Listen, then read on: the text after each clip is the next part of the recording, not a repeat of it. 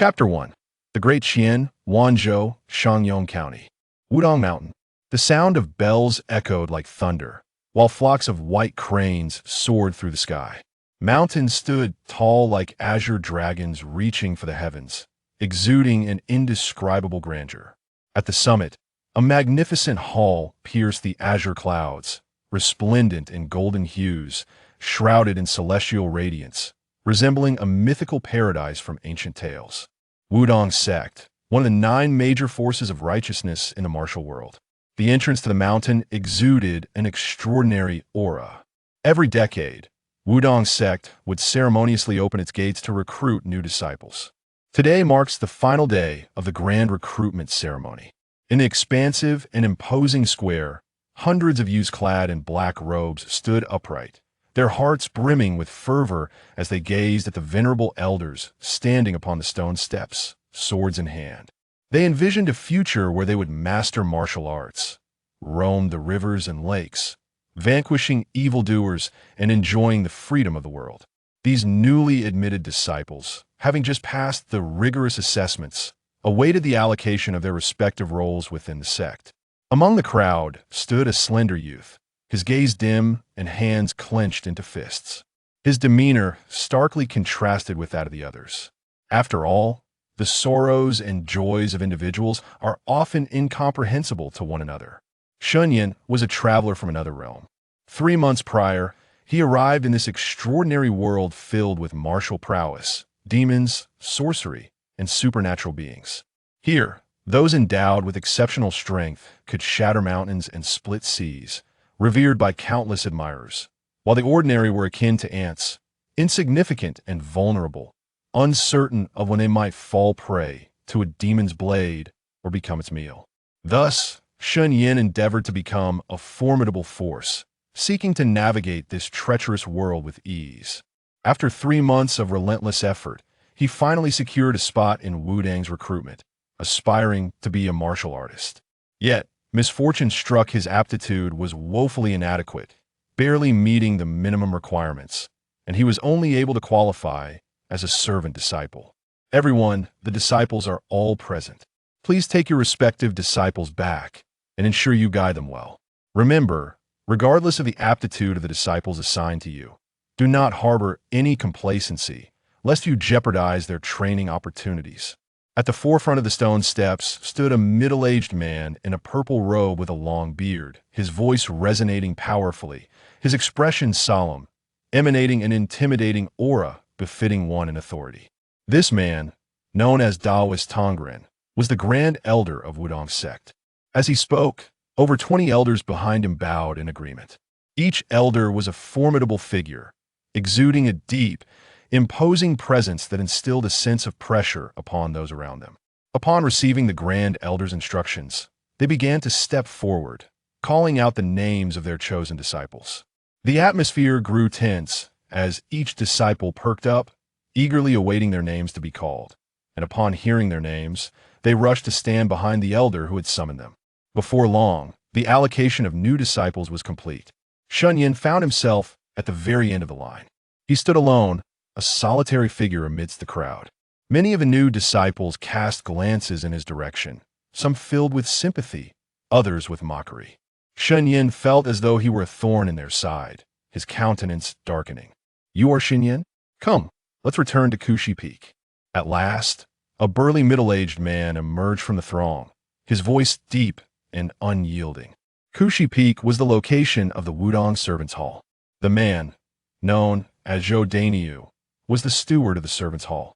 Whenever Wudang recruited disciples of lesser aptitude, they were invariably sent to Kushi Peak to serve as menial workers. Such disciples were generally deemed to have little future in martial arts. As they made their way, Shen Yan's heart felt heavy, devoid of any semblance of joy. Yet he did not express anger at his circumstances. After all, in this perilous world, Wudang Mountain was indeed a commendable refuge. Moreover, even a servant disciple at Wudang was not a title easily attained. As a prestigious sect, even the meager wages of a servant surpassed those of an innkeeper in a small county. Many individuals had served for a decade as servants at Wudang, returning to the world as affluent landowners. Hence, numerous outsiders longed to gain entry into this esteemed establishment. The servants' hall. Zhou Dainyu assigned Shen Yan his quarters and handed him a brand new broom, stating solemnly, "Shen Yan, from this day forth, you are officially a member of the Qingchen Hall of the Wudang Servants' Hall. Hold on to that broom, for it will be your tool for sustenance. Starting tomorrow, you will join us in maintaining the cleanliness of Wudang Mountain, clearing away refuse and beautifying the environment, thereby creating a pristine and welcoming entrance for all. The noble mission entrusted to our Qingchen Hall is fraught with challenges and hardships. I am uncertain whether you possess the confidence to excel in this role." As Zhou Dainyu spoke, he advanced toward Shen Yan, his large copper-like eyes locking on Shen Yan's with fervor and gravity, raising his fist and declaring, "Now, please respond loudly though you have the confidence." Shen Yan's mouth twitched slightly at the familiar rhetoric, and he couldn't help but wonder if this boisterous man was also a traveler from another realm, an elite from a marketing department. Under the intensity of Zhou Dainiu's gaze, Shen Yan sheepishly shouted, "Yes." "Excellent." Zhou Dainiu withdrew his gaze, nodding in satisfaction. The servants' hall begins work at the hour of the snake and concludes at the hour of the rooster, with a break for lunch lasting 1 hour. If there are no objections, we shall commence promptly tomorrow. With that, Zhou Dainiu walked away, hands behind his back, humming a tune. The hour of the snake corresponds to 9 a.m., while the hour of the rooster is 5 p.m. In essence, it was a 9 to 5 job. Shen Yan stroked his chin, reflecting that after over a decade of education in his past life, he had barely secured a position with a grueling 996 schedule, yet in this life, he had managed to land a 9 to 5 job in merely 3 months. With this thought, Shen Yan felt a bit more at ease and settled into life at Wudang. The following morning, outside the servants' hall, the air buzzed with noise as dozens of servants gathered with their brooms.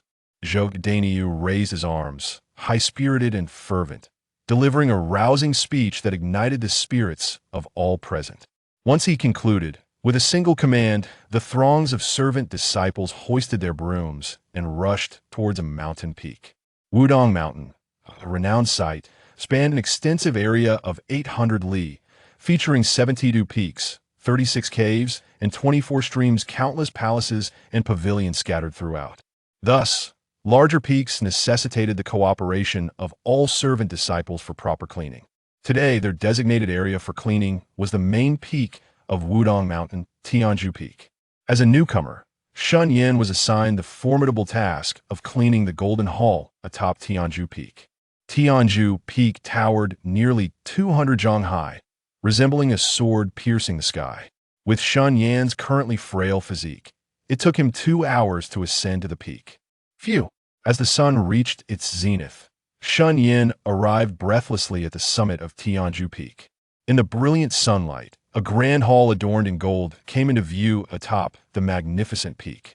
In the center of the golden hall stood a statue of the Zhenwu Emperor, flanked by celestial youths bearing treasures, while the water and fire generals held flags and swords. Beneath the divine altar rested a statue of the Xuanwu, exuding an aura of sanctity and grandeur. As Shen Yan admired the golden hall, suddenly, a cold, mechanical voice resonated in his mind. Ding! The God-level sign-in system has been activated and is currently binding. Binding successful. Host, Shen Yan. Detecting the host's current location ding. The location meets the sign-in conditions. The host may proceed with the sign-in. The abrupt voice startled Shen Yan at first.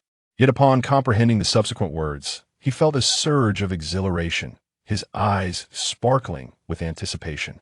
A sign-in system? An external aid? Shen Yan's spirit soared, and he waved his hands in delight. Oh heavens! The benefits of a traveler have finally arrived. He quickly composed himself and silently inquired, "System, oh system, what functionalities do you possess? What are the benefits of signing in?" The God-level sign-in system allows for random sign-ins at designated locations. Rewards are granted upon signing in. The more unique the sign-in location, the more bountiful the rewards. This sign-in location, Wudang Golden Summit. The 9 Yan Divine Art. Just like that, it fell into his hands.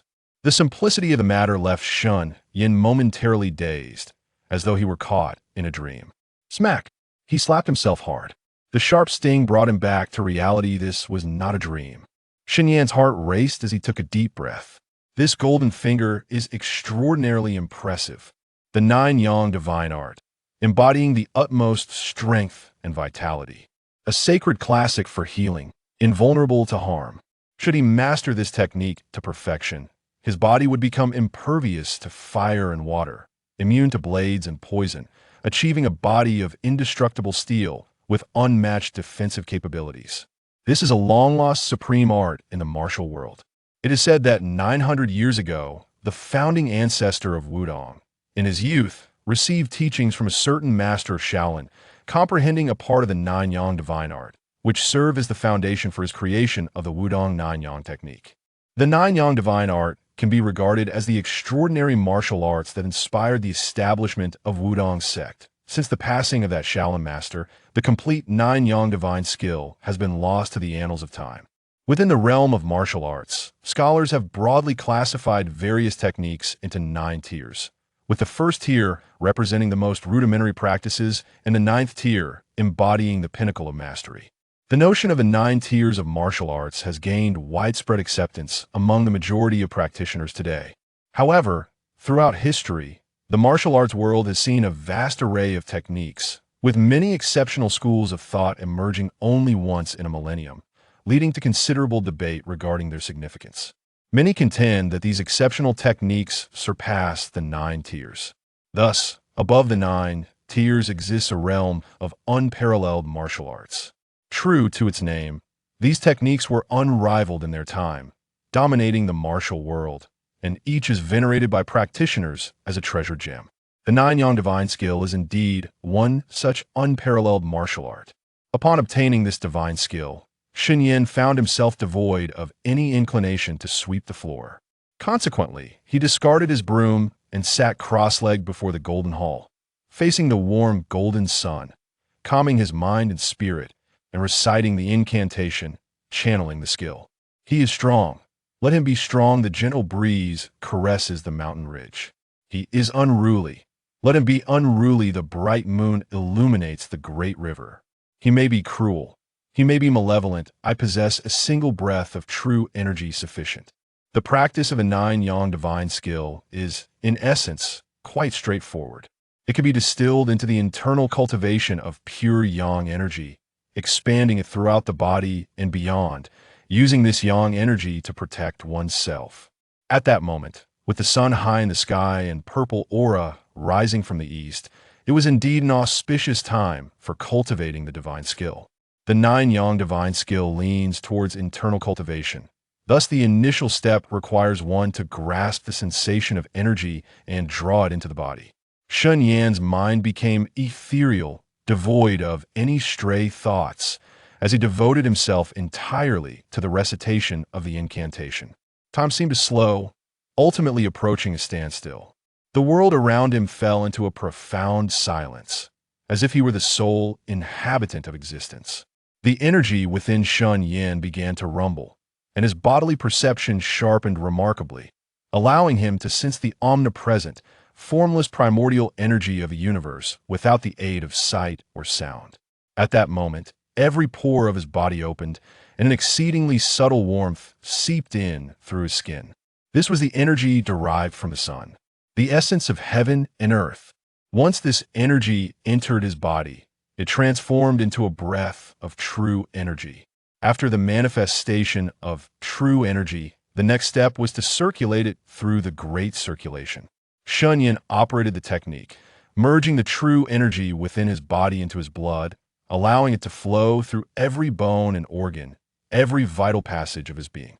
This cycle continued, ultimately converging in the dantian, his body feeling as if it were infused with nectar, utterly relaxed and at ease. Within the dantian, this breath of true energy coiled like fragrant smoke, drifting freely. This breath of true energy is what is referred to as pure Yang energy. Practicing the Nine Yang divine skill invigorated Shen Yan's life force, elevating his vitality and enveloping him in a warm, comforting sensation.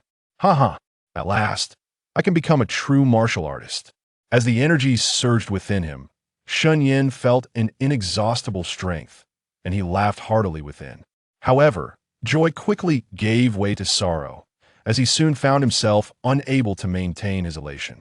This was due to his body beginning to experience complications of violent pain radiated from multiple points within him, forcing Shen Yan to cease his practice. Pain. It felt as though his body were on the verge of being torn asunder.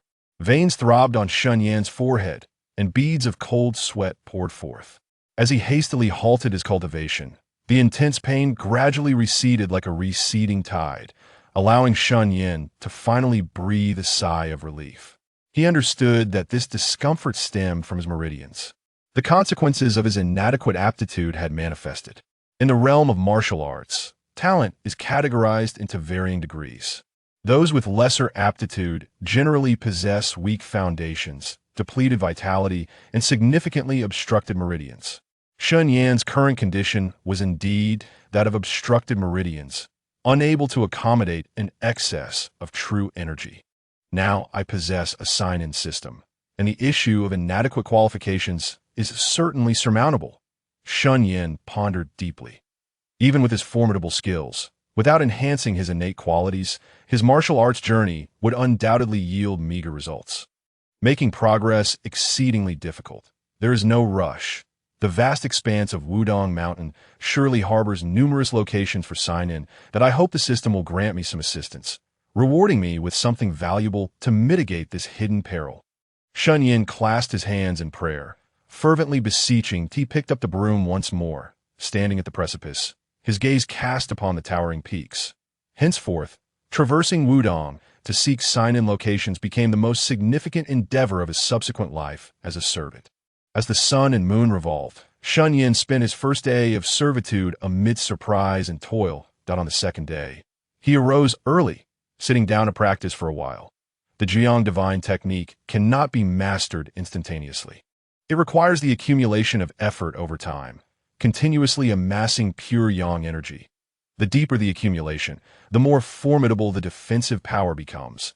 After concluding his practice, Shen Yan assembled as he had the day prior. Team leader Zhou Danyu delivered another impassioned speech. This time, the team journeyed to the spiritual herb peak among the 72 peaks, clearing away dead branches and leaves. The spiritual herb peak is a place of extraordinary beauty, where medicinal herbs and spiritual plants flourish abundantly, earning it the title of natural pharmacy that in contemporary medicine. There exists a revered tome, hailed by countless herbalists as a classic, known as the Sacred Herbal Compendium. This text chronicles over 1,800 varieties of herbs, with more than 400 of them found on the spiritual herb peak alone. The natural pharmacy thus reveals its true worth, not merely a fanciful title. Among the many ancient herbs atop the peak, the most precious is undoubtedly the 10,000-year ginkgo king that stands at its summit. This ginkgo king is one of Wudang's most vital treasures. Records of this ginkgo date back to ancient times, over 12,200 years ago, having absorbed the essence of the sun and moon, as well as the primordial energy of the earth for countless years. This ginkgo has long transcended the realm of the ordinary in the eyes of the world. Its stature is comparable to the mythical trees of legend. The fruit of the ginkgo king is not referred to as ginkgo fruit, but is called the fetal cleansing fruit. The fetal cleansing fruit is a term used by the martial world to describe a category of wondrous spiritual fruits. These fruits are akin to treasures of heaven and earth, formed from the most refined primordial energy, possessing miraculous effects that can refine the marrow and transform the body. It is precisely due to the fetal cleansing fruit that the 10,000-year ginkgo king has become renowned as one of the top 10 extraordinary trees in the world. The fruit is produced only once every 60 years, making it exceedingly rare. When Shen Yan arrived alone at the peak and beheld the 10,000-year ginkgo, he found it stripped bare, its yellow leaves carpeting the ground, leaving him no opportunity to witness the legendary fetal cleansing fruit. However, if the ginkgo king bore its spiritual fruit, the spiritual herb peak would undoubtedly be sealed off, and Shen Yan would have no chance to visit. A natural pharmacy, an ancient tree, such a treasure ought to qualify as a sign-in location for the system, should it not? Shen Yan gazed at the bare ginkgo king, his eyes glimmering with anticipation. Just as he was lost in thought, the system's notification chimed. Ding! This location meets the sign-in criteria of the system. The host may proceed with the sign-in. Shen Yan's heart leaped with joy as he quickly recited the sign-in mantra. Sign-in location, Spiritual Herb Peak. That night, the stars twinkled in the sky, and the moonlight flowed like water. In a secluded and desolate area, Shen Yan took out the fetal cleansing fruit he had obtained during the day. His breathing quickening. Due to his inadequate qualifications, his practice of martial arts was painfully slow, akin to the pace of a tortoise. He was surrounded by treasures, yet found no way to access them. At his current training velocity, it would take approximately 10 years for him to achieve even a minor mastery of the Luo Divine technique. To be why this calculation, the path to becoming a formidable warrior seemed unending. Yet, there is always a glimmer of hope.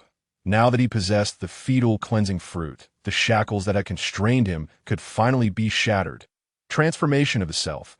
May it truly hold such miraculous power. Shen Yan inhaled the rich aroma of the fruit before taking a large bite. Crunch, juice splattered, and his mouth filled with a delightful taste. A surge of potent medicinal energy instantaneously transformed into a warm current coursing through his body. The fetal cleansing fruit, transformation of the self, refinement of the marrow. In this moment, Shen Yan deeply experienced the power of this wondrous elixir that could transmute decay into the miraculous. He felt the medicinal energy within him act like a sharp blade, akin to a furnace, purging the dross and refining what remained into essence. His flesh, meridians, bones, and internal organs all underwent the baptism of this medicinal force, expelling a multitude of impurities through the pores of his skin. This process was excruciating. Every inch of him ached, and he was drenched in sweat. Yet he could only grit his teeth and endure the agony. He understood clearly that he could not afford to slacken. A moment of relaxation could render all his efforts futile.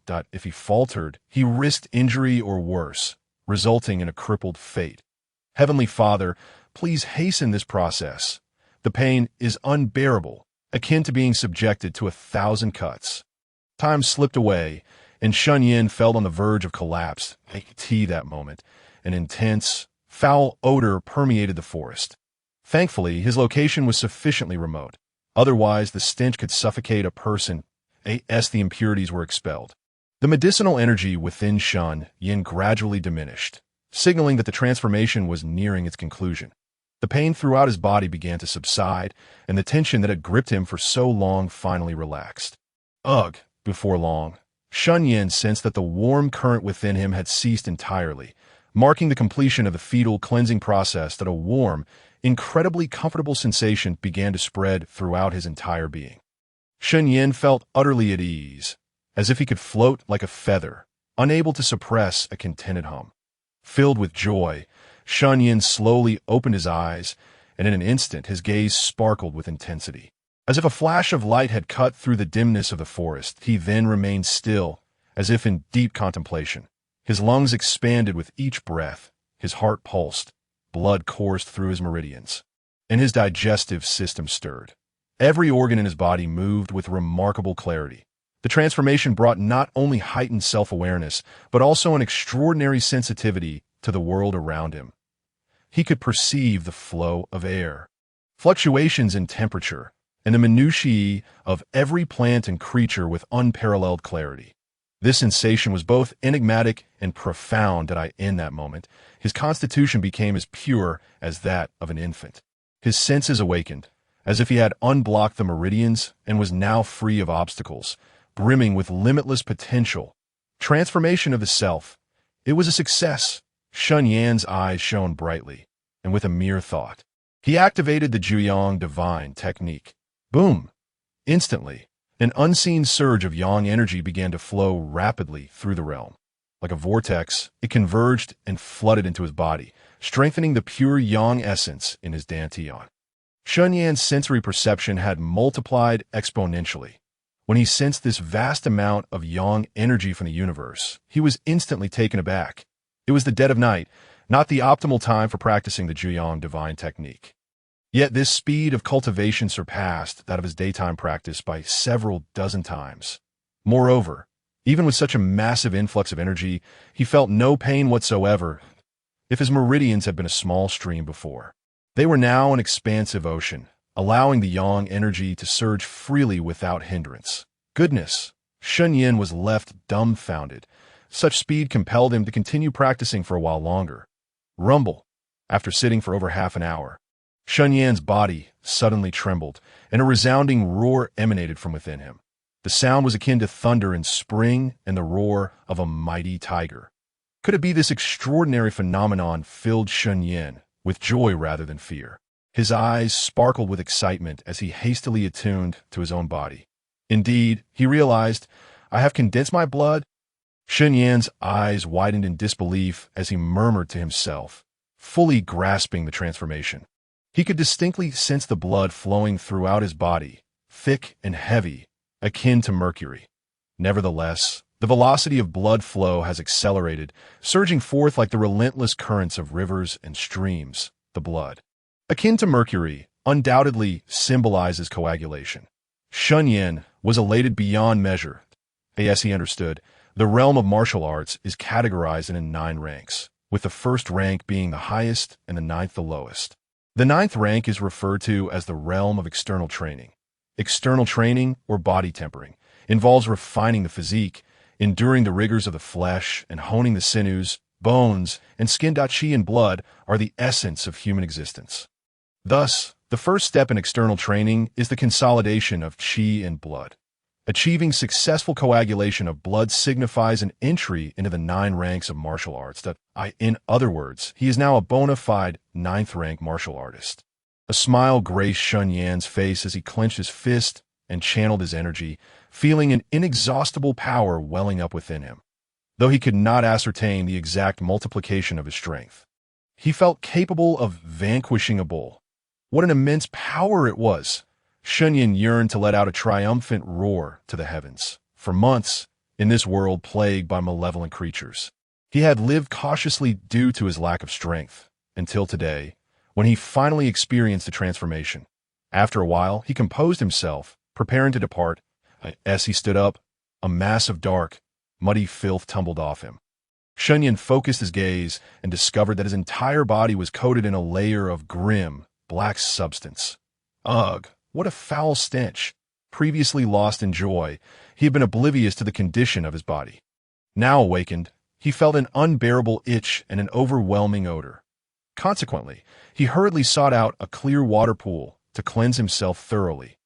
Once he emerged from the water, not only had the foul odor vanished, but his skin also radiated an exotic fragrance, neither too strong nor too faint, uplifting the spirit.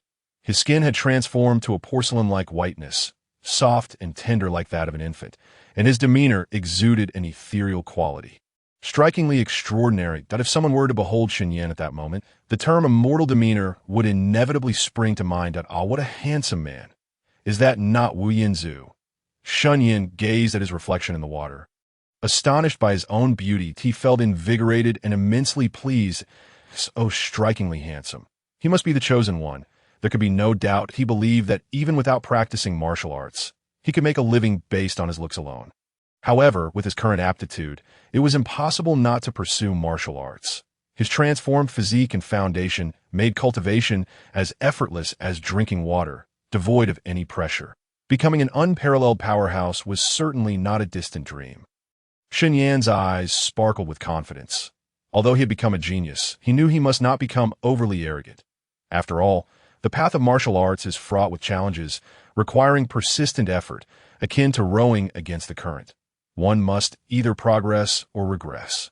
To become a strong individual, one needs talent, techniques, perseverance, opportunities, and insight, none of which can be overlooked. And I possess a divine signing-in system. In summary, it seems I lack for nothing. Shen Yan blinked, momentarily awestruck. In this manner.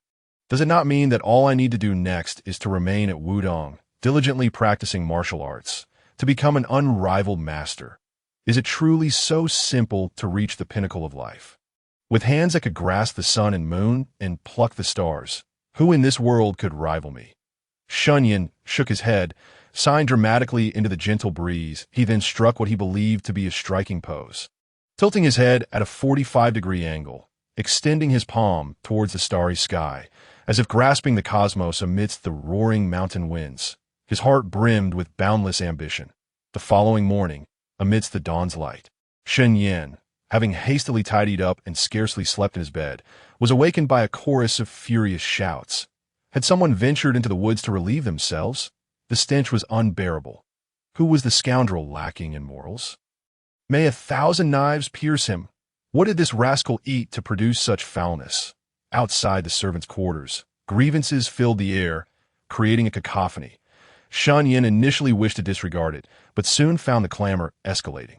Even the fearsome Zhou Dainiu, the tyrant of the servants' quarters, was stirred, fuming and rallying a group, vowing to uncover the culprit. Consequently, Shen Yan's sleepiness dissipated, and he quickly rose, hastily smearing dirt from the corner of the wall on his face. After all, he was now Wu Yinzu of Wudang. He could not appear unkempt. Without even properly donning his shoes, he rushed outside, pushing through the crowd, and loudly exclaimed, "Is Zhou Fugui responsible for this? He never goes to the restroom at night," opting instead to resolve it in the woods. Zhou Fugui was his roommate, of similar age. However, Zhou Fugui was not one of the newly admitted disciples. He had gained entry purely through the nepotism of his uncle, Zhou Dainiu, who was an overseer of the servants' quarters. Thus, as Shen Yan's words left his mouth, the chorus of insults abruptly quieted. The imposing Zhou Dainiu ceased his roaring as well. Without further ado, today's weather was indeed splendid. I too believe it is a day of gentle winds and warm sun. Has the dining hall begun serving meals? Let us all enjoy a meal together shortly. The surrounding servants began to whisper amongst themselves, naturally shifting the topic. Oh, it was this ruffian. I shall not hold back. Zhou Dainiu, with a flushed neck, indignantly rolled up his sleeves, grasping a wooden stick, ready to confront Zhou Fugui, declaring, "No one dare stop me." He feigned bravado, striding forward. Yet the crowd simultaneously turned their heads away. Astonishingly, not a soul stepped forward to impede him. This unexpected situation caused the burly man to falter, his expression shifting awkwardly, as if a flock of crows had flown overhead. Shen Yan nearly burst into laughter. A 21st century workplace elite. How could he allow his superior to be put in such an awkward position? Thus, he quickly stepped forward. "Zhou Overseer, do not act impulsively. After all, he is your nephew. Is there not a better way to address this matter?" Hearing someone speak up, Zhou Dainiu felt a sense of relief, ready to put on a show of defiance. However, he soon found Shen Yan at the dormitory door, already swinging it open. "Zhou Overseer, if you are truly incensed, then a good thrashing will suffice. There is no need to beat him to death," Shen Yan said with utmost sincerity. Zhou Dainiu. At that moment, Zhou Fugui remained blissfully unaware, sleeping like a dead pig, completely ignorant of the calamity Shen Yan had unwittingly drawn upon him. Zhou Dainiu's face turned a deep shade of anger. Under the watchful eyes of the crowd, he had no choice but to swallow his words and stepped into the room. Soon after, the sounds of a wooden stick whirling through the air echoed, accompanied by the wails of a pig being slaughtered, a chilling spectacle. The crowd shuddered at the sound. The mountains were tranquil, the breeze gentle, and the dawn sky ablaze with hues of red on a mountain path. A young man strode steadily with a broom in hand, exuding calm and composure. Trailing behind him was a bruised and battered chubby fellow, his head resembling that of a pig, struggling painfully along the way. The young man was, of course, Shen Yan, and the chubby fellow was none other than his good roommate, Zhou Fugui. The two had been assigned to clean the southern cliff today. I can't go on any longer. Oh, my dear heavens, my whole body aches. I truly cannot bear it. With a thud, Zhou Fugui threw the broom down in frustration, collapsing on the mountain path, clutching his ample flesh and moaning in pain. Upon hearing this, Shen Yan halted and turned to see Zhou Fugui sprawled on the ground like a dead pig. "Brother Yan, what madness has my uncle been possessed by today to beat me so mercilessly? At home, my father would never dare to strike me with such ferocity," Zhou Fugui lamented, his face etched with grievance. Observing the bruises adorning his friend's body, Shen Yan felt a pang of guilt. He thought to himself that today's destination was Wudang's southern cliff, a place highly conducive to signing in. Thus, he spoke up, "Your uncle truly lacks humanity. His blows were neither light nor measured. I could hardly bear to witness it. My dear chubby friend, though your uncle may be heartless, love exists in this world. You remain here and rest well. I shall take charge of the cleaning as your elder brother." Shen Yan patted his chest. Hearing this, Zhou Fugui's eyes glistened with gratitude, looking up at Shen Yan with wide, tearful eyes, asking excitedly, "Really, Brother Yin? Yin Ge, you truly are a remarkable individual, with such striking good looks and a heart full of kindness. You stand in stark contrast to my wretched old uncle, who is not only unattractive but also somewhat unhinged." Upon hearing such effusive praise, Shen Yan felt a twinge of guilt and readily took on the task of cleaning. Swiftly making his exit, Yin Ge is indeed a person of great integrity. He is truly a wonderful elder brother to me, thought Zhou Fugui, admiring Shen Yan's departing figure. It seemed as if Yin Ge had become significantly more handsome today. He scratched his head in contemplation.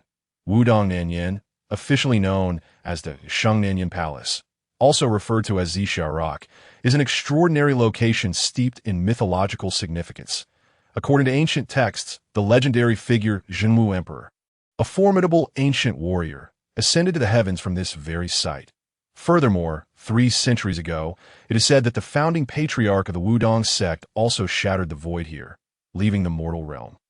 Thus, the Wudang sect venerates Nanyan as a sacred domain. This miraculous site, Shen Yan was confident, would yield a fruitful signing. Moreover, given the system's trait that rewards increasingly valuable prizes for more unique signing locations, he eagerly anticipated the treasure he might obtain today. Without Zhou Fugui trailing behind, Shen Yan sprinted with all his might and soon arrived at Wudang Nanyan. Standing atop this ancient sacred ground, he felt an overwhelming sense of history wash over him. Ding! The location meets the system's signing criteria. The host may proceed with the signing. Shen Yan did not rush into signing. Instead, he patiently began to clean. An hour later, after finally tidying up Nanyan, he wiped the sweat from his brow, took a deep breath, and with his heart racing, called out, "System, grant me your strength. I sign. Current signing location, the Shang Nanyan Palace." Ding! Signing successful. Congratulations, host. You have obtained the Taiji Zhenwu Sword. In his mind, a dazzling icon of a small sword suddenly appeared in the System S storage space. Upon hearing the System S announcement, Shen Yan felt invigorated. His heart filled with astonishment. He had indeed signed for the Taiji Zhenwu Sword. Goodness, he had truly obtained a monumental and unparalleled treasure. The Taiji Zhenwu Sword is one of the 3 revered swords of the Wudang sect. Once wielded by the founding patriarch, Zhang Xianhua, it is ancient, mysterious, and extraordinarily sharp. The sword's origins are unclear, and no one knows how long it has existed. Legends in the martial world suggest that it was forged from divine metal that fell from the heavens. Refined by the forces of nature, Zhang Xianhua once traversed the martial world with this sword, vanquishing formidable foes and quenching its thirst with the blood of countless demons, instilling terror among the wicked and establishing a mythic legacy in the martial realm. However, since Zhang Sanfeng vanished from the mortal world 6 centuries ago, the Taiji Zhenwu Sword has not been seen again. Shen Yan composed himself and took the Zhenwu Sword from his storage space to examine it. With a thought, a jet-black sword, glimmering with an unusual luster and exuding an aura of antiquity, materialized in his hand. This ancient sword lacked a blade, yet it imparted a profound sense of power to Shen Yan. As if, with this sword in hand, he could cleave through all of creation. At the moment the Taiji Zhenwu Sword manifested, a brilliant beam of sword light shot skyward, dazzling and fierce, sweeping across the landscape. This was truly a formidable weapon. Fortunately, this flash of sword light lasted but a fleeting moment before vanishing, and its overwhelming ferocity did not in the slightest affect Shen Yan, who remained blissfully unaware of the turmoil he had inadvertently caused. Meanwhile, across Wudang Mountain, disciples with swords at their sides experienced strange phenomena, their weapons trembling as if yearning to escape their sheaths. Everyone struggled to restrain their swords, astonished at Zixia Palace. The Wudang sect's leader and several high-ranking elders attempted to calm their own swords. their faces etched with disbelief as they gazed toward the direction of Nanyan. What terrifying sword light! How could it be that Wudang has manifested such lethal intent? The elders expressed their shock. The sect leader suddenly considered a possibility, leaping from his seat and urgently commanding, "Quick, dispatch someone to Nanyan to investigate." "No, I shall go myself. It will be swifter." In that moment, the usually composed leader abandoned his demeanor. And before the others could fully comprehend his words, he vanished into the distance, propelled by a powerful gust of wind. Simultaneously, across the central plains, countless powerful figures took notice of the fleeting yet terrifying sword light. In the imperial capital of Deqian, within the depths of the palace, an elderly eunuch with hair as white as snow set aside an ancient scroll, his gaze fixed pensively toward Wanzhou. Lost in thought, that murderous intent feels so familiar. Could it be that sword, still lingering in a mortal realm? Was the tale of Zhang Xianhua breaking through the void merely a myth? What became of him? In these tumultuous times, with demons and chaos stirring, the emergence of such a weapon leaves one uncertain whether it is a blessing or a curse. The eunuch furrowed his brow, murmuring to himself. His gnarled fingers tapping lightly upon the table. In Jiangdong, at Longhu Mountain, a gaunt Taoist priest ascended the mountain, followed closely by a towering, muscular man with a thick beard. The giant's face flushed crimson, his skin shimmering with a golden hue. Clad in armor, he bore a severed serpent's head in his hand. Though Wudang had appeared to be on the brink of decline for many years, it seemed there still remained a deep-rooted foundation. In these chaotic times, should they rise to prominence, it would surely be a fortuitous occurrence. The Taoist suddenly halted, gazing skyward, a smile gracing his lips. In the treacherous peaks of Shushan, a middle-aged man clad in white, with a sword slung across his back, down the last of the liquor from his gourd, his eyes gleaming with a fierce and intimidating light. How intriguing! Could it be that the Wudang disciples have truly honed their swordsmanship to such heights? It seems I must pay Wudang a visit sometime. In the wilds of the south, amidst the dense forests of Monghuang, a tall figure cloaked in black stood against the wind, sensing the distant anomaly that had emerged across mountains and rivers. With hands clasped behind his back, he departed without uttering a word. Below him, the once majestic towers crumbled, flames reaching for the sky, cries of despair filling the air as thousands of black-clad figures wielding blades clashed, leaving a sea of corpses in their wake. The imperial court, Shaolin, the Beggars sect, Maoshan, and the Divine Dragon sect. Across the 9 provinces of Deqian, various factions felt the stirrings of powerful forces that ate this moment. The emergence of the sword light invoked a sense of urgency among many.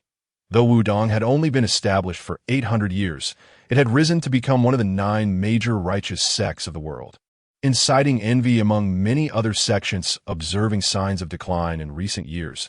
Some factions had begun to entertain thoughts of usurping Wudang, secretly plotting to take action.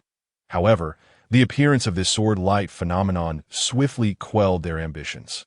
8 centuries may seem neither long nor short, and none could ascertain whether Wudang harbored hidden masters who had chosen to remain in seclusion. Back atop Wudang Nanyan, Shen Yan, the very individual who had unwittingly incited this upheaval, remained blissfully unaware of the stirrings his actions had caused, oblivious to the suspicions brewing among various factions regarding Wudang. His heart was filled with joy as he stowed away the Zhenwu Sword and merrily shouldered his broom to descend the mountain. The Wudang sect leader and the elders who hurried to Nanyan searched high and low, but found no trace of the source of the earlier sword light. Confused, they exchanged glances, unable to connect the events to Shen Yan. Although they had briefly caught sight of the cleaning servant upon ascending the mountain, their gazes had quickly shifted elsewhere. Disheartened by the lack of findings, the Wudang leader ordered the sealing off of Nanyan, dispatching personnel to scour the area for a month. Ultimately, however, no discoveries emerged. During this time, some inquired with Shen Yan about any unusual occurrences during his cleaning, but with Shen Yan's cleverness, he feigned ignorance. Thus, the matter faded into obscurity. Nevertheless, the incident sparked much discussion within the sect, becoming a focal point of conversation for days on end, eventually morphing into an unsolved mystery recorded in Wudang's annals. The affair surrounding the Zhenwu Sword, though perilous, served as a wake-up call for Shen Yan, sharpening his vigilance. Even though the Wudang sect was a prestigious and righteous institution, the allure of wealth could sway even the most steadfast hearts. If outsiders were to discover that he possessed the invaluable treasures of the Zhenwu Sword and the Luo Divine Art, it would undoubtedly incite malevolent intentions to seize these treasures, until he has amassed sufficient strength. He must remain discreet. Henceforth, Shen Yan approached his days with utmost caution, whether in training or attendance, while increasingly adopting a low profile, content to fulfill his role as a mere servant. His life followed a strict regimen: eating, cleaning, checking in, practicing martial arts, sleeping, and then repeating the cycle. Time flowed swiftly like a stream, and in the blink of an eye, 6 years had passed. Shen Yan remained on Wudang Mountain, his status still that of an inconspicuous janitor. He consistently adhered to the principles of humility and prudence, ignoring the tumult of the outside world, engaging only in a few matters concerning the servants' quarters. Over the years, there had been some changes among the staff. Several older servants had descended the mountain. Zhou Dainiu had resigned from his position as steward of the servants' quarters, returning home to live as a wealthy gentleman. Meanwhile, Shen Yan's good friend Zhou Fugue, having received support from Zhou Dainiu over the years, smoothly succeeded him and became the new steward. Thus, although Shen Yan's status remained modest, his life was relatively comfortable. During these 6 years, he traversed 2/3 of Wudang Mountain, earning an abundance of rewards for his check-ins. For instance, checking in beneath the Xuanwu Gate granted him the skill of Tiyun Zone. Checking in by the Mo Zhen well yielded the Wudang Long Fist. Checking in within the Longquan Temple awarded him the 9 Palaces 8 trigrams palm.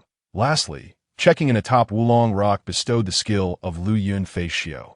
After 6 years of check-ins, transitioning from the first to the 9th transformation, he acquired a plethora of martial arts manuals, far too numerous to enumerate. However, the most precious among them, deserving of detailed mention, were the Chunyang Wujigong and the Luo Divine Palm obtained from the Hidden Immortal Cave.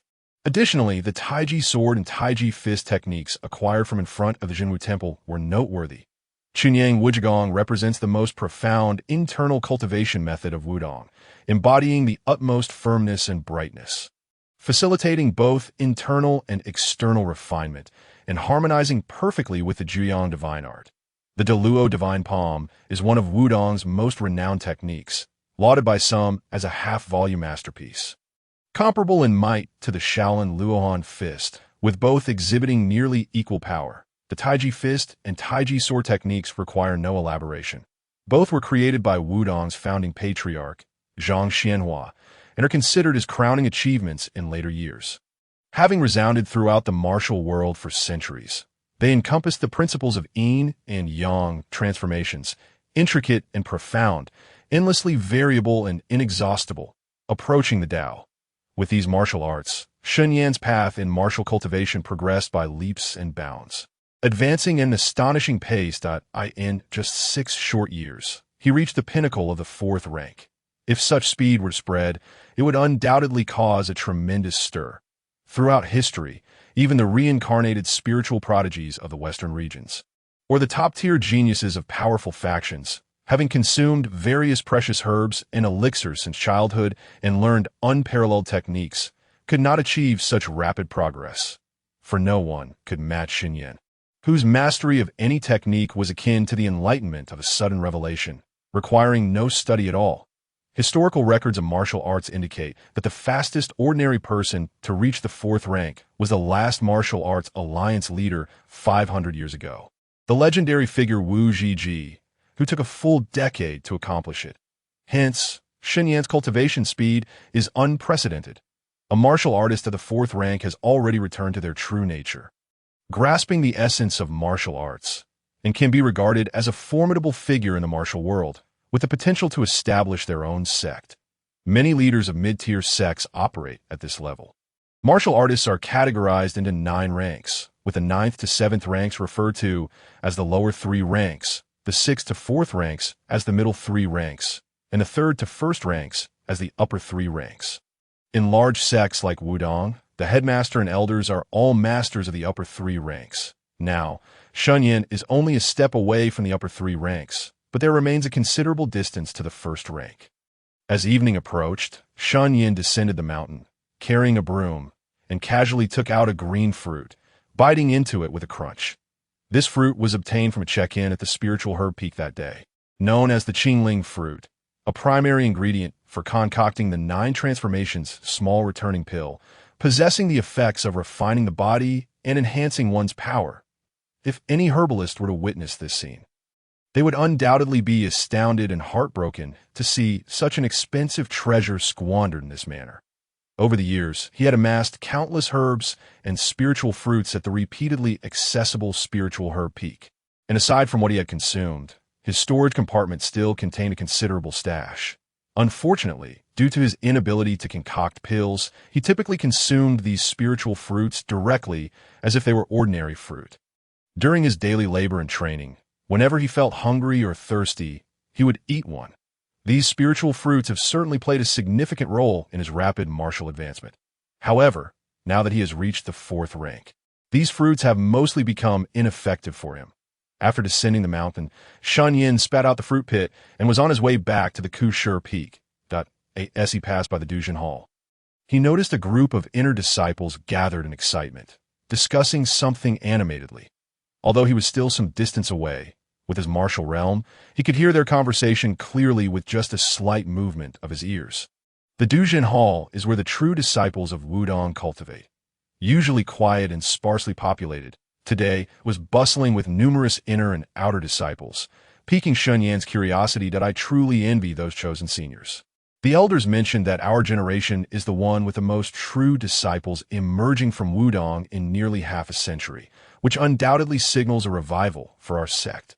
Indeed, I heard that senior brother Shen Yan possesses an exceptionally outstanding spiritual root and has been hailed by the headmaster as a once-in-a-century talent for cultivation. Alas, we lack such spiritual roots and can only practice martial arts in this lifetime. According to tradition, every generation of true disciples must enter the secret realm for a period of cultivation. And senior brother Shen Yan and the others will be entering the secret realm tomorrow, that I wonder what that mysterious secret realm looks like. When senior brother Shen Yan returns, he must tell us all about it. The crowd exchanged their thoughts animatedly. Shen Yan gleaned the gist of the matter. The Dujin Hall had selected the true disciple for this generation, in this world. There are Taoists, martial artists, shamans, sages, demons, and spirits, an array of diverse powers and systems. Wudang boasts a dual inheritance of martial and magical arts, with a relatively low barrier to entry for martial cultivation, accessible to both inner and outer disciples. While the magical arts require innate attributes, necessitating disciples with spiritual roots to practice, the true disciples of the Dujin Hall are selected from among the inner and outer disciples possessing spiritual roots. Representing the true backbone of the sect in the future, to AS for this so-called spiritual root, Shen Yan was unsure what it entailed, based on the rewards he had received from the check-in system. He likely did not possess any remarkable spiritual roots. Nevertheless, he had no desire to pursue any esoteric magical arts. In his view, the spells of this world were nothing more than a series of incantations and rituals akin to those of shaman or the magic of mages in his previous life, capable of distant attacks but utterly weak in close combat. The dual cultivation of martial and magical arts is a commendable approach, but it demands an exorbitant amount of time and energy. He feared that in the end, he would become mediocre in both, wasting precious time. The derision from the outside world regarding Wudang's half-hearted Taoists was not without foundation, as evidenced by the current decline of the sect. Given Shen Yan's nature, even if he had spiritual roots, he would undoubtedly prefer the straightforward pursuit of martial arts, embracing the power of steel-like muscles, embodying the image of a bald, formidable man who could obliterate anything with a single punch, leaving no room for anything else. Saitama has always been his idol. In his previous life, during university, he consistently performed 100 push-ups, 100 sit-ups, 100 squats, and ran 10 kilometers daily. 3 years later, he shaved his head, earning him the label of a fool among his university roommates. Although the outcome differed from that of One Punch Man, it in no way diminished his admiration for Saitama. Thus, the matter of true disciples practicing magical arts held little interest for him, and he had no desire to delve deeper. However, a subsequent remark caught his attention. The Wudang secret realm. He had long heard of this place, but had never visited, thus it had become an object of his longing. Previously, he had only heard scattered bits of information from fellow disciples, lacking any clear understanding of the secret realm's exact location or how to enter. He was 100% certain that the Wudang secret realm was indeed a place where check-ins could be performed, offering the potential for valuable rewards. The true disciples are entering the secret realm tomorrow, and this is an opportunity he could not afford to miss. Shen Yan's gaze flickered with excitement. He resolved to return tomorrow to join the fray and uncover the whereabouts of the secret realm. He promptly turned and left. Upon returning to the servants' quarters, Shen Yan immediately sought out Zhou Fugui to request a leave of absence, preparing to stealthily follow the true disciples into the secret realm the next day. Although he and Zhou Fugui had never crossed swords, their years of sharing the same room had forged an unbreakable bond between them. As the saying goes, having someone in the court makes tasks easier. Zhou Fugui, who always considered Shen Yan as his younger brother, readily granted him 3 days off with a hearty wave of his hand, displaying remarkable generosity. The night passed without incident. The next morning, outside the hall of True Crossing, a vast crowd had gathered in the open space, bustling and clamorous, creating a lively atmosphere. Shen Yan stood inconspicuously at the edge of the crowd, appearing like a mere lackey at the age of 18. "They're coming out," someone shouted. Instantly, all eyes turned toward the gate. The master of Wudang and several elders emerged from the hall of True Crossing, exuding an overwhelming aura, vast as the ocean, followed by a group of true disciples.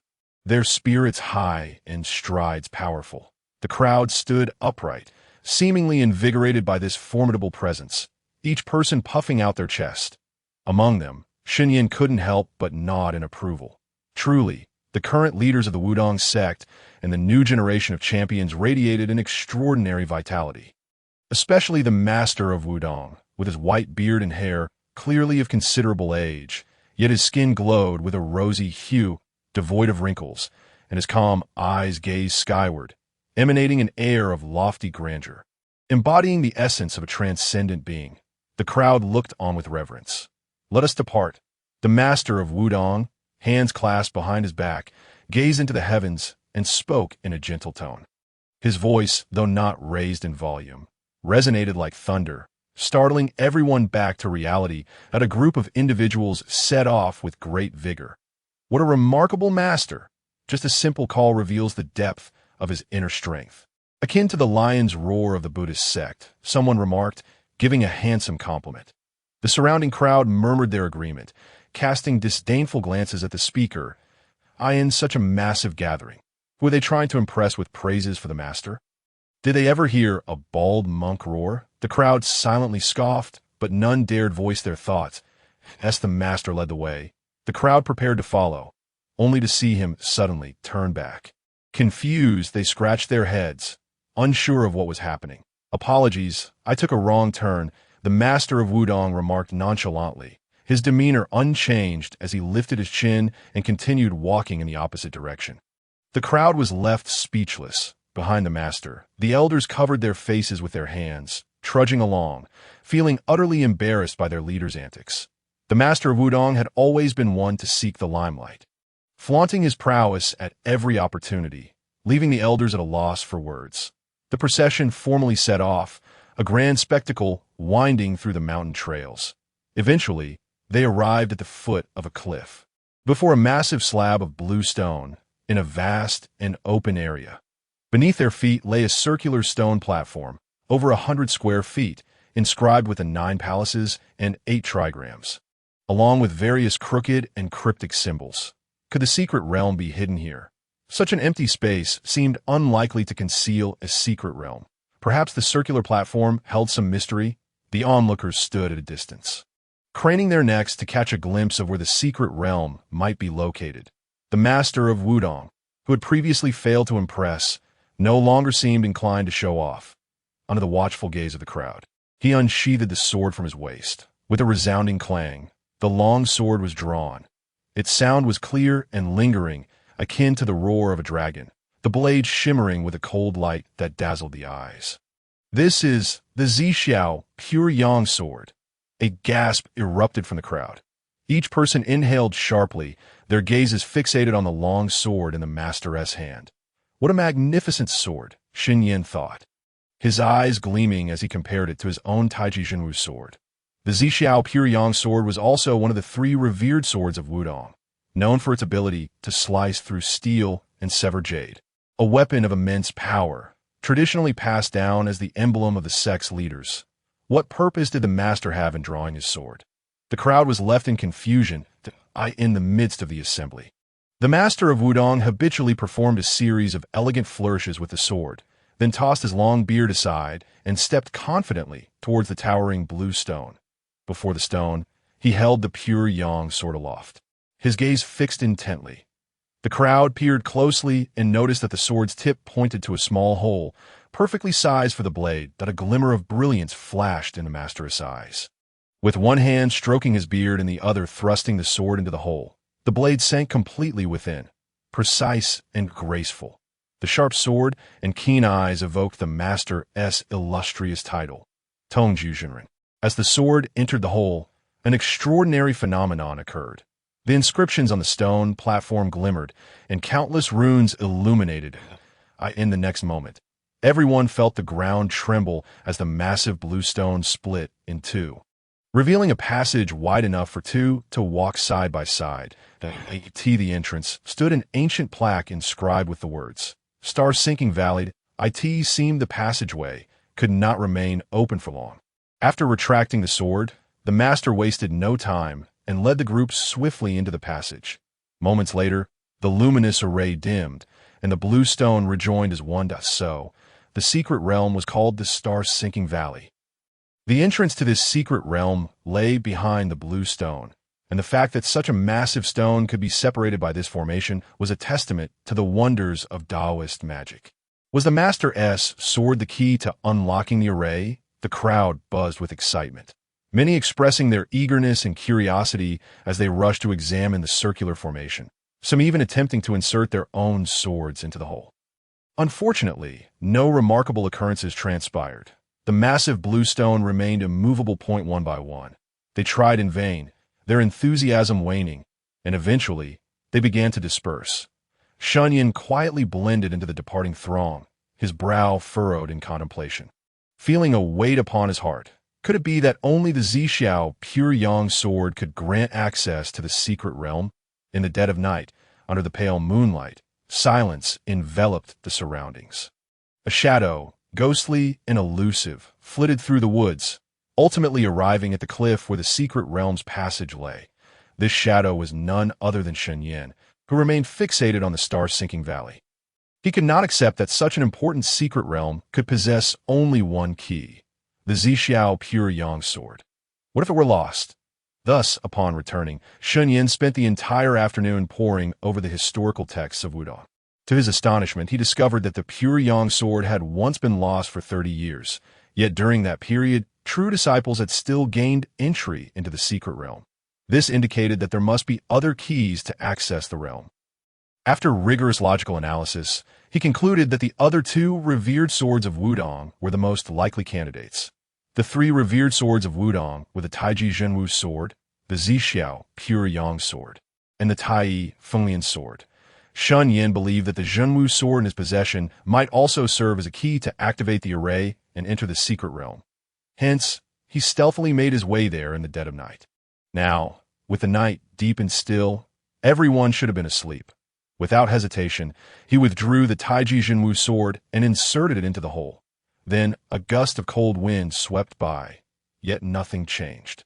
Had he guessed incorrectly? Shen Yan scratched his disheveled hair. It shouldn't be.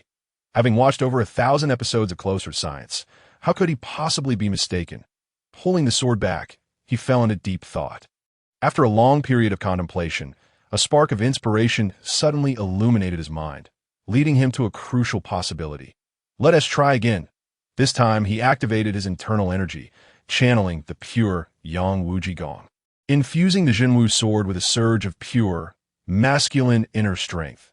The blade trembled and emitted a clear ringing, its surface enveloped in a faint golden glow. With a swift thrust, the long sword once again plunged into the hole. Boom! The array beneath his feet sprang to life, the runes illuminating, and a massive blue stone began to shift, splitting apart. The passageway to the star-sinking valley had appeared. Shen Yan smiled triumphantly.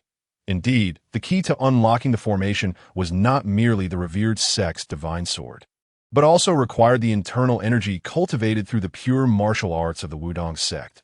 He sheathed the Zhenwu Sword, lightly tapped his feet, and transformed into a fleeting shadow as he entered the passage.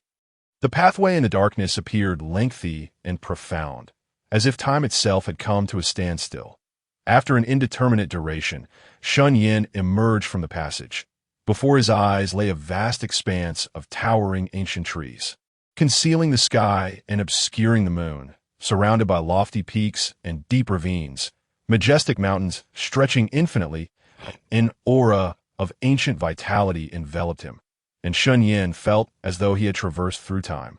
Arriving in a primeval forest, the spiritual essence of the earth here was markedly denser than that of the outside world. His astonishment, such a vast territory existed within Wudang Mountain, and the formidable formation had completely concealed this place, isolating it from the world.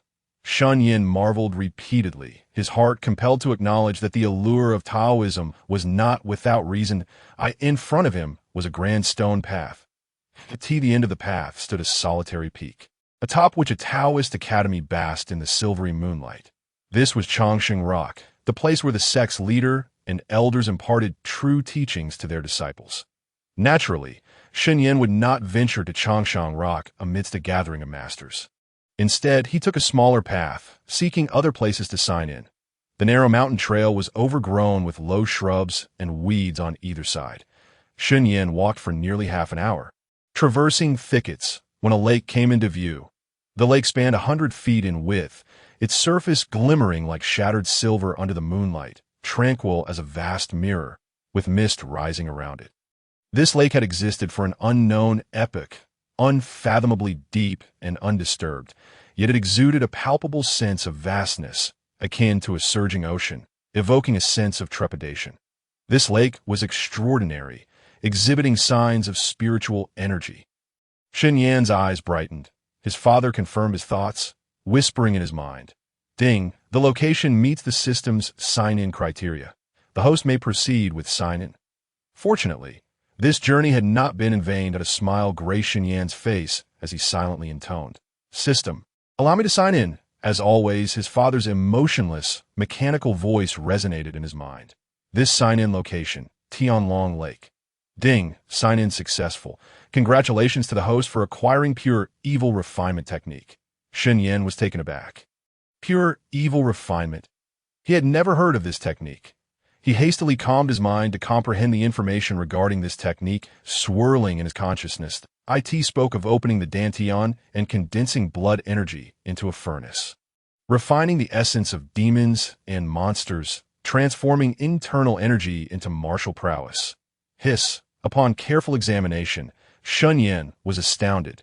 The pure evil refinement technique bore a striking resemblance to the star absorption technique. However, this should be classified as a legitimate and righteous martial art, capable of exterminating demons and refining their evil deeds into personal strength. It was a supreme treasure, synthesizing the principles of Buddhism, Taoism, and martial arts, encapsulating profound truths that resonated through the ages, leaving one in a It was hard to believe who could have created such a technique. Shen Yan muttered to himself. The Wudang sect found it arduous to cultivate both martial and mystical arts. Yet this technique integrated the three schools. Its creator must be a master of all three disciplines. Such an achievement and innate talent was indeed astonishing. Could this technique have been devised by Zhang Xianhua? Aside from Zhang Xianhua, Shen Yan could scarcely fathom anyone else possessing such remarkable talent. The only lament was that this technique could only be executed upon reaching the third-tier realm. Employ the pure evil refinement technique. One must first condense internal energy and blood into a furnace. The transformation of internal energy into substance and blood into form, the essence of the path of reality and illusion, constituted the profound mysteries of the third-tier martial realm. However, Shen Yan had yet to attain that realm. This left him feeling somewhat regretful.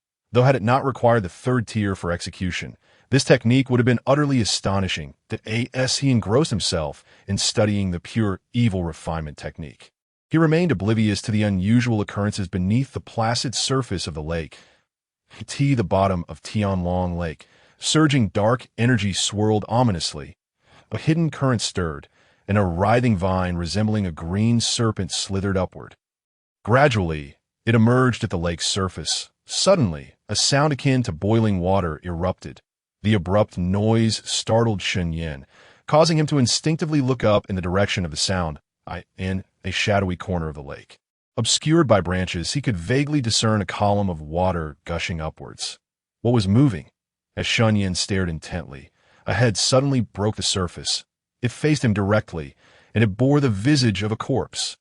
The skin was deathly pale, devoid of any blood, and tinged with a hint of purple. Its balding head, disheveled green hair, and sunken eye sockets emitted a dim green glow, strikingly eerie. In that instant, both he and the apparition froze, their eyes wide in mutual shock. This horrifying scene nearly sent Shen Yan fleeing. What in the world? A water ghost. He rubbed his eyes, scrutinizing the figure before him, and his heart sank. On this dark night, he had truly encountered a ghost. As the head that had just emerged from the lake recognized Shen Yan's appearance, its initial shock transformed into delight. Startled, I see. It turns out to be a little Taoist priest. It has been ages since I last fed on a spirit, just in time for a little feast, although he had long known that this world was inhabited by demons and ghosts. Encountering a genuine ghost for the first time sent a chill down Shen Yan's spine. Observing the intensifying green light in the ghost's eyes, he forced himself to regain composure, silently cursing his misfortune. How could a water ghost appear within the Wudang's secret realm? Tap, tap, tap. As thoughts raced through his mind, the water ghost had already fully surfaced, gliding towards him as if walking on solid ground. The ghost's true form resembled that of a hunchbacked old man, grotesque and bloated, with multiple areas of decay teeming with maggots. Its limbs were webbed like those of a frog, entwined with vines, emanating a foul stench. This was a water demon. The water demon rubbed its webbed hands together, scrutinizing Shen Yan. Inhaling deeply through its nose, satisfied, it nodded, opening its mouth to reveal a terrifying grin, displaying jagged fangs. And emitted a chilling laugh. It seemed ready to strip Shen Yan alive. As it approached, it spoke in a raspy voice, as if each word were a struggle for a dying ember. What remarkable fortune! To casually step out for some air and encounter a little Taoist priest. Quite a sturdy physique. Your spirit must be delectable. Come, let me have a taste. Kikik. Its elongated tongue flicked out as it neared, causing the surrounding air to grow frigid, the temperature plummeting and sending chills throughout Shen Yan's body. How articulate this water ghost was!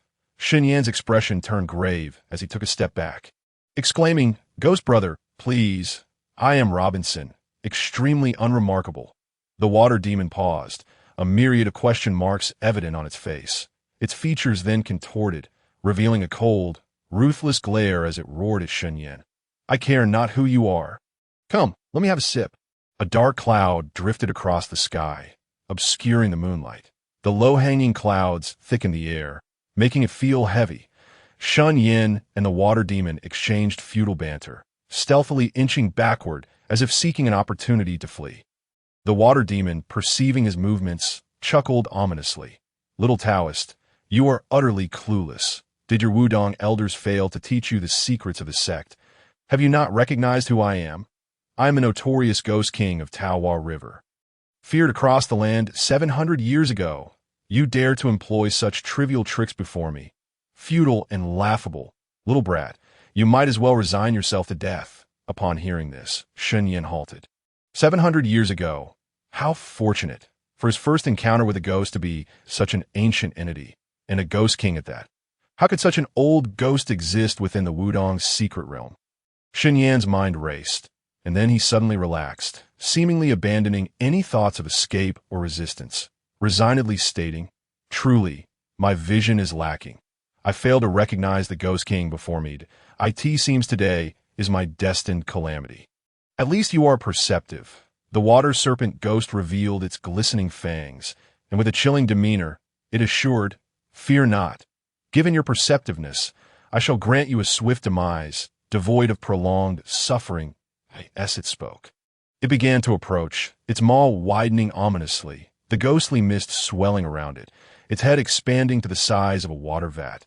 That exaggerated mouth seemed not merely intent on devouring one's essence, but resembled a monstrous beast poised to swallow a person whole. "Wait!" Shen Yan suddenly halted the creature. "Huh, you insolent wretch! Do you wish to witness my prowess?" The water serpent ghost glared with fury, its web hands sprouting sinister claws. The Ghost King misinterpreted the situation. The young priest was far from match for him. However, having existed for so long, the Ghost King must have seen and experienced much, possessing vast knowledge. Shen Yan waved his hands dismissively, adopting a sincere demeanor as he continued. As the saying goes, to hear the Tao in the morning is enough to die in the evening. I have long harbored a question in my heart that I hope the Ghost King might elucidate, allowing me to depart without regret. Noticing the young priest's earnestness, the water serpent ghost's malevolence diminished significantly, replaced by a look of suspicion. It pondered that this young priest was akin to fish on a chopping board. Utterly powerless to resist, with a grotesque sneer, it derisively remarked, "You practitioners are truly foolish. To ponder knowledge at death's door is laughable. Yet, you speak a truth. I indeed possess vast knowledge that in my mortal life. I was a distinguished scholar of the previous dynasty, renowned for my talents and wisdom, well-versed in strategies and history."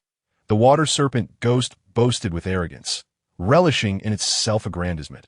Indeed, it was once a scholar of the former dynasty. During its journey to the capital for the imperial examination, it fell victim to a treacherous ferryman while crossing the Peach Blossom River, unwittingly drinking tea brewed from the deadly water serpent herb. Succumbing to poison in death, it transformed into a mere water serpent ghost. Countless years later, a great flood struck the Peach Blossom River, claiming innumerable lives. Seizing the opportunity, this water serpent ghost absorbed the vengeful souls, rapidly increasing its power and becoming a formidable presence. With newfound strength, it began to wreak havoc across the river, causing countless tragedies, ultimately earning the notorious title of Ghost King of the Peach Blossom River. However, its reign of terror attracted the attention of Zhang Xianhua, a renowned figure dedicated to vanquishing demons, who subdued it and imprisoned it within the secret confines of Wudang Mountain. Reflecting on its years of confinement, the water serpent ghost's countenance twisted into a fearsome glare, a palpable malice radiating from it as it seethed with rage, ready to enact vengeance. It raised its ghostly claws toward Shen Yan, poised to strike. Truly, a wicked spirit, capricious in temperament. Shen Yan felt a chill run down his spine, though he maintained an outward facade of fear. Inwardly, however, he was prepared to draw the Taiji Zhenwu Sword at a moment's notice. Ready to deliver a swift and unexpected blow, the water serpent ghost, observing Shen Yan's seemingly resigned demeanor, suddenly halted and spoke in a deep voice, "Enough. As you are the first soul I have encountered in many years, I shall show mercy and answer one of your queries. Speak. What is it you wish to know?" The water serpent ghost exuded confidence, convinced of its omniscience. Upon hearing its words, Shen Yan suppressed his urge to draw his sword in feigned delight. Bowing respectfully, "Thank you, esteemed Ghost King. May I pose my question?" With a slight nod, the water serpent ghost replied, "Please, present your inquiry. Consider this function. F(x) equals the sum of x plus 1 multiplied by the square root of 1 minus x divided by 1 plus x. Pray tell, is this function odd or even?" After posing his question, Shen Yan regarded the water serpent ghost with utmost seriousness. An eerie silence enveloped the air. The water serpent ghost, perplexed, stammered, "What is this, a rhyme? What tree is a chicken cold tree? What about a lotus cold tree?" The atmosphere descended into an absurd stillness. "Roar!" The ghost bellowed, "You wretched boy, I see you are akin to a birthday celebrant hanging from a rope. Utterly bored with life, daring to mock me? I, in my benevolence, offer you knowledge, and you dare to jest? Watch as I devour you whole." The water serpent ghost emitted a feral howl, its pallid visage turning a shade of green with rage. As it leaped into the air, its head swelling to an exaggerated size, its mouth obscuring all light. The IT was desperate. Why this urgency? Look at you, at such an age, still unable to remain composed over a mere math problem. If you cannot solve it, so be it. Why the frantic anger? A scholar, yet lacking in culture. Truly terrifying. Shen Yan scoffed disdainfully. Upon hearing this, the water serpent ghost's face contorted with madness, its eyes seemingly ablaze with fury. As a ghost with the education of a scholar, how could it bear such an insult? Prepare to meet your end. Its ghostly aura surged terrifyingly, sweeping through the surroundings, observing the approaching water ghost. Shen Yan remained unmoved, abruptly shedding his earlier demeanor, his gaze turning profound, eye in the air. The water serpent ghost's menacing visage faltered for a moment. Perhaps it was a mere illusion, but it felt an inexplicable sense of pressure emanating from Shen Yan. Could this young man be a formidable opponent? Yet, it quickly dismissed such thoughts. What could a young priest, no matter how brilliant, truly achieve? Prepare to die. The water serpent ghost roared, as the vines around it twisted and danced as if alive, darting toward Shen Yan from all directions, blocking all avenues of escape. Then, it dove down, its gaping maw a dark abyss. Shen Yan remained calm, and then he made a shocking move in the face of such a terrifying ghost. He advanced instead of retreating. With a powerful push, he propelled himself forward like a cannonball, intending to collide with the water serpent ghost. The water serpent ghost was utterly bewildered, unable to comprehend the situation. The disparity in their sizes was akin to that of an ant confronting an elephant. Viewed from a divine perspective, Shen Yan's actions appear to be a reckless path to demise. However, was Shen Yan truly one to act impulsively? Nine Yang divine skill. The moment his feet left the ground, the latent energy within him surged forth, the pure Yang internal force from his dantian coalescing with the formidable power of the Nine Yang divine skill. In an instant, he radiated brilliance, shining as if he were a blazing sun. Boom! A rapid collision ensued. It was as though a beam of golden light struck the water serpent ghost's brow, a fierce gale sweeping through like a raging sea. The surrounding flora swayed violently, appearing as if they might be uprooted at any moment. In the next moment, the water serpent ghost's expression froze, its eyes bulging from their sockets as it experienced a soul-piercing agony. Its massive head reeled backward, propelled by an overwhelming force, sending its entire form hurtling through the air in an arc boom. A thunderous crash echoed, splintering wood as the water serpent ghost became embedded within a colossal tree. Do you dare to challenge me? On what grounds? Shen Yan declared triumphantly that I am a fourth-tier warrior, shielded by the Nine Yang divine skill. You cannot withstand my might. He landed gracefully, rolling his shoulders and neck as if unfazed. With an air of nonchalance, he embodied the essence of a master at that moment. A faint golden glow shimmered around him, the vast energy within him surging, his entire being radiating intense heat, sending tremors of awe through those who beheld him. The Nine Yang divine skill, combined with his formidable internal energy and terrifying vitality, rendered him invincible. His physical strength had reached an astonishing level, akin to that of a diamond war god. When it came to a clash of strength, who would fear whom? Curse it! How painful! This young man was truly insidious, having concealed his true capabilities so deeply below the ancient tree. The battered water serpent ghost shakily rose to its feet, its head having reverted to its normal size. Yet, at its brow, a deep hole remained, from which ghostly energy continuously seeped, dissipating into the surrounding air. This horrific wound was irreparable. In a short while, its ghostly form visibly thinned, prompting the water serpent ghost to hurriedly circulate its energy to minimize the escape of its ghostly aura, its expression growing increasingly grim. Now, when it glanced up at Shen Yan, the former ferocity had vanished entirely. Alarmed, its emerald eyes revealed deep-seated trepidation, mingled with fear. With its level of mastery and perceptiveness, it could clearly discern that Shen Yan was, in fact, a fourth-tier warrior. This young priest was highly unusual. How could a fourth-tier expert exist at such a tender age? Could he be an old priest practicing the art of youthful preservation? or perhaps a reincarnation of some ancient Wudang master. As a fourth-tier warrior, in its prime, the Waterman Ghost as the king of ghosts would naturally harbor no fear. However, the current Waterman Ghost has been imprisoned for several centuries, its condition already in a dire state, and having just suffered a grievous injury from Shen Yan, it knows that continuing to fight would lead to no favorable outcome. Moreover, this is the territory of Wudang. Should any of its disciples arrive in response to the commotion, escape would be impossible. This is troublesome. The Wudang sect, upon learning of my escape, will undoubtedly pursue me relentlessly. Nonetheless, with the vast expanse of Xingshan Valley, if I can find a suitable place to hide, there may yet be a glimmer of hope. Evil spirits do not engage in combat with formidable men.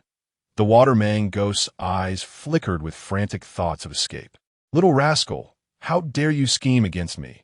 The king, if I do not flay your skin and extract your bones today, how can I quell the fury in my heart? It roared, ghost cry, turbulent waves rise. The Waterman Ghost's furious shout resonated, its demeanor akin to a rampaging beast. Dense ghostly energy surged forth, reeking of decay and desolation, boiling like a torrent of murky waters, reminiscent of endless waters filled with corpses. Rising incessantly as the Waterman Ghost twisted and expanded grotesquely, in midair, it loomed like a colossal mountain, its eyes fierce and immense, green flames swirling ominously, fangs glinting with cold light, standing atop a vast ocean of malevolent and vengeful energy. Like a tempest unleashed, should any ordinary person witness this horrific scene, they would likely be struck with terror, their hearts shattering in an instant. Shen Yan's expression grew grave. It appeared that the adversary was about to unleash its ultimate move. He clenched his fists, his spirit and energy coalescing, reaching the pinnacle of his condition, ready to engage in a true battle. In the small grove, a one-on-one duel was imminent, a clash of true men. Ready to erupt, observing Shen Yan's resolute stance, the Waterman Ghost's eyes were filled with murderous intent. It was at this moment. Flee quickly! Boy, take this! It suddenly roared, causing Shen Yan's entire body to tremble. His blood surging, pure yang energy circulating at an accelerated pace, forming layers of golden light around him, as thin as a cicada's wing, like a golden armor protecting him. He prepared to confront the Waterman Ghost head-on. However, seizing the opportunity, the massive form of the Waterman Ghost suddenly deflated like a punctured balloon, retreating rapidly, turning to flee into the dense forest. In an instant, it had already dashed several dozen meters away. Shen Yan stood there, momentarily stunned. Not pursuing? As it fled, the Waterman Ghost instinctively glanced back, noticing Shen Yan remained motionless, and its expression brightened. Shen Yan was at a loss for words. He had indeed been momentarily taken aback. Just a second ago, the King of Ghosts had been brimming with ferocity, seemingly poised to unleash its ultimate technique. Yet the next moment, it was fleeing in a frenzy. Did the King of Ghosts possess no sense of dignity? But then again, could it truly escape? Shen Yan shook his head with a cold smile, and with a sound of metal clashing, the Taiji Zhenwu Sword appeared in his grasp. A profound aura of the great Tao enveloped him, and the light in his eyes surged, opening and closing as if the sun and moon were in flux. Mountains and rivers shifting, he raised his hand and effortlessly swung the sword at a streak of black and white interwoven sword light sliced through the void.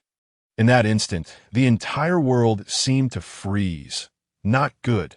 The fleeing Waterman Ghost felt a sudden chill, as if a cold light pierced its back, sensing an immense horror lurking behind, like a chilling, killing intent penetrated deep into its soul, evoking a feeling of impending doom, with only 4 words echoing frantically in its mind: no escape from disaster. Thus, the Waterman Ghost, suffocated by fear, hastily summoned its ghostly energy, attempting to turn back and counter the impending attack. However, before it could even pivot, the sword light was upon it ahead, filled with terror and shock. Separated from its ghostly body, a terrifying sword energy lingered within it, akin to the annihilation of all things. The obliteration of stars, brimming with killing intent, yet infused with the essence of primordial chaos, the birth of heaven and earth, teeming with vitality. Destruction and rebirth coexisted, transforming the cosmos. This sword, woven from the interplay of both, commanded life and death, an unparalleled dominance. This was the essence of Taiji's sword intent, the path of yin and yang. As the sword energy pierced through, all the ghostly energy within the Waterman ghost was eradicated, crushed to fragments, disintegrating into ash without even a whimper of protest. I end that final moment of its ghostly existence. It recalled the days of yore when the Wudang founder suppressed the world. The terror that once governed countless demons and spirits. Talents emerge in every generation. The once feared king of ghosts from Taohua River thus fell at the hands of the inconspicuous Shen Yan. After 6 years of martial training, his first strike was against a king of ghosts. Regrettably, such an astonishing achievement would go unnoticed. Otherwise, the tale of this battle would surely stir a considerable upheaval in the martial world. Is it truly so that a mighty king of ghosts has perished just like that? It seemed that the Taiji sword intent was even more formidable than I had imagined in the vastness of the 9 mountains and 8 seas. In the boundless world, there are hardly any beings that cannot be vanquished. Shen Yan muttered a famous saying, then sheathed the Taiji Zhenwu Sword. At this moment, the Waterman ghost had been utterly extinguished. Yet, an eerie chill still lingered in the air, with invisible resentments yet to dissipate. Shen Yan furrowed his brow, recalling the net evil furnace method he had just acquired, with the powerful physique cultivated through my Zhuyang divine skill. Combined with my half-step third-tier cultivation, perhaps I could indeed attempt it with all my might. After a moment's contemplation, he resolved to try and manifest the net evil furnace method. In the distance, at Changsheng Rock, with a series of swishes, several figures arrived simultaneously atop the pavilion, gazing in awe towards the direction of Tianlong Lake. These individuals were none other than the Wudang sect's leader and several elders. They had all sensed the sudden surge of formidable energy, awakening abruptly from their slumber. What a powerful fluctuation! As they ascended to the rooftop, they caught sight of that fleeting streak of sword light. The sword strike, akin to a flash of lightning, was dazzlingly bright, harboring profound truths of the great Tao. Even from a distance, it caused their minds to sway.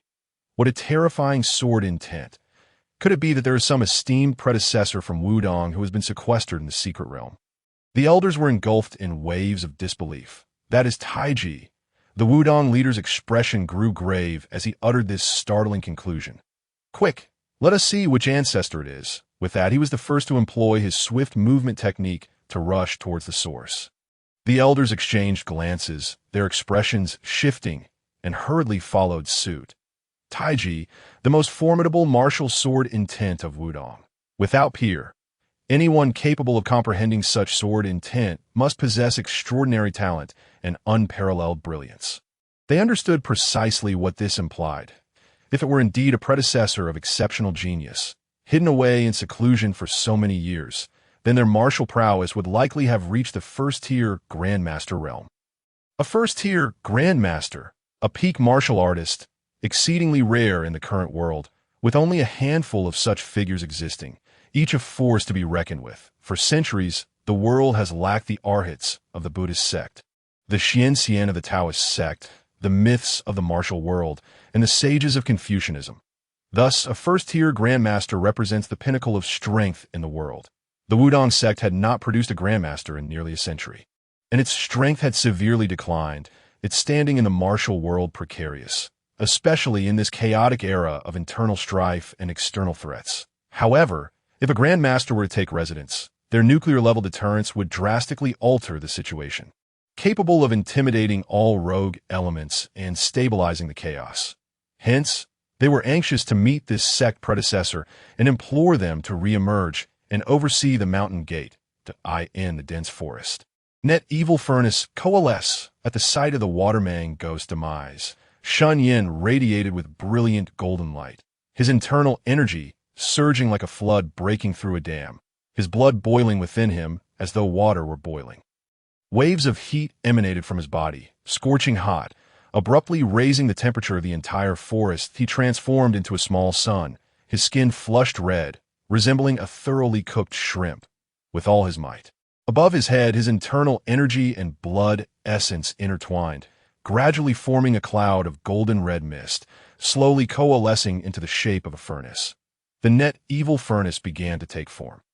However, the walls of his furnace appeared thin and unstable, swaying precariously, as though they might shatter at any moment. That net evil furnace, refined for me. Shen Yan silently recited the incantation. Since he had already formed the furnace, regardless of its stability, he intended to give it a try. Above, a golden-red furnace spun rapidly, enveloped by an invisible force that loomed over the scene. The air was filled with the mournful sounds of weeping, echoing hauntingly from the spot where the waterman ghost had met its demise. Tendrils of dark mist coalesced into a mass of about basin size, its inky blackness unnerving. Faces emerged from the surface, numerous and indistinct, their expressions reflecting resentment, sorrow, and terror. These were the souls of the innocent citizens who had fallen victim to the waterman ghost. "Such heavy karma," Shen Yan remarked gravely, his gaze fixated on the swirling black mist being drawn towards the furnace. Beads of sweat trickled down his forehead, veins bulging, clearly straining under the burden. He felt a drumbeat of anxiety within. The ghost's karma was profound, and with this furnace he had just begun to condense. Whether he could refine this mass of karma remained uncertain. With a clang, the furnace lid slammed shut, spinning wildly. The karma inside roared like a ferocious beast, causing the furnace to pale, as if it might fall apart at any moment. Shen Yan clenched his jaw, bracing against the pressure. Remarkably, the furnace held strong, successfully refining the waterman ghost's heavy karma. In a daze, the pure evil furnace came to a halt, and a stream of pure energy flowed gently into his body. This energy coursed through his meridians, muscles and bones, ultimately converging in his dantian, forming a reservoir of refined inner strength. At that moment, Shen Yan activated his internal cultivation technique, circulating the great cycle. Suddenly, a thunderous sound erupted from his dantian, as if invisible shackles had been released. His dantian expanded rapidly, and an endless torrent of heavenly vitality surged into his body like a whirlpool, infusing every fiber of his being.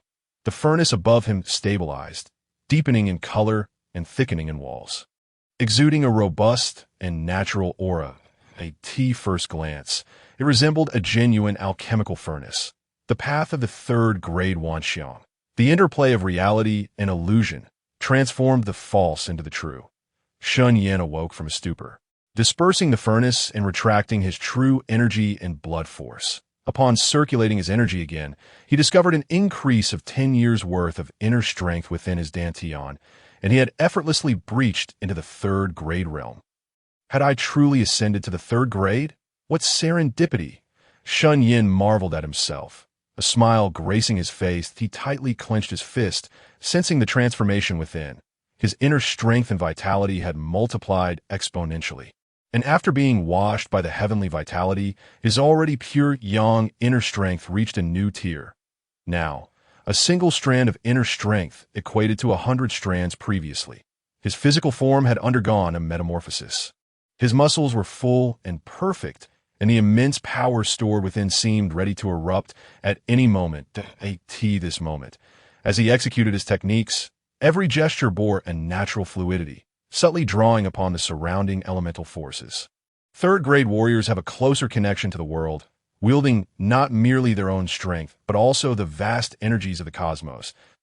And no wonder I had heard that a third-grade warrior could overpower dozens of fourth-grade warriors. Though it seemed a mere step apart, the gulf between third and fourth grade was indeed vast. Shen Yan silently gasped in awe. Having just caused such a ruckus, he wondered if anyone had sensed it. It was time to depart. Just as he was about to leave, he noticed a yellowed object on the ground where the waterman ghost had dissipated in his earlier focus on condensing the furnace. He had overlooked the ghost's belongings. He approached and picked it up, discovering it to be a human skin scroll adorned with intricate patterns, likely a formation, with annotations in tiny, dense script alongside. What is this? Before he could examine it further, he suddenly looked up. Someone is coming. He sensed several powerful auras swiftly approaching, realizing the disturbance had undoubtedly alerted the sect leaders. Shen Yan tucked the skin scroll into his robe and swiftly made his exit. His long black hair, swirling in the wind, vanishing into the vast night within moments. Swoosh, swoosh. With a series of soft sounds, the Wudang sect leaders arrived at the shores of Tianlong Lake. Where is everyone? One elder, portly and surveying the area, remarked with a hint of confusion. That sword intent clearly emanated from here. He approached the ancient tree that had been struck by the waterman ghost. Inspecting it closely and stroking his chin, these are unmistakable signs of a struggle. Could it be that our predecessors fought an enemy here? But within the secret realm, where could such an enemy have come from? The Wudang leaders gathered around the ancient tree, their expressions one of perplexity and confusion. With the waterman ghost reduced to ashes and its karma refined, the oppressive aura dissipated, leaving behind no more clues. Just as the discussions grew animated, an elder, equipped with a long sword, suddenly exclaimed, "There remains a trace of sword energy." He bent down, observing a blade of grass, where a fine, hair-like scratch marked one of the leaves. Likely a remnant from the earlier sword energy. As the elder reached out to pluck the leaf, he inadvertently grazed it, causing his finger to be cut, as if by a knife, blood oozing forth.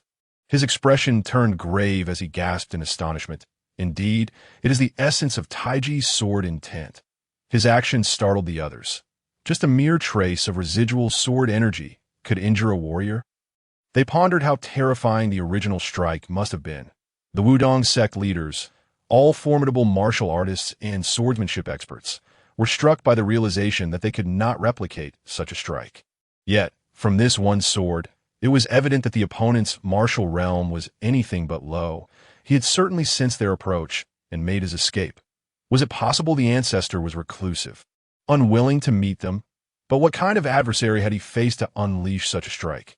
The elders exchanged thoughts, their questions multiplying rather than diminishing. One elder raised his voice, calling out into the dense forest. "Ancestor, could you reveal yourself?" Yet, despite his shouts, there was no response. The group sighed in disappointment. If the ancestor chose not to reveal himself, they were powerless to change that. After a fruitless search, the elders reluctantly departed alongside their leader.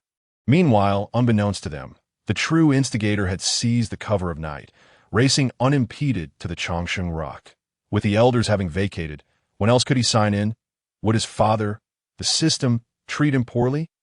At the entrance of the Changsheng Rock Taoist Academy, ding! Shen Yan, successful. Congratulations, host. You have obtained the technique True Venerable Dragon Elephant skill. This was indeed a martial art from the Buddhist school. Shen Yan's brow furrowed. To have signed in for a Buddhist technique at Wudang, it seemed the ties between Wudang's founder and the Buddhist sect were not mere rumors. Yet with his current physique, would this body-refining technique still be useful? Regardless of its utility, his father, the system, directly infused the knowledge into his mind. Initially believing this technique to be of little value, Shen Yan's eyes suddenly lit up with joy after processing the information. The True Venerable Dragon Elephant skill was a supreme secret of the Dragon Elephant Temple, one of the 4 great Buddhist temples of Qian, renowned for its martial prowess. The monks within were all muscular and formidable. Thus, this body-refining technique was far from ordinary. Unlike the Zhuyang divine skill, this was a pure external hard skill. The True Venerable Dragon Elephant skill was divided into 10 levels. Upon mastering each level, one would gain the strength of a dragon and an elephant. Moreover, upon reaching the pinnacle of the 10th level, not only would one possess the might of 10 dragons and 10 elephants, but one could also manifest a 3-headed, 6-armed form, wielding immense and profound power. Most importantly, this technique possessed a unique trait. It would not allow any internal energy to leak out. Rather, it would concentrate inward. When this technique was in motion, the true energy within would form a vortex-like suction, capable of converting a portion of damage into one's own true energy in combat.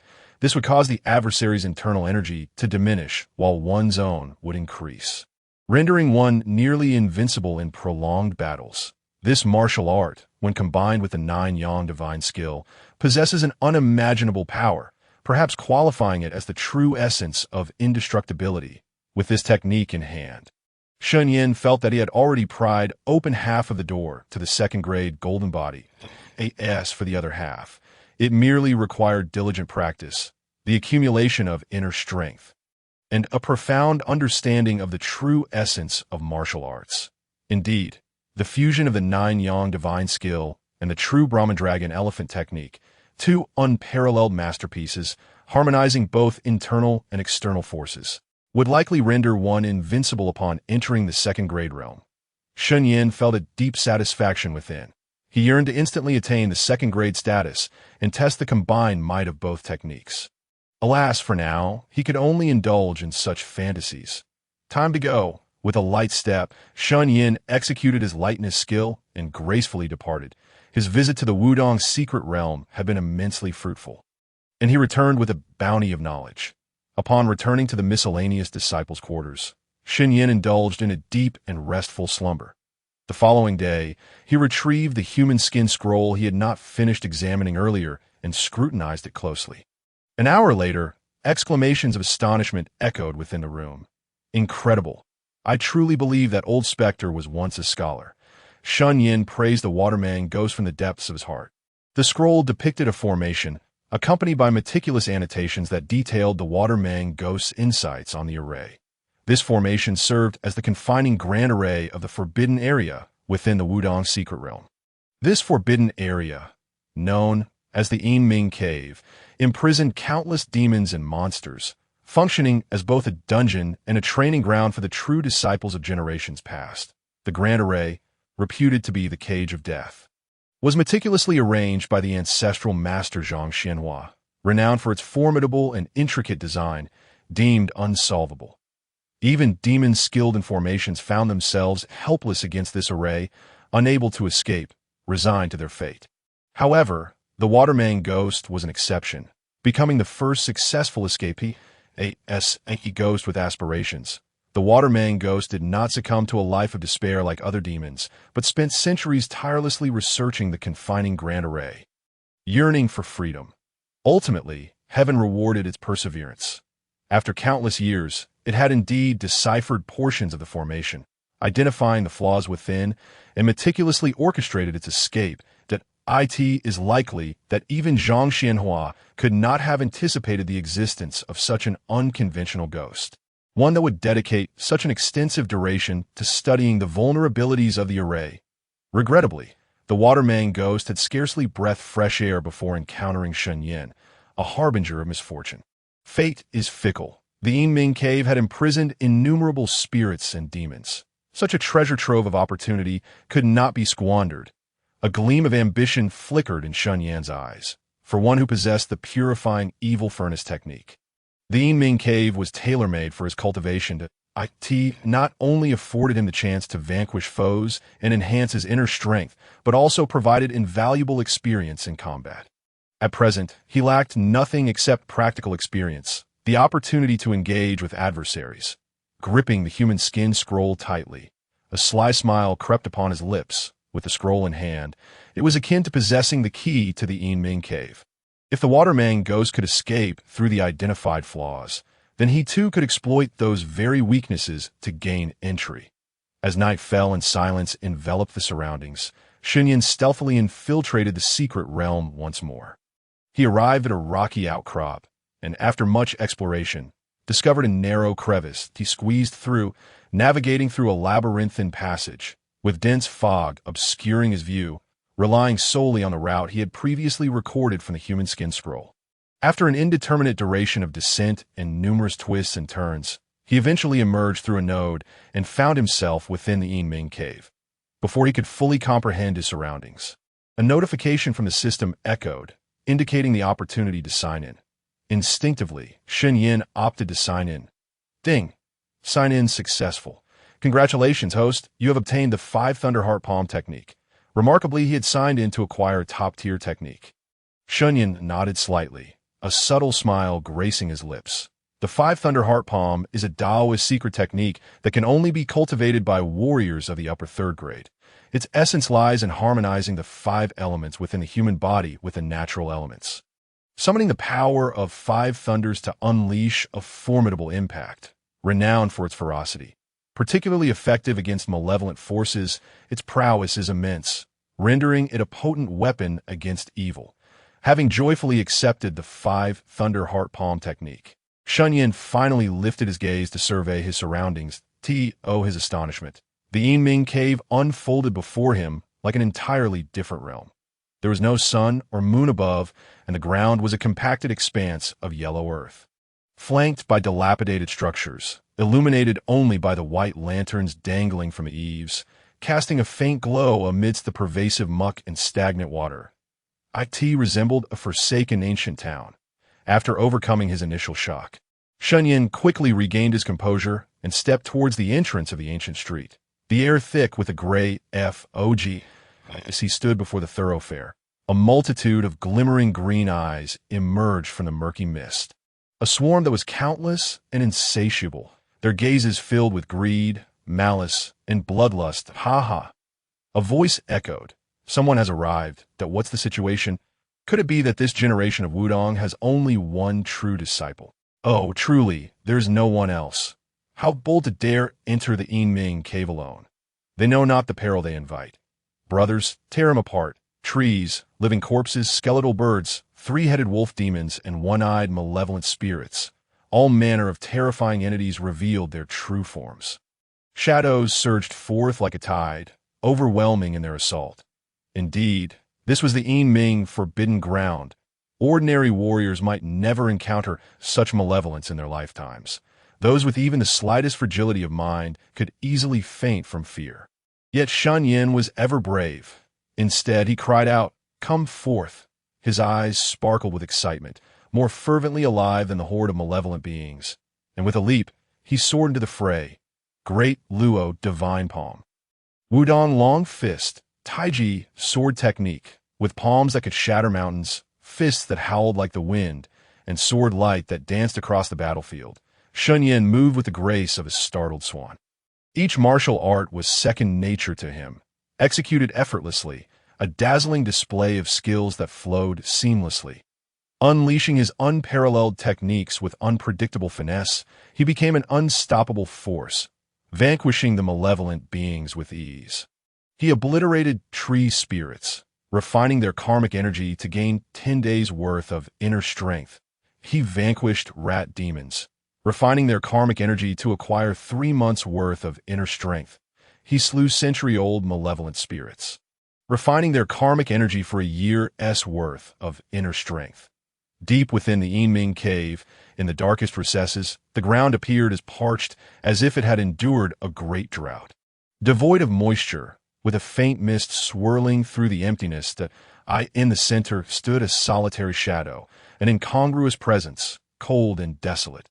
Surrounding the shadow were 5 stone pillars that seemed to meld with the earth. Each pillar was bound by an iron chain the size of a bowl, dark and gleaming, forged from a millennium of cold iron, exuding an unyielding hardness. The other ends of the 5 chains ensnared the shadow's neck, arms and legs tightly binding it in confinement. The shadow was marred by horrific wounds, seemingly eternally unhealed. Some wounds pierced through its form, revealing stark white bones within, a sight that was unsettling, yet not a drop of blood stained the surface. The sound of chains clattering echoed as the shadow, resembling an ancient statue, sensed the presence of a human. It abruptly lifted its head, gazing upward. In the darkness, glistening fangs dripped with saliva were revealed. A hoarse murmur reverberated through the quiet mist. It appears the time has come for the 6th cycle. The seeds sown long ago are ripe for harvest. Soon, soon.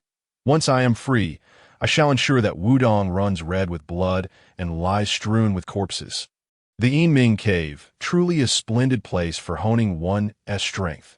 Shen Yan fought into the early hours of the morning on the first level of the Nether Cavern, reveling in the thrill of battle and feeling a significant enhancement in his martial prowess.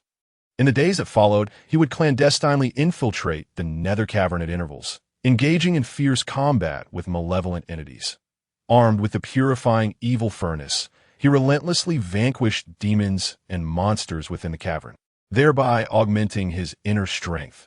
His life as a humble disciple of Wudang, which had previously consisted of sweeping floors and signing attendance, now included the exhilarating pursuit of exterminating evil, allowing him a carefree existence. Thus, time slipped away in the blink of an eye. For years had passed. As the sun rose, casting golden rays across the earth, The disciples of Changshan Rock, once vibrant and spirited, gathered with a composed demeanor in the courtyard outside the Tao Academy. Today marked the culmination of their study of Taoist teachings. Before departing the secret realm, they faced an assessment, a trial of their mettle. Standing at the entrance of the academy, the master Zhangju, with hands clasped behind his back, surveyed the disciples with a nod of satisfaction, remarking, "It seems the arduous training over the past 4 years has not been in vain. Your spirits appear most commendable. However, the true measure of your abilities remains to be tested. I shall now lead you to the Nether Cavern, where you will confront various ferocious and brutal monsters. I trust you will display sufficient strength to subdue the evil and not squander the guidance imparted by our revered elders. Now, let us depart." With a voice resonant and commanding, Zhangju issued his order. The group of elite disciples moved out in unison, exuding an air of calm. As esteemed disciples, they were already privy to the majority of the sect's secrets and had a prior understanding of the forbidden Nether Cavern. Therefore, they exhibited no dissent or panic. Rather, they felt a surge of excitement and anticipation. After 4 years of diligent cultivation, each aspired to demonstrate the fruits of their labor. Before long, they arrived at the Nether Cavern. Master Zhangju produced the key to the Grand Formation, unlocking the array and guiding them into the Forbidden Realm. Possessing the key allowed them to enter directly through the main entrance, sparing them the lengthy detours that Shen Yan had endured. Hence, they swiftly reached the first level of the Nether Cavern. The master and the elders positioned themselves at the periphery of the first level, their presence imposing as they observed the elite disciples without advancing further. The disciples, brimming with enthusiasm, bantered and laughed as they strode ahead, appearing quite at ease. "These youngsters have taken our warnings lightly. I hope they do not end up weeping in terror when they encounter the monsters within." Master Zhangju remarked with some dissatisfaction. Youth. We too were carefree when we embarked on our own trials. Reflecting on those days spent in camaraderie with my fellow disciples fills me with nostalgia. An elder with a ruddy nose said, taking a hearty swig from his gourd, his eyes glazed with reminiscence. "Ahem, Master, wasn't it you who was so frightened by a black-furred zombie back in the day that your legs turned to jelly?" The elder leaned closer to Master Zhangju, belching slightly as he spoke. Master Zhangju's face flushed with embarrassment as he turned sharply. Bristling with indignation, "What nonsense! Have you been drinking counterfeit wine again? Speak such drivel again, and I shall teach you a lesson." He rolled up his sleeves, prepared for a confrontation. "It appears I'm getting on in years.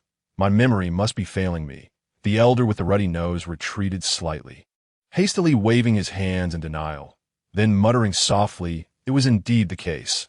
There's no shame in admitting it." The other elders stifled their laughter. "What is going on?"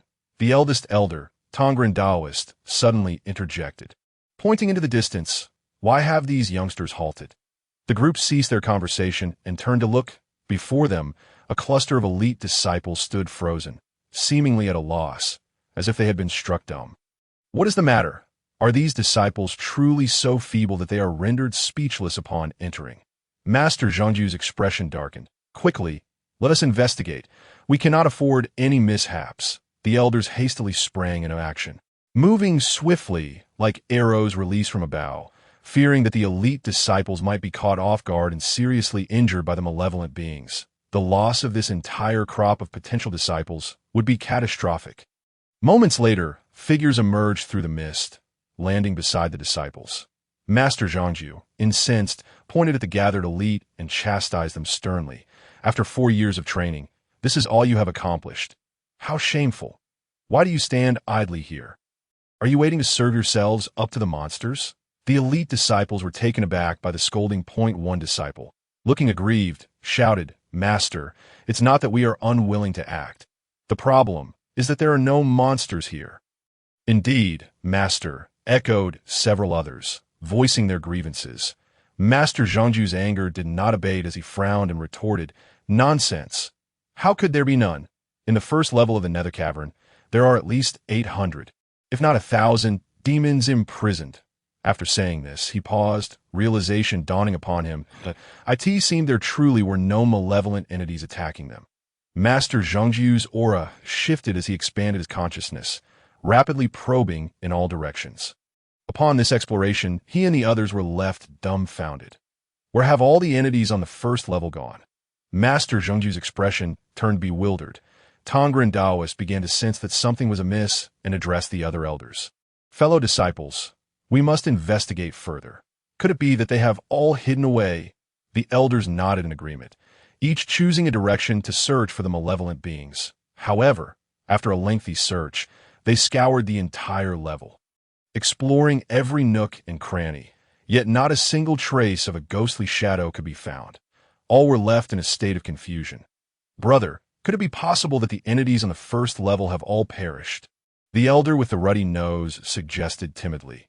Each level of the nether cavern is sealed, and only the key can unlock the passage to other levels, so it was inconceivable for the demons to escape to other levels. Unless they were completely eradicated, no other explanation seemed plausible.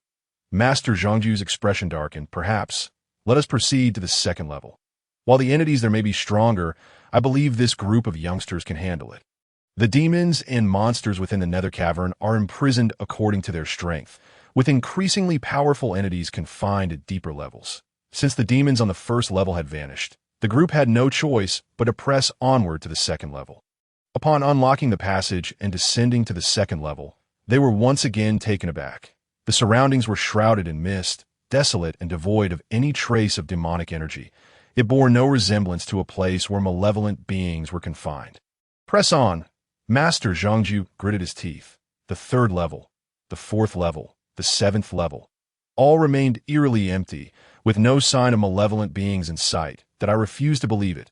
Let us continue downward, Master Zhengju proposed. Growing increasingly obsessed, seemingly unwilling to relent until a malevolent entity was found. Tongren Taoist, with a serious demeanor, cautioned softly, Brother, we must exercise caution. The entities confined at this level are exceedingly dangerous. The next level houses ancient beings imprisoned for hundreds or even thousands of years. Their powers once comparable to ours. Even if their strength has waned, they should not be underestimated. Should we engage them in earnest, we may find ourselves in dire straits. Strange occurrences have been piling up of late, becoming ever more frequent. Master Zhengju's expression shifted through various shades as he pondered deeply before finally stating, Let us conclude this ordeal.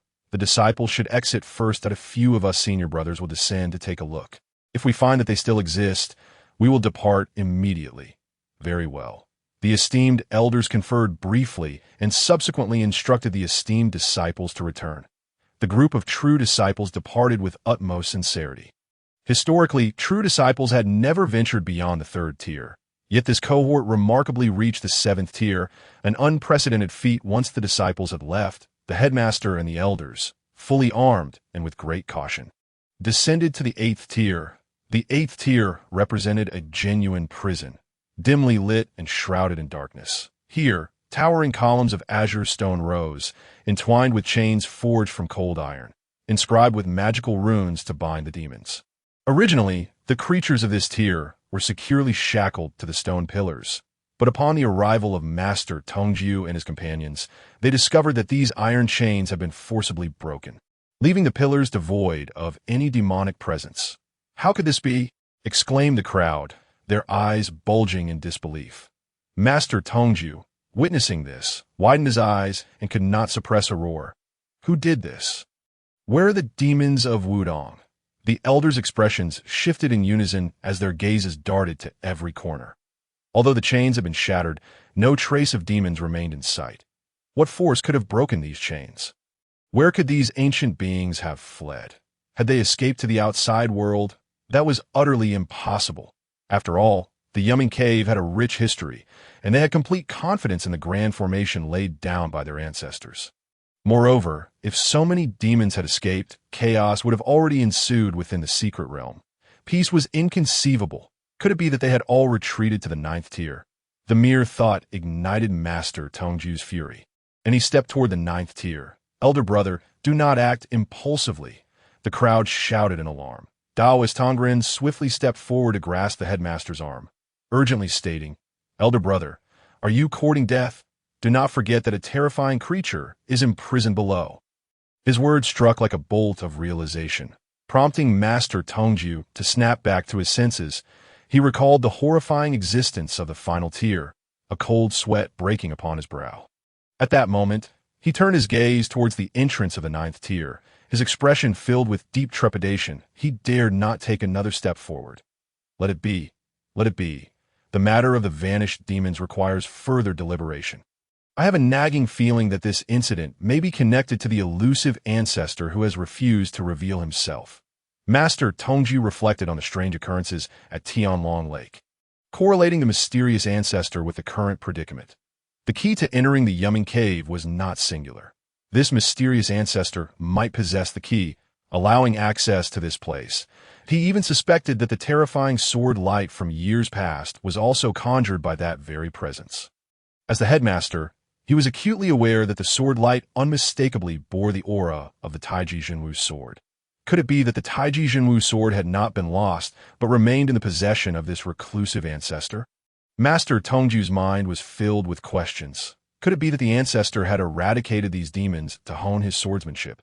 It seemed highly plausible, likely instigated by that old ancestor who had been in seclusion within the secret realm. Who else could have caused the complete disappearance of so many demons?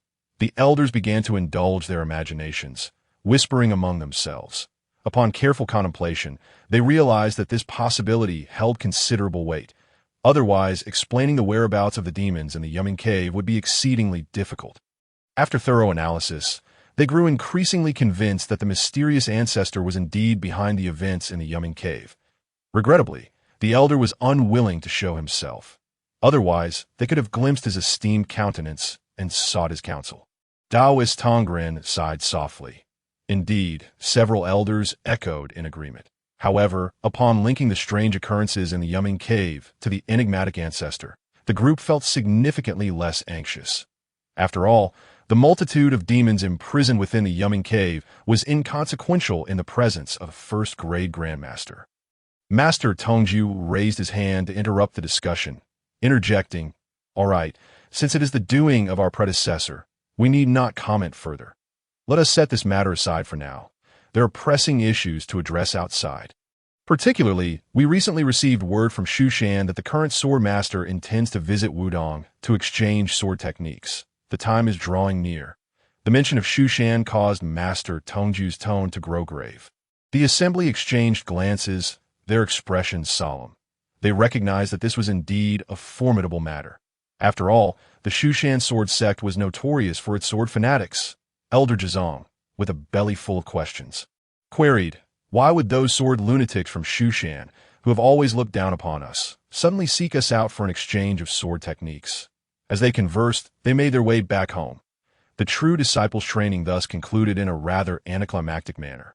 Regrettably, they did not descend to the final tier. Otherwise, they would have encountered the ancestor they had long yearned to see. When the elders discovered that the mysterious and formidable ancestor, whose swordsmanship was unfathomable, was merely a humble janitor, it would surely leave them agape.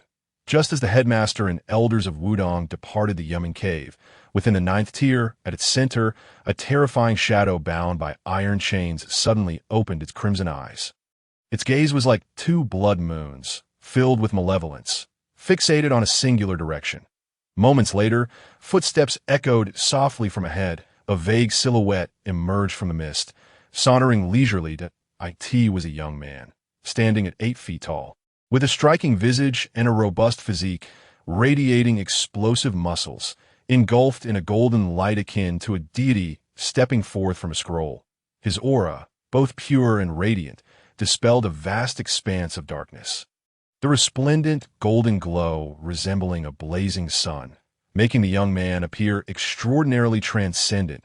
He seemed utterly unfazed by the perilous surroundings, exuding an air of nonchalance, muttering words that eluded comprehension. "Oh, you must be the final boss.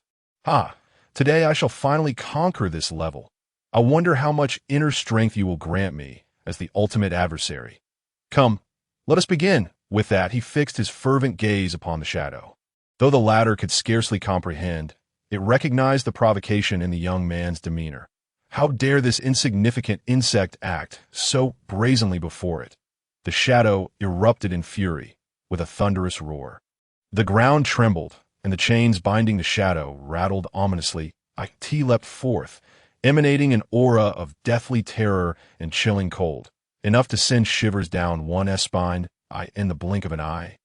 Like a bolt of black lightning, it appeared before the young man, raising its fearsome claws, sharp as daggers, and struck down with tremendous force. Boom! The golden light blazed fiercely as the young man seemed to have anticipated the attack, displaying no trace of surprise as he raised his fist in a thunderous counter, meeting the blow head-on with lightning speed. The sound of their clash echoed like cannon fire. What appeared to be a simple exchange concealed unfathomable power, creating a massive crater in the ground.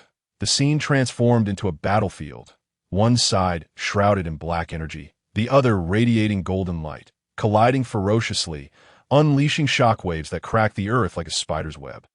The juxtaposition of darkness and light accentuated the young man's divine and extraordinary nature.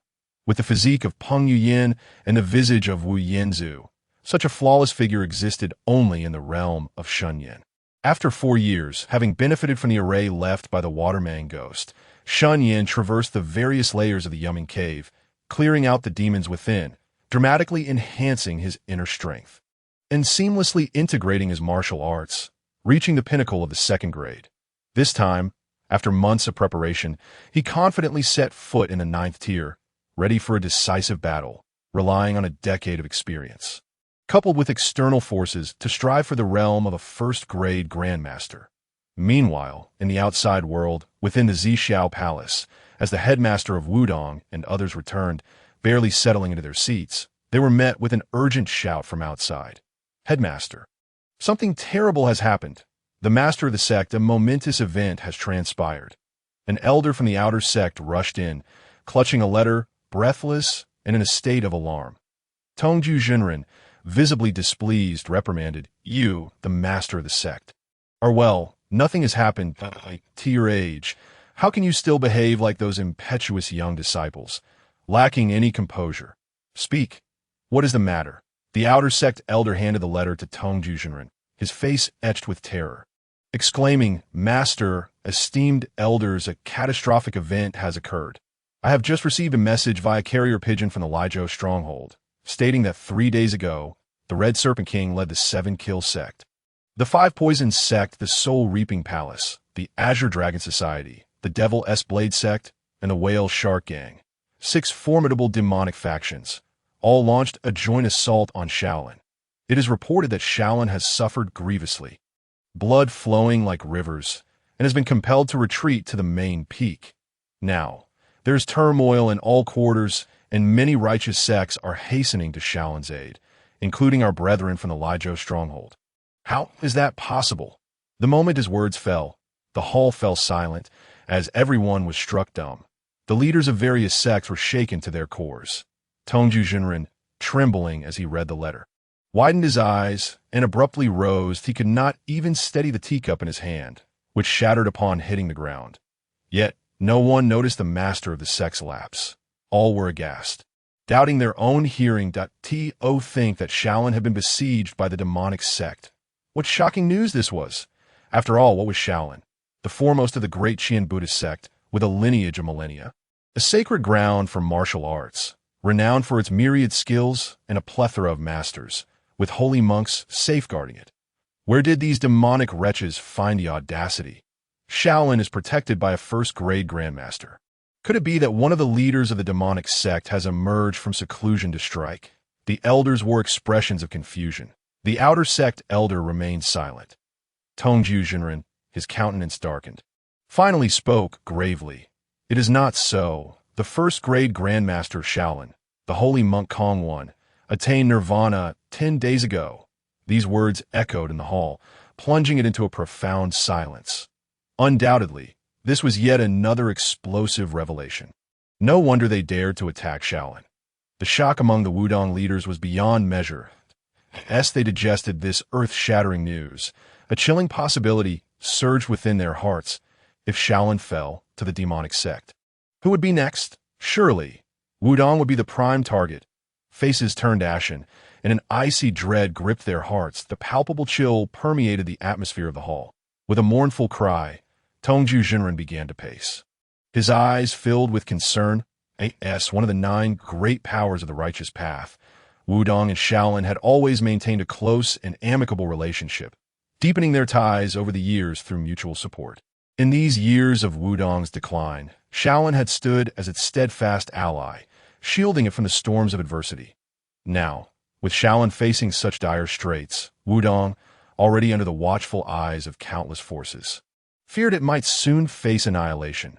Esteemed elders, the situation may not be as dire as it seems. Today, I also received a letter from Shushan. It states that the Shushan Sword Master, who originally intended to visit us at Wudang for an exchange, upon hearing of Shaolin's plight, became incensed and has diverted his course to Lijiao, heading to Shaolin to vanquish the demons in the midst of the heavy atmosphere. The outer sect elder delivered this piece of good news.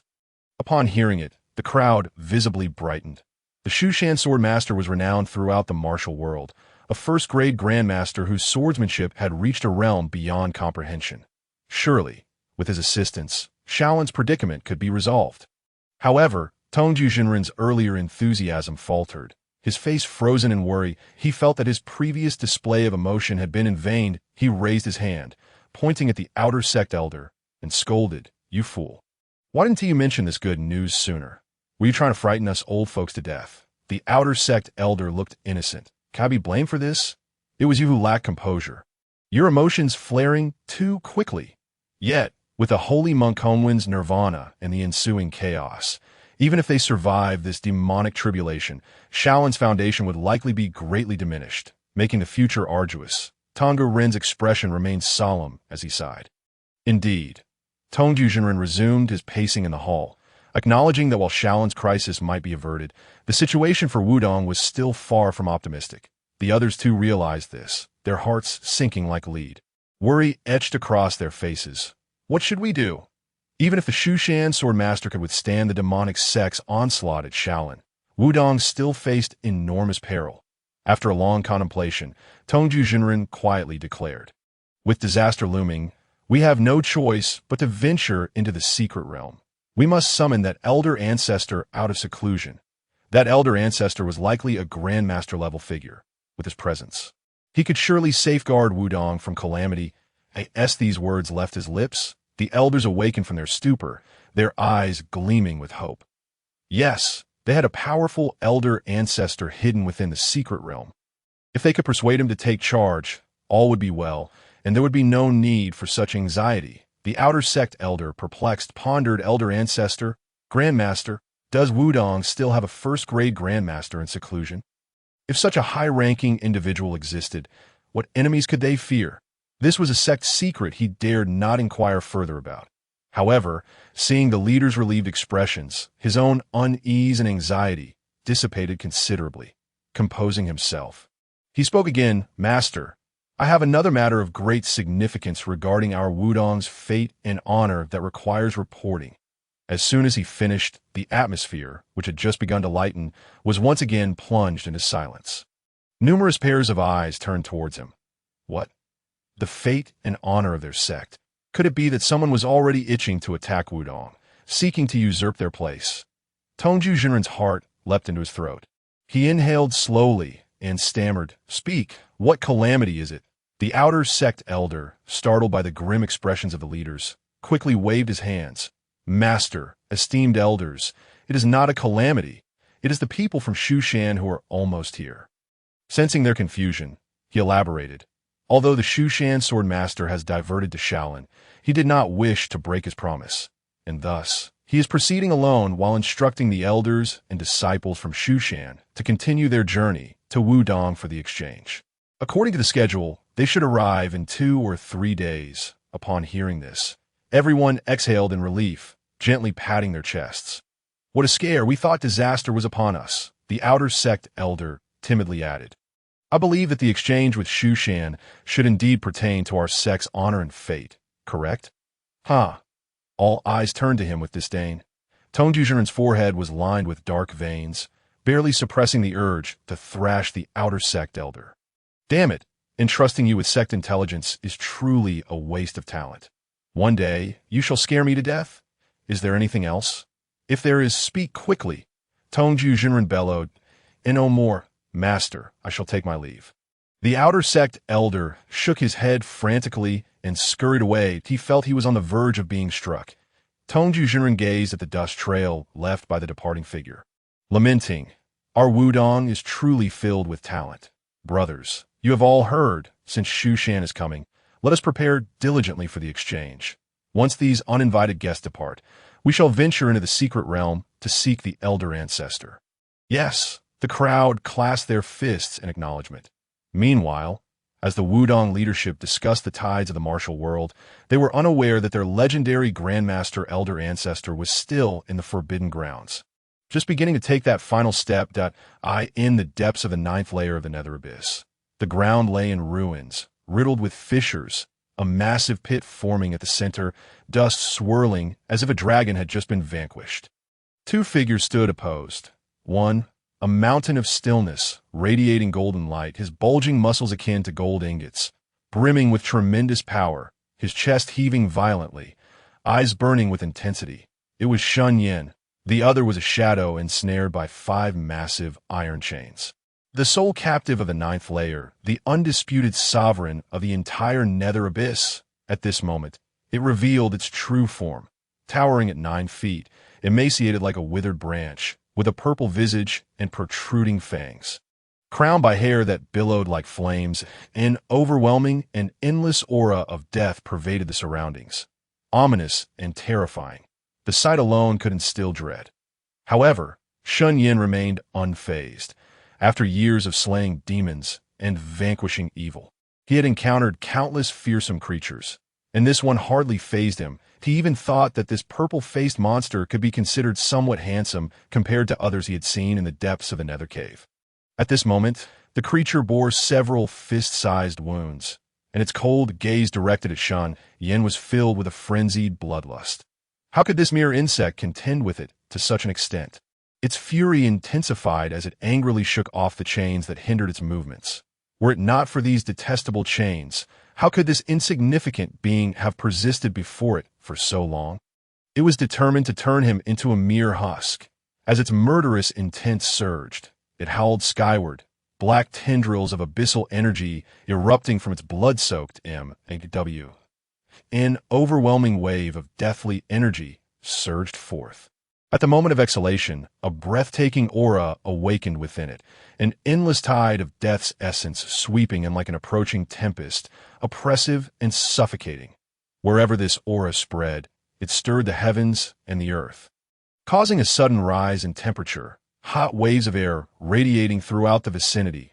It was as if invisible flames flowed, intent on incinerating everything in their path.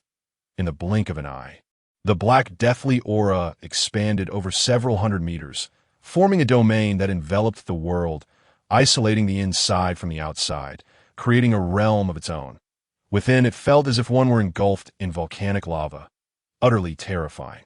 Despite Shen Yan's protective 9 Yang divine art and true Brahman dragon elephant technique, he still felt searing pain radiating from his skin, moisture evaporating rapidly. Blood within him surged uncontrollably, as if it were being drawn from his body. He hastily circulated his energy to resist this inexplicable heat and suction. Fortunately, his divine techniques offered protection, and his cultivation in pure yang inner strength was highly effective against this monster's black flame. Were it another martial artist, their essence and blood would likely have been completely evaporated, reduced to a mere husk. Even if someone could withstand this black flame's force, their strength would be severely limited, reduced to a mere fraction of their former self. Far from the ease he currently possessed, a desolate land stretched for miles. A drought demon. Shen Yan's expression grew grave. Such an anomaly reminded him of the origins of this fearsome creature.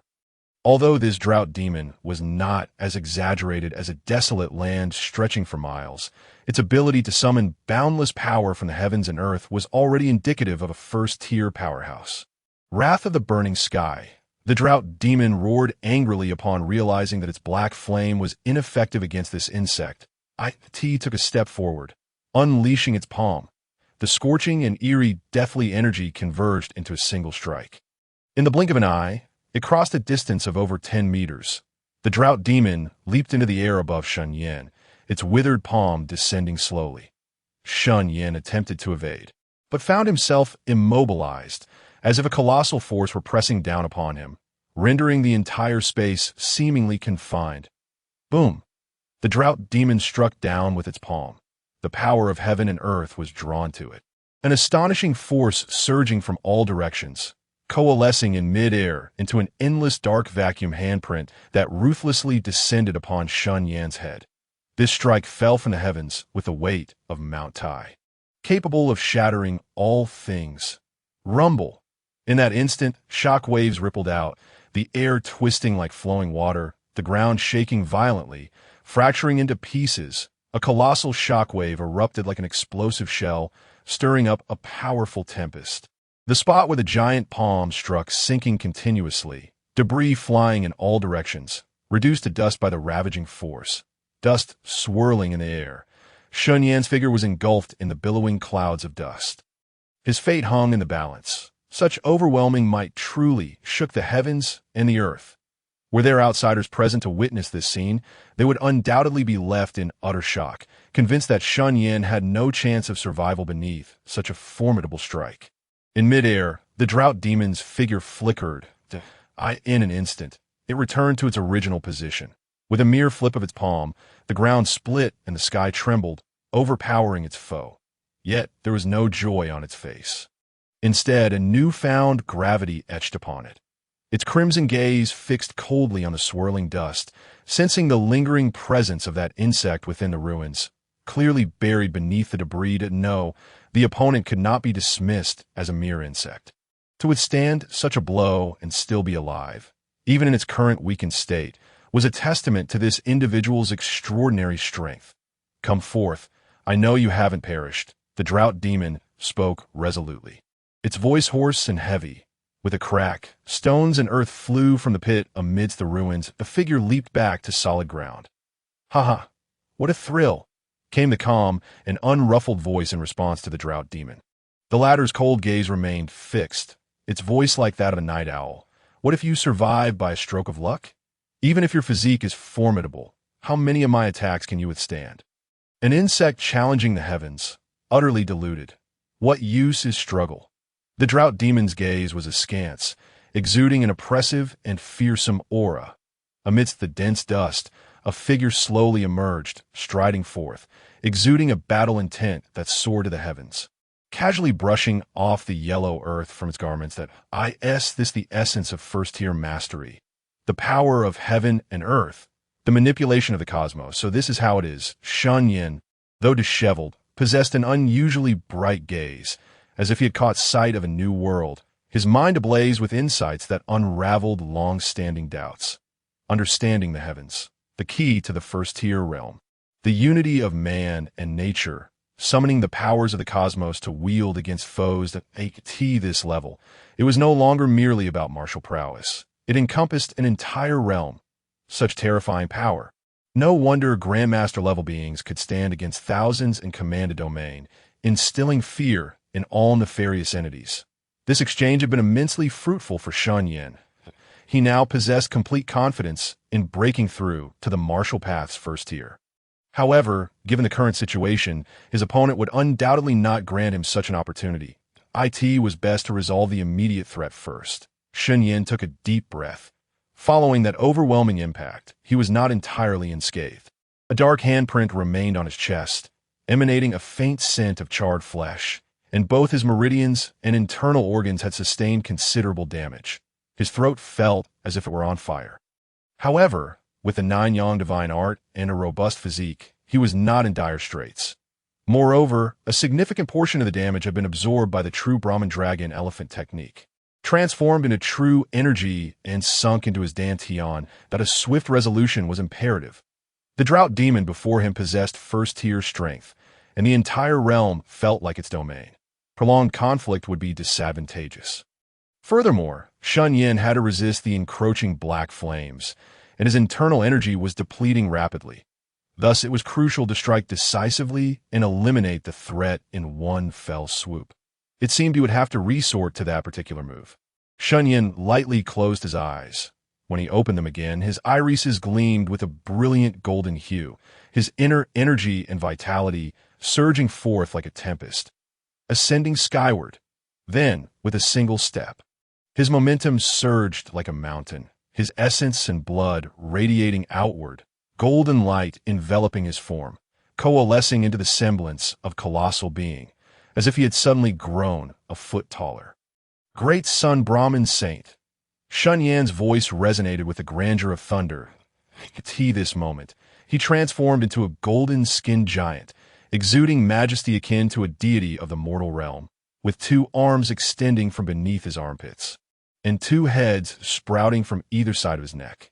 The left head bore a fierce and wrathful visage, like a wrathful deity, while the right head exhibited a compassionate demeanor, akin to a benevolent bodhisattva. This was the manifestation of 3 heads and 6 arms. By merging the 9 yang divine art, Shen Yan aptly named it the Great Sun Brahmin Saint Body. 2 perfected protective techniques combined. Pure yang and flawless, immensely strong and indomitable, genuinely impervious to blades and fire, repelling all evil, truly indestructible. Furthermore, it was augmented by the power of 10 dragons and 10 elephants. The force was boundless, capable of shattering all that stood in its path. Achieving such a level of hard power could be regarded as a divine ability. With this body, he was confident in being invincible against second-tier foes, even capable of striking down first-tier opponents. This transformation startled the drought demon, filling it with trepidation. Not good. From the divine figure standing like a god before it, the drought demon felt an inexplicable sense of dread and unease. This opponent could threaten its very life. It had to be eliminated swiftly. The drought demon is no fool. Aware that its adversary could pose a significant threat, it would naturally remain vigilant. In a flash, it once again enveloped the world, unleashing its full power, releasing a suffocating aura of death that transformed into tangible black flames, roaring and raging. These black flames surged like a tsunami, capable of refining all existence, melting the very stones beneath into a sea of magma. The sight was utterly terrifying, instantly transforming the entire area into a hellish inferno, profoundly chilling. The drought demon held nothing back, vanishing from its original position, raising both hands to strike with the force of a collapsing mountain. Its blow imbued with endless black flames, resembling an ocean of fire descending upon its target. However, this time, Shen Yan was not ensnared. With a piercing gaze, he bore the immense pressure, stamping his foot heavily before leaping forward. As the enemy advanced, he too surged forth. In that simultaneous stride, 6 golden arms clenched in a fist before him, intertwining and forming a fist seal that shone brilliantly, radiating like a scorching sun, terrifyingly powerful. The ultimate sacred fist, 6 Kings Cannon. With an impassive expression, Shen Yan gradually pushed forth the fist seal. This was a culmination of various martial arts, a synthesis of 6 distinct fist intents, creating a sacred fist of unparalleled might, capable of shattering anything in its path, unmatched in sharpness, like a specter traversing the void. The drought demon sensed the overwhelming fist intents emanating from Shen Yan in an instant, grand and imposing, tyrannical and absolute, carrying the weight of the ages. The 6 distinct fist intents fused together, and even before any clash, the astonishing power contained within was palpable, an unstoppable force. Such martial arts were unseen and unheard of. A premonition of defeat stirred deep within the drought demon's heart. That moment. The 2 forces collided fiercely in midair. A deafening roar erupted. After Shen Yan unleashed the 6 Kings Cannon, a shockwave akin to a celestial dragon surged forth, sweeping across the entire 9th layer of the nether abyss, illuminating it as brightly as day. The sea of dark flames dissipated like mist. The drought demon, caught in the whirlwind of flailing arms, was instantly engulfed, letting out a harrowing scream. Despite its body being as hard as iron, its muscles were pulverized, and cracks appeared in its bones. Bang! The golden light shattered. The drought demon, filled with resentment, was hurled over a dozen meters away. Had it not been bound by iron chains, the residual force would have likely sent it flying 100 feet. That moment, it was left as nothing but a skeletal frame, riddled with fractures. Shen Yan stood unmoving, observing as the drought demon struggled to rise, its attacks far exceeding its expectations. Unable to find peace within, the drought demon bellowed at Shen Yan, "How could I possibly be defeated by an insect like you? My true spirit is indestructible. I cannot be killed. Even if you destroy my physical form, you cannot eradicate me completely." It raged, seemingly insane. "Oh, is that so? I truly do not believe your spirit is indestructible." Shen Yan replied coolly that if one punch is not enough, then let me deliver another. This time a sword. Today, I shall ensure your complete annihilation. As he spoke, Shen Yan dissipated his golden form, seizing the opportunity before the drought demon could react. Drawing forth the Zhenwu Sword with a swift flick of his wrist. "Demon, receive my blade." With a resonant clang, the ancient sword sang. Shen Yan's eyes shimmered with the brilliance of the sun and moon. Exuding divine light, the ancient sword radiated an overwhelming glow, with the dual forces of black and white swirling around its blade, the essence of Taiji overshadowing all directions, emanating boundless might. The drought demon could not restrain a scream. Its heart gripped by terror. For the first time, its deep, shadowy eyes betrayed a flicker of fear. How could the essence of Taiji's sword intent re-emerge in the world? And why would one wielding such power come to eliminate a mere prisoner like itself? It had laid its traps, only needing to bide its time for the opportune moment to escape. Yet, it was inexplicably targeted by this harbinger of death. Confusion and profound resentment welled up within it. The world returns to the source. Shen Yan swung his sword toward the drought demon. The sword energy surged skyward, a sharp, electrifying light slicing through the air like a tempest. The cold brilliance pierced through to the core. Instantly, the arena transformed into a chaotic, grinding mill, with the drought demon ensnared within, facing endless despair as its skeletal remains were mercilessly shredded by the sword energy, reduced to ash, while its dark, shadowy soul shattered in an instant. The sword and palm gave birth and annihilation, overturning the cosmos.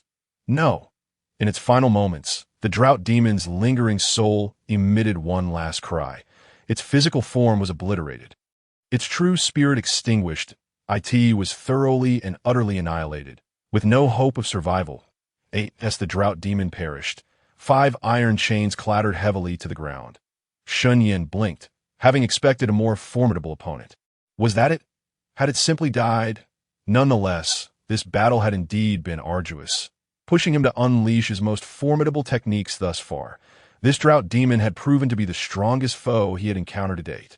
Had it not been bound by the chains of magic and imprisoned for who knows how many years, the outcome might have been far less certain. With the formidable enemy vanquished, it was time to reap the rewards. He strode forward, employing the purification furnace technique to refine the drought demon's karma, augmenting his internal energy, preparing to break through to the first rank in one fell swoop. Boom! The drought demon had wreaked havoc upon countless innocents in its lifetime. Its karmic weight staggering to it took an entire T's worth of time to fully refine it.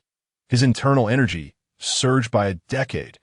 Shen Yan felt as if he had overeaten, hastily settling into a lotus position to circulate his energy. Determined to break through in one breath, his internal energy flowed, his body relaxed, his mind becoming ethereal, drawing upon the insights gained from battling the drought demon to commune with the heavens and earth. At that moment, Shen Yan found himself enveloped in an extremely profound sensation. It was as if he had completely merged with the surrounding realm, becoming a part of this world, each movement resonating with a natural order. Drawing upon the celestial forces that lay hidden within, the shackles were instantly shattered. Countless strands of elemental energy surged wildly into Shen Yan's body, coalescing overhead into a massive vortex of primordial energy. Such a deluge of elemental energy would leave any other first-rank grandmaster in shock, even leading them to doubt their own status. They had never witnessed a grandmaster breaking through with such unrestrained absorption of elemental energy. The magnitude of this influx rivaled that of some veteran grandmasters. It was truly terrifying. All of this was made possible by Shen Yan's formidable physique, allowing him to recklessly draw upon the elemental energies without fear of harming his foundational strength. He had initially believed that breaking through the first rank would be a daunting task, yet everything unfolded seamlessly, without obstacles, and with a single touch, he ascended effortlessly into the first rank. This was almost too easy. Shen Yan was genuinely surprised. He clenched his fist slightly, his tranquil mind still filled with a sense of inexplicable emotion. 10 years had passed in the blink of an eye.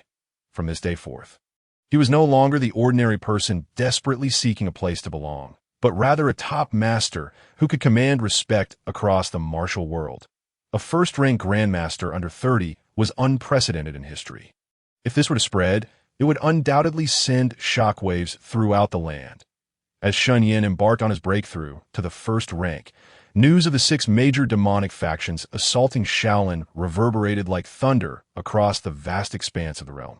The world trembled. The martial world was in an uproar. With the malevolent forces growing bolder, their actions becoming increasingly reckless, leading to chaos across various regions. In Wanzhou, within a hidden courtyard, a dimly lit hall was filled with over 100 individuals. This motley crew included both the young and the old, many of whom bore rugged appearances and eccentric attire, resembling street thugs. It was evident that each one possessed formidable strength, exuding a palpable aura of malice. Clearly, they were seasoned martial artists, notorious for their ruthless deeds. The great hall was in disarray, with these unruly individuals engaging in various activities. Some were playing drinking games, others were throwing dice, while some exchanged heated insults. There were only a handful of chairs in the hall, and among them, a towering figure resembling a black tower spoke in a low voice. "I trust you have all heard the news. Shaolin has already been besieged at its main peak. And soon enough, it will be utterly annihilated, erased from the martial world entirely." The robust man, with a pronounced nose and deep-set eyes, stood bare-chested, his physique resembling iron, sinewy and formidable. In his hand, he wielded a fearsome wolf-toothed club, towering to a height exceeding that of a man, its iron spikes glistening like cold stars, exuding an aura of ferocity and sharpness. As he spoke, his expression was one of considerable displeasure. He slammed the club downwards, sending shards of stone flying, creating a crater in the marble floor. The sudden silence enveloped the hall, all sounds abruptly ceasing. The crowd, interrupted by the thunderous noise, halted their actions and gazed up at the muscular figure. On the chair to the left, an elderly man, with a frail frame and a countenance marked by age, cast a fleeting glance at the dark-skinned man, his eyelids heavy as lead, and murmured, "Chuehu, what is it that you wish to convey?" "Since the second-in-command has spoken, I shall be forthright," the man named Chuehu declared, rising to his feet and addressing the assembly of ruffians with a tone brimming with dissatisfaction. "The chief promised to bring us to Wanzhou for significant undertakings, yet we have been cooped up here for over half a month, our weapons nearly rusting in our hands. Why is there still no sign of action? Others are assaulting Shaolin, causing a stir across the land, while we remain here, hiding in disgrace. Not to mention, what if the higher-ups hold us accountable? If word gets out, how will we preserve our reputation in the martial world?" Chuehu, unabashedly venting his pent-up frustrations, proclaimed that if they did not act soon, he would seek trouble with the righteous forces himself. "Indeed, my brothers are on the brink of madness. It has been far too long since we have tasted blood. My blade is eager for action." The surrounding rogues echoed his sentiments, brandishing their weapons and causing an uproar, transforming the hall into a cacophony reminiscent of a bustling marketplace. The elderly man at the head of the table closed his eyes, seemingly asleep, indifferent to the commotion unfolding within the hall. As the noise reached a fever pitch, the doors burst open, and a man clad in a crimson cloak and adorned with a beast-patterned mask strode in. Instantly, the once boisterous hall fell silent. "What are you discussing?" The man in the red robe inquired coolly, and no one dared to utter a word, respectfully stepping aside. The previously boisterous Chuehu shrank back, retreating to his seat in timorous obedience. The man in the red robe ascended to the central seat with measured grace, sitting imposingly and narrowing his eyes as he scrutinized the assembly. When the tension had reached its zenith, he finally spoke, his voice dripping with disdain. "It appears you all possess an abundance of energy, eager for action, are you not? Then why not spar with me?" At this proclamation, the ruffians were overcome with trepidation. their earlier bravado dissipating as they hastily cried out in fear, "Master, please, we are not your match." With a disdainful snort and a piercing gaze, the red-robed figure warned, "When I declare that we are to undertake significant endeavors, I mean it. You are to wait patiently. I have my own plans. However, should anyone dare to defy my orders or instigate trouble, they shall face the consequences without mercy." His tone was imbued with an intimidating authority, and his fierce glare imbued the hall with a palpable aura of menace. Satisfied with the fearful demeanor of those before him, the red-robed man continued, "I have just received word from a scout that the leader of Shushan has diverted his course toward Shaolin. Thus, our plans may proceed, and I will assign personnel to prepare. A grand battle is imminent, so you all must remain dutiful and ready. Is it true, master? At last? War is upon us," the ruffians exclaimed, their faces alight with excitement. Clamoring for the thrill of impending violence, the hall erupted into a frenzy of anticipation, with the ruffians eager to engage in bloodshed. After addressing the matter at hand, the red-robed man turned his cold gaze upon Chu Heihu, a palpable bloodlust emanating from him as he stated indifferently, "Chu Heihu, we are not mere bandits. Remember to address me as master from now on. Should you bark like a dog again, do not blame me for my ruthless hand." The glint of violence in his eyes suggested he might easily resort to lethal measures. Chu Heihu trembled, his complexion paling as he hurriedly bowed, exclaiming, "I shall not dare again. I implore you to forgive me." "Master!" The others, too, fell silent, their anxiety palpable as they lowered their heads in submission. The red-robed man spoke no further, rising to depart with an air of authority. If this band of ruthless brigands was akin to a flood or a beast, he was the king of beasts, an unstoppable force. They constituted a malevolent faction that had journeyed from afar to incite a bloodbath in Wanzhou, intending to ignite a cataclysmic clash between righteous and wicked forces. Half a day later, a gentle breeze swept through to the foot of Wudang Mountain. The urgent sound of galloping hooves echoed as three white-clad figures, swords strapped to their backs, arrived at the mountain gate. Weary from their travels, shortly thereafter, at the Zixiao Palace, the outer elder burst through the doors as usual, shouting, "Master, trouble! A grave situation has arisen. The forces of Shushan have arrived."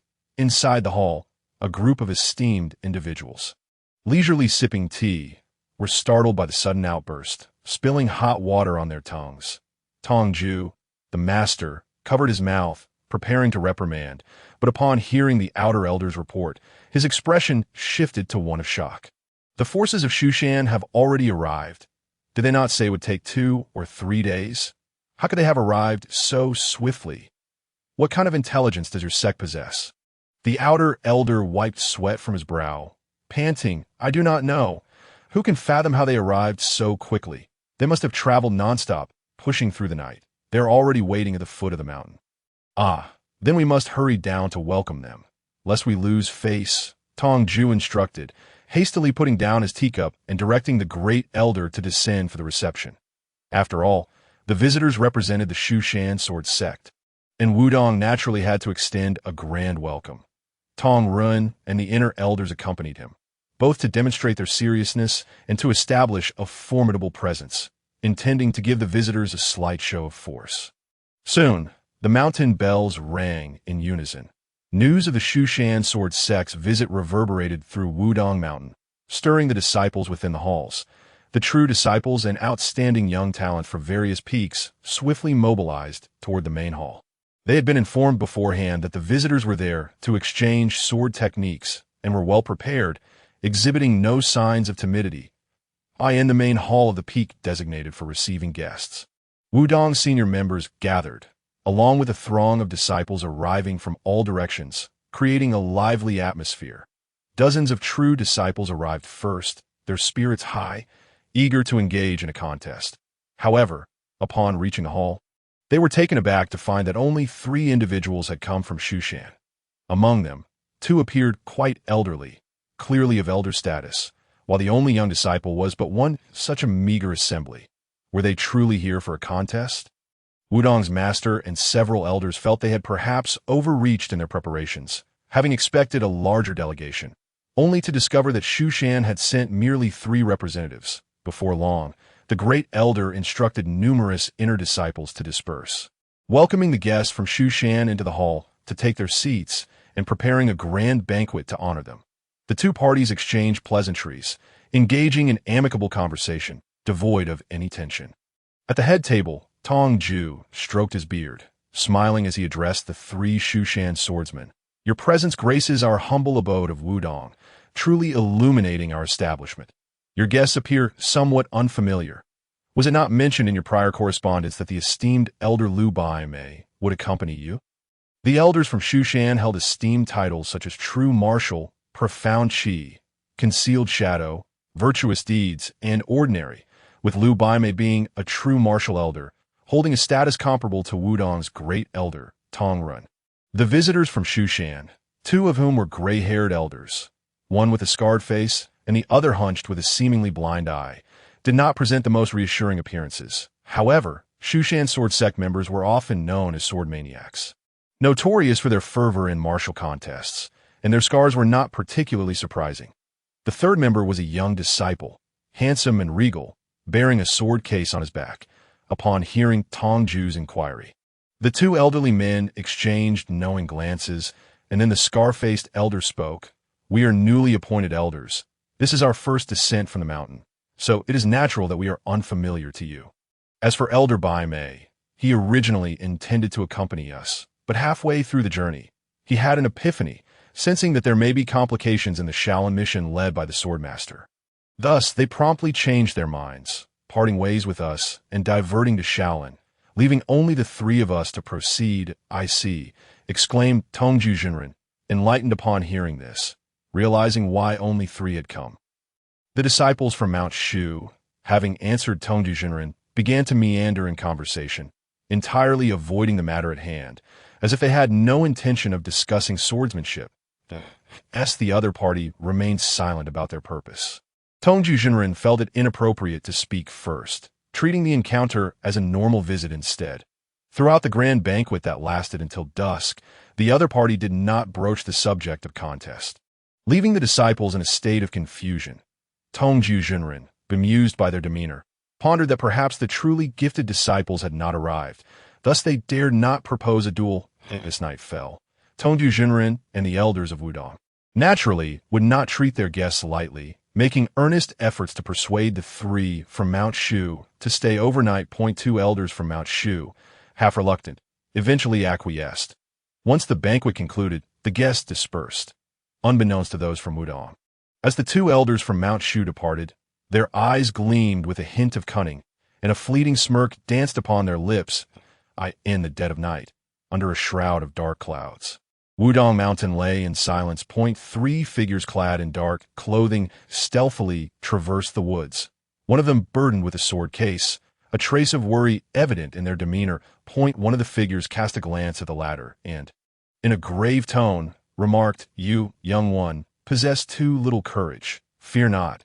Nothing will go amiss, my brother, and I have ample experience in such matters." Another figure in black chimed in, grinning with pride, "Indeed, did you not see how the Wudang leader was completely fooled today? Ha! Let us hope so, but for some reason, my eyelids have been twitching incessantly. I have a feeling trouble is brewing." The youth, displaying a troubled expression, scanned his surroundings with suspicion, gifted with extraordinary intuition. His 6th sense had always proven accurate, guiding him through life-and-death predicaments. Yet today, despite the smooth progression of events, an inexplicable unease gnawed at him. In the woods, a sliver of moonlight illuminated their features, revealing them to be the guests from Mount Shu, who were staying at Wudang. Just as they were conversing, 2 patrolling disciples happened to pass by, suddenly alerted by the commotion. "Who goes there? Who's there?" The 2 patrolling disciples shouted, brandishing their torches as they approached. The 2 elders exchanged glances, with one of them cursing, "Damn it, you truly have the mouth of a crow. Quick, don't make a scene. Get rid of them." With that, their inner strength surged forth, a wave of malevolent energy enveloping the forest, sending chills down the spine of anyone nearby. "Demons of the dark path," one of the patrolling disciples exclaimed, their faces paling. Sensing the overwhelming aura, They realized they were no match for their opponents and immediately turned to flee, hastily reaching for distress flares. Witnessing this, the three disguised as Mount Shu disciples felt a rush of urgency. Recognizing the precariousness of their situation, the one-eyed elder, his expression grave, summoned dark energy into his palm, unleashing it like a bolt of lightning with ferocity that swept through the area. Boom! With a powerful strike. The one-eyed elder struck the two patrolling disciples, sending them crashing into the surrounding trees, which splintered upon impact. The disciples flew backward like kites with severed strings, spewing blood, their fates uncertain. The ground lay in chaos. The one-eyed elder, having no time to investigate further, urged, "Hurry! We must leave. It's likely reinforcements will arrive soon. We need to rescue that individual." The young disciple stood frozen, his face ashen, muttering in despair, "It's over. It truly is over." After making such a commotion, can we still escape? The scarred elder, infuriated by the youth's demeanor, slapped him awake. "Fool! Hurry and move. If it weren't for your crow's mouth, we wouldn't be in this predicament." Both elder figures were seasoned rogues. Having navigated the martial world for decades, their experience profound. The one-eyed elder, his gaze dark and commanding, shouted, "Silence! Enough of the noise. At this juncture, our only course is to fulfill the orders of our esteemed leader and utterly disrupt Wudang. That is our sole chance for survival. Move." With that, the trio propelled themselves into swift action, their lightness of foot reaching its peak as they sped away. Navigating through the terrain, they eventually arrived at the location of the secret realm. Xingchen Valley. The one-eyed elder surveyed the large blue stone and the formation beneath their feet, confirming their destination. "Indeed, this is the place." The scarred elder nodded, noticing the young man still lingering, and urged, "Fool, what are you waiting for? Quickly retrieve the sword bestowed upon you by our leader. It's time for you to act." "Ah, yes, right." The young man, startled as if roused from stupor, finally snapped back to reality. For reasons unknown, the deeper he delved into the situation, the more acute his sense of impending danger became. His heart raced as if he were on the brink of a yawning abyss, drawing ever closer to a great terror, suppressing his trepidation. The young man hurriedly unlatched the sword case, retrieving a magnificent sword. Its hilt bore a distinctive one shape, adorned with a sculpted beast's head, shimmering in deep purple, emanating a profound radiance akin to celestial constellations. Upon beholding this sword, all three were captivated, their eyes reflecting a glint of greed. Yet the fear instilled by their leader remained deeply rooted, quelling any thoughts of claiming the sword for themselves. The young man gingerly grasped the long sword and thrust it into the formation socket, channeling his inner strength, pure and righteous. Remarkably, he was practicing the authentic internal martial arts of Wudang. In an instant, the entrance to the secret realm burst open with a thunderous sound. Go. The trio set forth once more. Upon entering the secret realm, they were struck with awe, quickly studying the map and darting towards a particular direction, the very site of the nether cave, in the chilly, mist-laden atmosphere. The one-eyed elder solemnly produced a dark blue orb from his robes. This orb was a coveted item procured at great expense from the East Sea by their leader, intended to break formations. Although merely a replica, it was invaluable and exceedingly rare. A pained expression flickered across his face, as though parting with a cherished treasure. However, he dared not delay the important matters of their sect, and after a moment of reluctance, he placed the orb into the mechanism. Instantly, a resounding click echoed, akin to the shifting of celestial bodies. As they unlocked the grand array, they proceeded into the forbidden area. Cautiously, they reached the first level, only to feel a sense of bewilderment. This ominous place was nothing like what their leader had described. There were no demons or monsters within. The one-eyed elder's eyes narrowed in confusion. "Indeed, and it is not at all eerie here," echoed the sentiments of the other two companions, their expressions equally perplexed. The interior was barren, devoid of any semblance of a legendary forbidden realm. No matter. As long as we have arrived at the right place, let us hasten to the 9th level and release the drought demon as instructed by our leader. That will be our grand achievement. Otherwise, if those half-baked Taoists from Wudang discover the commotion, it will spell disaster. The one-eyed elder paid little heed to the others, immediately leading the way as they utilized the orb to swiftly advance to the 9th level. The actions of these dark practitioners were clearly premeditated, possessing a thorough understanding of Wudang's secrets, their movements rapid as they aimed directly to release the drought demon at the deepest recesses of the nether cave. A figure opened his eyes. After dedicating an entire day, Shen Yan finally stabilized his cultivation realm. Both his strength and understanding of the heart had undergone a remarkable leap. Just as he prepared to depart, he suddenly lifted his head, a glint of sharpness flashing in his eyes. Why is there demonic energy present? Could there be stragglers within the nether cave? He had ascended to the 1st realm, comprehending the profound mysteries of heaven and earth, while simultaneously mastering countless esoteric techniques. His spiritual awareness had sharpened to an extraordinary degree, allowing him to perceive everything within the vast confines of the nether abyss. Every whisper of wind and rustle of grass was clear to him. Thus, the sudden emergence of demonic energy appeared as a beacon in the dark night, strikingly conspicuous. Logically, all the vile creatures in this place should have been eradicated by him, with none escaping his wrath. Yet, where could this demonic aura possibly originate? Shen Yan sensed a hint of peculiarity.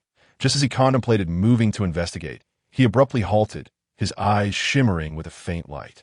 Through layers of mist, he discerned 3 shadowy figures. Meanwhile, the trio in the distance remained oblivious, engrossed in their path. In Shen Yan's gaze, the 3 figures were enshrouded in swirling black mist, their heads crowned with a crimson glow, as red as blood, an unmistakable sign of having committed countless heinous acts. It was. How intriguing. Even in the sacred and forbidden grounds of Wudang, individuals from the demonic path could infiltrate. It seemed they were not to be underestimated. However, since fate had brought them to his attention, he might as well deal with them. But a flicker of unusual interest crossed Shen Yan's face. He then settled into a meditative posture, waiting patiently for them to approach. After all, he considered himself a member of Wudang. As a human, he could not turn a blind eye to their presence. On the other side, the 3 figures clad in dark attire gradually approached the heart of the 9th level. The prison of the drought demon loomed before them. 5 massive stone pillars came into view. The trio's muscles tensed, anxiety creeping into their hearts. The young man among them trembled so violently that he could scarcely continue walking. They had heard tales that the drought demon confined here was an ancient monstrosity, having lived for a millennium with an insatiable hunger for human flesh and blood.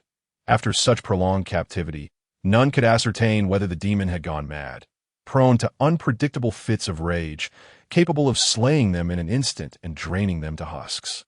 Yet, having come this far, they could only muster their courage to proceed. The young man, quaking with fear, lagged at the rear. However, his keen eyes caught sight of iron chains lying upon the ground, unshackled and devoid of any bindings. 2 seniors, there is nothing there. The drought demon is absent, the young man exclaimed, pointing ahead.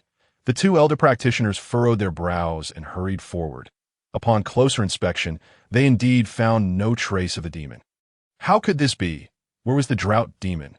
The 3 grew anxious, their eyes darting about. By a stroke of fate, their gazes converged, and they immediately spotted a figure seated upon the ground. A pair of eyes, filled with intrigue, regarded them. Their scalps prickled, initially believing it to be the drought demon, causing them to start in alarm. But soon, they discerned the truth of the figure. It was a young man clad in gray robes, exuding an extraordinary presence, his muscular physique portraying remarkable vitality. Though he appeared unremarkable apart from his robust frame, there was no hint of a powerful aura. He seemed merely an ordinary disciple, lacking significant cultivation. The 3 demonic practitioners felt a wave of relief wash over them, having feared the worst. However, the emergence of such a youth in a forbidden ground was undeniably bizarre. That moment, silence reigned. The atmosphere thick with tension. The trio exchanged glances, their expressions peculiar, their hearts filled with uncertainty. Why was a lowly cultivator present in such a perilous place? The stillness was unsettling. A former sales prodigy, Shen Yan was well-versed in handling such situations. He decided to dispel the awkwardness and inquired, "Good evening, everyone. Have you dined yet?" The three exchanged incredulous looks, their expressions a mix of astonishment and confusion. Were they truly being asked about their meals in such a forbidding locale? Surely, this individual must be deranged. The trio felt a wave of frustration wash over them. The one-eyed elder shot Shun in a sidelong glance. His voice low and menacing, "We must ascertain what has transpired in this Wudang forbidden ground. The drought demon has either escaped or some unforeseen event has occurred. We must eliminate this fool at once. We need to flee," the one-eyed elder barked. "Understood," responded the scarred elder, his murderous intent palpable as he swiftly drew his long sword. A brilliant flash of light sliced through the darkness. The scarred elder lunged forward, bringing his sword down upon Shun. "Y-A-N.T, oh kill me." Shen Yan shook his head slightly as the blade descended toward him. He remained utterly still, showing no sign of movement. Just as the sword's edge approached, a surge of golden light erupted from his form, vanishing in an instant.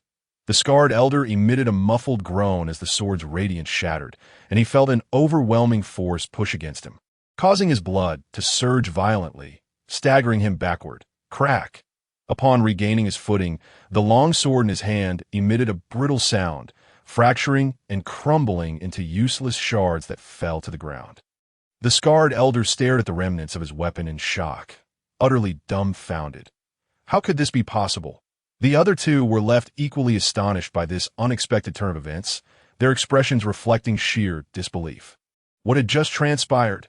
The fleeting golden light had left them bewildered, and before they could comprehend the situation, the scarred elder had already been forced to retreat, his sword reduced to rubble. In that moment, the trio's gazes turned toward Shen Yan, their hearts filled with a sense of foreboding. The one-eyed elder's expression shifted between gloom and uncertainty as he coldly declared, "This boy is indeed peculiar. Let's all attack together and eliminate him." The three quickly positioned themselves to surround Shen Yan, their demonic energy surging as they prepared to launch a coordinated assault. Yet, Shen Yan regarded them with indifference, a glint of murderous intent flickering in his eyes. How brazen it was to resort to violence without provocation. Truly, they were of the demonic path. Why could they not simply live in peace? Why provoke him into action? Alas, these demonic practitioners were incorrigible, seeking trouble in Wudang and forcing his hand. Shen Yan sighed softly. He had merely wished to quietly enjoy his time and present himself as a handsome figure. However, the conflicts of the martial world had already seeped into Wudang, and trouble seemed inevitable. From the aura they emanated, he could discern that the two elders were fourth-tier masters, while the young man was merely a sixth-tier warrior. Given his current strength, dispatching them would be an effortless endeavor. He raised his right hand, slowly extending his index finger. Threads of pure yang internal energy intertwined at his fingertip, and he gently pointed into the air.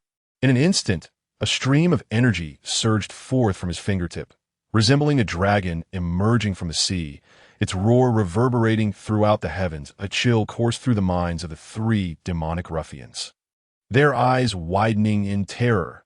In their field of vision, a golden aura took on the shape of a dragon, soaring towards them with tremendous speed.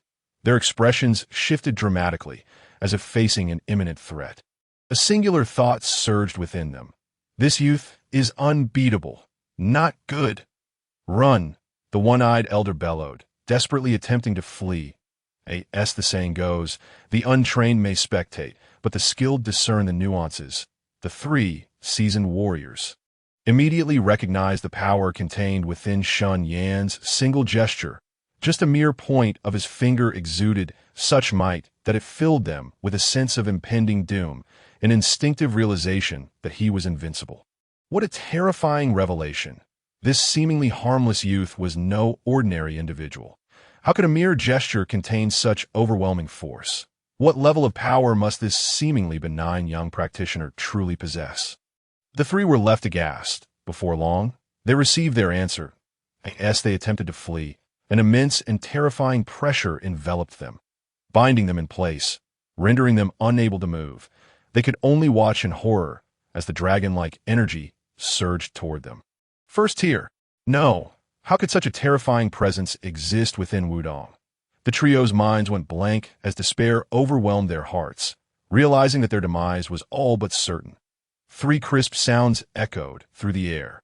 Golden dragons pierced through the foreheads of the 3 men, leaving behind a pair of finger-sized holes at their third eyes, penetrating their skulls. Their gazes became vacant, and they collapsed to the ground. Lifeless, the act was simple, clean, and decisive. Horror, fear, despair, and regret, an exceedingly complex array of expressions ultimately froze upon their faces, their eyes remaining wide open in death.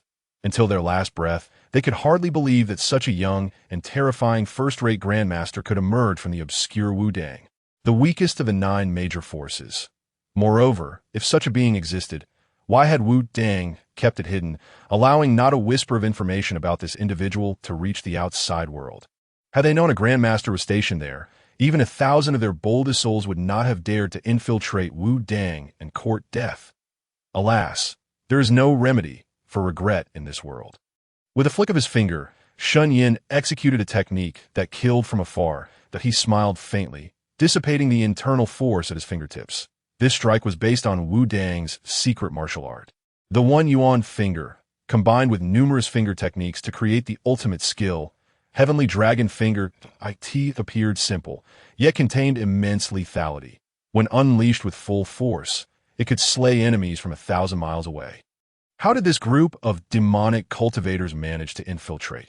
He approached the 3 corpses, searching for their belongings, keen to uncover how they had breached the secret realm.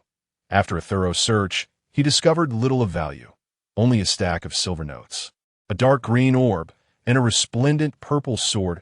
At a glance, Shen Yan recognized the dark green orb as the item used by the trio to enter the formation, though it was now riddled with cracks. Clearly on the verge of breaking to AS for the purple sword, it was truly extraordinary. Measuring 3 feet and 3 inches, forged from purple star essence, the sword was remarkably light, emanating a brilliant glow, swift as flowing light, captivating all who beheld it with an infinite sharpness. After a moment of admiration, Shen Yan concluded that this sword was none other than Wudang's 3rd sacred sword, the Taiji Zhenwu Sword. It appeared that the Taiji Zhenwu Sword had fallen into the hands of demonic forces. Shen Yan had come across records in Wudang's historical texts indicating that this sword had been lost 60 years ago. Yet there was no account of how it was lost or who had acquired it. The story behind its disappearance remained a mystery. However, Shen Yan had no desire to delve into Wudang's past. He already possessed a divine sword and held no particular interest in the Taiji Zhenwu Sword, which felt too light for him. After toying with it for a while, he casually thrust the Taiji Zhenwu Sword into the ground.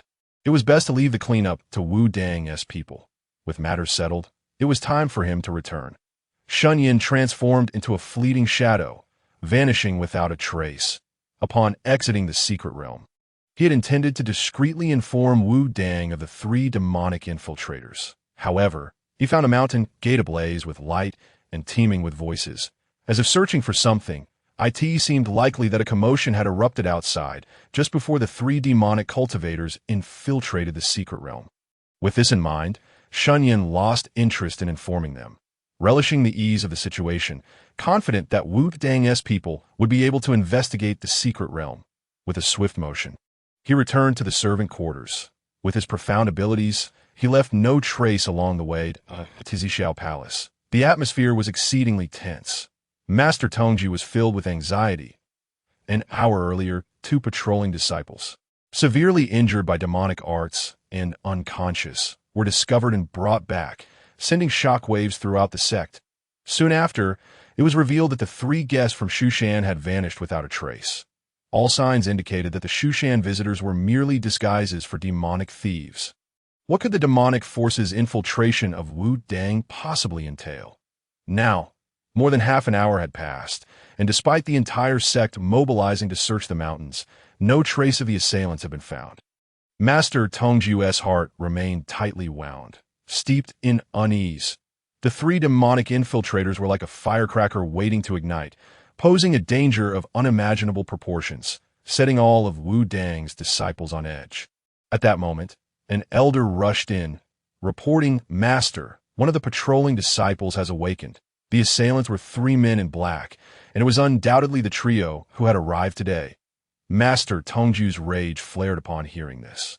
How dare the demonic thieves be so audacious? He roared in fury, striking the armrest of his chair, splintering the wood. The elder, with a grave expression, continued, Master, the disciple also conveyed an important message before he fell unconscious. He saw the black-clad men heading toward the opening of the secret realm in the Xingchun Valley. What? Master Tongju sprang to his feet. His mind raced, his expression shifting rapidly, growing increasingly grim. He quickly commanded, Hurry, summon all the elders. Moments later, the Wudang elders gathered. Without hesitation, Master Tongju led them at the fastest pace toward the secret realm. On the way, Taoist Tongren could not help but ask, Brother, why are you so anxious? What significant discovery have you made? The other elders turned their eyes toward the master. Given Master Tongju's demeanor, summoning all the top-tier combatants could only indicate a momentous revelation.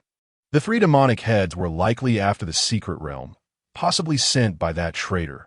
Master Tongju's complexion darkened, his gaze fierce as he voiced his suspicions.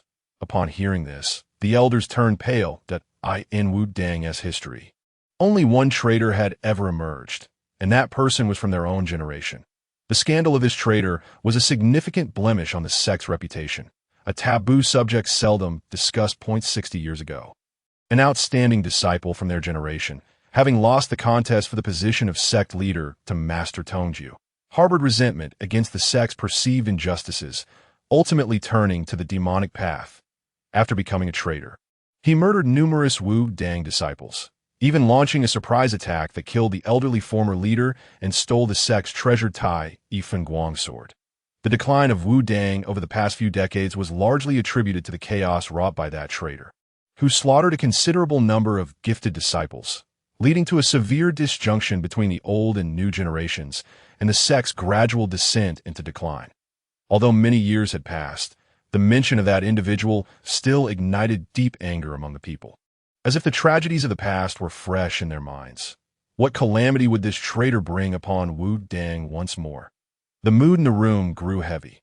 The traitor sending people to infiltrate the secret realm was very likely aimed at rescuing the drought demon imprisoned in the underworld cave. We must hurry there, hoping we can arrive in time to stop them. Master Tongju's heart raced with urgency as he unleashed his lightness skill to its fullest extent. The other elders, equally grim-faced and frantic, exerted their utmost effort to rush forward. If the drought demon were to escape from the underworld cave, it would undoubtedly spell disaster for Wudang's current strength. The drought demon had been suppressed by the founding ancestor of the sect. Its formidable power, paired with its malevolent and bloodthirsty nature, coupled with the years of pent-up resentment from being imprisoned, would ensure that its first act upon liberation would be to wash Wudang in blood. Whoosh, whoosh, dozens of figures armed with swords arrived at the underworld cave, exuding a murderous aura. Upon careful inspection, they discovered that the array mechanism had indeed been activated recently. The intruders had entered the secret realm without damaging the passageway formation, clearly utilizing the divine sword to do so. It appeared that this group was indeed sent by the traitor. Master Tongju's expression darkened further, nearly dripping with malice. That traitor was willing to risk everything by using the Taiji Zhenwu Sword to infiltrate Wudang and rescue the drought demon. An elder's face turned grim. Humph. It seems that the traitor's formidable demonic abilities were imparted by the drought demon, indicating that the demon had a hand in ensuring the traitor would have to rescue it. Taoist Tongren coldly asserted. With years of experience in the martial world, Taoist Tongren's analysis was already quite close to the truth. Let us descend to the 9th level. We must stop this calamity at all costs. Otherwise, we would have no face to confront our esteemed ancestors. Master Tongju bellowed, his tone imbued with a sense of tragic resolution. The winds howled, and the waters of the Yi River turned cold. This matter concerned the very survival of their sect. They could not afford a retreat, no matter the obstacles ahead, even if it meant walking through mountains of blades and seas of fire. Everyone was swept up by the commanding presence of the sect leader. Their spirits ignited as they shouted in unison, "Fight to the death for the sect." The elders felt a fervent passion coursing through their veins. Their gazes resolute, united in purpose, waves of murderous intent coalesced into a surging crimson light, and like a pack of tigers and wolves, they disregarded the dangers ahead and rushed towards the 9th level. Their battle-intent soared, majestic and grand. However, as the group descended to the 9th level and fixed their eyes upon the scene before them, their steps came to an abrupt halt, their expressions of righteous determination freezing in an instant. Their eyes wide with disbelief, they stood there, as if turned to stone. Before them, at the center stone pillar, lay an empty space, devoid of the drought demon's figure. Not far away, 3 bodies clad in black lay in eerie stillness, each displaying identical fatal wounds. A single hole pierced through their brows, their eyes unclosed in death, their faces etched with despair and regret. The crowd exchanged glances, astonished by the sight. What could this mean? The elders gaped, their expressions blank. Taoist Tongren stepped forward slowly, recognizing the 3 corpses. His expression hardened. Indeed, these are the 3 scoundrels who disguised themselves as members of the Shushan sword sect. The Taiji Zhenwu Sword, discarded by Shen Yan, was found thrust into the ground nearby. Taoist Tongren's eyes lit up as he pulled it free, exclaiming with fervor, "This is the Taiji Zhenwu Sword. After all this time, it has finally returned to us at Wudang." He cradled the treasured sword, nearly overwhelmed with emotion. The Taiji Zhenwu Sword was traditionally wielded by the Grand Elder of Wudang, but had been stolen before he assumed his position. Who could fathom the countless nights he had longed for this blade? Among martial artists, who does not cherish a divine weapon? The other elders were equally exhilarated, their gazes drawn to the Taiji Zhenwu Sword, their eyes ablaze with admiration. The sword radiated a divine light, exuding an aura of profound majesty akin to the heavens, while its sharp blade shimmered with a dazzling, cold brilliance like that of the stars. The crowd marveled at the extraordinary weapon. Indeed, it was the agents of that traitor. Upon seeing the Taiji sword, Taiji Zhenwu could not help but think of the traitor, letting out a cold snort. The others were jolted back to reality by this sharp rebuke, their excitement fading. This was not the time for admiring divine weapons. Taoist Tongren calmed himself and examined the injuries of the deceased. From the scene, it was evident that the 3 scoundrels had been killed by a single strike. With no chance to resist or flee, the assailant must have employed a finger technique. After his examination, he declared unequivocally that all 3 had met their demise with one fatal blow, executed with just a single finger. These words sent shockwaves through the crowd. That a single strike kill. All present were masters, their pupils constricting in shock. Hiss. Many elders inhaled sharply, astonished, based on the auras displayed by the 2 elders during their visit. They were both 4th-tier martial artists. How could such high-level martial artists be utterly powerless against the assailant, falling victim to a single strike with no chance to escape? What realm must that assailant belong to? It was inconceivable. Only a 1st-tier grandmaster could achieve such a feat indeed. Otherwise, it would be impossible to leave the opponent without any chance to counterattack. A single strike, kill surpassing even the peak of the 2nd tier. It was utterly astonishing that such a terrifying presence could exist within our secret realm. Moreover, all had witnessed the drought demon, once imprisoned here, had vanished. Could it be that it too fell victim to that existence? Various shocked murmurs spread through the crowd. Among them, one of the high-ranking members, the elder with a ruddy nose, could not help but exclaim, "Even the Taiji Zhenwu Sword, such a treasure, was left here for us. This must be the work of that old ancestor. It seems he was likely here in the 9th level, slaying the drought demon." He speculated, pounding his chest in regret. They could not have just missed the opportunity to meet the old ancestor. Could they? This thought had already reached some core elders who were absent from the secret realm during the earlier occurrences of the Taiji sword intent manifestation and the mysterious disappearances of disciples during their trials in the underworld cave. The suspicion that there was indeed an ancient ancestor hidden within the secret realm had already spread. With today's events adding further credence to their suspicions, they could almost be certain that an ancient ancestor truly existed within the secret realm. The elder's eyes brightened with conviction. This was the only possibility. Otherwise, the events that transpired here could not be explained. It seems that the old ancestor is indeed a 1st-tier grandmaster. These 3 demonic scoundrels, oblivious to their fate, had infiltrated the forbidden area, only to encounter the grandmaster himself. Taiji Zhenwu's gaze sparkled with excitement, his belief in the existence of the hidden ancestor solidifying as he spoke with fervor. Now that Wudang is beset by crises, with the traitor reemerging, we must find that old ancestor at once and beseech him to return. The crowd nodded in agreement. Only Taoist Tongren's expression remained grave as he shook his head slightly. Sighing, "Do you all truly believe that with his strength, if he wished to emerge, he would need us to seek him out? The fact that this demonic faction has infiltrated the forbidden area and such a significant incident has occurred. Yet the old ancestor remains unwilling to meet us. Isn't that peculiar?" The others furrowed their brows, lost in thought.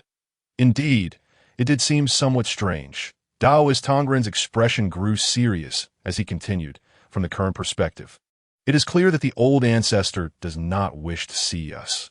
This attitude cannot simply be explained by a reclusive personality. There may be another possibility.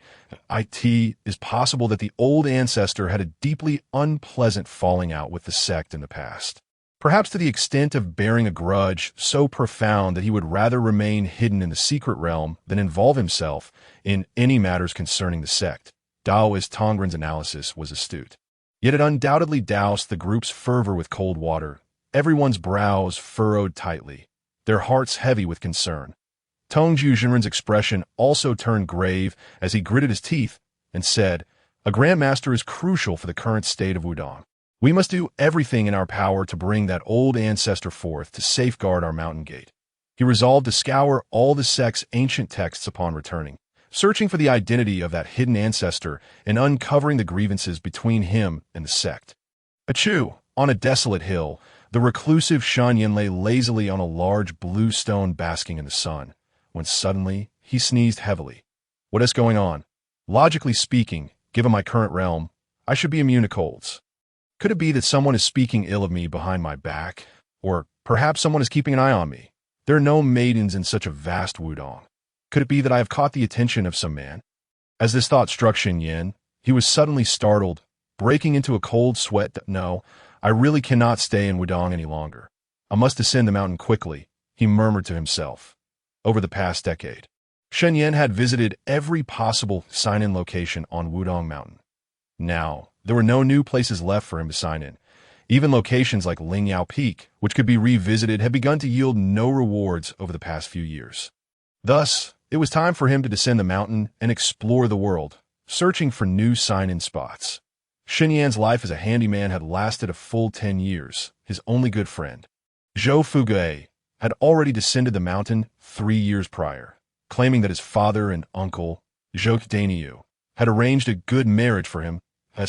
He happily returned home. Having reached the first-tier realm, Shen Yan was unafraid of the various dangers of the chaotic world below. So descending the mountain was now on the agenda. The mountains and rivers were vast, and the world was brilliant. As a proper person, Shen Yan naturally wished to venture forth and experience the beauty of the outside world. Although the Wudang sect permitted marriage and children, since its inception, only those elders and disciples stationed at various outposts had taken wives. The mountain resembled a monastery, devoid of women, rendering it exceedingly dull and perilous. It is well known that copper is non-magnetic, hence all copper remains copper. Alas, this is indeed perilous. As the saying goes, one need not fear the celestial trap, but rather the slippery soap, with such handsome looks. What if I were to attract the attention of some man? Wouldn't that be utterly revolting?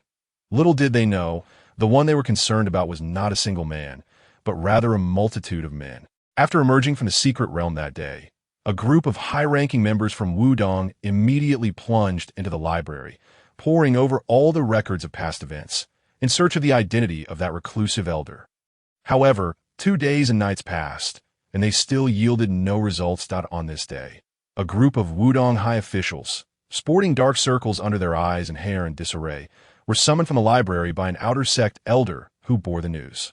Upon first seeing their disheveled appearance, the elder was taken aback, inwardly pondering. What on earth have these prominent figures been doing in the library, to the point of becoming utterly obsessed? The Taoist Tongju walked ahead with a weary demeanor. The outer sect elder, suppressing his strange expression, hurriedly approached and spoke. "Master, it's bad news. Shut up." Tongju interrupted, glaring at him. Just seeing you makes me uneasy. Speak, what calamity has befallen us now? The outer sect elder shrank back. Timidly reporting, Master, another group from the Shushan Sword sect has arrived at the foot of the mountain. What? Surely this isn't another deception. Elder Juzao exclaimed. Absolutely not. This time, it is indeed the real deal. The true martial elder, Luo Divine Palm, has come, declared the outer sect elder with unwavering conviction. Upon hearing this, Tongju's expression grew grave. The impostors had just perished, and now the genuine ones had arrived.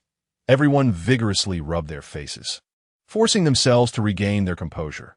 Half a stick of incense later, the bells tolled loudly. The guest hall, once again, was resplendent as the master and various peak elders personally welcomed the visitors from Shushan. The inner disciples from various peaks, alongside many true disciples, stood outside the grand hall. This time, real members from Shushan had arrived, an impressive throng of white-clad swordsmen, their presence far more grand than the previous charade of the demonic sect. Among the crowd, an imposing elder with a sword slung across his back walked at the forefront, his lion-like nose and tiger-like eyes, along with two notably slender white eyebrows, were particularly striking. This elder exuded a formidable aura, rivaling that of Taoist Tongju, clearly a martial arts master of the second rank. He was none other than Luo Divine Palm, the true martial elder of the Shushan Sword sect, renowned in the martial world and having established a rapport with Wudang. Trailing behind him was a cadre of white-clad disciples, their postures upright, each radiating vitality akin to a sword drawn from its sheath, their demeanor exuding the essence of proud swordsmen. Among this group, the most remarkable was a woman clad in agile white attire, her flawless skin and exquisite features reminiscent of a celestial being gracing the earthly realm, captivating all who beheld her. This woman bore a frosty countenance, emanating an air of aloof indifference that instilled an instinctive sense of respect and caution in those who encountered her. The assembled disciples of Wudang gazed in astonishment, momentarily entranced by her presence. This stunning beauty walked directly behind Elder Lu, surrounded by a throng of Shushan disciples, clearly positioned as their leader among the younger generation, her status evidently elevated. The group in white took their seats, and after tea was served, a lively conversation ensued within the hall. What? Luo Divine Palm furrowed his brow upon hearing Taoist Tongju recount the incident involving the three rogue practitioners masquerading as members of the Shushan Sword sect. The audacity of the demonic sect to impersonate Shushan and brazenly infiltrate Wudang was utterly shocking. Moreover, the timing of their disguise, coinciding precisely with their own arrival, was suspect. He expressed his concern, stating, "The sword master altered his path to Shaolin, sending us here on a whim. Before we came, we only informed your sect. How could the demonic sect possibly acquire this information so swiftly?" Taoist Tongju's eyes sparkled with intensity as he gazed deeply at Lu. "Brother Lu, this is precisely the conundrum we face." Luo Divine Palm raised an eyebrow, speaking with gravity. "Are you suggesting that there may be an informant within our Shushan?" Having conducted a thorough investigation of his own sect over the past 2 days, Tongju was certain that Wudang had no such issues, leading him to suspect Shushan of possible internal strife. That is utterly impossible. Our Shushan Sword sect only accepts disciples who have traversed the path of the Heart Sword. Those with nefarious intentions cannot infiltrate our ranks. Luo Divine Palm resolutely denied such a possibility in front of all present. After a moment of silence, Taoist Tongju inquired, "Then how could they accurately time their infiltration? In the vast land of the Divine Land, not to mention the demonic sect, even the other 9 major powers should not possess such formidable intelligence." Luo Divine Palm pondered for a moment, then opened his half-closed eyes, exuding a keen sharpness. "Master, do not forget, aside from the martial world, there exists the Imperial Court, a force that commands the heavens and suppresses the realm." As his words echoed, the atmosphere in the hall grew tense, with many present casting wary glances, for the mighty Qin dynasty was not a topic to be casually discussed. Nevertheless, if the Shushan Sword sect was indeed blameless, the only entity capable of such intelligence would likely be the court itself. The Imperial Court wielded immense power, making it relatively easy for practitioners of the demonic sect to infiltrate its ranks. With the conversation shifting towards the court, Taoist Tongjiu refrained from further comment. At this moment, however, Luo Divine gaze sparkled with clarity as he pivoted the discussion. The demonic scoundrels not only possessed swift intelligence, but also arrived with remarkable speed, indicating that their hiding place was likely not far from Wudang. They must have been monitoring us from the shadows. Master, did they leave behind any crucial items that might allow us to deduce which faction of the demonic sect they belong to? Upon hearing this, the Wudang members were struck with realization. They had indeed been remiss, having overlooked this crucial aspect. The rogue practitioners had been sent by the traitor, which meant that this traitor was likely still lurking within Wanzhou. Now, they were akin to a venomous serpent lying in wait, poised to strike at any moment, delivering a fatal blow. The fact that the traitor was from Wudang was not something they would disclose. A heavy silence enveloped the hall, the atmosphere becoming increasingly somber. The faces of the Wudang members reflected their unease. Luo Divine appeared to sense their predicament and declared in a booming voice, "Esteemed colleagues, our Shushan Sword sect stand alongside Wudang among the 9 great orthodox sections. Given the circumstances, we shall not remain idle. We are willing to stay and collaborate to thoroughly investigate this matter. United against the common enemy of the demonic sect." Taoist Tongjiu's heart soared with joy at these words. With Wudang's current weakened state, the support of the Shushan Sword sect was indeed a fortuitous boon. The other elders also wore smiles, commending Shushan's noble intentions. The atmosphere in the hall began to lighten and grow amicable. Yet at that moment, Luo Divine spoke again, clarifying the original purpose of their visit. He proposed a sword discussion. "A sword discussion?" Taoist Tongji replied, somewhat taken aback. Although the Shushan Sword sect had previously indicated their intention to visit Wudang for this purpose, the recent exchanges had revealed the imminent threats they faced, and the elders were left questioning the appropriateness of such a request. Was it truly necessary to place such emphasis on a mere sword discussion? Luo Divine noticed their reservations and explained, "Esteemed colleagues, you may not be aware that this sword discussion is the most pivotal matter for our sword sect's descent from the mountain. Our visit to Wudang is not a spur-of-the-moment decision, but rather a plan long arranged by our sword master years ago. Rest assured, this sword discussion will be an exchange between disciples, conducted with restraint, and will not interfere with the pressing matters at hand." While his words were sincere, they concealed the deeper significance behind the sword discussion. However, since it was merely an exchange of swordsmanship among disciples, not a major issue, Taoist Tongjiu and the others felt it inappropriate to overly object, wishing to maintain their composure in front of outsiders. Thus, they acquiesced. Taoist Tongjiu observed that Shushan brought a total of 15 disciples, and among them, he selected the most skilled in swordsmanship. The grand hall was spacious, providing ample room for a small martial arena. The 15 Wudang disciples, swords in hand, took their positions in the center, standing tall and resolute, brimming with fighting spirit, eager to engage. "Look, the sword duel is about to commence." Unbeknownst to whom, a loud shout erupted, igniting a fervor throughout the venue. Within and outside the grand hall, a throng of Wudang disciples, invigorated and eager, jostled for position, eagerly anticipating the captivating swordsmanship contest. Just as Shen Yan, who had been sweeping the floor, passed by the commotion, he immediately abandoned his broom and squeezed in to join the excitement. Upon entering, he was met with a cacophony of discussions that clarified the unfolding events. Shu Mountain Sword Sect? Is a duel about to commence? Shen Yan regarded the Shu Mountain disciples with curiosity. Since beginning his martial studies, this marked the first occasion he witnessed his own sect engage in a sword duel with another sect, particularly against the renowned Shu Mountain Sword Sect that it promised to be a visual feast. Some gazed at the Shu Mountain disciples, unable to suppress their admiration. One disciple mused, "I wonder if the Shu Mountain Sword Sect lives up to its reputation." "Our side is filled with swordsmanship experts," another disciple lamented. Indeed, even the foremost disciple, Shen Yan, and the third-ranked, Shen Guan, along with the naturally strong Shen Yan wielding a heavy sword, are all participating.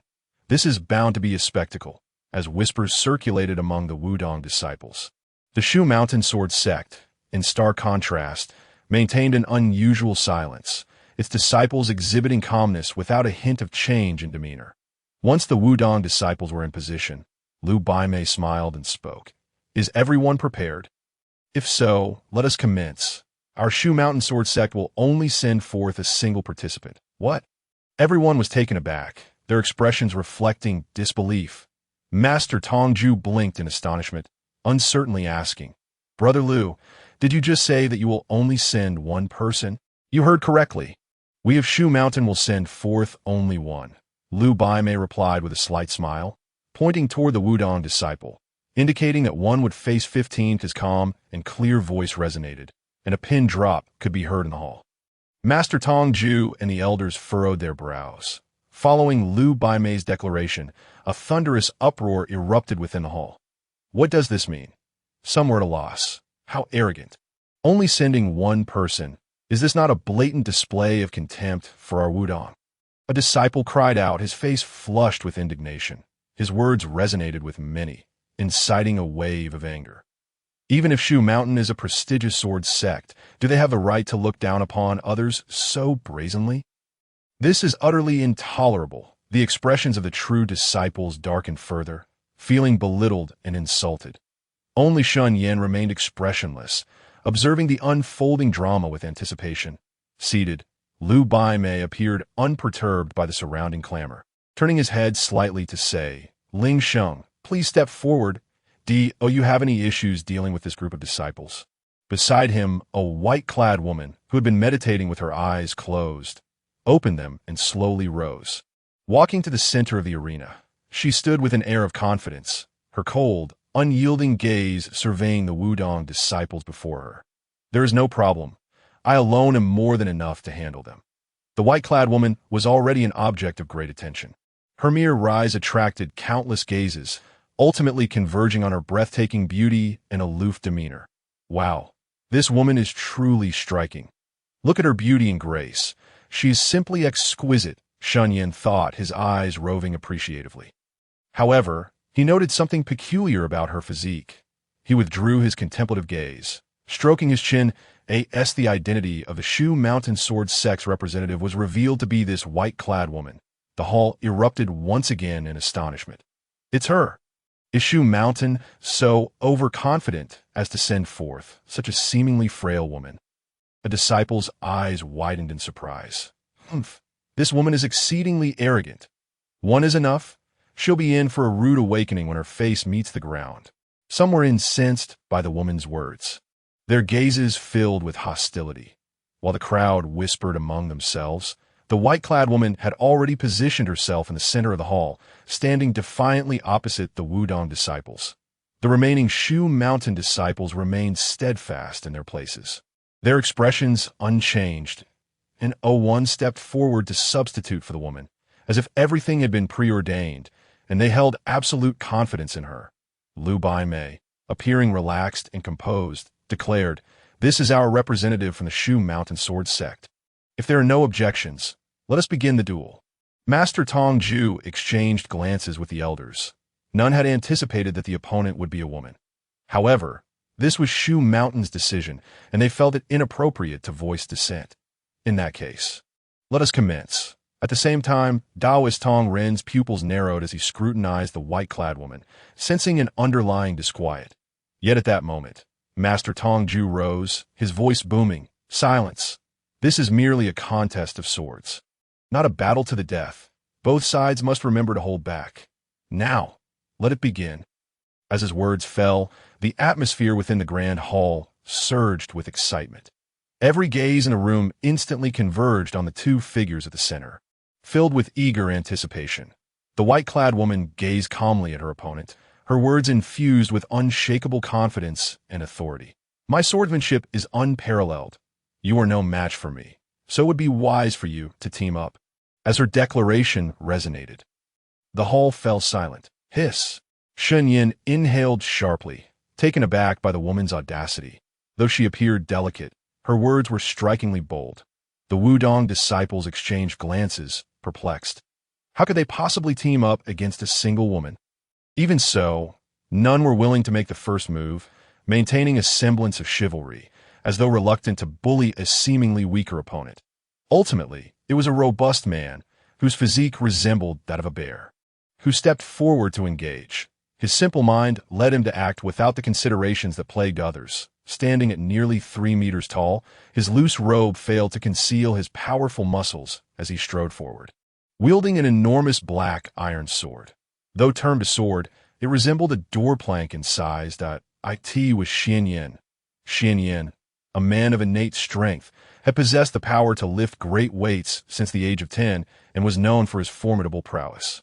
With his heavy sword, he could strike with such force that even a fierce tiger would be reduced to pulp. Indeed, no one expected Shen Yan to be the first to step forward. He was a brawler, known for his lack of restraint. If he were to strike this ethereal maiden, it would be an utter tragedy. As Shen Yan stepped into the arena, the Wudang disciples' expressions shifted. Murmuring among themselves, Shen Yan couldn't help but scoff. Is this what they call swordsmanship? Surely, they don't expect Shen Yan to wield his heavy sword like a brick. Shen Yan positioned himself opposite the white-clad woman, slamming his massive sword onto the ground. The impact created a shockwave that reverberated through the hall. In a deep voice, he stated, "Miss, you may strike first," as Shen Yan's heavy sword shook the ground. Every heart felt as if it had been struck, filled with trepidation. The sword must weigh at least 1,000 pounds. It was a weapon that only a rare few could wield. The white-clad woman remained calm, making no move, and replied coolly, "If I strike first, you will have no opportunity to act. You cannot withstand a single blow from me." Conceited, Shen Yan raised an eyebrow. Since his opponent was so oblivious, he decided against wasting further words. With a powerful leap, he charged forward like a ferocious beast, a fierce and savage aura emanating from him. The heavy sword in his grasp felt as light as a toy, swirling through the air and whipping up a violent gust that billowed the robes of those around him. The crowd watched as Shen Yan swung his sword horizontally, casting an enormous shadow across the ground. Akin to wielding a colossal brick, poised to send his opponent flying with a single strike. What a terrifying aura! Why do I feel as though I am facing a natural disaster? This is overwhelming. If that sword lands, this maiden will either die or be gravely injured. As the surrounding disciples collectively held their breath, witnessing Shen Yan's initial move, they all broke into a cold sweat for the white-clad woman. Many shielded their eyes, seemingly unwilling to behold the impending bloodshed. Tong Zhujianren wore a grave expression, directing his gaze toward Luo Divine. "Brother Luo, my disciple possesses unparalleled innate strength. His power is immense. Perhaps it would be prudent to call this off, lest we harm this young lady." Luo Divine, however, responded with a slight smile and a dismissive wave, exuding an air of calm confidence in the white-clad woman's abilities. The other disciples of Mt. Shu displayed hints of derision upon their faces, seemingly unconcerned by Shen Yan's assault, convinced it would not inflict any harm upon the white-clad maiden. All eyes were intently focused on the arena, where Shen Yan's heavy sword had already swung halfway through its arcane that moment. A resounding clang echoed as a sharp sword was drawn. The demeanor of the white-clad woman shifted dramatically. A murderous aura enveloped the entire venue, chilling to the bone, as if the icy goddess had transformed into a fearsome harbinger of death. Shen Yan, sensing an unusual shift, fixed his gaze upon her, revealing an uncharacteristically serious expression from the white-clad woman. He discerned an extraordinarily perilous energy, as though an enigmatic power resided within her. As she unsheathed her sword, a glimmering cold light erupted. With a delicate flick of her jade-like hand, a flurry of fierce sword beams intertwined, radiating brilliance akin to a blooming celestial snow lotus, casting a chilling glow upon all present. Each petal represented a fragment of sword energy, terrifying beyond measure.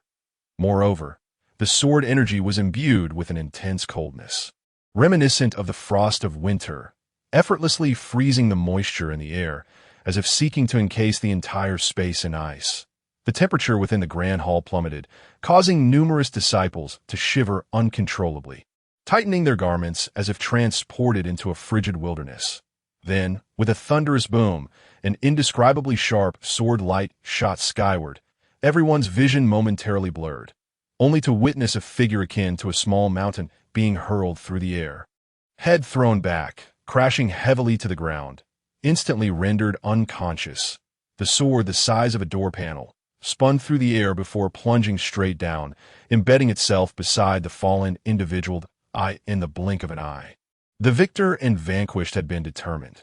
The swiftness with which the battle's tide had turned was almost theatrical. Observing this scene, the elders of Wudang, seated around the hall, initially froze in shock before erupting from their seats as if electrified.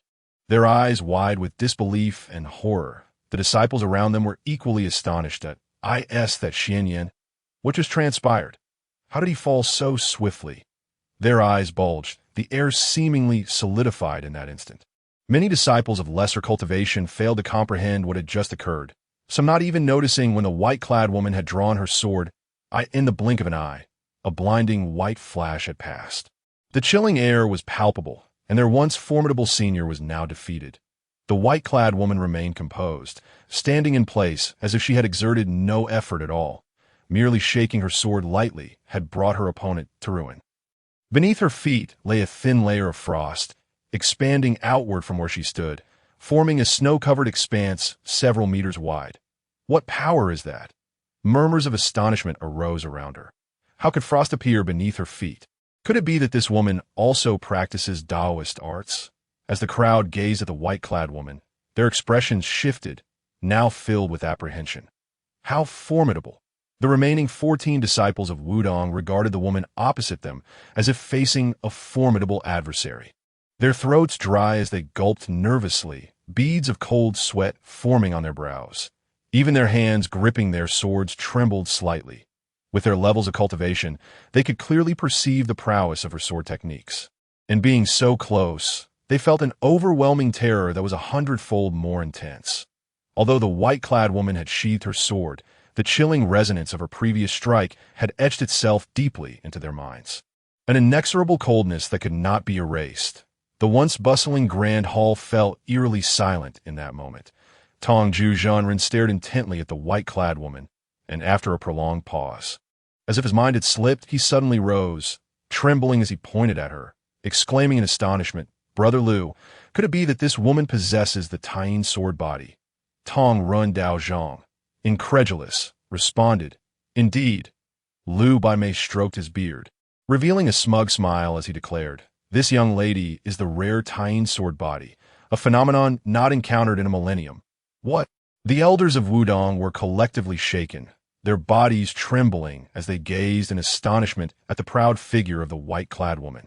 In this vast world, full of wonders within the realm of cultivation, be it sorcery, martial arts, witchcraft, or other systems, there exist unique physical constitutions. Such individuals, like children of destiny favored by the heavens, are endowed with extraordinary power from birth, destined to surpass ordinary beings. The Taiji sword body is one such constitution, ranking among the top 5 in the realm of martial arts, a coveted and extraordinary gift for countless sword cultivators.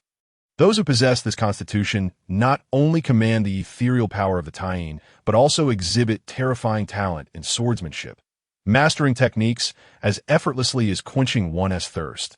They can learn any sword art instantly and achieve mastery in a remarkably short time. In truth, Shen Yan, with his innate strength, could also be considered a special trait. However, compared to the Taiji sword body, it was akin to a mere grain of rice beside the luminous moon. It is said that the founder of the MT Shu sword sect was also a Taiji sword body, a legend who once subdued an era with unparalleled swordsmanship, renowned throughout the ages. It is astonishing that after such a long time, the Taiji sword body should manifest once more. And within the MT Shu sword sect, no less, should she flourish, could it not herald the resurgence of a legend within the martial world? What magnificent prospects await the MT Shu sword sect, provided this young woman does not meet an untimely end. It is likely that for the next few centuries, the martial realm of Deqian will be dominated by the MT Shu sword sect. The leaders of Wudang were profoundly shaken by this revelation. Although the surrounding disciples may not fully grasp the terrifying implications of the Taiji sword body, the expressions of their elders conveyed that the white-clad woman was undoubtedly an extraordinary figure. The disciples of the MT Shu sword sect wore expressions of pride and superiority, their gazes brimming with arrogance, as if they shared in her glory. Liu Mei, stroking his beard, rose to his feet and announced robustly to the assembly. This young lady is named Gu Ling Shang, the sole disciple of our sword master and the chief disciple of the MT Shu sword sect, that I trust you shall extend her your utmost respect henceforth. Upon hearing this, the elders of Wudang turned pale. The titles of Sword Master-S disciple and chief disciple of the sword sect are both immensely prestigious, laden with profound significance. Each title denotes the eligibility to contend for the position of the next sword master of MT. Shu, the young woman, Gu Ling Shang, possesses both titles and the Taiji sword body, a once-in-a-millennium prodigy. This was a clear signal to the outside world. Gu Ling Shang was undoubtedly the next sword master of MT. Shu, Tong Ju Jun Run, unable to utter a congratulatory word, instead wore a grim expression, his heart seething with anger at Liu Mei, whom he deemed a cunning schemer, akin to a weasel wishing a hen well. This old fox, no wonder he insisted on coming to Wudang to discuss swordsmanship. It turns out he was lying in wait for us here. Such solemnity in his demeanor. His true aim was to use our young disciples as stepping stones to elevate the future sword master of MT Shu to prominence, paving the way for the Taiji sword body to ascend in the martial world. Tong Jujun Ren's gaze darkened, his heart plummeting, and he was acutely aware of the strength of his own disciples. Before the formidable Gu Ling Shang, it was evident that none among the younger generation of Wudang stood a chance. This contest of swordsmanship was destined to end in their defeat. Moreover, it would not merely be a routine exchange. After Wudang's overwhelming loss, the MT Shu sword sect would surely exploit the victory to elevate Gu Ling Shang's reputation. Liu Mei, what profound scheming you possess! The elders of Wudang glared at Liu Mei. Feeling as though they had been duped, Tong Rendao Zhang's eyes flashed with a sharp glimmer as he questioned darkly. Elder Liu, you have gone to great lengths for this young woman. Haven to you. Our Wudang has held no grievances against Shushan in the past, nor do we harbor any enmity now.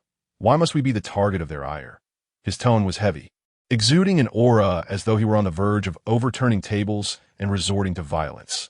The other elders appeared equally furious, their eyes ablaze with rage, the veins on their foreheads throbbing, ready to erupt at any moment. Their anger stemmed fundamentally from the fact that Wudang could scarcely endure such turmoil. Their standing in the martial world was already precarious. Should the disciples of Wudang suffer a complete defeat at the hands of even a single Shushan disciple today, such news would undoubtedly tarnish Wudang's reputation, plunging it into disrepute and rendering it unworthy of its place among the 9 great orthodox sects. The atmosphere within the grand hall grew palpably tense and fraught with an unspoken weight. All the disciples felt a wave of anxiety wash over them, their palms slick with perspiration. This moment, the instigator, Liu Mei, feigned ignorance to Wudang's fury, chuckling lightly. My dear friends, the duel is far from over. The outcome remains uncertain, so let us have faith in our disciples. The Wudang leaders offered him no response, their gazes icy and unyielding. Liu Mei sighed, recognizing that he could no longer pretend as though all was well. He slowly approached Zhongju Jinren and the others. Upon seeing this, the crowd's expressions turned grave, fearing an imminent confrontation. Liu Mei stood before the Wudang leaders, his gaze sincere and calm, speaking in a voice barely audible to others. Esteemed friends, this is the essence of the martial world. In this realm, one is oftentimes at the mercy of circumstances that I do not wish to take this step. Yet as an elder, there are certain actions I must undertake for the sake of our sect. My days are numbered. I must contribute what little remains of my vitality for the benefit of our sect. I trust you can comprehend my predicament. The anger of the Wudang leaders faltered momentarily, their expressions revealing a hint of surprise at his words. In particular, Zhongju Jinren was deeply moved by Liu Mei's sentiments, and Tongren Daoling found himself momentarily at a loss for words. The Wudang leaders began to regard this venerable elder, whose life was waning, with newfound seriousness. In truth, in the presence of this man, they were but juniors, though Liu Mei was a second-tier martial artist. Having lived for a century and a half, he had extended his life through precious elixirs, now surpassing 250 years in age. Luo Divine was indeed a legendary figure a century ago. The Shushan sword sect faced a predicament akin to that of Wudang today. Perhaps even more dire, a great battle between the righteous and demonic forces had erupted, resulting in a victory for the righteous, but at a tremendous cost. The Shushan sword sect, as the vanguard of that conflict, suffered nearly 80% of its members in battle, and the sword leader of that generation perished alongside the demonic sect's leader in a tragic end. At that time, the Shushan sword sect was in a state of utter disarray, beset by demonic forces, feudal families, and nefarious elements within the martial world. Countless sought the downfall of the Shushan sword sect, and it seemed all believed its obliteration was inevitable. However, it was this very elder with white brows who, amidst the chaos and despair, bore the weight of preserving the sect, navigating the treacherous waters of the martial world. Forging alliances and seeking a glimmer of hope, he managed to extend the fortunes of the Shushan sword sect by several decades, until the emergence of the new sword leader, heralding a resurgence.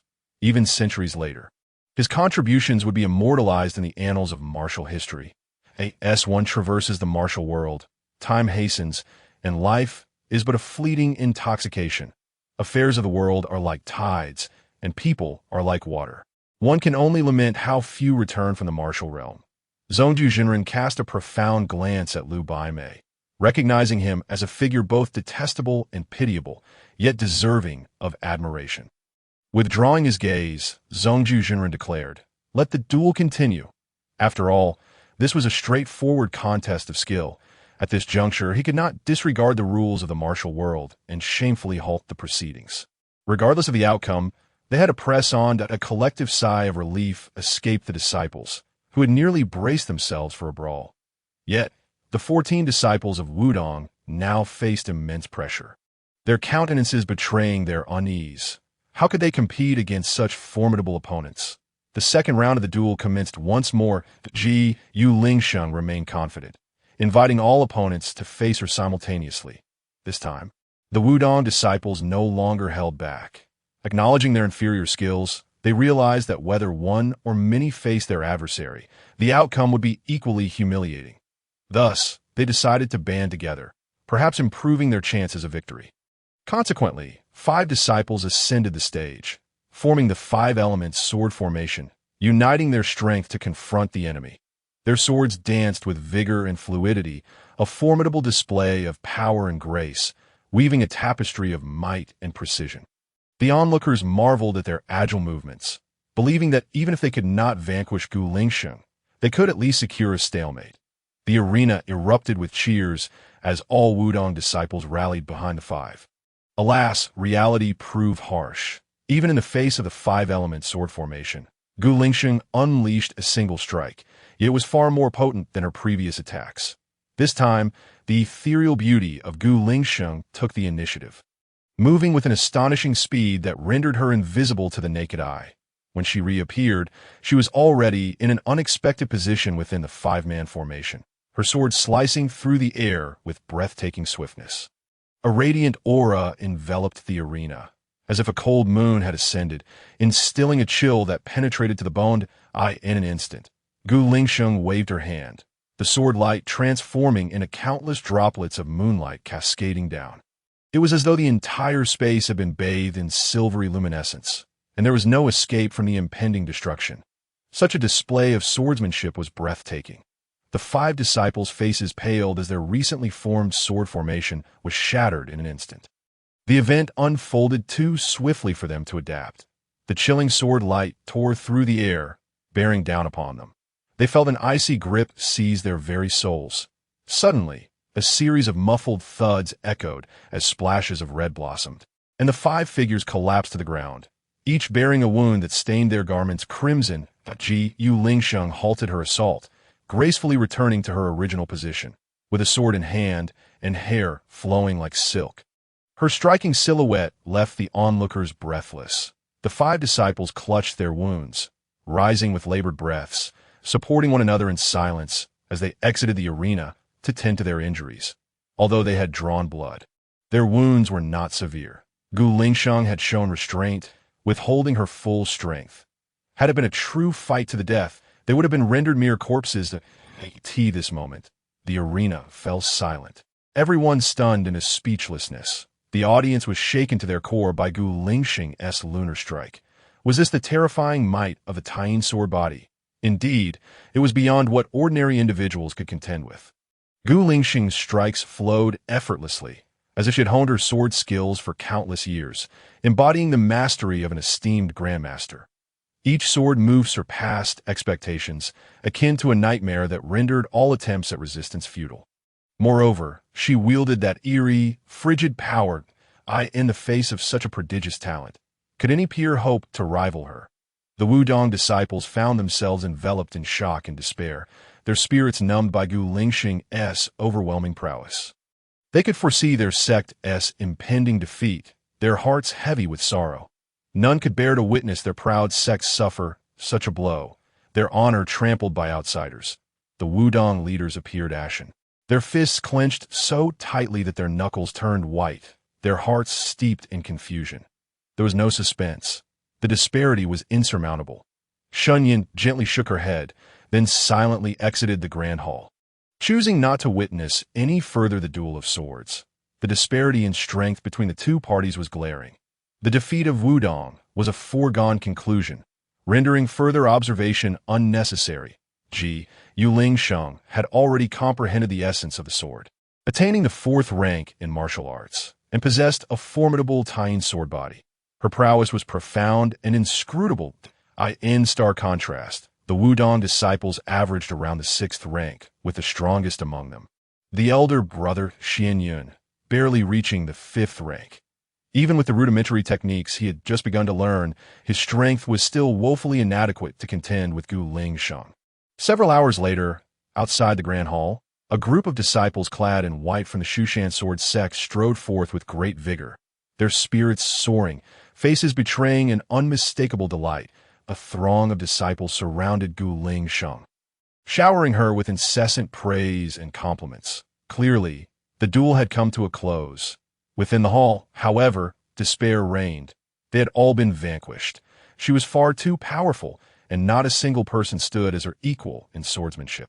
One disciple, his complexion ashen and his eyes dim, muttered to himself, "We suffered a total defeat. It is our weakness that shames Wudang." Another disciple, overwhelmed by self-reproach, pounded the ground with his fists, blood oozing forth and staining the earth beneath him. In a corner, Shen Yan, the elder brother of Wudang, sat slumped on the ground, his eyes devoid of life, his face as pale as paper, devoid of any color. He clenched his fists tightly, his nails digging into his flesh. As the last to take the stage, despite being a rank stronger than his fellow disciples, he too fell to Gu Lingsheng's sword. A disheartening conclusion indeed, as the foremost disciple of Wudang. He could not accept this reality, his resolve crumbling, resembling a person in a fit of hysteria. All 15 members of Wudang had suffered a dismal defeat, losing all face. Why has heaven forsaken Wudang? The Taoist master Tongju, unstable in his breath, spat out a mouthful of blood, unable to suppress a mournful roar towards the sky. Years of pent-up emotions had finally erupted. It is my incompetence as the leader that brings shame upon our ancestors. The once-spirited Tongju appeared, aged by a decade, his disheveled gray hair mirroring his despair. Tears welled in his murky old eyes as the decades of effort spent sustaining the sect seemed to dissolve in an instant. Reduced to a mere jest, brother, master, upon witnessing the leader's distress, a throng of elders and disciples turned pale, cries of alarm filling the air as they rushed forward. The Taoist Tong Ren scrambled to retrieve medicinal pills to stabilize Tongju's condition. The defeated disciples, consumed by guilt, buried their heads in their hands, tears streaming down uncontrollably. I could see that moment. No one noticed Shen Yan, who had been slumped in the corner, suddenly rise and seize a nearby sword. Dashing out of the hall, a fierce determination flared in his eyes as he hastened to pursue the disciples of Shushan. Halfway up the mountain, Luo Divine led a group of Shushan disciples toward the guest quarters, their spirits high and voices loud with conversation. "Elder, our objectives for coming to Wudang have been achieved. We truly intend to stay and aid them in resisting the demonic forces?" One white-clad disciple inquired. Before Lu Bai could respond, another disciple scoffed. Humph, those half-hearted Taoists of Wudang are nothing but a joke, a collection of weaklings. Not a single one among the younger generation can withstand even a single strike from Sister Lingsheng. How dare they stand alongside us in the top 9? Indeed, remaining here would only serve to bolster them. With their level of strength, it would be better to let them perish on their own, rather than risk our own reputations by being associated with their failures. Another disciple sneered. Oh, how misguided. One disciple interjected, only to follow with a sarcastic tone, but I suppose their ranking among the top 9 has some merit. After all, it has certainly been demonstrated today. With Wudang's renowned name, serving as a stepping stone for our sister is quite fitting. Today, she single-handedly defeated the younger generation of Wudang, and word of this will undoubtedly spread, securing her place as the unrivaled champion of her generation. That ha ha ha. Indeed, indeed. Laughter erupted among the white-clad disciples. Upon hearing their unabashed mockery, Gu Lingsheng's brows knitted together in displeasure. Lu Bai, walking ahead, was equally incensed and prepared to chastise the indiscreet disciples. Just then, Shen Yan caught up with them. The scornful words reached his ears, intensifying the already dark expression on his face, which now twisted into a snarl, his eyes flashing with cold, murderous intent. What a brazen group, the Shushan sword sect! Is it not enough to use my Wudang as a stepping stone for your next sword champion? Must you also insult my sect from behind? Shen Yan bellowed, his voice booming. The Shushan group halted, sensing the chilling aura of murder behind them, and turned in unison to see a figure rushing towards them. Lu Bai, realizing it was a disciple of Wudang, felt a pang of embarrassment and quickly said, "Young friend, those words were merely jest from these young ones. You must not take them to heart." But Shen Yan, consumed by rage, paid no heed to the explanation. With a resolute expression, he pointed his sword at Gu Lingsheng, his fighting spirit soaring. "Wudang shall not suffer such humiliation. Do you dare to engage me in a life-or-death battle today?" Gu Lingsheng felt unjustly implicated by her fellow disciple's words, her displeasure evident as she raised an eyebrow and replied coolly, "You are not my match." With that, she turned to continue on her way, disregarding Shen Yan entirely. The disciples of Shushan sneered. A defeated foe who can't even withstand a single strike dares to challenge our sister to a duel. Truly shameless, given that they had already heard their earlier derision of Wudang. Their words now bore no semblance of restraint. They are clearly unaware of their own limitations. A sect as grand as Wudang cannot even muster a single decent sword technique to contend with Sister Lingsheng. The Shushan disciples laughed derisively. Shen Yan's face flushed crimson, veins bulging on his forehead. At that moment, reason was entirely consumed by fury. He roared, "Shushan scoundrels, today one of us shall perish." Shen Yan, driven to madness, charged forward, his sword slicing through his finger as he chanted incantations. Suddenly, a surge of spiritual energy erupted into the air.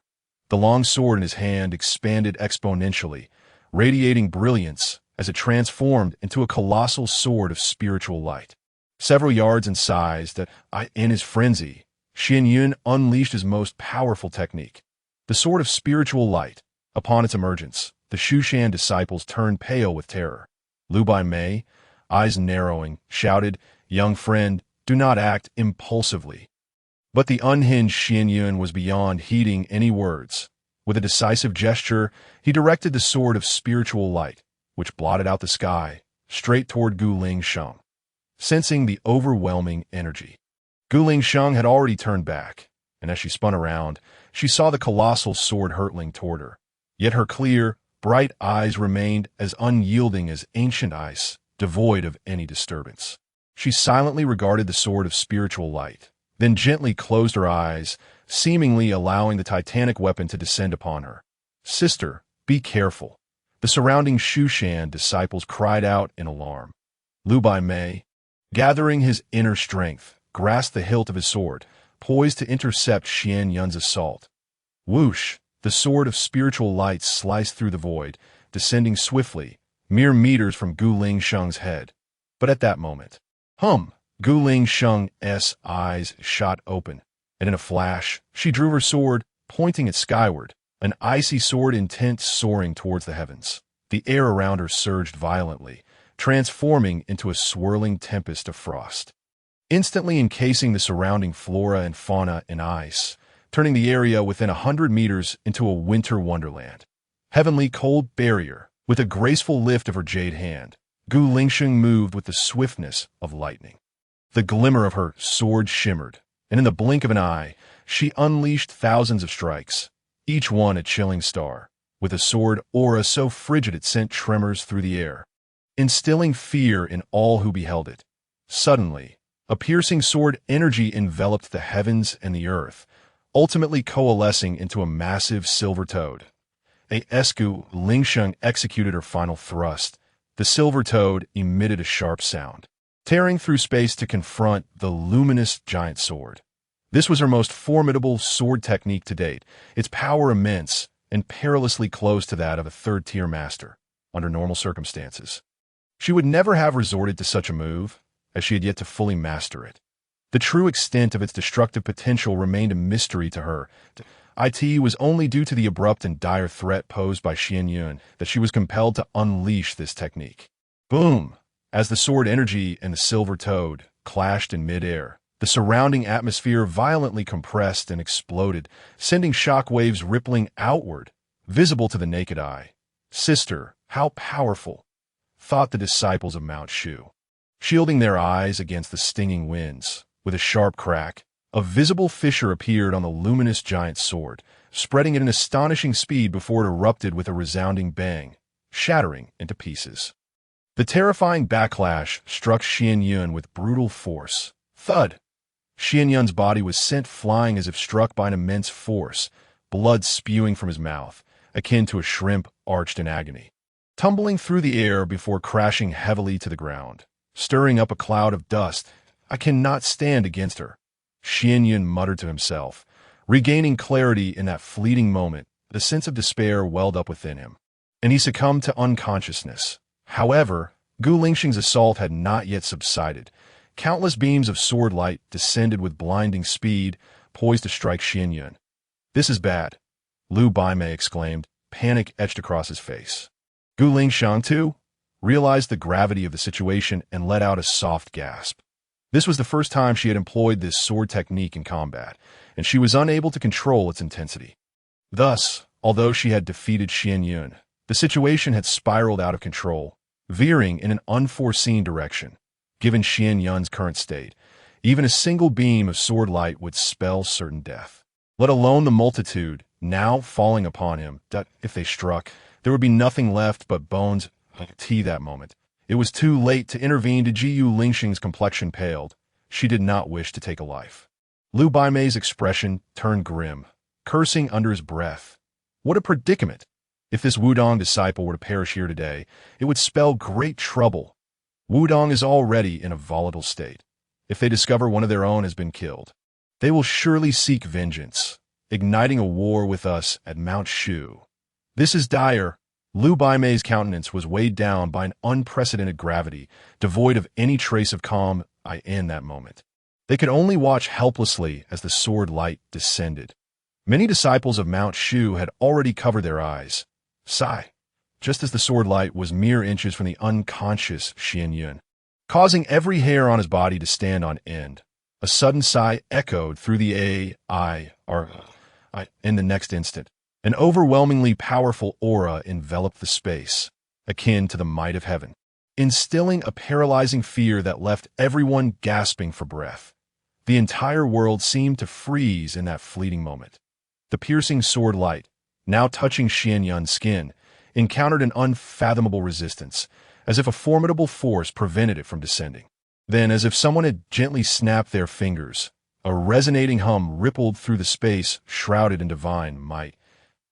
In an instant, the countless beams of sword light dissipated into nothingness, with the vanishing of the sword light. The irresistible pressure also retreated like a receding tide. The disciples of Mount Shu felt as though an immense mountain had been lifted from their heads, and they gasped for breath, their taut nerves finally relaxing. What was that? Such a terrifying aura.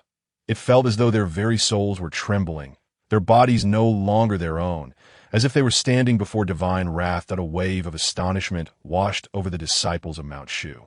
Moments ago, they had felt an overwhelming dread, as if their lives were at the mercy of another's will, ready to be reaped at any moment. Lu Baimei and Gu Lingsheng exchanged solemn glances, both acutely aware of the profound implications of the encounter. They, being the strongest, sensed the danger most deeply. Even their spirits screamed warnings, as if they were facing a life-threatening crisis, their lives hanging by a thread. Such a potent aura could induce such terrifying pressure. With a mere snap of the fingers, the celestial sword light was extinguished. Such power could only belong to a first-tier grandmaster. The two exchanged horrified glances, their hearts churning with tumultuous waves. Lu Baimei extended his consciousness, attempting to locate the source of that overwhelming aura. Soon, he seemed to sense something and abruptly turned his gaze in a particular direction. Others, noticing his reaction, instinctively followed his gaze there. Beneath a ginkgo tree not far away stood a figure clad in gray robes, holding a broom and stooping to sweep the fallen leaves from ground. The figure's back was turned to them, obscuring their features. However, this seemingly mundane sweeper exuded no trace of martial prowess, appearing instead as an utterly ordinary servant disciple. He moved slowly, absorbed in his task, seemingly oblivious to the scrutiny he was under at HM. A sweeper. The disciples of Mount Shu looked on in bewilderment, unable to comprehend why their elder was gazing so gravely in this direction. Yet the moment Lu Baimei and Gu Lingsheng caught sight of the figure in gray, their pupils constricted, shock flooding their faces. The figure was merely a few dozen meters away from them. When had he appeared? They had been utterly unaware of his presence until now, and the mountain of leaves on the ground indicated he had been sweeping for several hours. Yet, throughout their journey and the battle that had just transpired, they had sensed nothing amiss. In that moment, the two felt a profound horror. The figure in gray was none other than Shen Yan, who had been sweeping the ground all along. He had happened upon the disciples of Mount Shu passing by, then witnessed Shen Yan pursuing them, leading to the unfolding drama. Initially, he had been thoroughly entertained, but when he realized Shen Yan was merely a paper tiger, easily defeated and nearly losing his life, Shen Yan was compelled to intervene and save him. Though Shen Yan had suffered a crushing defeat, his display of desperate valor had nonetheless been impressive, and Shen Yan felt a twinge of embarrassment seeing such dedication. In contrast, the behavior of the disciples of Mount Shu had left him feeling rather disdainful. He had overheard their mockery of Wudang, and it had ignited his anger. Had Shen Yan not shown up, he likely would have been unable to restrain himself from teaching them a lesson. Of course, it was not too late now. From a distance, Lu Baimei was uncertain whether the one who had intervened was indeed this individual. After a moment of contemplation, he cautiously clasped his fists in salute and respectfully spoke. I am Lu Baimei, a true martial elder of the Shu Mountain Sword sect, here to pay my respects to the Grandmaster. May I inquire which esteemed elder of Wudang you might be? He racked his brain, struggling to recall any figures from Wudang's history who might have ascended to Grandmaster status, suspecting that the individual before them might be an ancient ancestor of Wudang. The other disciples of Mount Shu looked on in disbelief, unable to fathom what they had just heard him. A Grandmaster? Surely not. This sweeper bore no resemblance to a Grandmaster at all.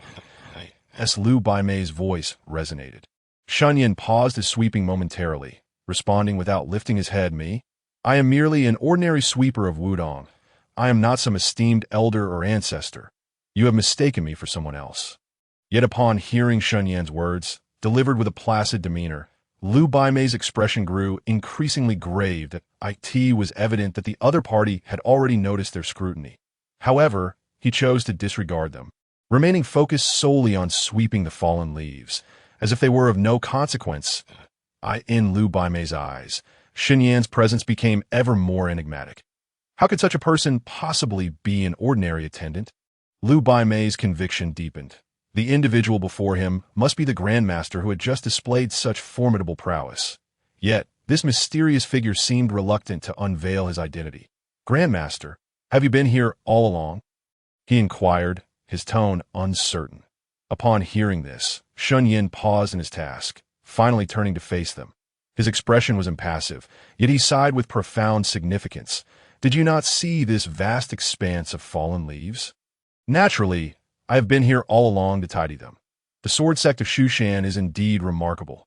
You put on quite a spectacle for me, he added. As he turned, a chorus of gasps punctuated the air, and as their gazes fell upon Shen Yan's visage, a wave of shock washed over them. This man was astonishingly youthful. How could he truly be a grandmaster? The disciples of Shushan exchanged incredulous glances, whispering softly among themselves, struggling to swallow their disbelief. Even Gu Lingsheng appeared momentarily stunned, her usually placid countenance betraying a flicker of turmoil.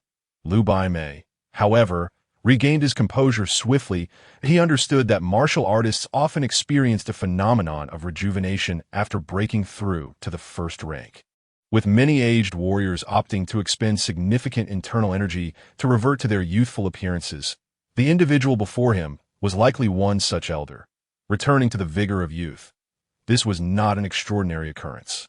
Yet, in truth, Shen Yan's actual age was indeed that young, an unnerving prospect that had never crossed their minds. At this moment, Lu Baimei felt a pang of anxiety. He detected an unkind undertone in the Grandmaster's voice. Just as he was about to defend the honor of the Shushan sword sect, the young man sweeping the ground spoke with an eerie calm. You all first insulted the Wudang sect with harsh words, and then resorted to violence against its members. You truly believe there is no one in Wudang? As his words fell, Lu Baimei's expression shifted dramatically. Stepping forward before his disciples, he exclaimed, Grandmaster, it was this disciple who lost control and acted rashly. Lingsheng had no choice but to strike with that sword, resulting in the unfortunate injury of your sect's disciple. I hope the Grandmaster can see the truth of the matter. Humph. Shen Yan appeared thoroughly displeased, treating Lu Baimei's words as mere background noise. Him. The fact that Shen Yan had lost his composure was ultimately due to the dishonor inflicted upon his sect, the selfless dedication to Wudang's honor, willing to risk life itself, was something to be cherished. It filled Shen Yan with shame. How can one be devoid of emotion? Having spent a full decade in Wudang, one could say is half a home to me. The machinations of both the demonic and righteous paths sought to exploit Wudang, as if it were a soft target, shattering his peaceful existence that if he did not take action to teach these individuals a lesson. How could Wudang ever find tranquility again? Words are futile. He shook his head indifferently. If you wish to debate swords, then allow me to showcase my swordsmanship. The crowd gasped in astonishment before anyone could respond. Shen Yan deftly swept his broom, lifting a swirl of withered leaves into the air. The leaves, caught in a current of energy, danced as if animated, swirling gracefully with the broom's movement. With a flick of the broom, they shot forth suddenly. Clang. The leaves erupted with a sound akin to the ringing of a sword. In an instant, the leaves transformed into a colossal, razor-sharp sword, hurtling toward them with relentless speed. The terrifying sword energy surged forth, overwhelming all in its path. The onlookers felt as though they were adrift on a vast ocean, mere boats amidst a tempest of destructive sword energy. The space rippled with waves of energy. The illusion of the leaves morphing into a sword instilling a paralyzing fear of impending doom. A chill raced up their spines, a harbinger of death, a flying leaf as a sword. How is this possible? The sight sent shivers down their spines. Lu Baimei's countenance shifted dramatically. He had never anticipated that this first-rank grandmaster would strike with such ferocity in the blink of an eye. The might of this sword sent the disciples of Shushan pale, cold sweat pouring from their brows. Those of lesser cultivation trembled uncontrollably, unable to steady their legs. Jiyu Lingsheng, slightly steadier, raised her sword to the heavens, seemingly intent on unleashing her own heavenly cold sword. Yet she was horrified to find that the familiar chill of the world around her offered no response at this moment. Her face drained of color. Panic seized her. Lu Baimei, at the forefront, displayed no semblance of calm, his gaze resolute. He stepped in front of his disciples, drawing his long sword, summoning his sword intent in a desperate attempt to intercept a portion of the sword energy, hoping to safeguard some of his juniors. Crush the mountains. At this juncture, Lu Baimei lunged forward with his sword, bellowing mightily as a beam of radiant sword light sliced through the air, exuding the power to shatter mountains. Yet, even this formidable strike, in the face of Shen Yan's flying leaf sword, was akin to a mantis attempting to stop a chariot. It shattered upon contact, failing to even slow the leaves' advance. It's over. After expending his strength in a desperate strike, Luo Divine gasped for breath. Despair etched across his features. Today, it seemed, was destined to be his last. The Shushan disciples, terror-stricken, trembled uncontrollably, some even succumbing to panic and wetting themselves. Their faces drained of color as they closed their eyes, unable to confront their fear. The Shushan sword sect is but a shadow of itself. Observing their dismay, Shen Yan chuckled derisively, relishing the release of his pent-up frustration. He then extended his hand lightly, grasping at the void as though commanding the very heavens. In an instant, the overwhelming sword light dissipated, and the flying leaves returned to their ordinary state, fluttering gently to the ground as if the preceding events had been nothing but a mirage. How was that for a sword strike? Shen Yan's calm voice resonated, echoing throughout the area. The disciples of Shushan were struck as if by thunder, their bodies involuntarily shuddering as they awakened from their nightmare. In that moment, some of the disciples could no longer endure the weight of fear. Their legs buckled, and they collapsed to the ground with a thud. All gazes turned to Shen Yan, fear etched into their features. Mouths trembling, yet unable to utter a word, Ji Yu Lingsheng bit her lip, lost in a daze. Shen Yan merely cast a leisurely glance at this so-called genius, who had earlier contemplated striking back. He chuckled softly, exuding an imposing aura as he declared, "The child of destiny, pray tell, does this destiny dare to defy me?" His imperious words rendered the crowd speechless, no one daring to utter a sound. Having quelled their fear, he vanished from their sight in a mere flicker, leaving behind a lingering command. "You may leave this mountain. Your presence here is unwelcome. Wudang's plight requires no assistance from anyone. Furthermore, should there be any dissent regarding today's events, let the sword master of Shushan come seek me." Luo Divine gazed at the desolate ginkgo tree, several times attempting to respond with biting retorts, yet ultimately remained silent, letting out a long sigh. To wield such terrifying swordsmanship with such ease, to transform leaves and flowers into weapons. This level of mastery in the sword path was unparalleled. Moreover, he was a first-rank grandmaster, on par with the sword master of Shushan. Even if the sword master were to confront him, victory was far from assured. The depths of first-rank power were unfathomable. Luo Divine's thoughts swirled chaotically, a multitude of reflections overwhelming his mind. The waters of Wudang ran deep, deceiving all under heaven. Surely, there would be those who would fare even worse than they. Let us depart swiftly. Today's events have been a great embarrassment. Luo Divine gazed at the majestic Wudang, his expression a tapestry of complexity. With a deep sigh, he descended the mountain path at a group of disciples from Shushan. Their faces etched with apprehension, hurriedly followed in his wake. This moment, Luo Divine cursed under his breath, lamenting how a lifetime of wisdom could be overshadowed by a moment of folly. How could he have naively believed the external rumors of Wudang's decline and foolishly been the first to leap forth, attempting to exploit Wudang's reputation for his own gain? In the end, he was soundly defeated by their grandmaster, leaving him thoroughly humiliated, as if he had lost face in front of his ancestors.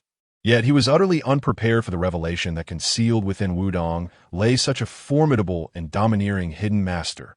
Luo Divine thought to himself how treacherous and duplicitous Wudang truly was. First, there was the clash between Shen Yan and Gu Lingsheng, followed by the astonishing intervention of Shen Yan. Such commotion naturally reverberated throughout the entirety of Wudang.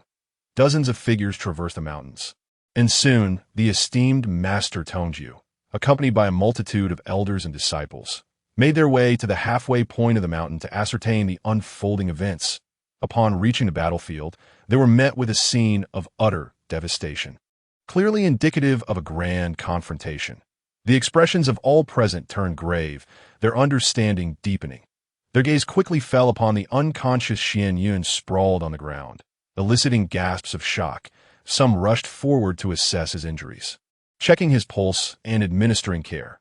After a thorough examination, they found that Shen Yan's injuries were not severe. He had merely fainted. Scattered remnants of frost still clung to several trees in the vicinity. Observing this, one disciple's face darkened as he exclaimed without hesitation, "It must have been that group from Shushan." Cough, cough. Master Tongju, having only just stabilized his emotions, felt his anger surge anew, causing him to cough repeatedly. He raised his hand and commanded, "Someone, quickly fetch the Shushan disciples." From the circumstances, any astute observer could deduce the cause of this conflict. Shen Yan, having failed in the sword discussion and witnessing the sorrow of the sect leader, was consumed by indignation and self-reproach. Thus, he pursued the disciples of Shushan, leading to a confrontation between the two parties. Ultimately, Shen Yan was struck down and rendered unconscious. Nevertheless, this was Wudang's territory. The adversaries could not simply inflict harm and flee. After a considerable time, Taoist Tongren returned with his disciples, his fury palpable. The disciples of Shushan are no longer on the mountain. They have already descended. He had scoured the area with his disciples, only to be informed by those guarding the mountain gate below that the group from Shushan had left just a short while ago. The Shushan Sword sect's clandestine departure without notice surely indicated their guilty conscience. They likely never intended to collaborate with Wudang in addressing the demonic incursion. It was all a ruse to elevate the name of the Taiji sword body. The faces of all present were grim, and resentment simmered in their hearts as they collectively condemned the Shushan Sword sect's shameless actions. Master Tongju's beard bristled with rage, his previously stifled emotions now boiling over, nearly causing him to spit out a mouthful of blood. The Shushan Sword sect is truly intolerable. Not only have they harmed my disciples, but they also betrayed our trust and fled. How dare they insult Wudang in such a manner? His chest heaved with indignation as he unleashed a torrent of curses. The surrounding disciples stepped forward to support Master Tongju, repeatedly attempting to calm his fury. Among them, some disciples, filled with righteous indignation, urged the sect leader to descend the mountain and pursue the Shushan Sword sect, seeking retribution for the affront. However, Taoist Tongren, tempering his anger with reason, intervened to restrain the impetuous disciples, setting aside the question of whether they could even catch up. What would they do if they did? Luo Divine was a seasoned second-tier powerhouse. Unless Wudang mobilized the entire sect, they would not necessarily be able to subdue him. Moreover, given Wudang's current predicament, they could not afford to further antagonize the Shushan Sword sect and sever their ties. Ultimately, it was a matter of their own weakness. Master Tongju recognized his junior's apprehensions and, as the head of the sect, forced himself to regain composure, swallowing the bitter humiliation of this affront. A gentleman's vengeance is best served after 10 years. The Shushan Sword sect had undoubtedly secured a place on Wudang's blacklist. The events of the day would not be forgotten. Should the opportunity arise in the future, they would repay this insult 100-fold. The disciples burned with a fierce resolve, united in their animosity toward Shushan. Each vowed silently that 30 years would pass like the flow of a river, and the Shushan Sword sect would come to regret the seeds of malice they had sown today. This fervent scene, if witnessed by Luo Divine of the Shushan Sword sect, would surely have left him exasperated, crying out in outrage. Were they not the ones who chose to depart? Had they not been driven down the mountain by their own grandmaster? Did they not understand the tyrannical nature of their own grandmaster? If they lingered, they risked their very lives. Pat, pat, pat out of the foot of Wudang Mountain, a group clad in white rode gallantly along the main road. Luo Divine, leading the charge, suddenly sneezed forcefully, a wave of inexplicable trepidation washing over him. He muttered to himself, "Could someone be cursing me from behind?" Behind him, the disciples were bereft of their earlier vigor. Their spirits dampened as if they had been frostbitten, their heads drooping in defeat. The atmosphere was decidedly somber. Even Gu Ling Sheng, with her typically serene demeanor, furrowed her brow in distress, her gaze lost in the echoes of recent events. The image of that unparalleled, domineering figure in gray lingered in her mind like an indelible shadow. He appeared even younger than herself, momentarily unsettling her previously unshakable confidence. Luo Divine cast a sidelong glance at her, seemingly discerning her troubled thoughts, and offered words of comfort. "Ling Sheng, do not dwell on it any longer. That Grandmaster is likely an ancient being who has regained his youth, not a member of the younger generation. It is entirely normal for us not to be his match. Once you step into the first tier, you too shall possess such power, and with your tiny sore body, you may even surpass him. Luo Baimei's reassurances somewhat eased her troubled heart. Elder, I'm sorry for disappointing you today. It was my impulsiveness that led to this. Ji Yuling Sheng, dejected, took full responsibility upon herself. Following the rebuke from Shen Yan, the Shushan Sword sect planned to leverage Wudang's reputation for Guling Sheng's rise to prominence had been utterly thwarted. Even the Shushan Sword sect dared not risk offending a grandmaster and tarnishing Wudang's honor. However, Luo Baimei merely waved his hand dismissively, appearing remarkably unfazed by the setback. In fact, he felt a sense of relief, as if a heavy burden had been lifted from his heart, and he laughed heartily to the heavens. It matters not. This is merely a minor setback. I have won enough in this life. A rare loss is acceptable. Indeed. As he spoke, he turned back and gazed deeply at Wudang, murmuring to himself, with victory comes defeat. This is the essence of the martial world. Gu Lingxing also cast a glance back, as if catching sight of that gray-robed figure, her eyes shimmering with renewed determination, clenching her delicate fist. She vowed, next time I come to Wudang, I shall surely defeat you. At this moment, several disciples from Shushan spoke out in indignation. It is all the fault of Wudang's old fox for hiding so deeply. To have a first-tier powerhouse and keep it a secret, while feigning vulnerability and hoping we would assist against the demonic threat. They must be mocking us behind our backs. It is utterly intolerable. Had we known of Wudang's grandmaster, we would never have engaged in this debacle. Hearing the impetuous remarks of his disciples, Luo Baimei's anger flared, and he scolded them sharply. Is it not your own arrogance and thoughtlessness that provoked the ire of their grandmaster? This sort of discussion was meant to be conducted openly. Even in defeat, their grandmaster would have had no grounds for reproach. Yet you, in your hubris, dared to insult Wudang.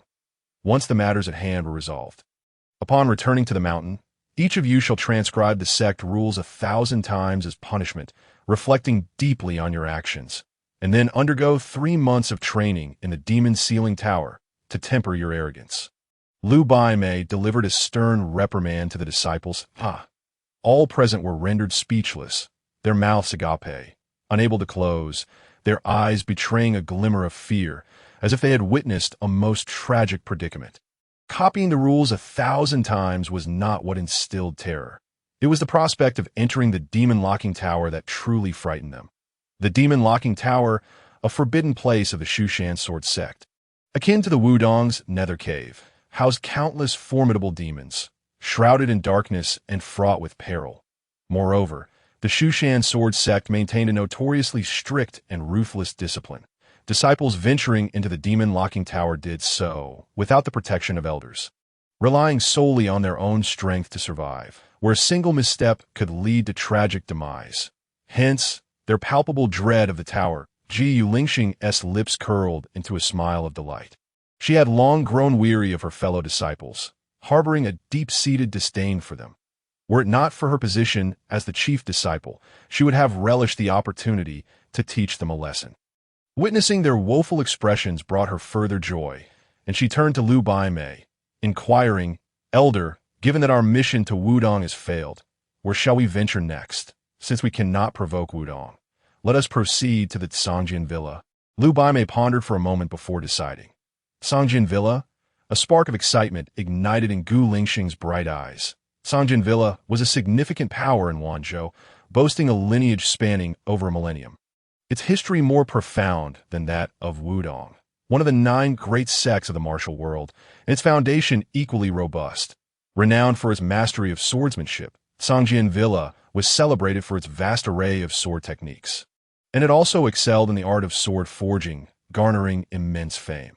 Many swordsmen and martial artists in the world took pride in wielding swords meticulously crafted by Sangjian Villa, which had even come to symbolize status and honor within certain circles of swordsmen. There were rumors circulating that Sangjian Villa possessed an extensive collection of swords, claiming to hold about half of the world's famed swords, numbering 108. Such a sanctuary of swordsmanship was a long-held aspiration for Gu Lingxing. a swordswoman eager to witness its grandeur. Let us ride. After reaching a consensus, the two cracked their whips and galloped away, followed by the lamenting disciples, their faces awash with despair. Meanwhile, at Wudang Mountain, Shen Yan remained oblivious to the fact that his actions had inadvertently shattered the Shushan sword sect's plans, leading them to target the distant Sundan Villa, thus drawing them into unwarranted calamity. This moment, with a blade of grass in his mouth and a broom slung over his shoulder, Shen Yan returned to the barren stone peak in a carefree manner. Suddenly, a resounding thunderclap echoed through the clear sky. Startled, Shen Yan nearly leapt into the air, his face a mask of terror as he gazed skyward, recalling the audacious words he had just uttered. He shouted, "Heavenly Lord, it's me, your own. Do not strike. I was merely posturing and did not intend to offend you. Please forgive me. Do not smite me." His demeanor was utterly uncharacteristic of the formidable figure he had just portrayed. The night was tranquil once more. The silver disk of the moon hung high, its light flowing like water, bright and cleared on a nondescript peak within Wudang. Shen Yan sat cross-legged upon a stone, his eyes shut tight as the vast energies of heaven and earth swirled around him, flowing into his being with each breath he took. Accompanied by a rumble within, he expelled a plume of white, turbid air from his mouth, resembling a silver ribbon darting through the forest before dissipating into the cosmos.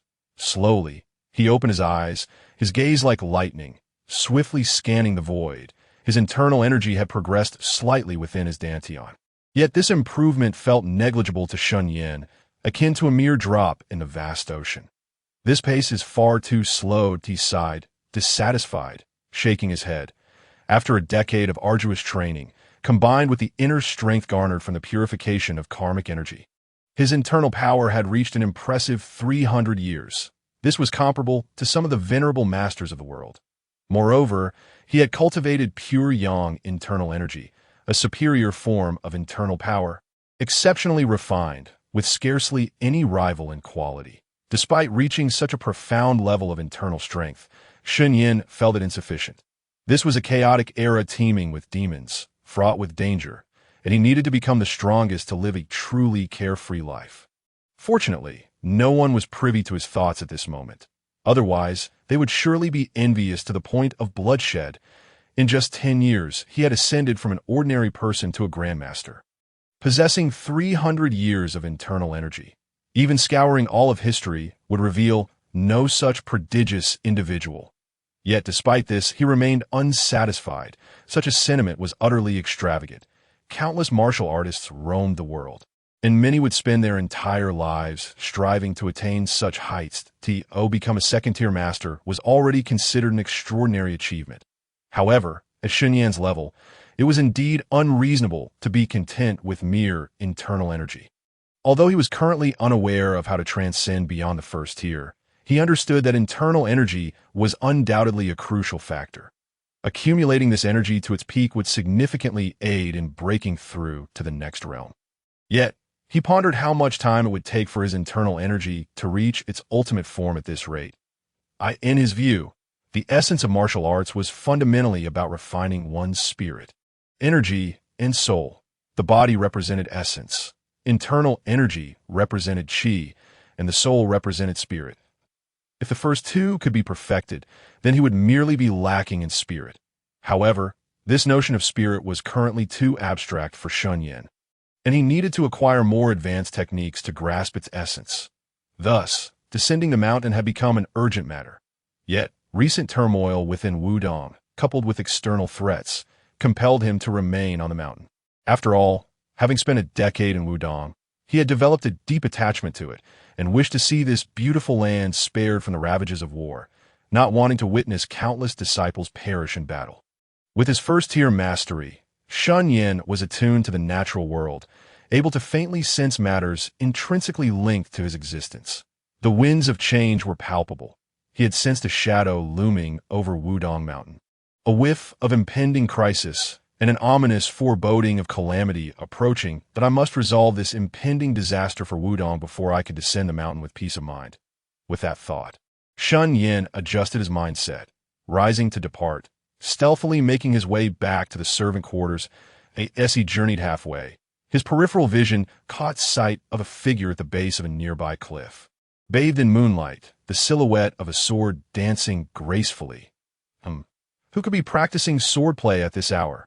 Shen Yan's curiosity piqued. He lightly leaped to the top of a nearby tree for a clear view. Upon closer inspection, he recognized the practitioner as Shen Yan, the chief disciple of Wudang, who was currently bound in white cloth, drenched in sweat. Gritting his teeth as he wielded his sword, it was clear that he was enduring pain while training. Shen Yan sighed softly. It was evident that Shen Yan still grappled with the aftermath of their recent defeat. As the standard-bearer of the current generation of Wudang, he bears a far greater burden than his fellow disciples. With every gain comes a loss. Having ascended to the position of the chief disciple, he is destined to exert tenfold, even 100-fold, more effort than his peers. Only through formidable strength can he command respect. Since his initiation into Wudang, Shen Yan has been the subject of high expectations from the upper echelons. This generation of disciples symbolizes the revival of Wudang, with Shen Yan as its pivotal figure, shouldering immense responsibilities. Consequently, he practices diligently, never allowing himself a moment of laxity. Yet despite his unwavering dedication, reality dealt him a harsh blow. The formidable prowess of Gu Ling Shen caused him to waver in his resolve, leaving him adrift. However, he did not succumb to despair. Instead, he confronted his fears and imposed even stricter and harsher demand upon himself, striving to grow stronger to conquer the inner demon that is Gu Ling Shen. Even when all others rested, Shen Yan persisted in his efforts, wishing to devote every hour of the day to his training, displaying remarkable tenacity. In this regard, he is indeed worthy of the title of chief disciple of Wudang. Shen Yan observed him with a hint of admiration. Clang! At the foot of the rocky cliff, Shen Yan, having wielded his sword for too long, felt a surge of pain from his wounds, causing him to lose his footing and stumble. His long sword clattering to the ground. Gasping for breath, he knelt, his hands pounding the earth in frustration. His eyes reddened as he mournfully questioned the heavens. What must I do to become stronger? Shen Yan slowly withdrew his gaze. In truth, Shen Yan's talent is not lacking. It could even be deemed extraordinary, having reached the 5th rank at such a young age, far surpassing most of his contemporaries. Yet his first opponent happened to be a prodigy like Gu Ling Shen. Setting aside the tiny sword body, there exists a whole rank of disparity between him and Gu Ling Shen. The difference between the 4th and 5th ranks lies in the comprehension of martial arts' true essence, which presents Shen Yan's most significant obstacle. The true essence of martial arts is a daunting challenge that practitioners must face. It cannot be conveyed through words, but must be realized through personal insight. Some may achieve sudden enlightenment and ascend to the 4th rank in a heartbeat, while others, lacking extraordinary opportunities, may struggle for a lifetime without comprehension. Currently, Shen Yan is burdened by demonic obstacles, and his state is far from ideal, posing a grave risk of becoming increasingly mired in confusion, potentially leading to a lifetime of stagnation. Perhaps unwilling to witness a promising talent from Wudang perish prematurely, Shen Yan contemplated for a moment before deciding to lend his guidance. At that moment, Shen Yan harnessed his internal energy to perform a secret technique, concealing his appearance to prevent Shen Yan from recognizing him, and then spoke slowly. Seeking heaven is less fruitful than seeking oneself. If your heart is not tranquil, all efforts are in vain. His sudden voice startled Shen Yan, who hastily retrieved his long sword and sprang to his feet, scanning his surroundings with sharp eyes. Who is it? Shen Yan's expression grew serious as he called out in a deep voice. Before his words had fully escaped his lips, he perceived what appeared to be a flash of dark lightning in the air. In the blink of an eye, a figure materialized before him, standing with hands clasped behind his back, gazing at him with an air of indifference. Shen Yan was instantly taken aback, his heart racing as if facing a life-and-death crisis. Instinctively, he lunged forward, raising his sword to strike with remarkable speed. Clang! The long sword sliced through the air, unleashing 2 arcs of sword light that cleaved the atmosphere with the ferocity of an eagle soaring through the sky. Had it been an ordinary disciple facing such an unexpected attack, they would surely have been at a loss, unable to react in time. However, the one standing before him was Shen Yan, calm, and collected. Shen Yan allowed the sword light to approach. Then, as if swatting a fly, he flicked his wrist, shattering the two arcs of sword light into nothingness that he then slightly bent his finger and gently flicked it. With a resounding clang, his fingertip struck the tip of Shen Yan's sword, producing a sound akin to metal clashing against metal, neutralizing the third strike that came straight at him. The terrifying force transmitted back through the sword caused Shen Yan to stagger backward, leaving dozens of deep footprints in his wake before he finally steadied himself. What? Shen Yan's eyes bulged in disbelief as he stared at his long sword, hardly daring to trust his own eyes. A mere flick of a hand, a simple snap of fingers had effortlessly dispelled his sword technique. What profound internal power is this? What terrifying physical prowess? Shen Yan realized he had encountered a martial arts master whose strength far surpassed his own. His expression grew solemn as he understood that he was no match for this enigmatic figure. Remaining composed, he refrained from fleeing and instead regarded the shadow before him with a serious gaze. Inquiring, "Who might you be?" The opponent had merely revealed a glimpse of his power, yet it was already overwhelmingly formidable. Shen Yan was acutely aware that if this person had come for him, escape would be futile, so he refrained from wasting his efforts. Shen Yan cast a sidelong glance at him and casually remarked, "Who I am is of little importance. What matters is that I can assist you in breaking through your current bottleneck." Upon hearing this, Shen Yan felt no glimmer of joy. Instead, he became even more wary of the individual before him. After all, there's no such thing as a free lunch in this world. Any reasonable person would suspect ulterior motives upon hearing such words. Could this person be from the demonic path, seeking to exploit him against Wudang? Shen Yan's thoughts swirled with uncertainty. Shen Yan smiled knowingly, as if he could see through Shen Yan's apprehensions, and said leisurely, "Rest assured, I am not an enemy of Wudang, nor do you possess anything of value for me to scheme over." Having his thoughts so easily discerned left Shen Yan feeling both embarrassed and astonished. Embarrassed that he was deemed insignificant and astonished by the stranger's words. From the tone of his voice, it was clear that this mysterious figure bore no malice toward Wudang. Furthermore, upon reflection, even if he were an enemy of Wudang, there was no reason for him to infiltrate the sect in the dead of night to appear here. Thus, only one possibility remained. This person must have been on Wudang Mountain all along, merely encountering him while he practiced swordplay, which led to the previous exchange. More importantly, the depth of his strength evoked memories of the reclusive ancestor within their sect. Could this enigmatic figure truly be that hidden master? The mere thought sent a jolt of fear through Shen Yan. Yet, the more he contemplated, the more likely it seemed. Though his gaze toward Shen Yan remained cautious, it now bore an additional layer of profound respect. Ultimately, after a long silence, Shen Yan resolved to ask, "Esteemed sir, you mentioned earlier that you could assist me in overcoming my current bottleneck. How so?" He initially intended to address him as senior, but lacking certainty regarding the man's identity, he hesitated and refrained from making such an assumption. Nevertheless, his tone now carried a hint of deference. Shen Yan discerned the shift in Shen Yan's tone, but offered no explanation, only responding with a gentle smile.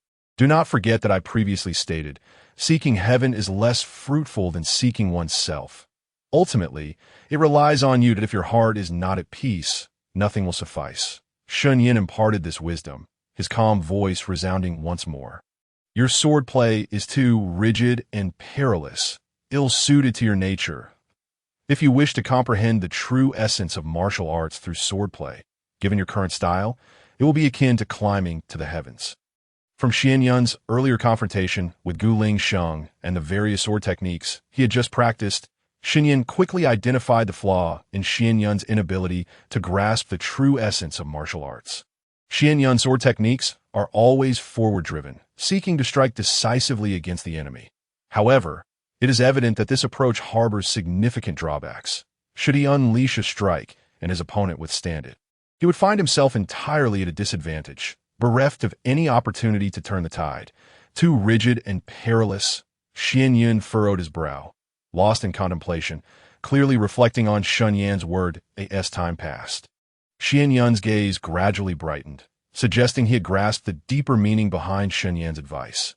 Yet, soon after, A frown returned to his face as he pondered. But what sword techniques within Wudang are truly suited for me and can swiftly aid me in comprehending sword intent? Seeing Shen Yan come to a realization, Shen Yan's lips curled into a faint smile as he remarked casually, "Stop overthinking it. Did I not say I could lend you a helping hand? I happen to possess a sword technique that is perfectly suited for you." Shen Yan's face flushed crimson. He felt as though he were entirely transparent before the other person, with every thought laid bare and easily discerned. Recovering his senses, Shen Yan intended to inquire about the sword technique, but he was suddenly captivated by the movement of the mysterious figure before him, who glided like a wraith in an instant. The figure appeared right before him, a large hand resting upon his crown. It's over. Shen Yan's complexion turned ashen. His first instinct was to assume the other intended to end his life. His heart plummeting as if from a great height into an abyss, nearly ceasing to beat. In that fleeting moment, he braced himself to embrace the inevitability of death. Amidst the suffocating tension, he then heard a calm, unruffled voice whispering in his ear, "Do not be anxious, relax, and open your mind." Overwhelmed by a whirlwind of emotions, Shen Yan felt dazed and could only close his eyes, accepting the command like a marionette, striving to calm his spirit and attain a state of ethereal tranquility.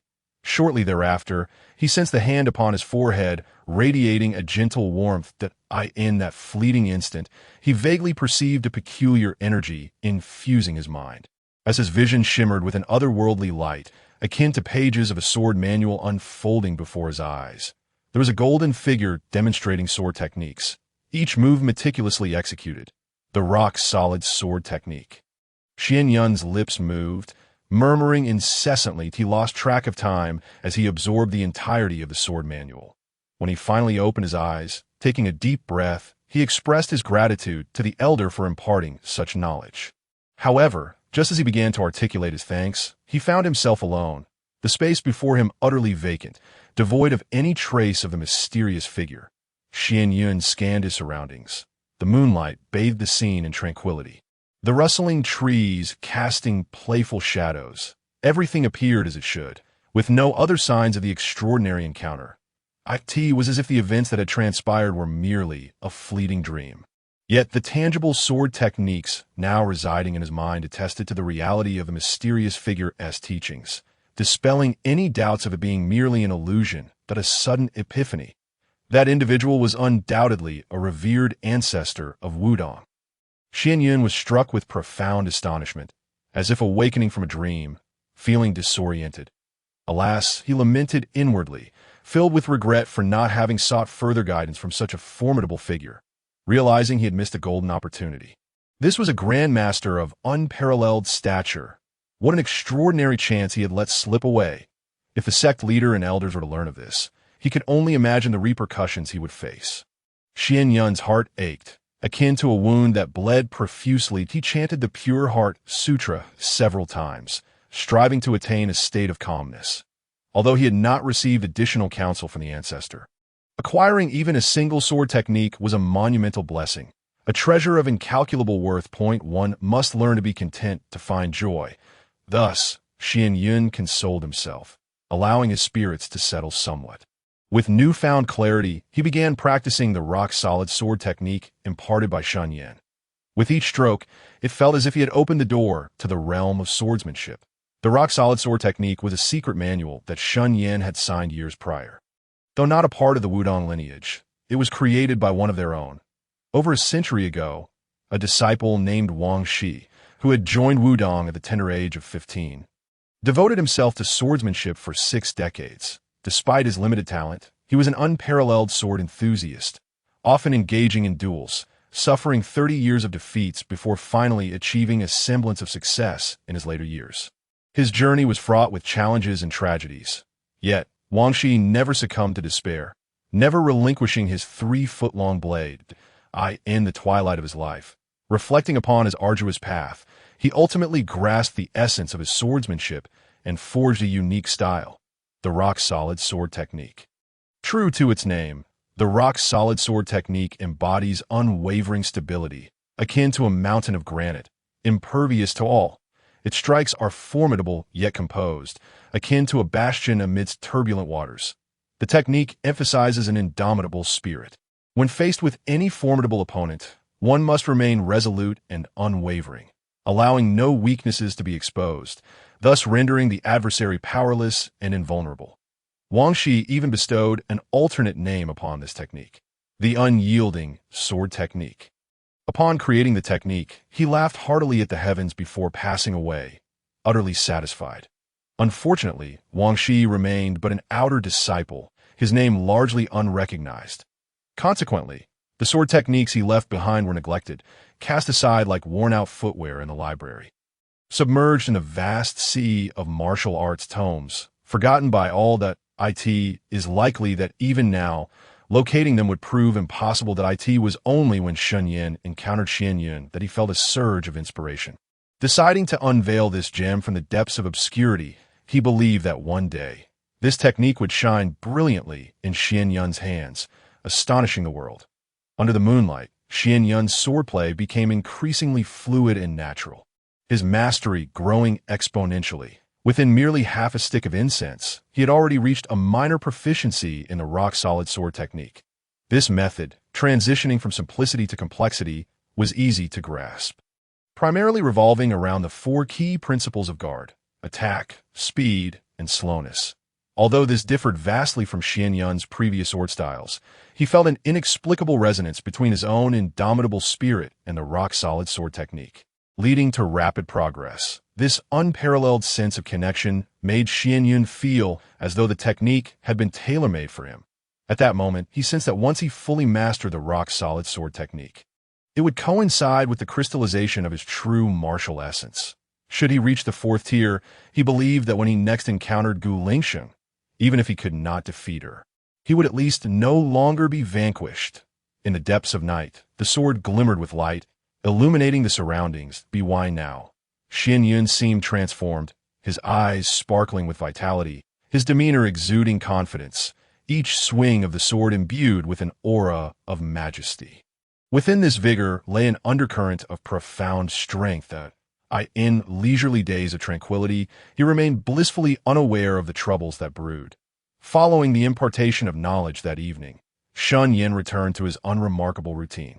Meanwhile, for the higher-ups of Wudang, days stretched interminably, akin to prisoners awaiting their sentencing, their hearts tormented with anxiety over the impending duel with the Shushan sword sect, wondering how far the news would spread. What further decline in reputation awaited Wudang in the martial world? However, on that day, rather than facing the anticipated disgrace from their sect's defeat, they received a sensational piece of news. On the 10th of September, the Shushan sword sect had clashed with the Zhangjian Villa, a major sect in Wanzhou, suffering a devastating loss. Over 30 of their inner disciples fell to the sword of a single disciple from the Shushan sword sect, and it was rumored that they had also lost an ancient, legendary sword. Alongside this news, various rumors about the Shushan sword sect's chief disciple spread like wildfire. Suddenly, in the martial world, names like Gu Lingsheng, Taiji sword body, and a prodigy beyond compare echoed in every corner, igniting fervent discussions akin to the aftermath of the Demon Path Alliance's assault on Shaolin, their popularity refusing to wane. Many attention-seeking martial commentators began to herald Gu Lingsheng as the foremost among the younger generation of Dakian, a sword master unparalleled in her prowess. Some exaggerated claims even suggested that within a decade, she would ascend to the pinnacle of the martial realm, achieving legendary status. At that time, the Shushan sword sect would surpass the Tianxia court, claiming the title of the foremost sect in Dakian, dominating the world. Of course, the major powers were not naive. They understood that even the Taiji sword body was not invincible, and it would be impossible to reach such legendary heights in such a brief period. Thus, upon hearing such remarks, one could only find them laughable, paying them little heed. However, some minor factions and wandering practitioners took every whisper as gospel, believing fervently in the exaggerated praises sung by Gu Lingsheng, who was lauded as invincible, unmatched in the world. Nonetheless, regardless of the circumstances, the Shushan sword sect had indeed succeeded in garnering attention for Gu Lingsheng. Although the anticipated decisive defeat of Wudang did not occur to the same awe-inspiring effect, Gu Lingsheng nonetheless achieved widespread fame, becoming the most celebrated prodigy in the realm. What lay ahead for Gu Lingsheng was simply to await challenges from young talents across the land. Upon defeating them, she would firmly establish her reputation as the foremost among the younger generation, with the Shushan sword master safeguarding her path and the entire sect standing as her support. Gu Lingsheng's journey toward invincibility appeared to be a smooth and radiant one. Taiji Zhenwu scratched his head, utterly bewildered. What was the meaning of this? Had the Shushan sword sect experienced a sudden awakening of conscience? Did they, out of sympathy for Wudang's current plight, decide against pursuing them and instead turn their attention to the Songjin villa? Surely, those sword-obsessed individuals from Shushan were not so benevolent. The assembly buzzed with confusion, each member grappling with the unfolding events. However, regardless of the situation, the reputation of the Wudang sect remained unscathed, which was undoubtedly a cause for celebration, warranting gratitude and offerings to the heavens, since their adversaries chose not to bring up the previous sword contest. The Wudang disciples remained silent, unwilling to foolishly disclose such a humiliating affair. The higher-ups sighed in relief, their long-held tension finally easing to that moment. An elder from the outer sect burst through the door, exclaiming, "A significant event has occurred." Unlike before, his face radiated joy. Before the sect leader could express his displeasure, he laughed heartily and announced, "Sect leader, our eldest disciple Shen Yan has comprehended the true essence of martial arts and has broken into the 4th rank." His jubilant proclamation resonated throughout the assembly, leaving everyone momentarily stunned. What? Upon hearing this news, Taiji Zhenwu, stroking his long beard, nearly tugged out a handful in disbelief. "Surely, you jest, are you not?" Daoist Tongren regarded the outer sect elder with a serious expression, skepticism evident in his gaze. The others, initially taken aback, gradually found it hard to accept this revelation. Since the disastrous event of the chaotic sword duel, Shen Yan's condition had been precarious, and the elders had worried that he might be consumed by despair. How could it be that he suddenly not only regained his composure, but also achieved a breakthrough to the 4th rank? The outer sect elder, feeling wronged, declared urgently, "Esteemed elders, I speak no falsehood. Shen Yan has indeed broken through to the 4th rank. If you do not believe me, come and see for yourselves." Seeing the earnestness in his demeanor, the crowd exchanged glances, questioning whether Shen Yan had transformed his setbacks into motivation and truly ascended to the 4th rank. In that instant, their composure shattered, and they rose in unison, hastily making their way to visit Shen Yan on that fateful night. After receiving instruction in swordsmanship from Shen Yan felt as though he had discovered a treasure. The following day, he began to cultivate diligently beneath the stone cliff, shutting himself away from the world, practicing the Panshur sword technique day and night. Finally, today, he had perfected the sword technique to its pinnacle and comprehended the essence of the Panshur sword. Breaking through the threshold of the 4th rank, the sword's movement stirred the winds and clouds, creating an uproar throughout the sect. Shen Yan's rapid ascent to the 4th rank could be attributed to his profound foundation.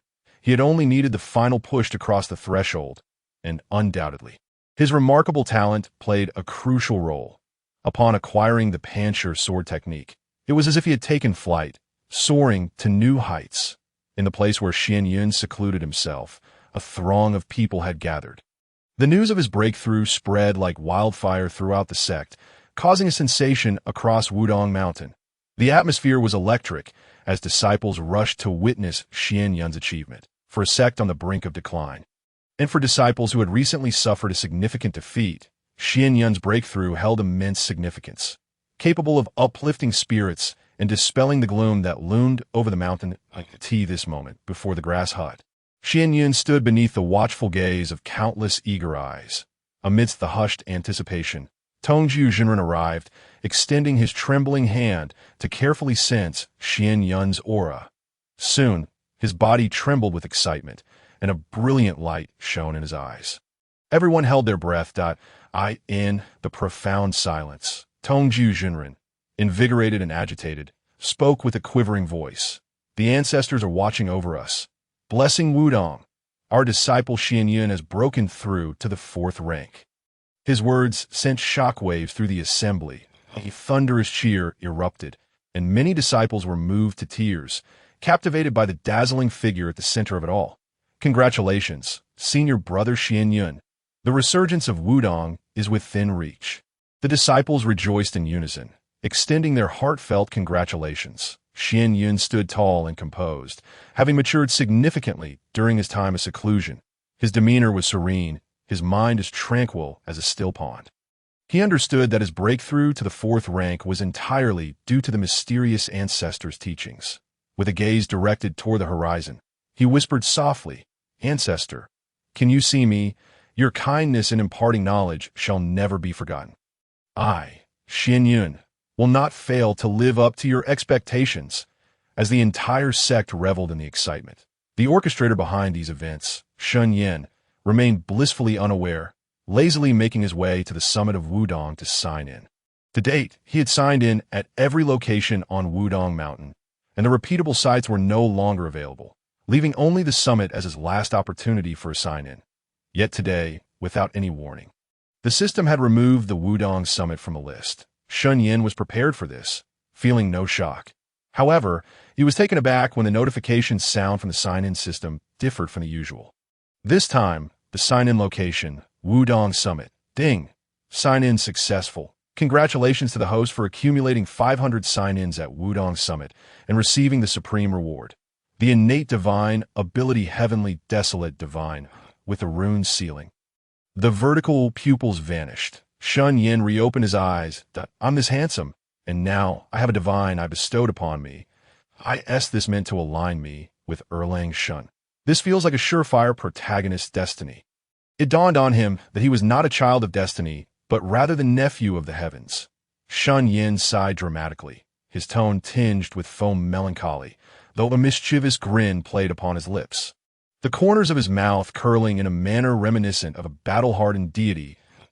In the distance, the Wudang disciples, who were congratulating Shen Yan, all turned their gazes toward the Wudang summit. The sky grew dark, and lightning flickered ominously. Taiji Zhenwu, observing the gathering storm clouds, was puzzled. Just moments ago it was a clear sky. How has it suddenly turned to rain? Given the ominous weather, it seems a downpour is imminent. Let us disperse for now and hold a banquet to celebrate Shen Yan's achievement another day, commanded Taiji Zhenwu. The crowd cheered loudly, gradually dispersing. However, Wudang was fated to revel in joy for only a fleeting moment. For a crisis was already looming. In Wanzhou, within a concealed courtyard, a hawk swooped down and landed on the windowsill. The figure in the red robe stood silently before the loft window, taking a sealed letter from Hawk. Upon reading it, a glint of anticipation flashed in his eyes. The red-robed figure casually handed the letter to a seemingly drowsy elderly man leaning on a staff, gazing toward the direction of Wudang Mountain with a chilling intensity. "The Shushan Sword sect has finally departed from Wanzhou. Pass the orders down. The plan is set in motion. Within 3 days, I want to see all of Wanzhou's Wudang strongholds eradicated." The elderly man, leaning on his staff, nodded slightly before turning to depart. Soon, the courtyard echoed with raucous laughter as a horde of formidable warriors surged forth, brandishing their weapons and marching with great fervor in all directions. Upon the balcony, the man in the crimson robe withdrew his gaze, a vague sense of unease stirring within him. Not long ago, he had dispatched 3 subordinates to Wudang, and they had yet to return, leaving him in the dark about what calamity had befallen them. Not only had he lost 3 loyal followers, but the Tai's splitting light sword was also gone, which incensed him greatly. However, with matters already in motion, there was no turning back. The prolonged stay of the Shushan Sword sect in Wanzhou had delayed his plans to assault Wudang for far too long. Anxious in his heart, he longed to breach Wudang's defenses and meet the formidable Hanhua. Due to the incompleteness of his martial arts, he had been trapped at the pinnacle of the second rank for far too long, with no path to advancement. Only Hanhua possessed the complete demonic techniques that could facilitate his ascent to the first rank. Thus, even with the emergence of minor setbacks, the man in the crimson robe chose to disregard them. Believing they bore no significance to the grand scheme, he was well aware of Wudang's weaknesses. In truth, the entire Wudang sect was sustained solely by the efforts of the second-rank master, Taiji Zhenwu, and there should be no second master of that rank within the sect. The man in the crimson robe was convinced that the forces he had brought were more than sufficient to obliterate Wudang. In Wanzhou, within the verdant landscape of Yinchuan County, lush ancient trees formed a continuous expanse, and an ancient Taoist temple stood majestically amid the tranquility, seemingly detached from the clamor of the mundane world. This was Wudang's branch in Yinchuan County, renowned for its reclusive nature, and under the auspices of the Wudang name, none dared to provoke it. However, this night, all semblance of peace was shattered. Amidst the lush mountains and waters, flames soared into the sky, and thick smoke billowed. The sounds of battle reverberated thunderously, echoing across the land. The clashing of metal rang incessantly. The air was thick with the acrid scent of blood, and the earth was thoroughly stained crimson, with severed limbs and scattered remains creating a horrific tableau. At this moment, dozens of figures clad in Taoist robes were being relentlessly pushed back by the surrounding black-clad assailants, converging in a desperate circle, completely encircled. Illuminated by the flickering flames, the faces of the black-clad attackers appeared especially fierce, some licking the blood from their blades, their expressions frenzied. Each of them bore eyes that gleamed with a sinister light, exuding an overwhelming aura of violence. Their faces twisted into maniacal grins, akin to a pack of hungry wolves drawn by the scent of blood. None among these marauders displayed any semblance of righteous anger. It seemed they had come solely for the thrill of killing. This terrifying scene sent chills down the spines of the Wudang Taoists present.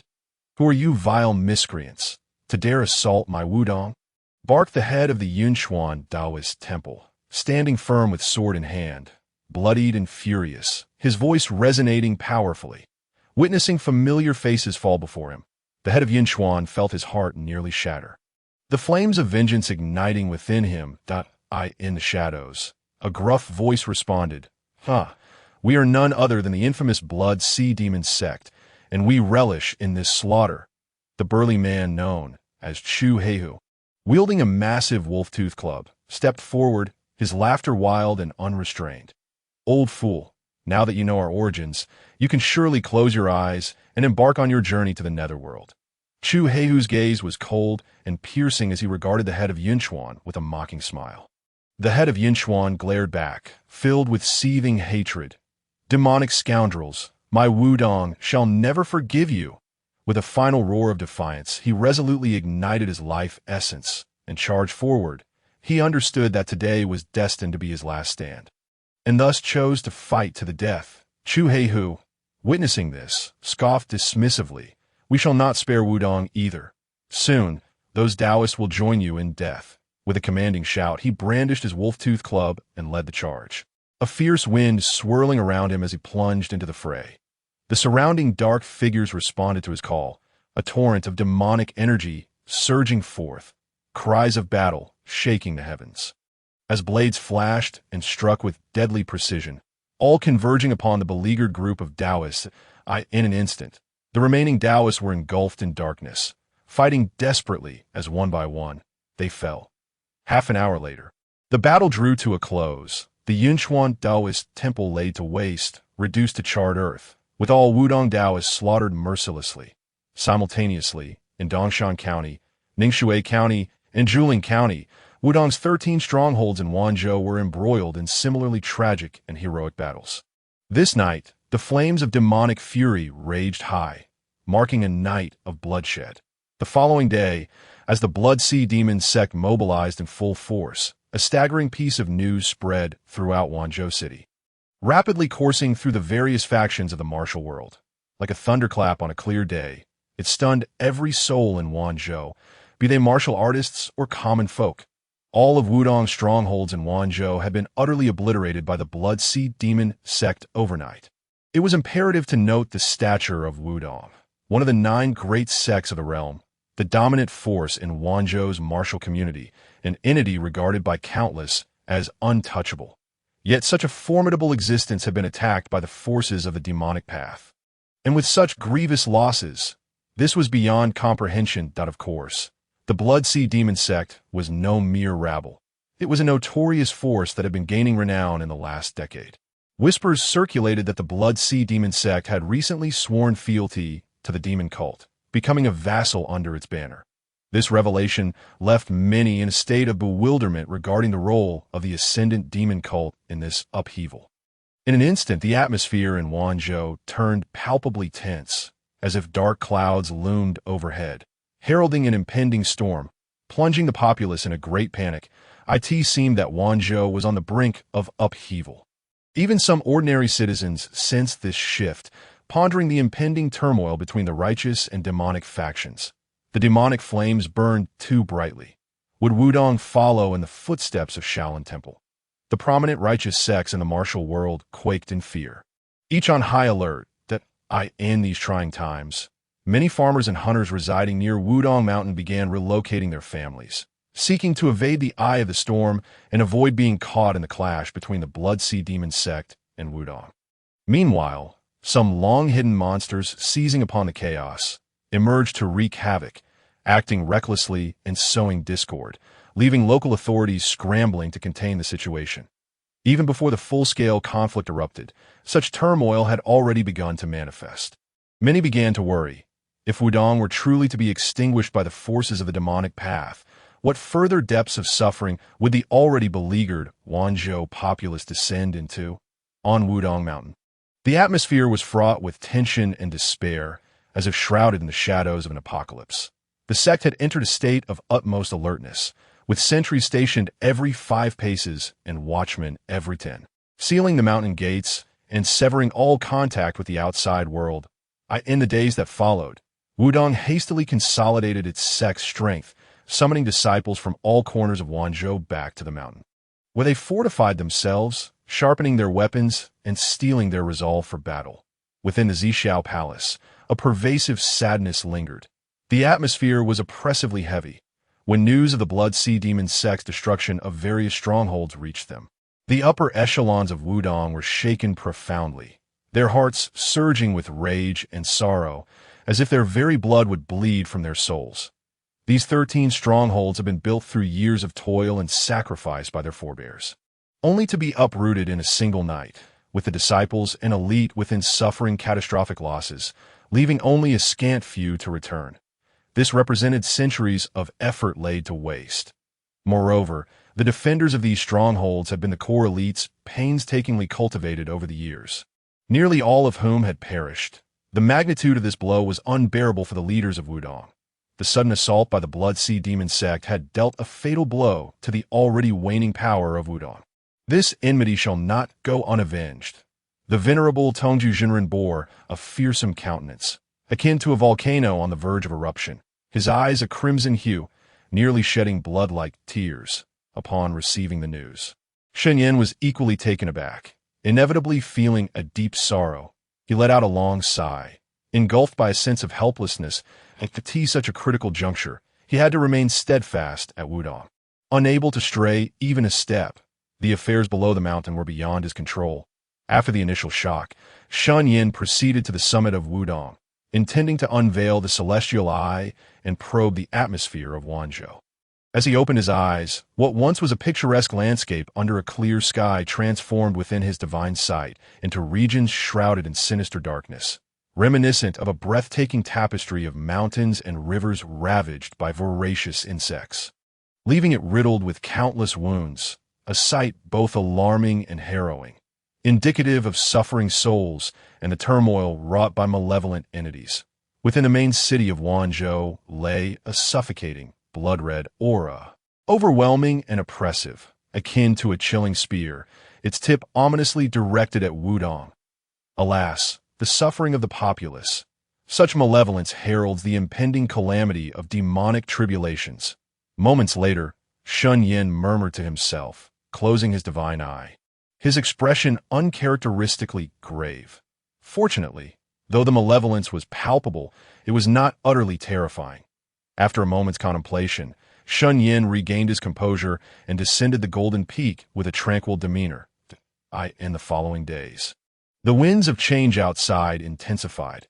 Upon hearing the news that Wudang was about to be besieged, various small factions of demonic forces scattered across Wanzhou began to stir, eagerly gathering from all directions towards Wudang, seeking to partake in the ensuing bloodshed alongside the Blood Sea Demon sect. A formidable tide of malevolence surged forth. The edifice teetered on the brink of collapse. Most believed that Wudang could not escape this calamity. Meanwhile, the beleaguered Wudang sect had been sending missives to factions within the righteous camp of Wanzhou, hoping for reinforcements. Yet, despite sending forth dozens of carrier pigeons, none returned. Not a single faction responded to Wudang, as all preferred to remain uninvolved, observing from a distance. Numerous sects, whose legacies had long been overshadowed by Wudang, secretly lamented, "Wudang has loomed over us for far too long. It is time for a change in hierarchy." These factions had long coveted Wudang's prestigious title among the Nine Greats, and they felt that standing idly by now, or even siding with the demonic forces, would be a fitting response to Wudang's long-standing dominance. Some ancient beings, having secluded themselves for years, awakened upon hearing the news, coldly observing the shifting tides, their eyes gleaming with an unsettling light. Humph! With Wudang's current decline in strength, what merit do they possess to remain the lords of Wanzhou's martial world? Their downfall is but a matter of time. Perishing at the hands of the demonic forces now is preferable to facing annihilation by the righteous sects later.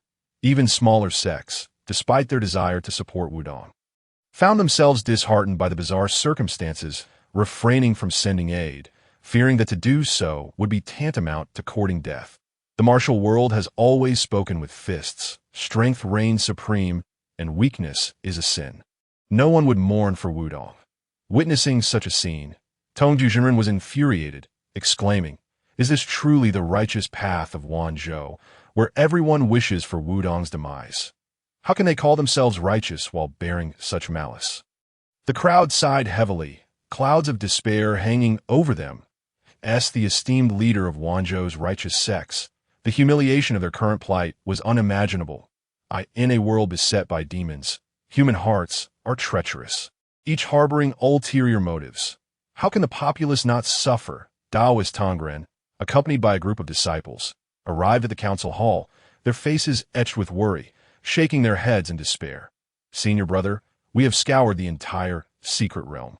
Yet we have not located that reclusive elder." The enigmatic reclusive ancestor was their sole hope at this moment. However, the elder remained elusive in the face of imminent annihilation. Would that elder truly remain aloof? Was it naive to expect salvation for the Wudang sect? Taiji Zhenwu appeared lost and despondent, slumping into a chair and murmuring tremulously, "At this juncture, we must ensure that the disciples find refuge. We must preserve the last ember of hope. If the lineage of Wudang is extinguished, we shall have no face to meet our ancestors." Taoist Tongren spoke with a tone of desolation, already contemplating the final course of action. Having uttered these words, he immediately dispatched individuals to escort a group of distinguished disciples to safety. The specter of war loomed, and delay could spell doom. Before long, a commotion erupted outside the council hall. "Do not drag us away. We absolutely refuse to leave.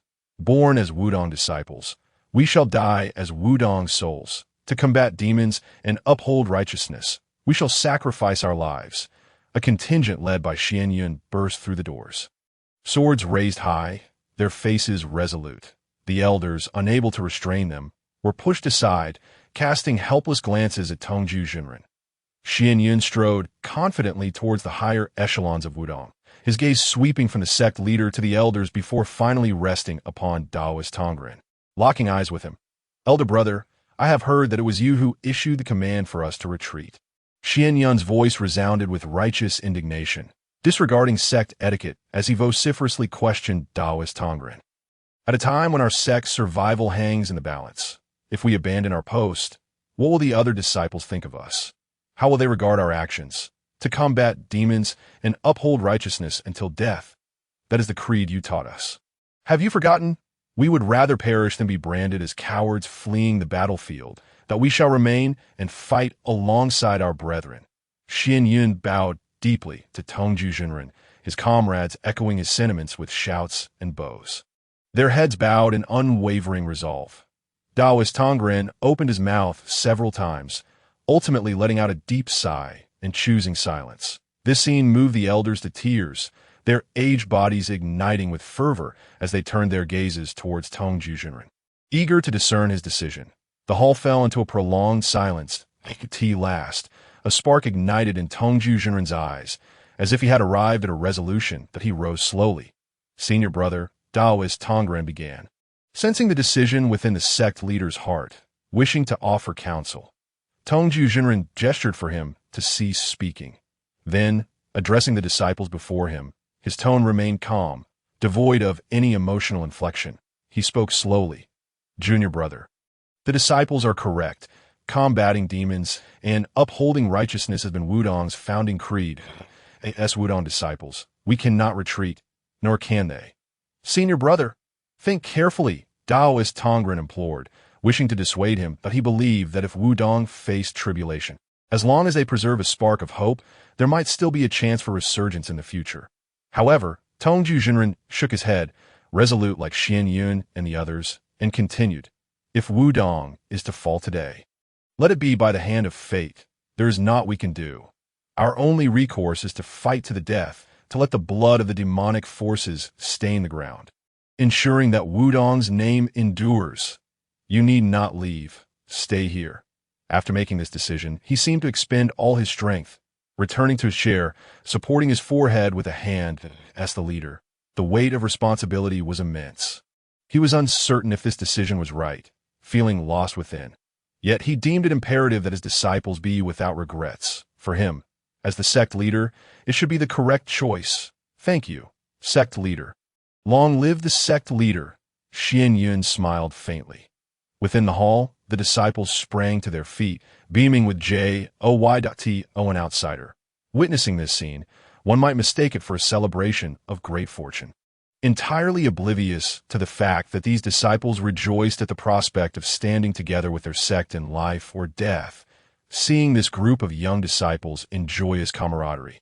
The elders were profoundly shaken, turning away to conceal their tears. On the 23rd day of September, it was an auspicious time for burial, breaking ground, and interment, heralding new beginnings. That on this day, dense, inky clouds pressed heavily upon the sky, as if it were about to collapse. The cold wind howled like a wailing spirit. The earth lay still and desolate, crows lamenting. Indeed, the black clouds threatened to crush the mountains. Upon Wudang Mountain, the patrolling disciples, sensing an unusual presence, remained vigilant, their eyes fixed intently on their surroundings, not daring to relax even for a moment. Suddenly, without warning, the ground trembled beneath them. Startled, the patrolling disciples turned their gaze towards the source of the sound. In the distance, crimson banners emerge against the horizon, billowing in the wind, a palpable aura of menace swirling like thick smoke, as if a formidable army were approaching. In an instant, the winds howled, and the earth shook. They're coming! The patrolling disciples were momentarily taken aback. That moment, a series of urgent bell tolls resonated throughout Wudang, alerting all disciples to the imminent danger. The formidable enemy was upon them. The Wudang sect had long been prepared, and within moments, they had assembled, forming the pre-rehearsed formations, poised for combat, swords in hand. Among the crowd, many youthful disciples felt their throats tighten, palms slick with sweat, their expressions betraying their anxiety as they gazed at the approaching foes. A vast throng of figures loomed closer, numbering nearly 10,000. Some waved flags and shouted battle cries, while others brandished weapons. Some were nonchalant, others fervent, creating a scene of chaotic disorder. Their ranks were disorganized, lacking the precision of a true army. Yet each individual was a warrior, preventing utter chaos from unfolding.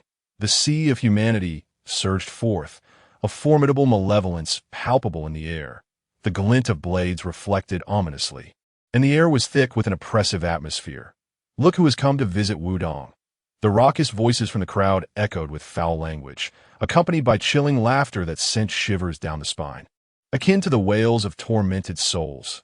All the malevolent beings unleashed their ruthless auras, their bloodlust palpable, as if it could solidify and suffocate the very air, intent on demoralizing Wudang's disciples. The overwhelming aura of bloodshed painted the sky crimson, instilling a profound sense of dread among Wudang's disciples, who could feel the impending threat from afar. The daunting numbers of their adversaries cast a shadow over their faces, This would surely be a fierce battle.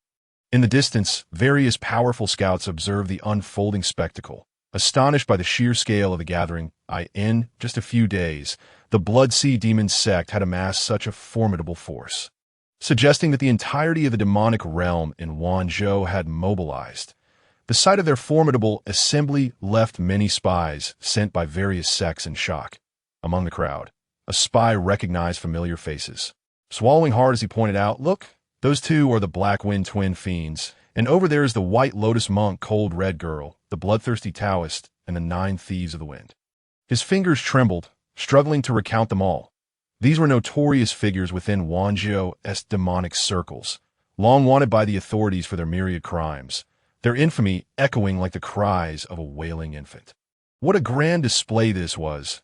With so many ruthless demons gathered, it was evident that not only Wudang Mountain, but even Wanzhou City itself could be overwhelmed. Many rogue cultivators exchanged glances. Astonished by the spectacle, some ancient figures for various sects were also watching closely, murmuring, "The Blood Sea Demon sect is formidable. Wudang is truly in dire straits today. The commotion is enormous." Had the battle already begun? Behind Wudang Mountain, outside the library pavilion, a group of miscellaneous disciples clutched torches, their faces pale with anxiety, beads of cold sweat forming on their brows. As auxiliary disciples, they were not required to fight on the front lines.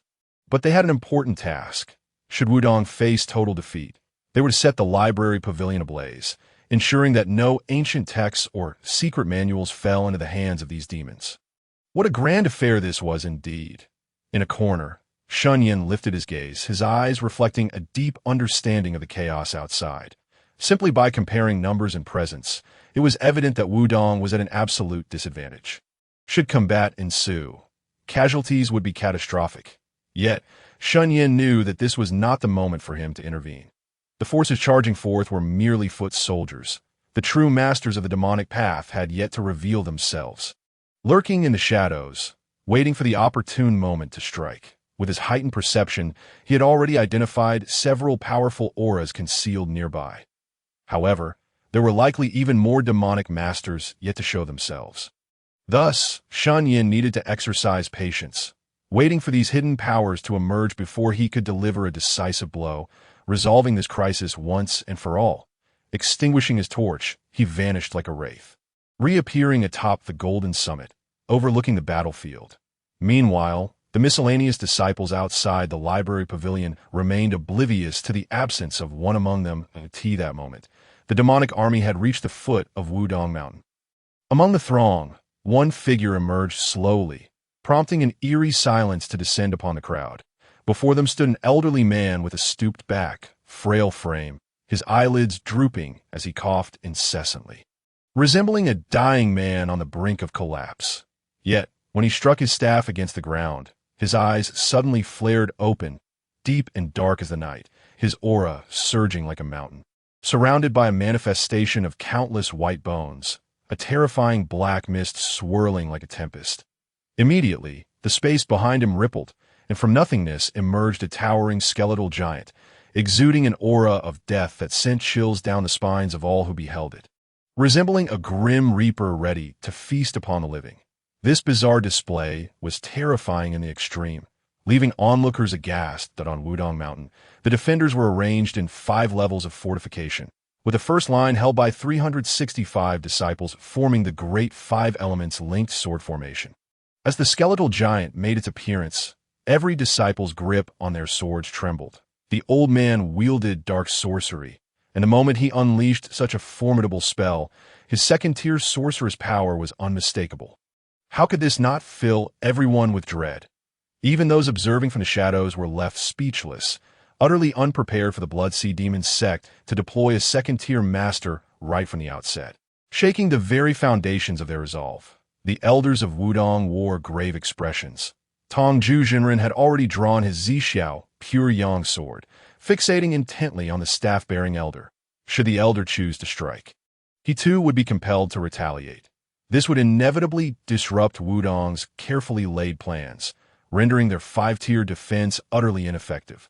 After all, A clash at the second-tier level would unleash overwhelming forces, capable of shattering mountains and splitting the earth. Such devastating power would surely throw the battlefield into disarray. That is the Tsangming Bone technique, without a doubt. It is the signature divine ability of the Bone sect. Someone in the shadows recognized the skeletal giant's origins, their face paling in horror. What? The Bone sect? Wasn't it annihilated by the Celestial Master's office during the Righteous Demonic War a century ago? Many spies collectively gasped in disbelief. The Bone sect, notorious for its abhorrent practices, had specialized in necromantic sorcery, commanding the dead with terrifyingly powerful techniques that a century ago, during the Righteous Demonic War, the Bone sect had sacrificed countless lives to refine a skeletal giant, inciting the wrath of righteous forces and ultimately facing extermination at the hands of the then Celestial Master of Longhu Mountain. The once feared Bone sect had been obliterated, vanishing into the annals of history. Yet, it appeared that remnants had survived. The crowd's gaze shifted to the staff-bearing elder, their eyes filled with trepidation. If their suspicions were correct, this elder was none other than the Grand Protector of the Bone sect, Tian Ke Luo Sha, who was born with a deformity in his feet and relied on a staff to walk. An elder from a major sect, with a profound gaze, elucidated the identity of the staff-bearing elder, causing an uproar among those present that a spy exclaimed in astonishment. Could it be that this ancient monster is none other than the leader of the Blood Sea Demon sect? The Blood Sea Demon sect has emerged as a formidable and enigmatic force within the martial world, operating with an air of profound mystery. They are akin to a horde of fiends that have sprung forth from the very stones. Appearing abruptly and within a mere decade, they have established a notorious reputation that reverberates throughout the realm. The sect's leader, the Blood Sea Demon Sovereign, remains an even greater enigma, with no one in the martial community aware of his appearance or origins. Logically, an ancient being like the Tianke Rakshasa would not willingly remain subordinate, leading many to speculate that he is indeed the Blood Sea Demon Sovereign. As clandestine figures exchanged whispers, the scene underwent a dramatic shift. Roar! A chilling and terrifying wail erupted from behind the Tianke Rakshasa, as a colossal skeleton giant let out a bone-chilling howl that echoed throughout the arena, sending shivers down the spines of all present. With the ghostly shriek fading, a cacophony of slaughter erupted from the foot of the mountain, shaking the very heavens and splitting the earth. Kill! Thousands of demons roared in unison, their voices crashing like a tidal wave, instantly overwhelming the Wudang disciples and rendering them deafened, their blood surging with adrenaline. The demonic forces brandished their weapons, their expressions frenzied, surging forth like a black torrent towards Wudang. Thus, the battle commenced. Observing this, Tongjun Jinren and his companions exhaled in relief, realizing that the second-tier foes had not immediately attacked. A stroke of misfortune turned fortune. Yet, the situation remained precarious. The first-tier Grand Sword formation, though numerous, comprised disciples of limited strength, unable to unleash the full potential of the array. Consequently, their lethality was constrained, merely whittling down the numbers of the demonic forces, buying a fleeting moment of respite. Returning to the battlefield, numerous demons had already breached the first line of defense, brandishing a bewildering array of weapons. Charging ferociously at the Wudang disciples on the mountainside, Tongren Daolang stepped forward, raising his command flag, and uttered 3 words. Activate the sword formation. As his words fell, 365 Wudang disciples, well prepared, faced the onrushing demons without a hint of panic. In an instant, they began to move with precision, stepping in unison, their swords poised as the grand 5 elements linked sword formation gradually took shape. As the horde of demons surged into the formation, they were met with a dazzling spectacle. Countless sword lights filled their vision, obscuring the sun and saturating the air. Each demon, sensing impending doom, hastily unleashed their full might, attacking fiercely in every direction. However, they were met with relentless waves of sword light that cascaded upon them without as the sword formation activated. Its icy brilliance illuminated the surroundings, and the besieged demonic warriors, trapped within, shrieked in despair as they were mercilessly annihilated. Blades and swords fell like meteors, and one by one, Demonic warriors were cleaved apart, their severed limbs flying from the formation, staining the earth with blood. In the blink of an eye, over 100 demonic warriors had perished. This scene left many demonic warriors trembling in fear. The pace of their assault immediately slowed as they exchanged glances, hesitating, as the saying goes. A dead ally is better than a dead Taoist.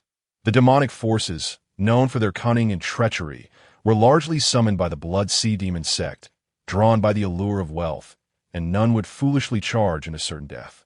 Thus, the offensive faltered into a stalemate. The sudden shift left not only the participating demonic warriors stunned, but even the onlookers for various sects were left dumbfounded. The sword formation was simply too terrifying. In a brief span, hundreds of demonic warriors had perished within its confines, while the Wudang disciples remained unscathed. Such was the profundity of a top-tier sect. Many spies for various forces were awestruck by the might of the sword formation, their eyes glimmering with envy. Seeing his subordinates in a state of indecision, the Tianke Rakshasa's eyes flashed with irritation, a sinister light surging forth as he bellowed at the crowd. "What are you waiting for? Move and eliminate them." As his command echoed, the elite forces of the Blood Sea Demon sect, including formidable figures like Chu Heihu, surged to the forefront. Other powerful demonic figures, like the Bai Lian monk from Wanzhou, also joined the fray, launching a ferocious assault against the lined-up Wudang disciples with overwhelming force, unleashing a barrage of attacks. Demonic energy surged, blades and sword lights erupted, shadows flickered, and a terrifying wave of energy enveloped the entirety of Wudang Mountain. Boom! The arena erupted with the sound of thunder, as flashes of dark light illuminated the somber skies, the onslaught fearsome and overwhelming. Leaving all present in shock. 365 lined-up disciples found themselves akin to rootless weeds amidst a tempestuous sea, battered by torrential rain and scattering in all directions. Countless swords shattered, and figures were sent hurtling backward, blood spewing forth. The sword formation was instantly breached. Those present were left in a state of profound alarm. The enemy possessed an overwhelming number of powerful warriors in a mere encounter. The sword formation had been dealt a devastating blow. Tongren Daolong's expression grew grave, for he had anticipated this outcome and felt no surprise. He then issued a cold command: "Cover their retreat." In an instant, powerful elders surged forth from the second line of defense, shielding the disciples as they engaged the demonic experts, preventing any slaughter from occurring. The disciples, supporting one another, hastily retreated up the mountain. Once the disciples reached safety, the elders began to fight while retreating, avoiding a protracted battle. Swiftly arriving at the second layer of defense, where preparations had already been made to receive them. As the demonic forces pursued the Wudang elders, the 70 disciples stationed at the second line roared in unison, splitting into 10 teams to form the Big Dipper 7-star sword formation, rising swiftly to meet the oncoming tide.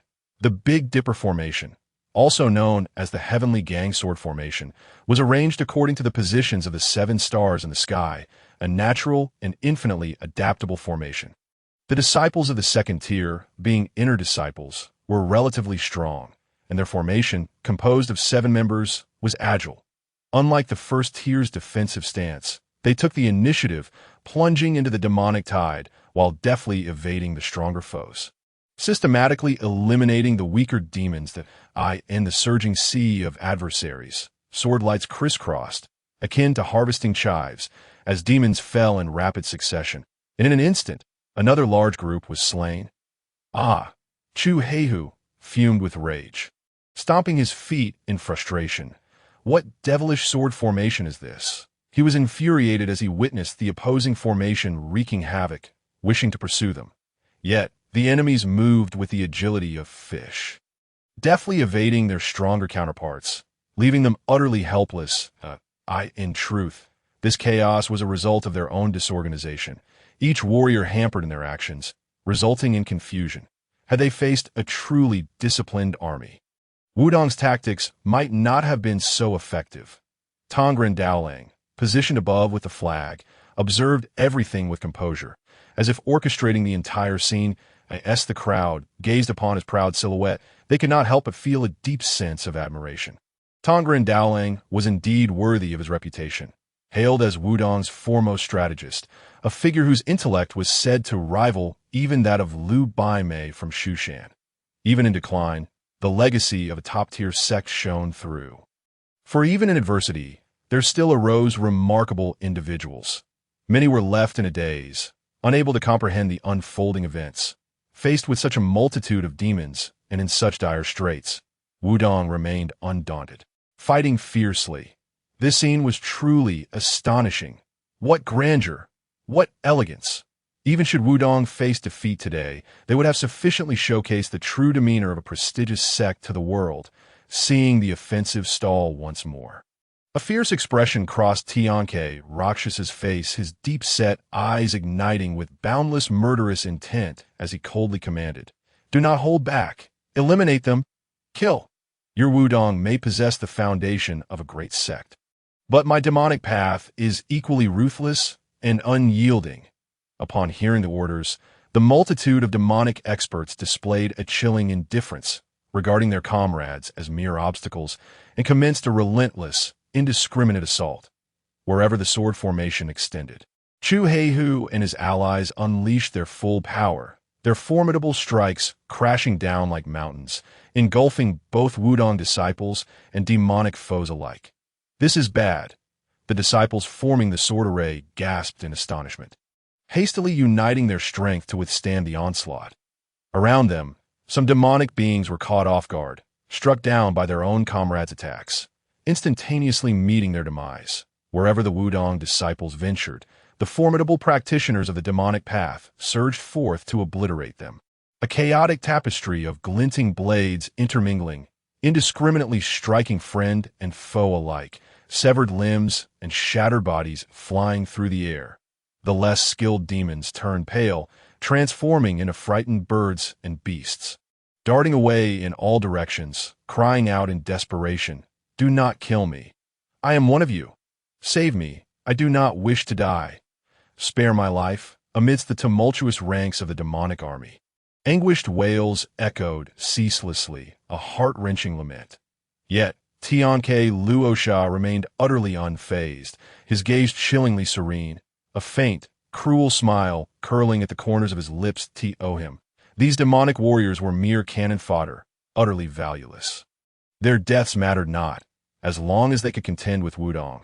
The loss of countless lives was of no consequence. Such is the brutality of war. Like a tea that moment, all began to grasp the true horror of the demonic path. Such cold-hearted actions were truly terrifying. This was a band of thorough madmen, devoid of humanity, utterly lacking in emotion. Daoist Tongren let out a resigned sigh. This was the treacherous aspect of the demonic path. Faced with such a situation, all he could do was issue the command, "Second barrier, all personnel retreat." Upon hearing this, the Wudang disciples forming the sword array ceased their movements, immediately pulling back, many grievously injured, coughing up blood as they swiftly fled. Thus, the demonic army, employing a tactic of sheer numbers, surged forth to assail Wudang. Time gradually slipped away. Under the demonic path's disregard for casualties, the third and fourth barriers set by Wudang were consecutively breached. At the mountainside, the final defense was established, all Wudang disciples retreating to one place, with the path up the mountain behind them, leaving them with no avenue of escape. The grand battle was finally poised to reach its climactic confrontation. The final bloodbath between the two sides would determine victory or defeat. I could see this moment. Beneath the feet of the Wudang crowd lay a sea of corpses, blood flowing like a stream. The scene a harrowing tableau of carnage, resembling a hellish inferno. The air was thick with the stench of blood and flesh, causing many of the faint-hearted to retch, unable to bear the sight of this battlefield of slaughter. The demonic army, once numbering nearly 10,000, now found itself reduced to less than half, suffering grievous losses. The situation for Wudang was similarly dire. Although the death toll was not overwhelming, every defender was gravely wounded. Clearly stripped of their capacity to continue fighting, they had truly become a pitiful assembly of the aged, the weak, and the ailing. This battle had been extraordinarily brutal. The demonic path was merciless beyond measure. The clash reverberated through all, instilling fear in the hearts of many hidden powers that on one hand, there was terror at the demonic path's heartless cruelty. On the other, there was astonishment at Wudang's indomitable spirit. Were it any other faction facing such merciless demons, they would likely have faltered before the battle even began, casting aside their armor and fleeing in terror, bereft of the courage to confront such a dire situation. Consequently, a profound respect for Wudang arose within all. Even though they no longer possessed their former glory, nor did they have as many peak experts, Wudang still stood resolutely against the Blood Sea Demon sect, engaging in such heroic combat. However, it was regrettable that Wudang, in terms of both numbers and mastery, was vastly outmatched by the forces of the Blood Sea Demon sect. Given the current circumstances, Wudang was essentially beyond salvation. Facing an inevitable demise, this titan, who had dominated Wanzhou for centuries, a towering presence in the hearts of countless warriors, was finally approaching its end, destined for annihilation. Some relished in the misfortune, others watched from a distance, and some sighed in bewilderment. None could foresee the fate of Wanzhou following the fall of the Wudang sect. The true decisive battle was about to commence. In this moment, everyone held their breath, prepared to witness a confrontation that would irrevocably alter the landscape of the martial world. At the foot of the mountain, Tianke Luosha remained rooted in place, despite the sacrifice of so many subordinates. He exhibited no sign of emotion, as if the dead were merely insignificant insects. His gaunt, bark-like visage instead bore an expression of profound satisfaction. Ah, the moment of reckoning has finally arrived. What followed would not involve these coerced, demonic warriors rushing into battle. It would be a clash of titans, a contest of masters. Tianke Luosha raised his staff, the energy surging forth, enveloped in a shroud of darkness, emanating an intensely malevolent aura, as dark runes materialized, swirling around him. Wudang, prepare to embrace your fate. Annihilate. Tianke Luosha cackled fiercely at last. He made his move. Though he appeared enervated, as if his very flesh were withering, his spirit was overwhelmingly potent, unleashing a terrifying necromantic magic. The towering skeletal giant roared towards the heavens, a tide of death energy surging forth, sweeping across the battlefield. It began to stride forward, intent on slaughtering Wudang. At this moment, all gazes were drawn to the skeletal giant. The emergence of a second-tier powerhouse served as the clarion call to commence the great battle, igniting the nerves of all present. Ha! Today Wudang shall be removed from existence. Kill! The remaining demons shrieked in a frenzy, surging forth in a dense mass, the terrifying demonic energy exploding forth with renewed ferocity. Behind them loomed a vast shadow, the colossal skeletal giant advancing step by step, causing the ground to sink beneath its weight, each step creating a deep crater, the earth beneath it yielding as if made of paper. The once quiet Wudang mountain erupted like a spark igniting gunpowder, the acrid smoke of battle once again engulfing the area on the Wudang side. All the elders stood at the forefront, their expressions grave. Poised for action, roar. The earth trembled as a deafening roar resounded. The skeletal giant leapt over the throng of demons, arriving at the forefront, its overwhelming presence casting a shadow over the mountains and valleys. A massive hand slowly extended, blotting out the sun, descending towards where the Wudang disciples stood, ready to crush them. The oncoming force of 1,000 tons felt as if it could shatter mountains and rivers. Several young disciples, witnessing the colossal hand descending like a mountain, felt their hair stand on end, swallowing hard, cold sweat beading on their brows. The formidable silhouettes of Wudang's leaders stood resolutely before them. The sound of a sword being drawn rang out.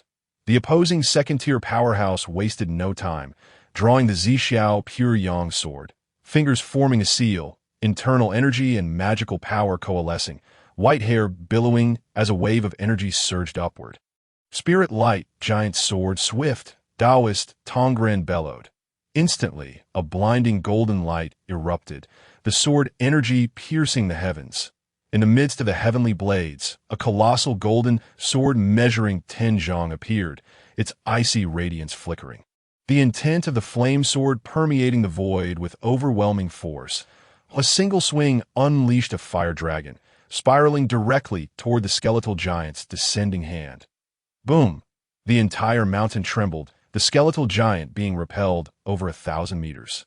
Trees toppled, earth and stone scattered, the ground itself gouged like a deep trench. The formidable strike of Daoist Tongren's spirit light giant sword left a profound gash on the skeletal giant's hand. A wisp of eerie corpse energy escaping into the air. Some demonic warriors nearby were caught in a violent clash, their bodies shredded into a mist of blood, leaving no trace behind. The remaining demons were awash with dread, their faces pale with terror, hastily scattering to the sides, fearful of being caught in the fray between the second-tier powerhouses. Meanwhile, Daoist Tongren, concerned that the skeletal giant might charge again and harm his disciples in the ensuing chaos, employed his lightness skill, darting toward the skeletal giant. None dared to impede his path. Roar! The skeletal giant halted, enraged and frenzied, clawing the air and wildly swinging its massive bony hands toward him. Boom! Once more. Daoist Tongren swung his blazing sword, colliding with the skeletal giant, producing a sound that reverberated through the heavens, rocks flying and the ground cracking. Dust and smoke billowed skyward as Daoist Tongren fought with all his might, his face fierce and determined, unleashing a relentless barrage of strikes, rapidly engaging the skeletal giant for over 100 exchanges, the ground swiftly transforming into a desolate wasteland. The combined might of their martial and magical prowess was indeed astonishing. In the distance, a group of young individuals, moved by the sight before them, could not help but feel a wave of emotion.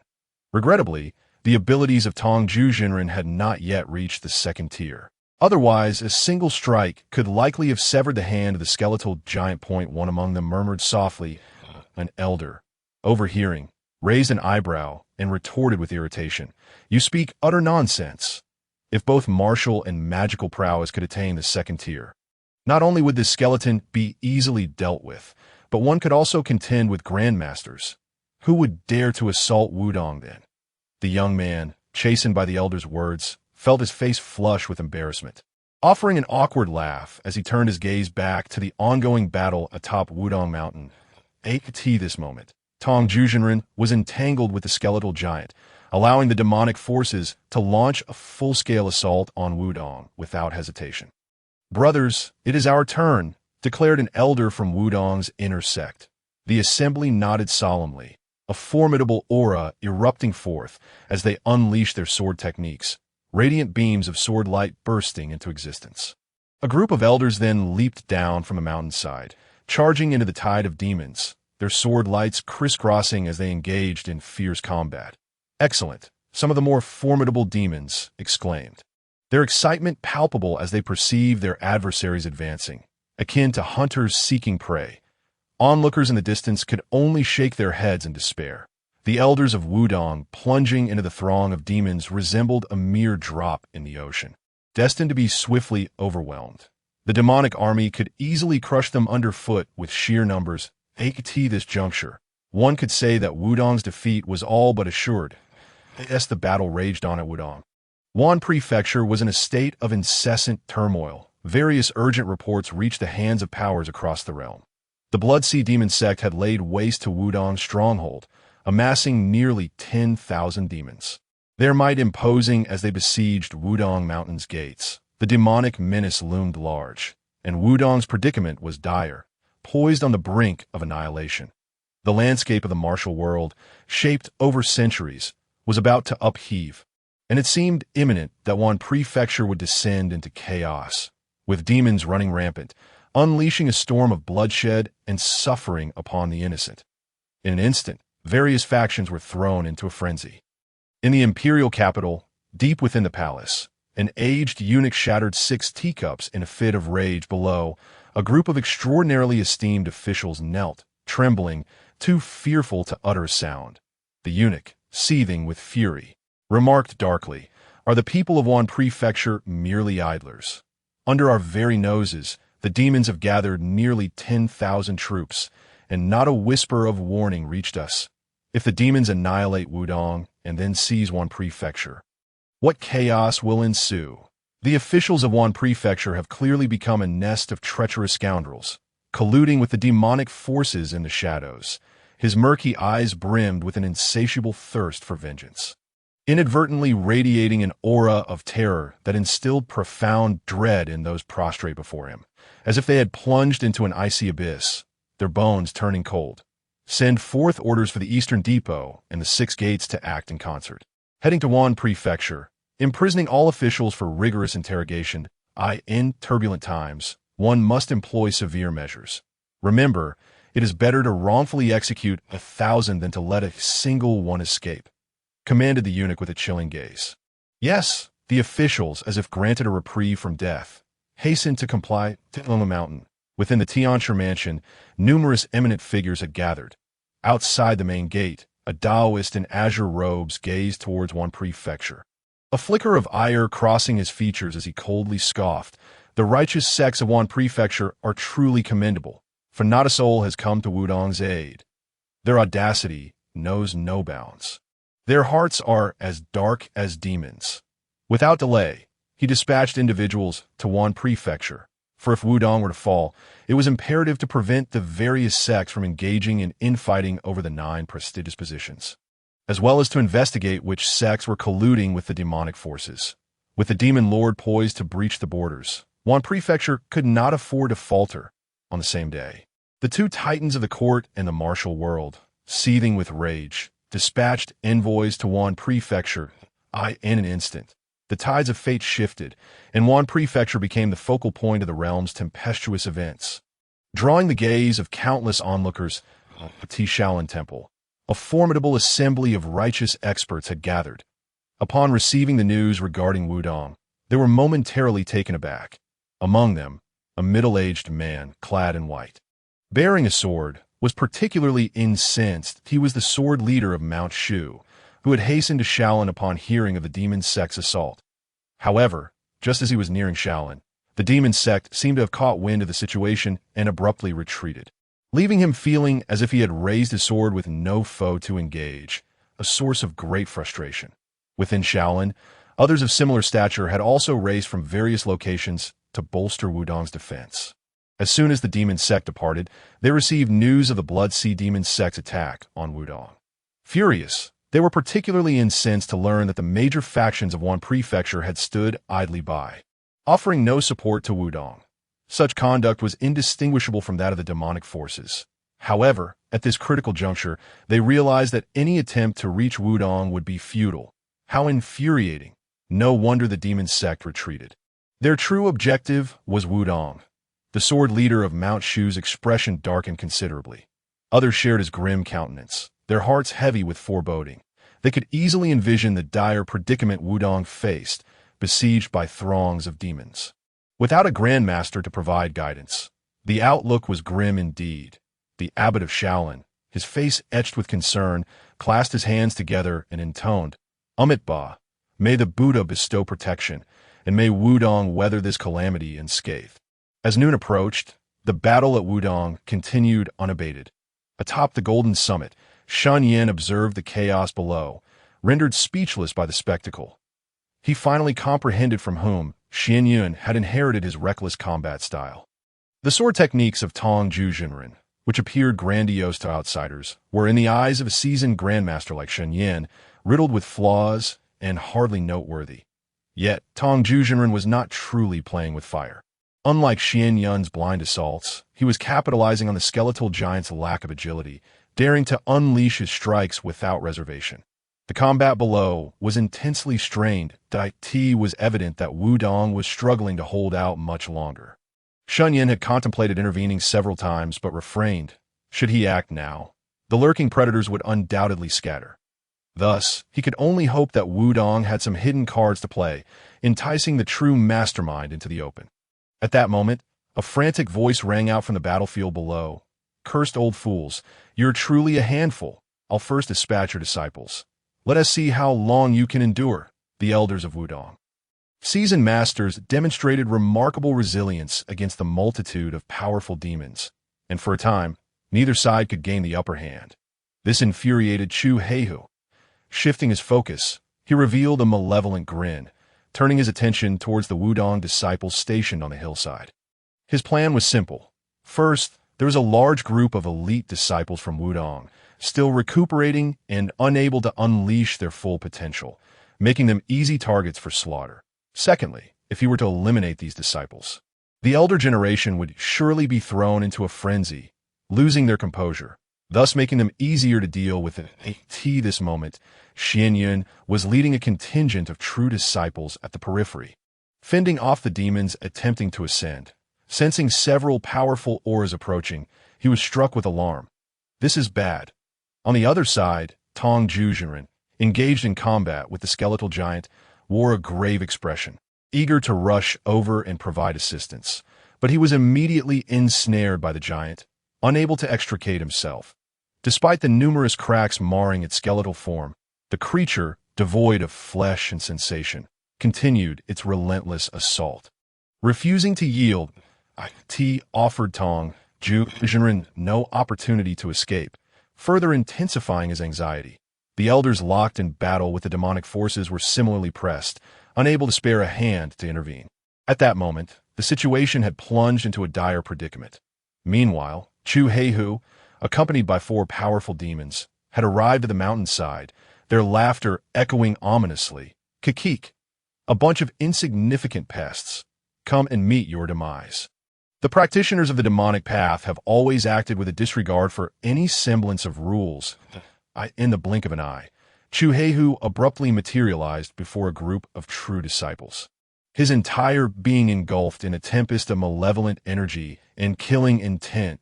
A spiked club, imbued with a sinister black wind, descended with a thunderous crash. Possessing immense strength, his strike bore the ferocity of a mountain's upheaval, rendering all in its path utterly defenseless.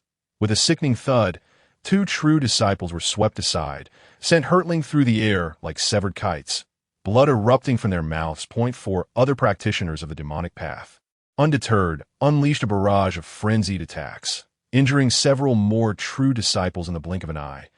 The tide of battle shifted dramatically in their favor. Is this the legacy of Wudang? Pathetically weak. Utterly defenseless. Chu Heihu laughed maniacally, his gaze condescending, surveying his foes as if they were mere insects. Despicable fiends, cease your arrogance. Shen Yan, the leader among the disciples, bellowed with a voice as fierce as a torch. His eyes ablaze with righteous fury. Standing resolutely at the forefront, he embodied the unwavering strength of a mountain, flanked by his injured brethren, with no retreat left to him. Only the path of life or death remained. You insolent brat! Who do you think you are to pose such threats? Prepare to die. Chu Heihu sneered down at Shen Yan, clutching his massive spiked club high above his head, taking a heavy step forward. He leapt towards Shen Yan in an instant. You little pest, I shall crush you with one blow. As malevolent energy coalesced, Chu Heihu's club hurtled through the air, accompanied by the haunting wails of vengeful spirits. A terrifying sound that sent chills down the spine. With the ferocity of an unyielding mountain, Shen Yan remained unfazed by the oncoming onslaught. He chanted a sword incantation, his gaze deepening as he slowly drew his sword. A glimmering cold light erupting forth, an imperceptible sword intent enveloping the surroundings. His movements were fluid and unrestrained, the brilliance of his sword resembling a celestial mountain, emanating an unshakable resolve. Those around him felt an inexplicable sensation, as if Shen Yan had transformed into an invisible mountain, rising skyward, imposing and majestic. A single man shall hold the pass. None shall breach. With the emergence of his steadfast sword, it became as indestructible as rock. With a resounding crash, Chu Heihu's fierce strike collided with Xuanyun's formidable sword light, unleashing a deafening explosion. The air compressed and erupted, a violent shockwave sweeping through the vicinity, flattening the ground for miles. Onlookers shielded their eyes, their faces stinging from the force of the gust. In that moment of brilliance, both figures staggered from the impact. Shen Yan retreated several dozen steps, while Chu Heihu was hurled back over 100 meters, emitting a muffled grunt, a trickle of blood escaping from the corner of his mouth. The demons, witnessing this, were taken aback. After a single exchange, the disparity was glaringly evident. In this critical moment, Shen Yan radiated an astonishing brilliance. The four demonic practitioners narrowed their eyes, their expressions grave as they regarded the youth standing resolutely with his sword, their gazes tinged with wariness. Sword intent. How careless I was! They had not anticipated that this young Wudang disciple was of the same tier. A fourth-grade warrior. Infuriating. I shall strike again. Chu Heihu was incensed. Being a peak fourth-grade warrior, he felt utterly humiliated to have been wounded by a mere young disciple, his anger boiling within him, his eyes ablaze with rage. He licked the blood from his lips, his grin growing increasingly sinister, an aura of malevolence radiating from him as he charged at Shen Yan once more, wielding his spiked club. In stark contrast, Shen Yan remained unperturbed, his expression unwavering, as he unleashed strike after strike imbued with sword intent, his focus absolute, as if the world had narrowed to just himself and his sword, with nothing else in existence. Chu Heihu relentlessly swung his club, colliding repeatedly with the radiant sword light. Yet, Xuanyan's sword techniques were as impenetrable as an iron fortress.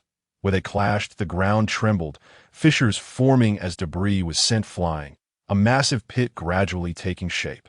The onlookers gaped in astonishment at the scene unfolding before them. The remaining four practitioners of the demonic path exchanged glances, a glimmer of malice flashing in their eyes as they stealthily encircled Shen Yan, plotting a surprise attack. As the battle reached its zenith, suddenly, a chilling glimmer appeared. The four demonic practitioners seized an opportunity, swinging their weapons down upon Shen Yan, intent on delivering a devastating blow. Despicable demons! Xuanyan's fellow disciples cried out in alarm, their hearts racing as they witnessed the treachery, their voices filled with urgency. To the eye of the storm, Shen Yan, though seemingly oblivious to the imminent danger, appeared to possess an uncanny foresight. Just as the four assailants struck, he deftly evaded, his sword dancing through the air, conjuring a storm of brilliant sword flowers, enveloping the battlefield without leaving a single avenue of escape. The clash of metal rang out incessantly. Shen Yan stood firm like a solitary rock amidst a tempest, unyielding against the torrential onslaught. Remarkably, he withstood the combined assault of 5 fourth-grade warriors. The collective gasp echoed among the demonic practitioners. How could he have blocked all of that, even with their covert ambush? This young man remained unflinching, a sight that was nothing short of astonishing. That moment, countless eyes fixated on the fierce confrontation between the 6 warriors. Even the elders of Wudang, witnessing the clash, could not help but steal glances. The 5 demonic practitioners, increasingly astonished, found that even amidst their tempestuous barrage, their opponent remained unperturbed, as steadfast as a mountain. Moreover, beneath Xuanyan's formidable defensive swordplay, a terrifying power seemed to be brewing, eliciting an inexplicable sense of dread. An ominous premonition stirred within them, compelling the 5 to exchange glances, ready to retreat. However, before they could withdraw, an immense, overwhelming force began to surge forth, warping the very fabric of space. In an instant, the 5 felt a chill run down their spines. Attempting to flee? It was too late. A booming voice resonated through the air. With a sword as solid as rock, I remain invincible. Under the immense pressure, Shen Yan appeared to have harnessed the energy for a formidable technique, shouting as he raised his sword skyward. In an instant, the long sword in his grasp blazed with radiant light, expanding to nearly 10 zhang in length. Enhanced by the sword intent, it resembled an ancient mountain rising into the heavens. This was a powerful sword technique he had conceived from the inspiration of Gu Lingxing's Tianhan Ke, merging the spirit light, great sword technique with a rock-solid sword method. This time, the spectators felt not merely the invulnerability of an ancient mountain, but the chilling aura of a solitary peak poised for slaughter. When the sword peak emerged, the 5 formidable practitioners of the demonic path were immediately engulfed by an overwhelming pressure that assailed them from all directions. Their gaze fell upon the colossal sword descending upon them, rendering any attempt to evade futile. In the next moment, an endless array of sword light flickered, leaving each of them with several massive gashes across their chests, revealing the stark whiteness of their exposed bones. Blood gushed forth uncontrollably from the five, who then toppled to the ground like rag dolls, grievously wounded. With this single strike, Shen Yan unleashed a power that shook the heavens and the earth, vanquishing 5 fourth-tier experts in an instant. Even the nearby demonic warriors, too close for comfort, were compelled to stagger backward, some of the weaker ones spitting blood and sustaining injuries on the spot. How could this be? Chu Heihu, trembling and disheveled, rose to his feet, his mind unraveling as he muttered incessantly, his sanity slipping away in that moment of despair. The chaos of battle demanded every second. Seizing this opportunity, Xuanyun's gaze hardened as he surged forward with astonishing swiftness, lightly extending his sword ahead. Chu Heihu, feeling a chill run down his spine, suddenly snapped to attention, but it was too late. The sword light flashed like lightning, and a spray of blood filled the air. "You," he stammered, pointing a trembling finger at Shen Yan, only to have his head severed from his body, rolling to the ground at the feet of the other demons, his lifeless eyes still reflecting a lingering resentment. Unwilling to close, an eerie silence enveloped the surroundings. The remaining 4 demonic experts were struck with sheer terror. Ignoring the profuse bleeding from their own wounds, they turned to flee. Yet, before they could take more than a few steps, their hearts raced as they felt an immense pressure and murderous intent descend upon them. "Evil scum, prepare to die," Shen Yan bellowed as he charged forward, with a single horizontal stroke of his sword. The 4 already injured stood no chance against him. With a series of swift sounds, 4 more heads fell to the ground. Shen Yan stood there, sword in hand, an embodiment of a legendary killing deity, his aura still radiating with bloodlust. Witnessing this terrifying scene, the surrounding demons hesitated, momentarily halting their assault, too frightened to advance further. The murderous intent emanating from Shen Yan was chilling, deterring many from even daring to meet his gaze. Many demons could hardly believe that a mere young disciple of Wudang could so effortlessly slay 5 fourth-tier experts. At that moment, the area surrounding Shen Yan was shrouded in silence. All the demons fixated on him, torn between the desire to charge forward and the fear of taking the lead, each harboring their own ulterior motives. Meanwhile, distant observers were captivated, their eyes gleaming with astonishment. They had not anticipated such a prodigy among the younger generation of Wudang, whose swordsmanship seemed to transform the mundane into the miraculous. Veteran warriors were moved, exclaiming, "Indeed, one cannot fathom the depth of Wudang's profound sword techniques." Many young warriors nodded in agreement, expressing their awe. This sword technique was unprecedented. It seemed as though no one from Wudang had ever employed it before. Some seasoned fighters furrowed their brows, bewildered.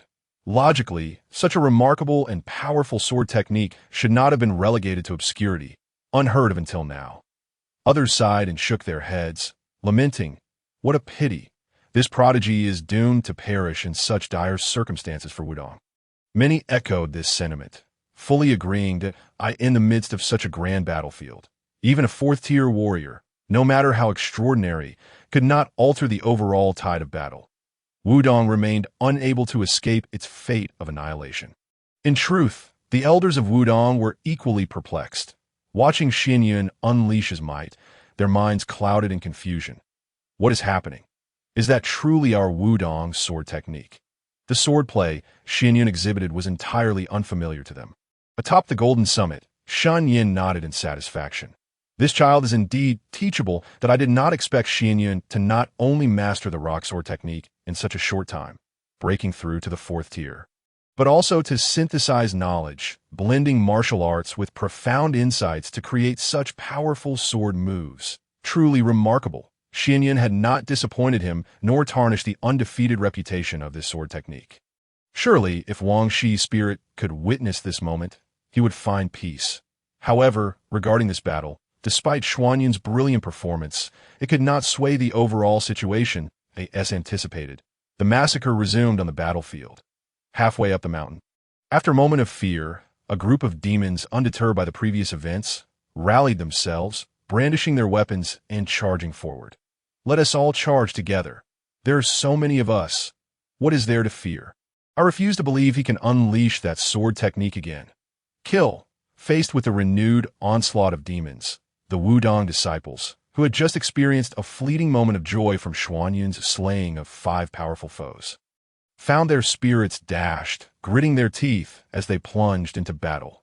Shen Yan's expression darkened, a sense of helplessness and despair welling up within him. Indeed, even the mightiest of human strength has its limits. That earlier formidable sword strike could only be executed once. He was left drained. Many believe the battle was nearing its conclusion. In a distant, shadowy corner, a terrifying aura surged forth as a calm voice echoed.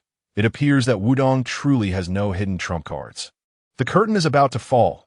A figure cloaked in darkness expressed a sense of boredom. After such a long time, this chaotic battle is due for an end. Another aged voice coldly laughed. But before finishing, his tone shifted to surprise as he exclaimed, "Wait, something seems amiss. We may yet have to intervene." Oh! The figures lurking in the shadows turned their attention back to the battlefield. Unbeknownst to all, a figure had stealthily approached the foot of the mountain, heading straight for the Taiji Rakshasa, who was currently employing dark sorcery to command a giant skeleton in battle, utterly unguarded, and in a position vulnerable to close-range ambush. However, the Taiji Rakshasa possessed remarkable mental acuity. As the figure drew within 100 meters, he sensed the impending danger. "Who goes there?" he demanded in a deep voice. Immediately, his shadowy gaze turned toward the intruder. Recognizing him as Daoist Tongren. Upon being discovered, Daoist Tongren swiftly unleashed his full agility, soaring forward while brandishing the Taiji blade of splitting light, its cold gleam flashing ominously. "Demonic scoundrel, prepare to die," Daoist Tongren bellowed, his form darting like a startled swan as an overwhelming internal force surged forth like a tempest. Then, with lightning speed, he unleashed a flurry of strikes with his divine sword, manifesting hundreds, if not thousands, of sword strokes in an instant. The sword energy surged forth, coalescing into a sea of cold light that enveloped the surroundings, leaving no escape route for his adversary.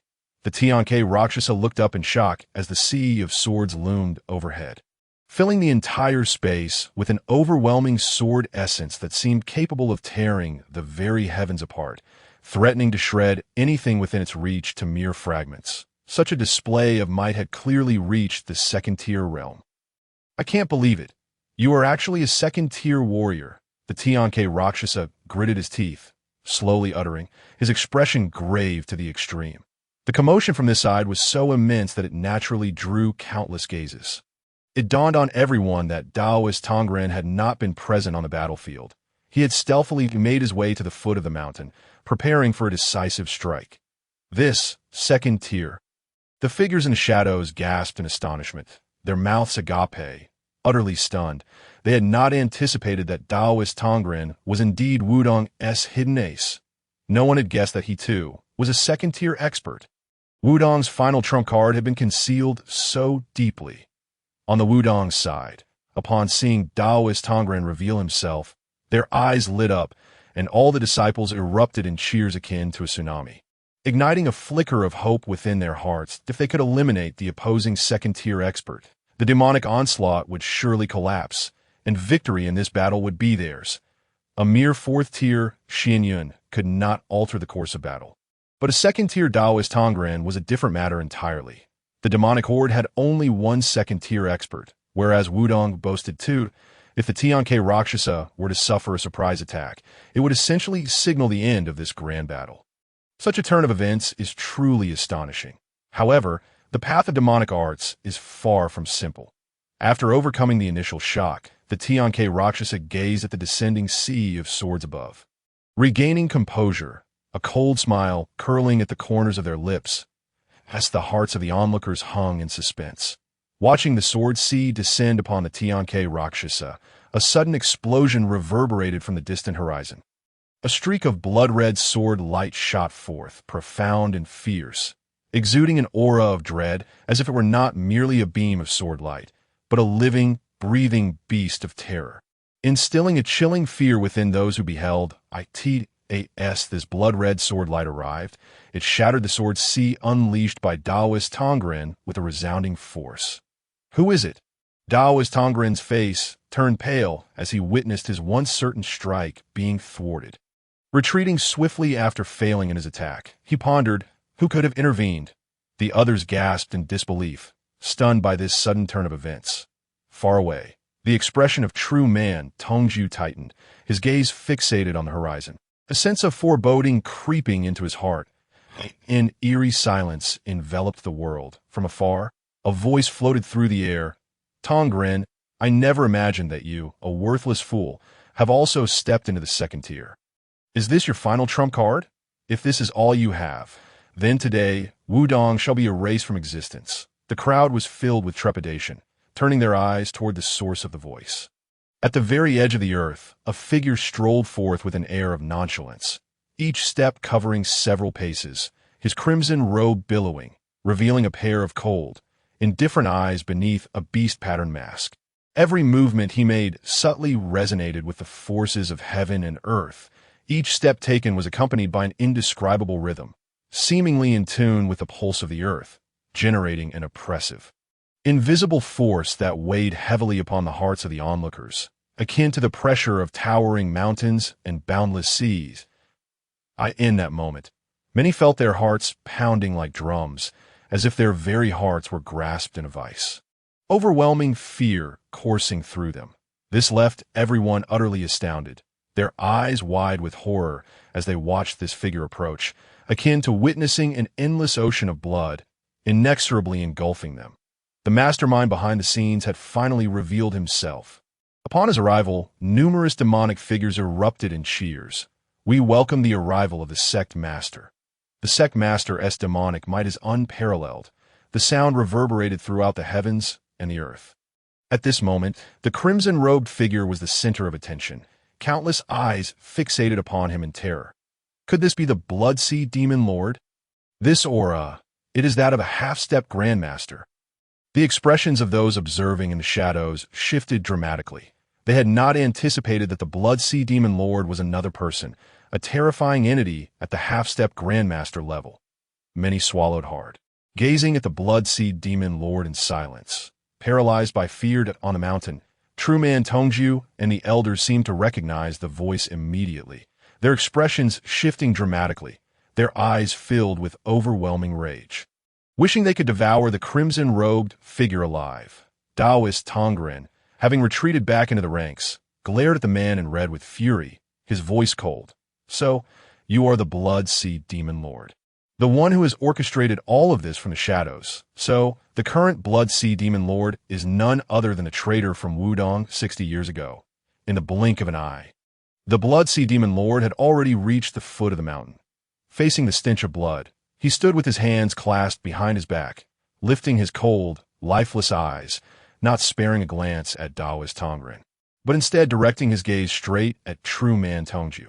The Blood-Sea Demon Lord spoke in a flat tone, devoid of any discernible emotion. Tongju, do you think that old fool in the heavens, upon witnessing the current state of Wudang, would be so enraged as to leap from his coffin, regretting that he chose you, a worthless fool, as the sect leader? You. The elders of Wudang glared in fury, their anger flaring at the insult to their ancestors and sect leader, wishing to rush forward immediately. Yet, reason told them that they likely stood no chance against this traitor, seeing the long-despised traitor of their sect. True Man Tongju appeared unnaturally calm, sneering. Even if I am incompetent, it pales in comparison to you, a disloyal, unfilial, heartless, and ruthless demon, a butcher. The elders unleashed years of pent-up hatred, erupting like a volcano, hurling insults at the Blood-Sea Demon Lord. Every harsh word imaginable escaping their lips. You traitor, who has committed countless atrocities, shall surely descend to the 18th layer of hell, suffering endless tortures, never to be reborn. In the shadows, spies from various factions observed quietly, their expressions shifting as they absorbed the exchange, falling into deep contemplation. What a shocking revelation! It turns out that the Blood-Sea Demon Lord was indeed a traitor of Wudang. There seemed to be an unspoken grudge between the two parties. Faced with the vitriol of the Wudang disciples, the Blood-Sea Demon Lord's gaze gradually turned icy, laced with a chilling, murderous intent, as he coldly remarked, I hope that once the Wudang disciples are all dead, You worthless fools will still speak with such bravado. In the face of the formidable enemy from the Blood Sea, true man Tongjiu felt a resolute determination surging within him, clutching onto the conviction of facing death. He fixed his gaze upon the Blood Sea Demon Lord, forcing out a statement through clenched teeth. Do you think that just because you are a half-step grandmaster, you can easily deal with Wudang? Currently, both sides had two individuals at the second tier. Although the Blood Sea Demon Lord held a slight advantage in realm, being a half-step grandmaster, should he employ various forbidden techniques to fight to the death. It was not impossible for them to perish together. The Blood Sea Demon Lord seemed to perceive his thoughts, his gaze filled with derision as he disdainfully shook his head, sneering. Ha! Tongjiu, you fool. You remain utterly ignorant. If I did not possess absolute confidence, would I dare to attack Wudang? As his words fell, a chilling, owl-like laugh echoed from the distance, reverberating through the heavens and the earth. Haha, old Taoist Tongjiu, if you believe that the Blood Sea Demon Lord cannot handle Wudang, you should consider whether we, when added together, are sufficient. Hearing this thunderous laughter, everyone was once again struck with terror. Unconsciously, they looked up towards the source. From the farthest reaches of the earth, three powerful waves of demonic energy surged forth, accompanied by explosive sounds, shadowy figures racing toward them. The sky darkened, and the winds howled. Even before their arrival, the overwhelming demonic aura had already begun to press down upon them. More demonic experts are coming, someone exclaimed, their complexion paling. Almost all gazes turned towards the newcomers. Whoosh, whoosh, whoosh, the sound of breaking air resonated. In the blink of an eye, three figures reached the foot of the mountain. Their gazes were disdainful, surveying the entire scene with arrogance. The formidable aura they exuded was terrifying, their demonic energy akin to a dark cloud looming overhead. The three newly arrived demonic experts were strikingly different in appearance. The figure in the center was a gaunt elder, shrouded in a black robe, revealing a pair of crimson eyes that radiated intense wildness and beastliness. His fingers resembled claws, glinting with a sharp, cold light. The other two were a burly middle-aged man in his 40s, towering and robust, wielding a grotesquely shaped guillotine, radiating a bloodthirsty aura that suggested a mountain of corpses and a sea of blood, hinting at the countless souls lost beneath his blade. The final individual resembled a scholar, emaciated and pale, with sunken eye sockets, his complexion as white as paper, resembling a specter of illness, from beneath his voluminous robes. Scorpions and venomous snakes occasionally slithered in and out, clearly indicating he was a master of poison, as the other two kept their distance from him. These three demonic experts were visually intimidating, readily discernible as formidable opponents. The Elder of the Dark Crow, the Demon Executioner, and the Plague God. Who would have thought that these three titans of the demonic arts would join forces? Witnessing the trio, someone gasped in disbelief, exclaiming, I can't believe these three are here. Those observing from the shadows all turned pale, revealing expressions of dread. The newly arrived trio were all second-tier masters hailing from the ranks of the underworld, notorious for commanding the various underground powers in Wanzhou, instilling fear throughout the martial world. IT this moment. Many found it hard to believe their own eyes that IT was well known that these three demonic titans were rarely seen, their appearances often signifying mass slaughter and waves of bloodshed. Yet unexpectedly, today, they had all come to Wudang. In this grand spectacle teeming with masters, many practitioners may not encounter such a scene even once in their lifetime. Numerous onlookers cast sympathetic glances towards the Wudang sect, convinced that facing so many second-tier demonic masters, Wudang is utterly devoid of any chance for a comeback. The conclusion of this fierce battle seems inevitable. The mood among Wudang's ranks has plummeted to a staggering LOW. As the walls crumble, the crowd pushes, the heavens seem intent on annihilating Wudang. The elders of Wudang, witnessing this scene, feel a chilling despair settle within their hearts. The resolve of Tongjiu Zhenwu, which had briefly ignited, was instantly extinguished, his nails digging into his flesh, drawing blood, his heart cold and lifeless, steeped in profound sorrow. And no one could have anticipated the emergence of three additional second-tier demonic masters. The battle could not possibly continue.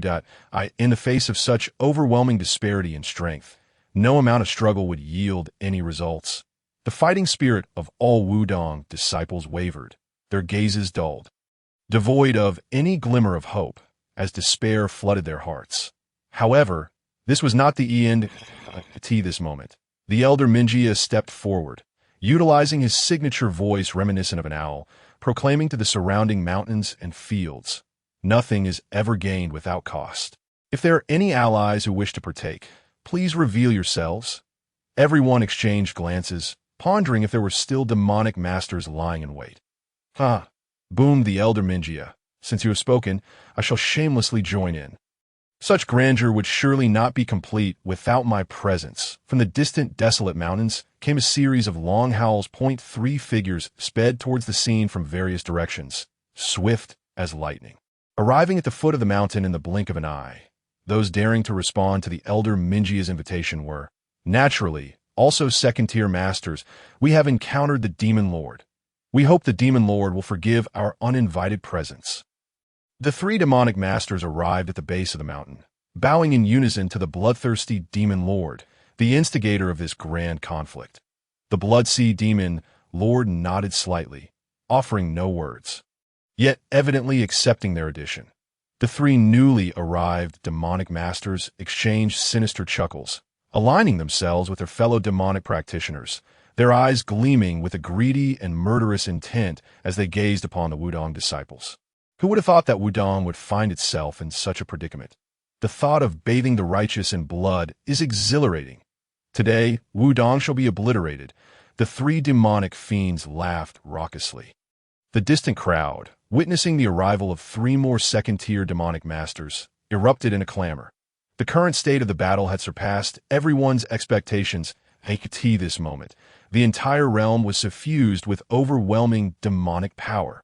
As the 8 second-tier demonic masters stood proudly, their gazes icy, devoid of any emotional fluctuation, akin to ferocious beasts eyeing their prey. Behind them, the sky itself appeared to darken to a deep red. A terrifying aura of demonic energy and murderous intent flooding the air, oppressing everyone to the point of breathlessness. Was there truly no escape for Wudang? In this instant, all realized that the Blood-Sea Demon sect preparations were far more thorough than anticipated. The demonic aura was far more intense than anyone could have imagined. 8 second-tier masters. How could such a formidable lineup be countered? The air grew thick, and the world fell silent. Wudang Mountain braced for the storm's final calm.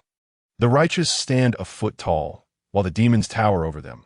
Wudang is finished, someone sighed. The onlookers perceived the situation with acute clarity, gazing at one renowned demonic figure after another, shaking their heads in dismay.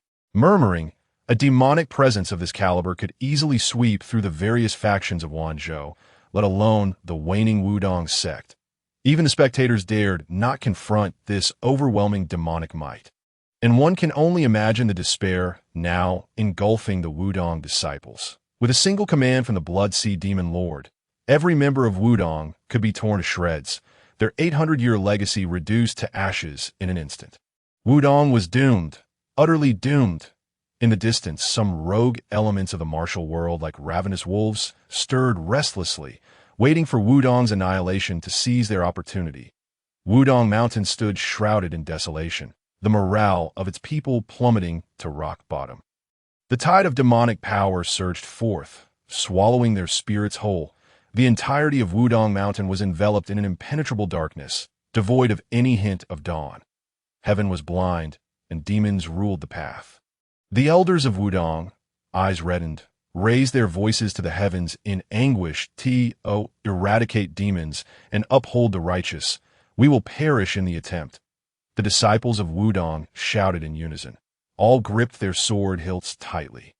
Standing resolutely at the forefront, casting fiery glares at the demons, embodying a spirit of noble sacrifice. Even in the face of inevitable defeat, at this final moment, they would not retreat a single step before the demonic tide. They were prepared for the ultimate sacrifice. Observers from various factions, witnessing the bloodied and fearless disciples of Wudang, found themselves momentarily speechless, caught off guard. To eradicate demons and uphold the righteous, just based on your pitiful selves? A gaggle of ignorant fools, Tongju, today's downfall of Wudang is entirely due to your incompetence. Ha! May you all perish, be obliterated. The Blood Sea Demon Lord's cold laughter echoed, his blood-red gaze chillingly devoid of warmth. As murderous intent surged like a tidal wave. Atop Wudang's golden peak, a calm gaze surveyed the scene below. 1, 2, 3, 7. A total of 8 second-tier masters have arrived. What an impressive show of force. Surely no one else would dare to emerge now. 8 is manageable. Any more would complicate matters. Shen Yan sat cross-legged at the mountain summit, continuously marveling at the spectacle, yet maintaining an air of serene composure. I end this dire situation. Inescapable doom. No, there must still be hope. At the mountainside, Shen Yan's eyes were devoid of vitality, murmuring to himself, "Our ancestor. Yes, our Wudang still possesses that esteemed ancestor. He can surely vanquish this horde of demons." Shen Yan's eyes suddenly brightened, the image of that enigmatic figure surfacing in his mind.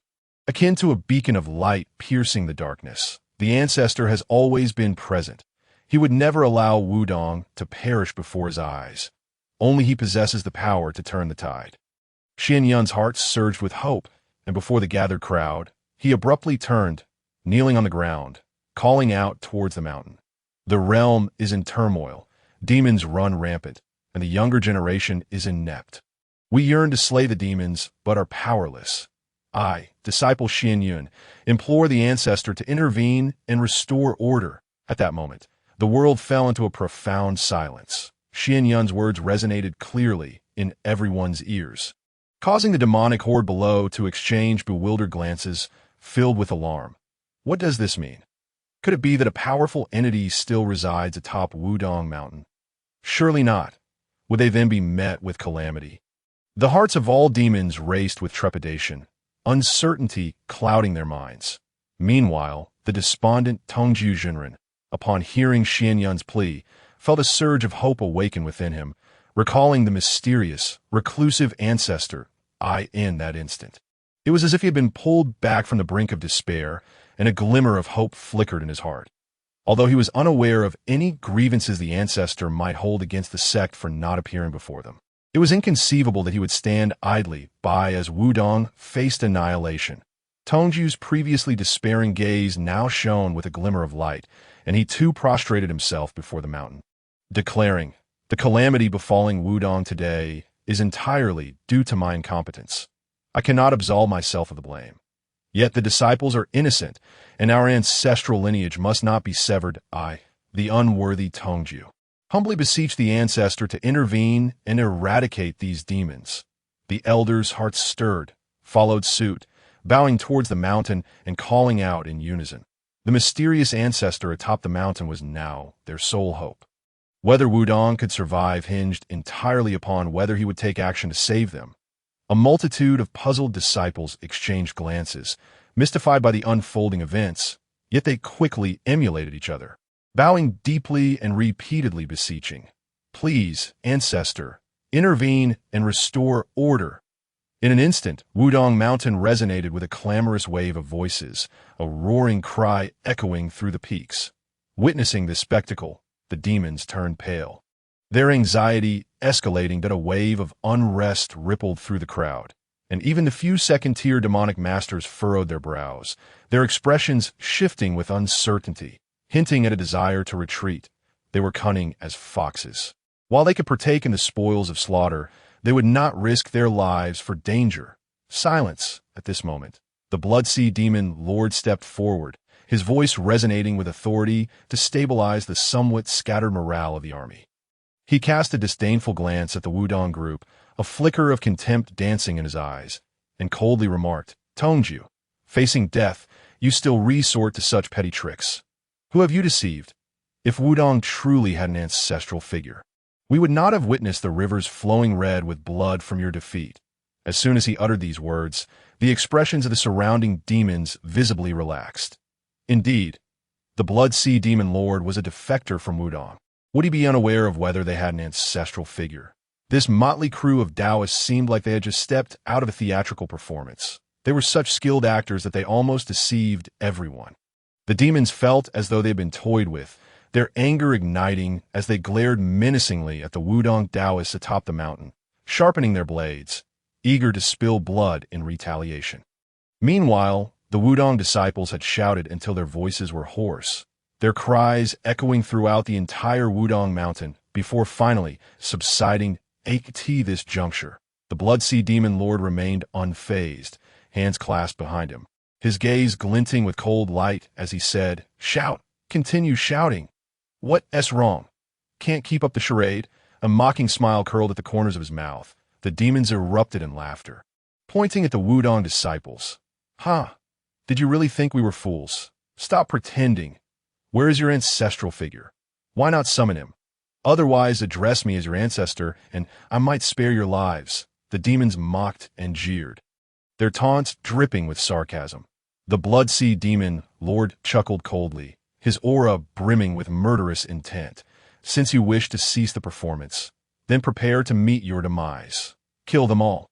With a sweeping motion of his hand, a wave of malevolence surged forth. "Ha! Kill!" The voice reverberated like thunder.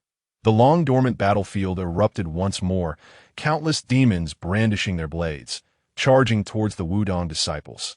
Down the mountain, second-tier demon experts ascended leisurely, casting contemptuous glances at the battlefield above, as if strolling through a garden, completely dismissing the Wudang disciples.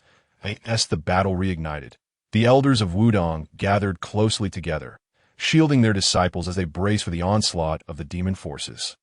The disciples' faces turned ashen, their hearts heavy with despair. That a shadow of gloom crossed Shen Yan's face as he muttered absent-mindedly, "Ancestral Master, where are you?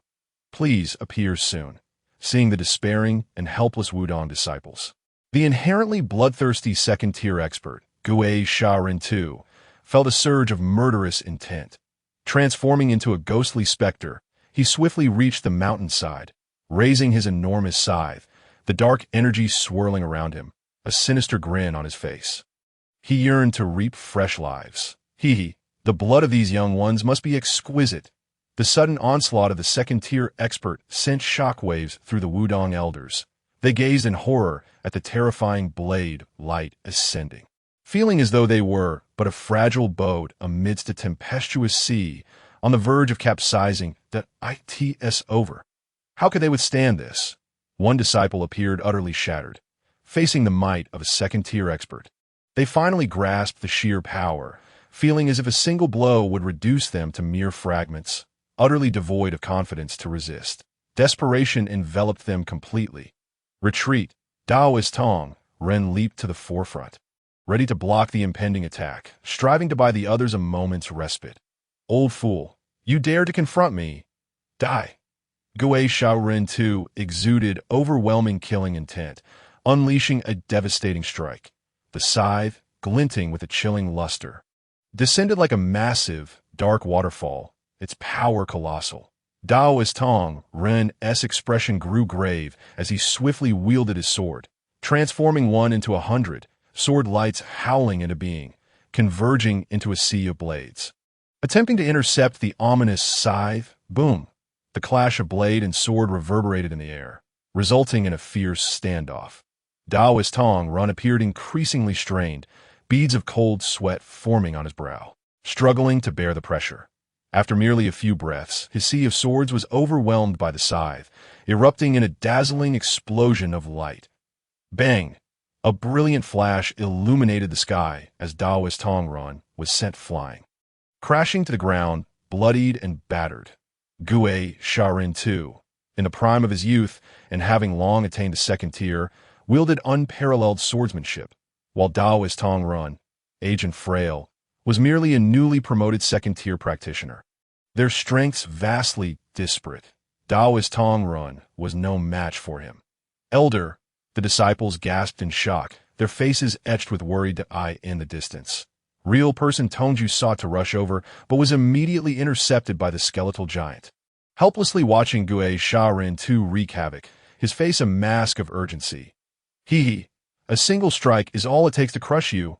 Old fool. Perish." Guai Shaoren II's momentum surged, the endless dark blade light coalescing once more. Unstoppable, ready to obliterate Daoist Tong run into countless pieces. The Wudang disciples looked pale with dread.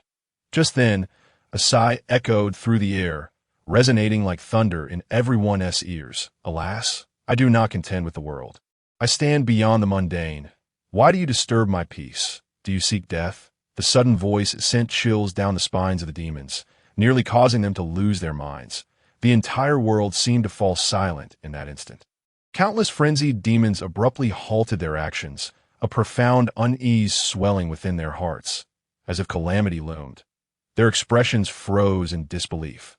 Even Gay Shaorin too ceased his assault, eyes bulging as if he beheld an unspeakable horror. His instincts screaming in warning. It felt as though if he unleashed the scythe, he would meet his end on the spot. In that moment, Gui Shaorin too was like a cat whose tail had been stepped on.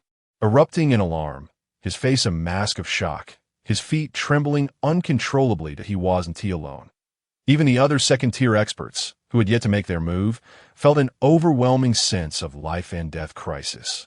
As if an invisible giant hand had grasped their very lives, a formidable aura had locked onto this group of second-tier practitioners. Their hair stood on end, their feet seemingly rooted to the ground. A chilling sensation rushing from their spines to the crown of their heads, as if plunged into a frozen abyss. What is happening? This is impossible. The 8 second-tier demon experts gaped in disbelief. Their faces painted with incredulity at this moment. They felt as though they were facing pressure from a higher order of existence, their souls trembling, bodies shaking uncontrollably. Not even a breath dared to escape their lips. Could this voice belong to the ancestral master? He has finally appeared. Tears welled up in the eyes of the Wudang disciples, a glimmer of hope illuminating their faces, as if a drowning person had grasped a final lifeline. Immediately, a wave of cheers erupted.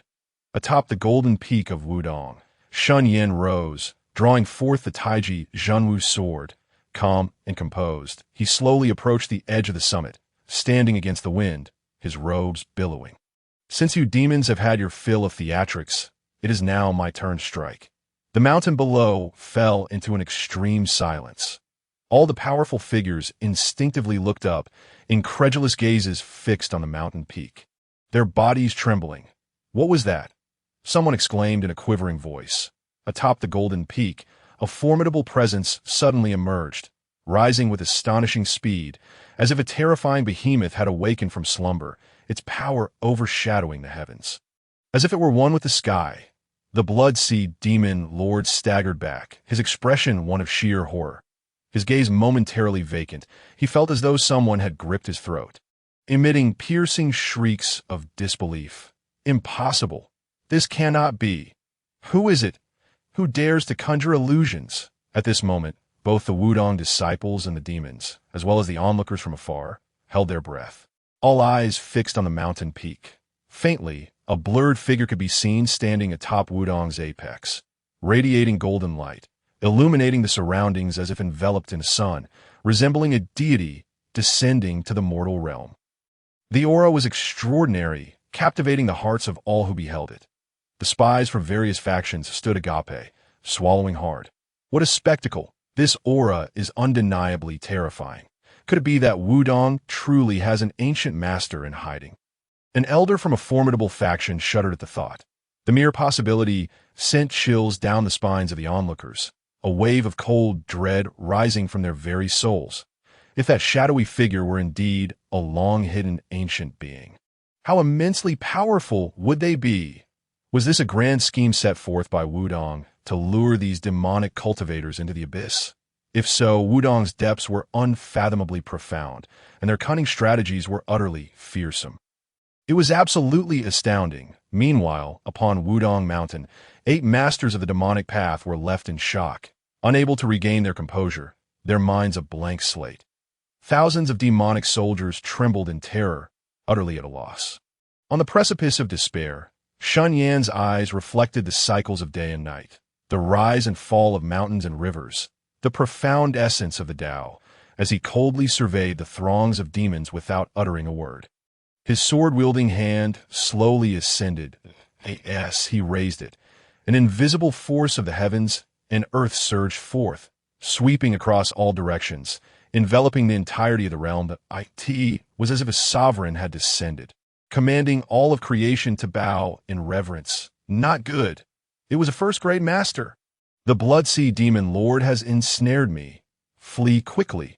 Several second-grade masters felt their scalps tingle, shrieking in panic as they turned to escape down the mountain. Yet they were horrified to find an oppressive force locking onto them, trapped within the domain of a grandmaster's heavenly might, burdened and heavily restricted, with no chance of escape, having waited like a fisherman for so long. How could Shen Yan allow these fish to slip away? The world returns to its source. A calm voice resonated from the pinnacle. Within that calmness lay an authority akin to the celestial Tao.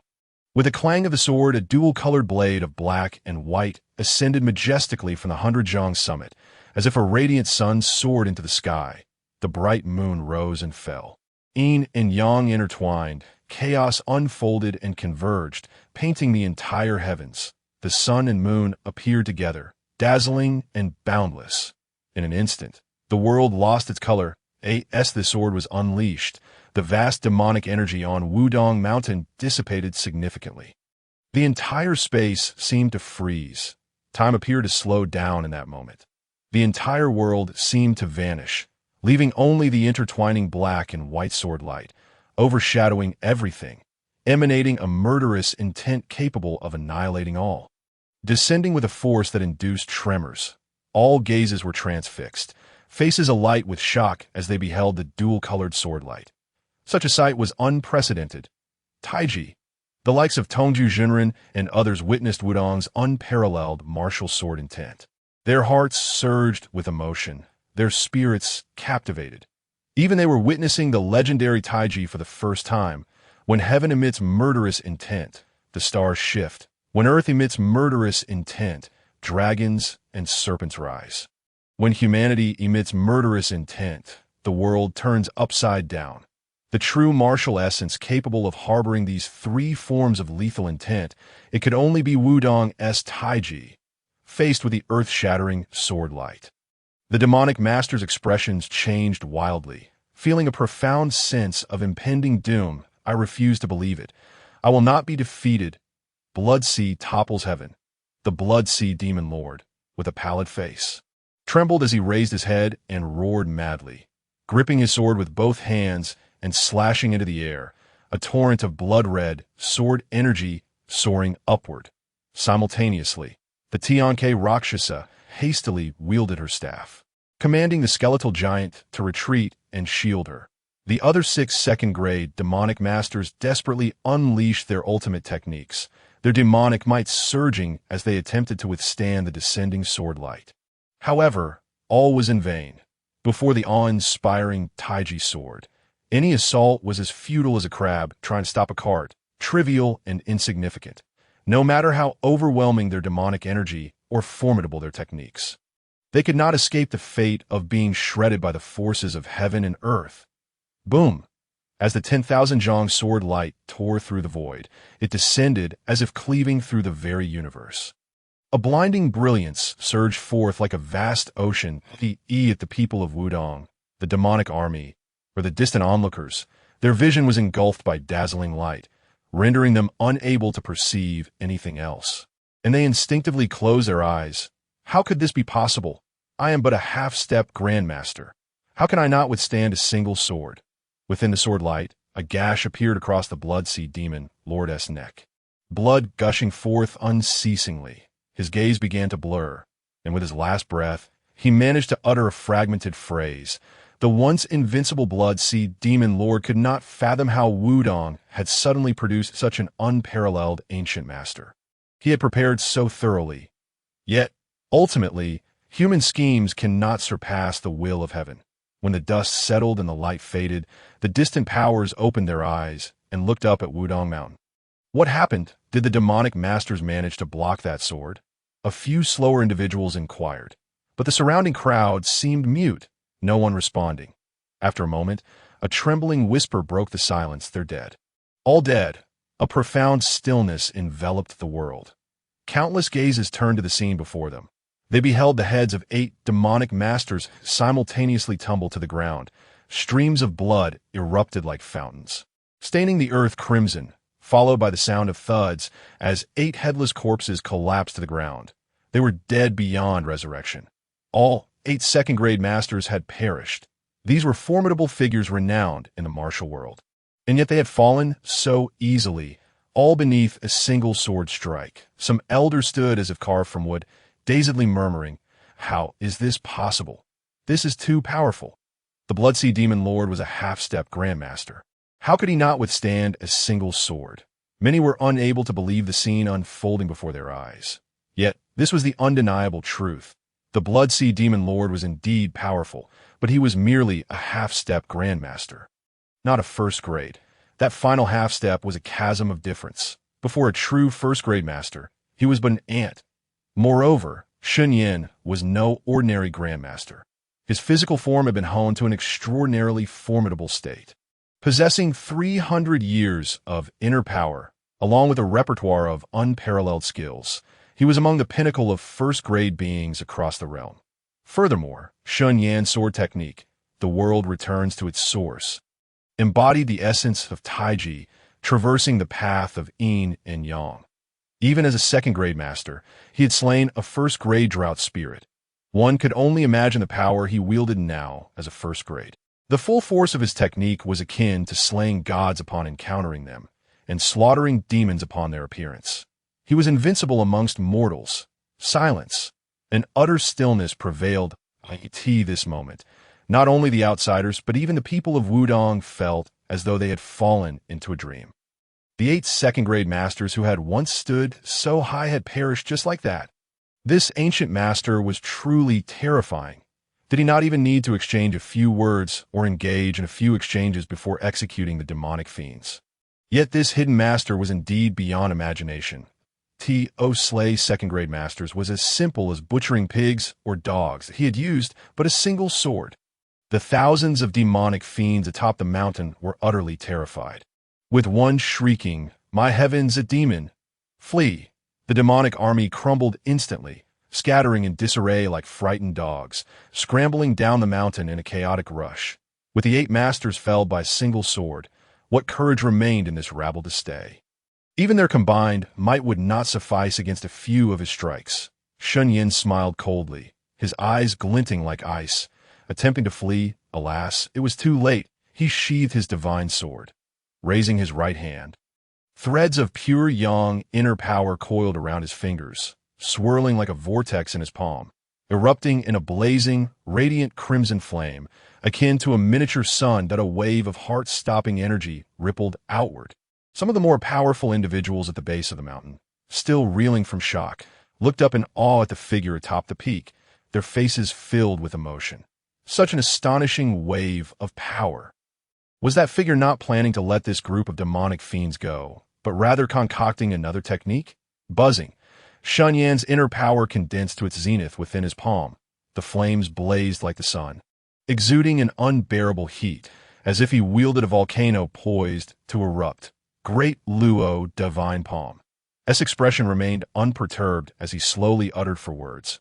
Following this, he thrust his palm forward, unleashing an invisible aura of lethal intent that materialized into a tangible force. Cascading from the heavens and enveloping the surroundings the naked eye, his movement appeared leisurely and composed, akin to an elder practicing Tai Chi. However, in reality, he executed 64 strikes with a speed surpassing that of lightning, each blow stacking upon the last, coalescing into a single formidable strike. As the final blow was delivered, the air seemed to pause, and a vast wave of energy rippled through the clouds, resembling the distant rumble of thunder that unnerved everyone present. Suddenly, with a thunderous roar, the sky seemed to burst apart, and a colossal handprint formed from the dark clouds, reminiscent of a radiant sun emerging, casting forth brilliant rays and searing heat. This awe-inspiring spectacle sent shivers down the spines of countless onlookers. The entire process of strike transpired in an instant, leaving the spectators unable to comprehend the magnitude of what had just occurred. This was a newly cultivated technique, harnessing his first-grade prowess to elevate the Luo Divine Palm to its zenith. Merging 64 strikes into one, propelling a half-step ultimate technique into the realm of true divine power. When this palm was unleashed, it descended like a setting sun, capable of incinerating mountains and boiling seas. Exuding immense might, the demonic forces soon grasped the ominous nature of the looming threat above, as they beheld the gigantic palm descending like a fiery sun, instilling dread within their hearts. They sensed the overwhelming power of this strike. A tidal wave of foreboding washing over them. Realizing there was no escape, many fell to their knees, weeping and pleading for mercy, crying out, "Spare my life! Do not kill me!" S. gaze was icy as he coldly scoffed. "Now you know to plead for mercy. Where was this urgency before? It is too late." With a resounding boom, the Luo Divine Palm descended upon the heads of the demonic horde, akin to a meteorite crashing to earth. Tearing the ground asunder, clouds of dust swirling, crimson light blazing, waves of heat radiating outward, and shockwaves rippling like concentric circles. The fierce winds howled, and the very mountains trembled. Countless demons were engulfed by this strike. The chilling screams echoed, reverberating through the skies, sending shivers down the spines of all who heard them. As the residual waves dissipated and the dust settled, the onlookers gazed in horror at the enormous hand-shaped crater left in the earth, within which lay over 1,000 demons, all reduced to mere pulp, devoid of any recognizable form. Witnessing such a gruesome spectacle, many turned pale, their faces drained of color. The crater was piled high with bones and flesh, blood pooling like a river, a scene so horrific it resembled a nightmarish hell's cave. A gentle breeze stirred, the metallic scent of blood wafted into the air, nauseating those who had been watching from afar. Several could not suppress their retching, some even expelling their bile, while those of weaker constitution collapsed to the ground, trembling uncontrollably, their faces ashen with terror. This brutal display left both the onlooking spies and the disciples of, as well as the demons who had narrowly escaped, frozen in place, speechless. So terrifying was this scene that it seemed to shake the very foundations of their souls, inducing a deep-seated fear. One mere palm strike had snuffed out over 1,000 lives. The magnitude of this power defied verbal description, akin to the legendary strikes of celestial beings. The overwhelming force of this single blow, which annihilated a legion of demons, was executed with such ease it felt as though one were crushing a swarm of ants, devoid of any exertion. This was the Luo Divine Palm, the eyes of narrowed in disbelief, seemingly uncovering something profound within the essence of this strike, his countenance paling in shock. The Luo Divine Palm. Impossible, this technique, though a half-step ultimate, could possess such might. The elders, incredulous, exchanged glances. The displayed power of this palm surpassed even some of the martial arts legends they were familiar with, leaving them unable to reconcile this with their understanding of the Luo Divine Palm. Indeed, it is the Luo Divine Palm. Had I not witnessed it with my own eyes, I would have never believed it, remarked with conviction, his awe palpable as he gazed reverently at the figure atop the mountain. A surge of profound respect swelling within him. With the Luo Divine Palm's power reaching such extraordinary heights, it was astonishing to fathom the depth of mastery possessed by this elder. The elders were invigorated. With such an invincible ancestor at their side, what enemy could they possibly fear? Was enveloped in jubilation. In stark contrast, the forces of darkness were engulfed in terror. A ghost. A demon. The remaining demons, having narrowly escaped, dared not regroup, but scattered like frightened birds, fleeing in all directions in a chaotic frenzy. Some, paralyzed by fear, wailed and thrashed about, seemingly driven mad by the horror they had witnessed. The disciples have remained momentarily stunned, as if still processing the magnitude of their victory, forgetting to pursue the fleeing foes. However, the fate of the remaining demons was of little consequence. It was clear that the events of this day would haunt them for the rest of their lives, and they would likely never dare to mention again. The calamity that many had anticipated would spell the end for had unfolded in an unfathomable manner, concluding in a way that exceeded all expectations. Emerged triumphant, the Blood Sea Demon sect utterly annihilated that moment. All onlookers stood frozen, their bodies rigid and minds racing to comprehend the magnitude of the battle they had just witnessed. No one had foreseen that this confrontation between righteous and demonic forces would culminate in such a devastating defeat for the latter. Moreover, no one could have anticipated that harbored such a terrifying figure among them. Here stood an opponent capable of challenging the might of 8 formidable second-grade masters and a demonic army numbering in the thousands, forces that could easily sweep through any major faction in Wanzhou. Yet they had met their demise at the hands of suffering catastrophic losses at this moment. All who gazed upon the divine figure atop the pinnacle were filled with a sense of reverence, unwilling to harbor even a trace of disrespect. In this instant, it was clear to all that Wanzhou, and indeed the entire world, had given rise to a formidable new power. After a long while, was the first to regain his composure, observing the corpses strewn across the ground. He inhaled deeply and erupted into a hearty laugh. We have triumphed. Soon, cheers erupted from the summit of the mountain, as the crowd celebrated with exuberance, some disciples even bowing in worship to the figure standing at the peak. Their eyes filled with adoration, treating him as a deity. Amidst the fervent gazes, surveyed the horizon and spoke in a calm, steady voice, resonating like a great bell, reaching every corner. My friends, he spoke. All voices fell silent. Every eye was fixed upon him, eager to absorb his words as though receiving divine wisdom. Their devotion palpable, that continued. For 8 centuries, the sect has stood firm, relying not only on the unrivaled legacy of our founder, Zhang Xianhua, but also on the profound heritage of our esteemed lineage and the indomitable spirit of generations of disciples, has always been the sovereign of the Wanzhou martial world, and so it shall remain. Unchanging through the ages, should anyone aspire to usurp this position, let them come in numbers, for I shall strike them down without hesitation, regardless of the cost. The fate of the Blood Sea Demon sect serves as a stark reminder of the consequences of crossing. Take heed.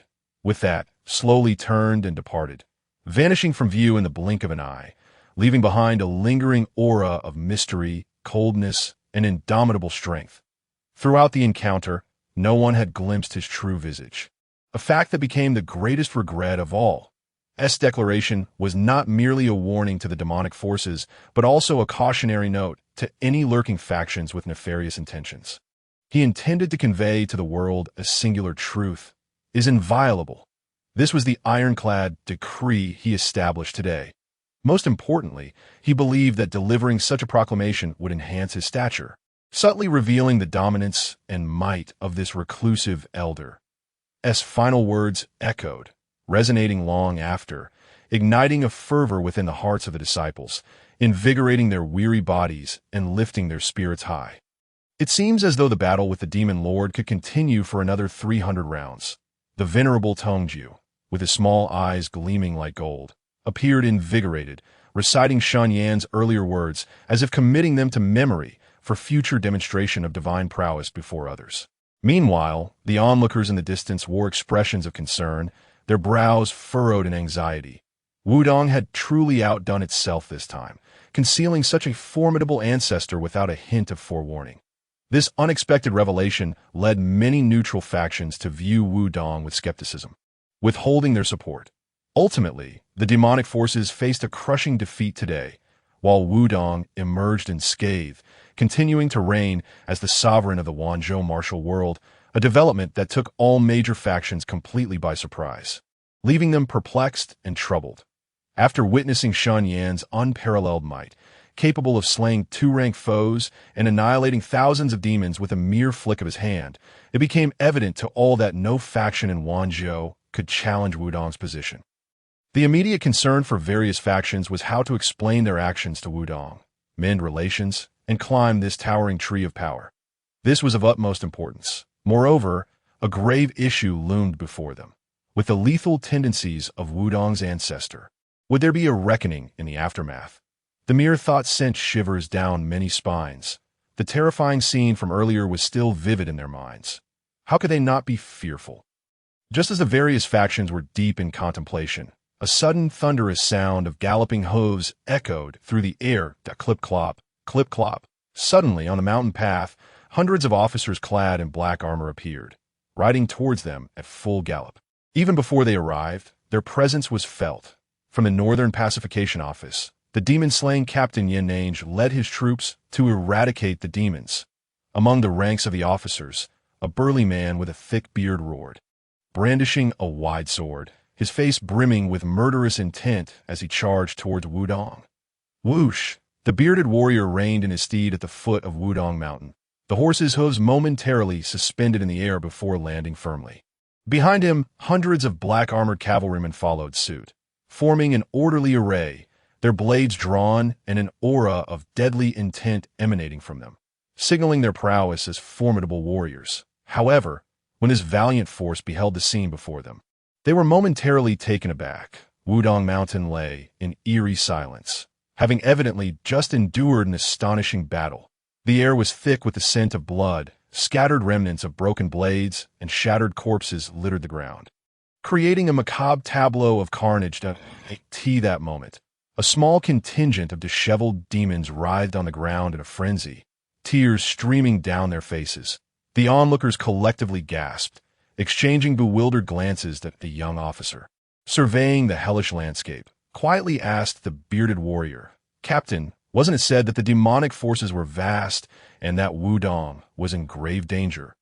Why does it appear that the fallen are predominantly demons?" How strange, he mused. The court's messages indicated that Wudang was in peril. Yin Yang found himself in a state of confusion. While they were at a loss, the distant factions suddenly found clarity, their minds racing with schemes. At once, figures emerged from the forest, voices rising in a fervent clamor. Dragon Fist Sect, here to aid Wudang and eradicate the demons. Flying Eagle Blade Sect, here to eradicate the demons. Ningshui Lu Clan, here to eradicate the demons. Our Great Strength Sect is here as well. The unexpected shouts nearly startled the officers, who were now utterly perplexed by the arrival of various factions coming to Wudang's aid on Wudang Mountain. Shen Yan observed the unfolding scene with a cold smile, remaining silent. Truly, what a splendid display of unity and camaraderie within a martial world. As Shen Yan had previously unleashed his devastating power, the world's top masters felt an instinctual pull towards Wudang. Even from miles away, they could faintly sense a twinge of anxiety emanating from that overwhelming aura of this moment.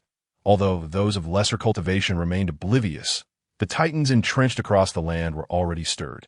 A tempest brewing beneath the surface. Who could inform me of the current state of the battle between Wudang and the demons? What exactly transpired there? Some ancient beings, disturbed from their meditative retreats by the sudden fluctuations in the world, were greatly alarmed.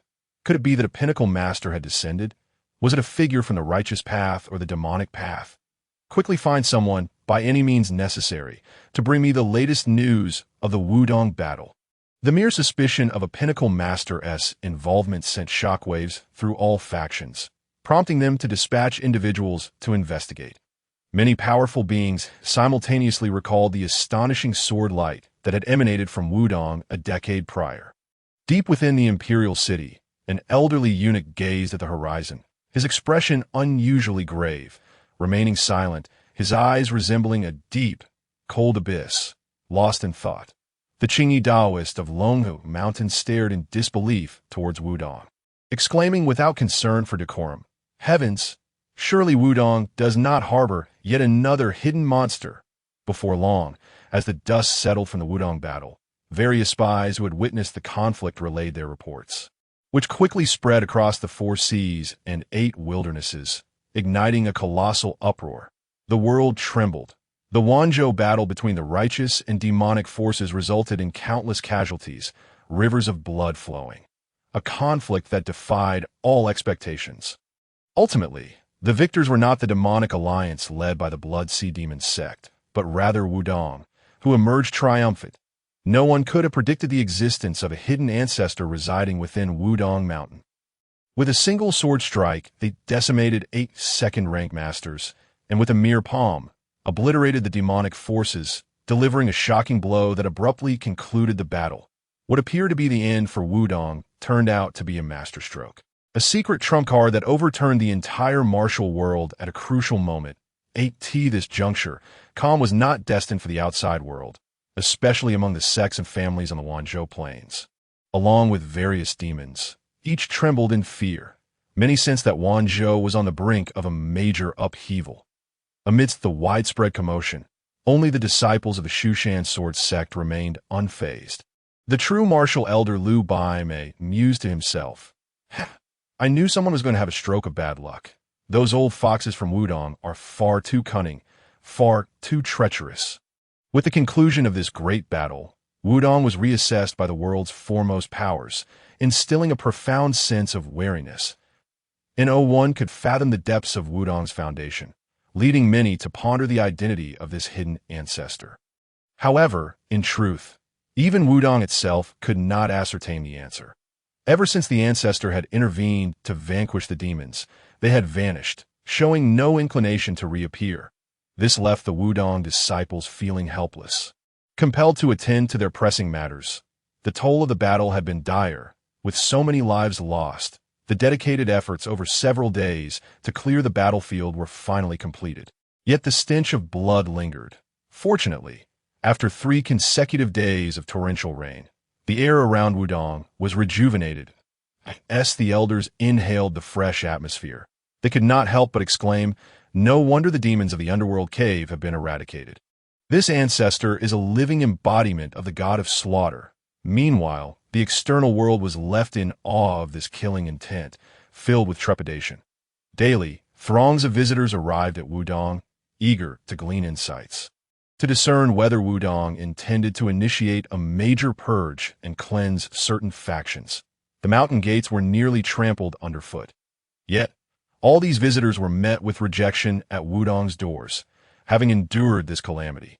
They had come to see the Wanzhou martial world for what it truly was, a den of demons and miscreants.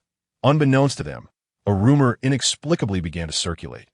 Wudang had sealed its gates, with all members engaged in sharpening their weapons and honing their skills, preparing for an imminent descent. The ancestor would soon unleash a bloodbath upon Wanzhou. In a moment of turmoil, numerous sects within the martial world, riddled with treachery, were gripped by fear and anxiety. Fueled by the machinations of the cunning, rumors intensified, and the already turbulent Wan prefecture was engulfed in a sinister tempest, with undercurrents stirring ominously that on this particular night in Julin County. Within the vast and imposing confines of the Quansha Sword Sect's council hall, the atmosphere was ablaze with light and filled with guests, all of whom were formidable warriors exuding a robust aura. The region of Wan Prefecture is renowned for the saying, 5 swords and 7 sects. This phrase refers to the 12 most significant righteous forces in the martial world, excluding Wudang, with the Quansha Sword Sect being one of the 5 swords. When events take an unusual turn, it is often indicative of sinister undertones. As a prestigious sect, the gathering of a large group of individuals in the dead of night clearly suggested clandestine discussions of matters best kept in the shadows. In the council hall, the seating arrangement distinguished between host and guests. Dozens of burly warriors wore expressions of distress and unease, their brows furrowed in concern at a bald, robust man turned to the sect leader Zhao Chongfeng, who sat at the head of the table, and with a grim countenance inquired, Zhao sect leader, what should we do now? Rumors abound outside, claiming that Wudang will soon take up arms. If it weren't for your bold assurances that Wudang would surely perish, we would not have allowed the malevolent forces in Wan Prefecture to swarm like locusts, preparing to attack Wudang. Now, it seems those fiends have all been vanquished, while Wudang remains unscathed. You owe us an explanation. If Wudang truly seeks retribution, what shall we do? The assembly murmured in agreement.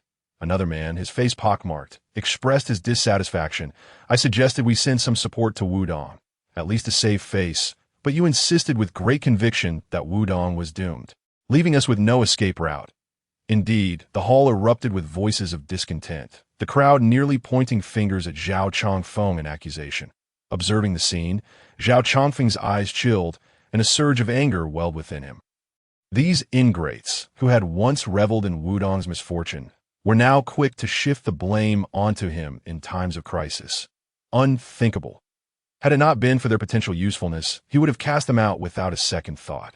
With a glance at the assembled crowd, Zhao Chongfeng steadied himself and calmly spoke, Brothers, do not lose your composure. You believe the demon sect has orchestrated such elaborate schemes simply to relent after failing to conquer Wudang?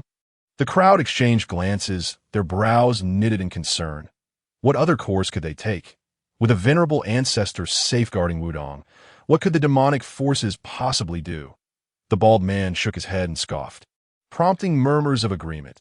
Indeed, shall we offer ourselves up for slaughter? The hall buzzed with chatter. After a moment, Zhao Changfeng coldly interjected, "Humph, but what if the demon lord himself were to descend?" At this, the room fell in a stunned silence. Expressions shifting to shock. The demon lord? They gasped, their eyes wide with disbelief. Zhao Changfeng continued, "Although the demon sect's assault on the righteous path was merely a probe, it was executed with great fanfare, rallying numerous forces and splitting into two fronts to target both Shaolin and Wudang. Yet, despite such a grand display, not a single sect has been eradicated. If this farce concludes without resolution, how can the demon lord maintain authority and satisfy the vassal forces?" Thus, it was inevitable that the demon lord would act decisively to establish dominance.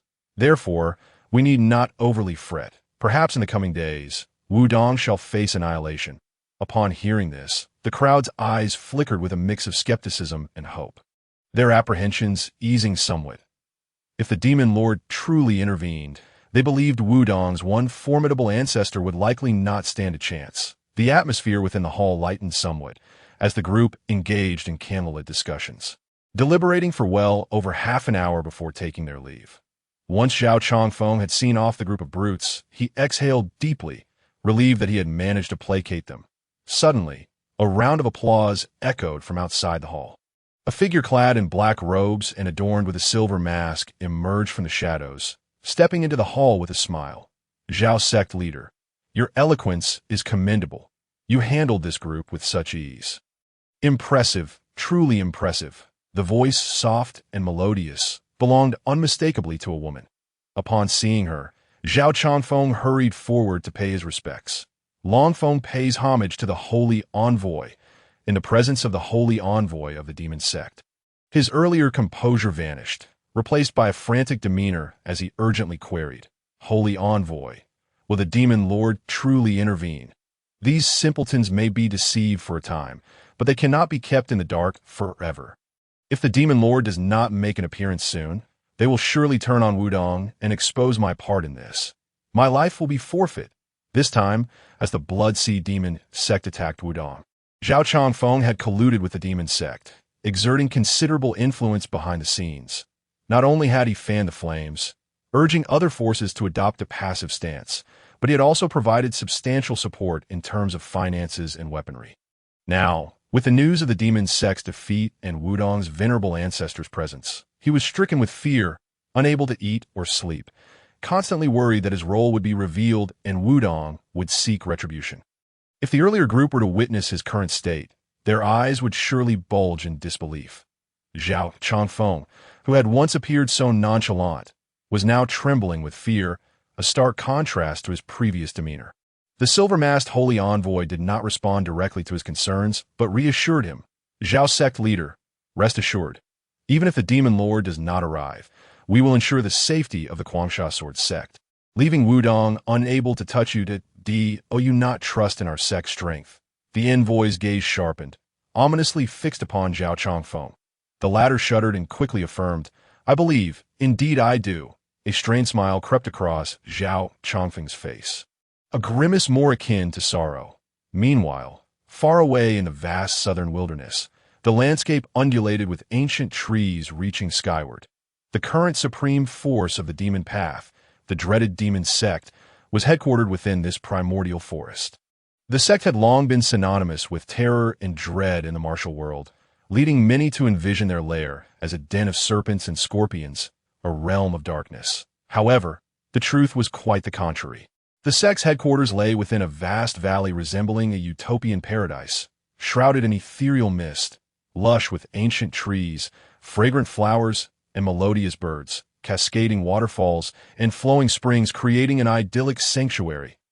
At the heart of this valley stood the most sacred site of the demon sect, the towering Blackwood Cliff, where the demon lord practiced his craft, gazing out over the world below, in communion with the heavens. At this moment, atop the Blackwood Cliff, Under the luminous full moon, a figure in black robes sat in meditation. Bathed in starlight, surrounded by a soft white mist, exuding an aura of tranquility and otherworldliness, as if captured within the frame of an ethereal painting. This figure was none other than the formidable leader of the demon sect, a being of unparalleled prowess. Unfortunately, the serene atmosphere was shattered by a weary, aged voice breaking through the silence. "Master, the Blood Sea Demon sect's assault on Wudang has failed." An elderly man, with hair as white as snow, stood behind the black-robed figure, delivering the grim tidings that I understand. The demon lord spoke softly, gradually opening his eyes as he rose to his feet. His imposing stature resembled that of a mighty warrior, while his handsome, square features and elegantly arched brows exuded the refined air of a cultured scholar. What was most astonishing, however, was a complete absence of any malevolent aura typically associated with a leader of the dark sect. Instead, he radiated an air of scholarly grace, akin to a middle-aged Confucian gentleman. With his hands clasped behind his back, his gaze calm and steady, he looked toward the horizon, emanating an indescribable majesty that seemed to challenge the world. As if accompanied by the might of nobility, his silhouette appeared taller than the mountains, solid and formidable, in perfect harmony with the heavens and the earth, exuding an ineffable dignity that instilled a deep sense of reverence in those who beheld him. Wudang, he mused, contemplating the unexpected presence of a formidable opponent. Realizing that his plans must proceed, it seemed he had no choice but to pay a visit. As soon as he spoke, his eyes blazed with a fierce light, as if they contained the brilliance of the sun, moon, and stars. His long hair billowed dramatically, releasing a captivating aura reminiscent of the undulating waves of the ocean. An invisible ripple coursed through the void, suggesting the presence of divine beings, stirring an impulse within onlookers to bow and worship. Bathed in moonlight, the shadow behind the demon lord twisted and flowed like ink, gradually morphing into a humanoid form. As features such as hair, facial characteristics, and limbs emerged, it astonishingly transformed into a living person, one who bore an uncanny resemblance to the demon lord himself. The two demon lords exchanged a knowing glance, and the newly conjured figure nodded slightly before walking forward, stepping onto the abyss of the black wooden cliff as if traversing solid ground, effortlessly striding through the void toward Wudang. Meanwhile, at Wudang Mountain, everyone remained preoccupied with an array of pressing matters, not engaged in military drills as the outside world speculated, but rather consumed with the aftermath of their recent battles. 13 branch strongholds had been eradicated by the Blood Sea Demon sect, resulting in numerous casualties among their ranks. The prior conflict had left no time for post-battle arrangements, which had been postponed. The reconstruction of strongholds had to be prioritized, a task requiring considerable time, resources, and manpower. Additionally, as the decade mark approached, it was customary to recruit new disciples, a necessity made all the more urgent given their current shortage of members. Every day, the disciples rose early and returned late, overwhelmed and utterly fatigued. Ironically, the much-feared bloodbath and reckoning that the outside world worried about had not even crossed the minds of those in Wudang. Among them, perhaps the only one enjoying a semblance of leisure was Shen Yan. With no tasks left for signing in, he spent his days sweeping the grounds, honing his physical body, nurturing his internal energy, and practicing martial arts. His life flowed peacefully like water, seemingly devoid of any turbulence. However, on one particular day, as Shen Yan lay upon the azure stone, gazing at the sea of clouds, he suddenly felt an inexplicable sense of foreboding, as if a great danger were looming on the horizon. Shen Yan sat up abruptly, puzzled. Could the elimination of such a formidable demon not be enough to instill fear? His first thought was that another dark force intended to assault Wudang. He immediately opened his divine eye to monitor the fluctuations of the world's energy. Yet he found no signs of a gathering malevolent aura in the region of Wanzhou. How strange, he murmured, scratching his head in confusion. He had no inkling that the renowned demon lord, hailed as the world's foremost villain, was en route to Wudang. Nonetheless, Shen Yan was acutely aware that his level of perception allowed him to sense shifts in the cosmic balance that escaped the notice of ordinary individuals. Thus, he began to heighten his vigilance, As days passed, his unease grew increasingly palpable, yet he remained unable to discern the cause, until one fateful day, when the sun blazed fiercely in the sky and white clouds floated like cotton. Several outer disciples of Wudang, drenched in sweat and gasping for breath, traversed the stone steps. The heat was unbearable, exacerbating their exhaustion. One disciple fanned himself with his palm, grumbling to the heavens. Indeed, with so much to rebuild in our sect, it will be better once we get through this hectic period, a senior disciple replied, casually glancing at the sun behind him. Suddenly, he froze in his pupils. A dark spot appeared on the horizon, moving at a speed comparable to a shooting star, growing larger by the moment. Could it be heat stroke? Why does my vision seem blurred? He wondered, rubbing his eyes vigorously before looking again. What he saw left him utterly dumbfounded, his face a mask of horror as he trembled, pointing toward the sky. Junior brothers, look! What is that? The others, startled by his expression, turned to follow his gaze, and their faces froze in shock, revealing an indescribable awe. They witnessed an unforgettable sight, someone soaring through the skies. On the horizon, a blurred figure trod the void as if walking on solid ground, racing toward Wudang at a speed that shattered the sound barrier, trailing a long white streak behind the withered stone peak. Shen Yan's eyelids twitched. A wave of terror surged within him, the sense of crisis crashing over him like a tidal wave, relentlessly battering his mind and alerting him. He sensed something and immediately looked up at the sky. A peerless powerhouse was approaching. Shen Yan's expression grew solemn. In this day and age, few could warrant such a grave designation as peerless powerhouse. It seemed that a true titan had come to pay a visit. Judging by the ominous signs, the visitor bore ill intent, and a shadow of gloom flickered in Shen Yan's eyes. At that moment, the disciples on the stone path were left in stunned silence. How is this possible? How could anyone run through the sky? Is there something wrong with our eyes? They hesitated to confirm whether the shadow was human. It wasn't until a deafening roar erupted above them that the shadow halted, suspended over Wudang Mountain. Only then did they see that it was a middle-aged man clad in black robes. The group's eyes widened in disbelief. Rendered speechless, the black-robed figure stood tall in the sky like a spear, his gaze as deep as an abyss, piercing the air like lightning as it fell upon them below. Then he spoke, a voice resonating with an overwhelming authority that echoed like thunder across the entirety of Wudang Mountain. Who is the leader of Wudang? As he spoke, the aura emanating from the black-clad man expanded, seemingly boundless, crashing down upon Wudang like a tidal wave. This immense pressure was utterly terrifying. The clouds churned. Trees trembled, and the very fabric of the heavens and earth quaked as if responding to his presence, while all creatures great and small took refuge in silence, too afraid to make a sound. Disciples scattered throughout Wudang gazed upward in shock. Outside, the skies roared with upheaval. This moment, the higher-ups within the Purple Cloud Palace were also stirred, their expressions shifting as they looked skyward. What a powerful presence! Who has arrived? Quick, let us go see. Before the words had fully left their lips, figures rushed from the great hall into the open air, only to find the black-robed figure hovering above, their faces filled with astonishment.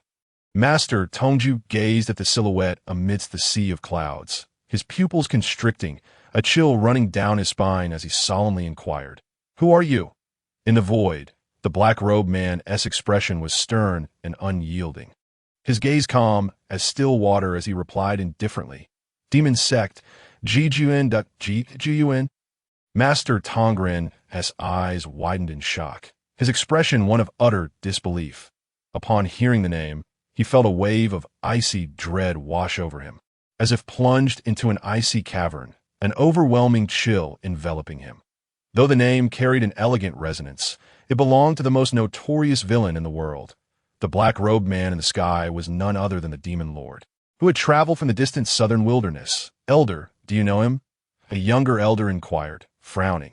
Master Tongren stared fixedly at the black-robed figure, swallowing hard, his complexion darkening as he stated grimly, "The #1 figure in the martial world.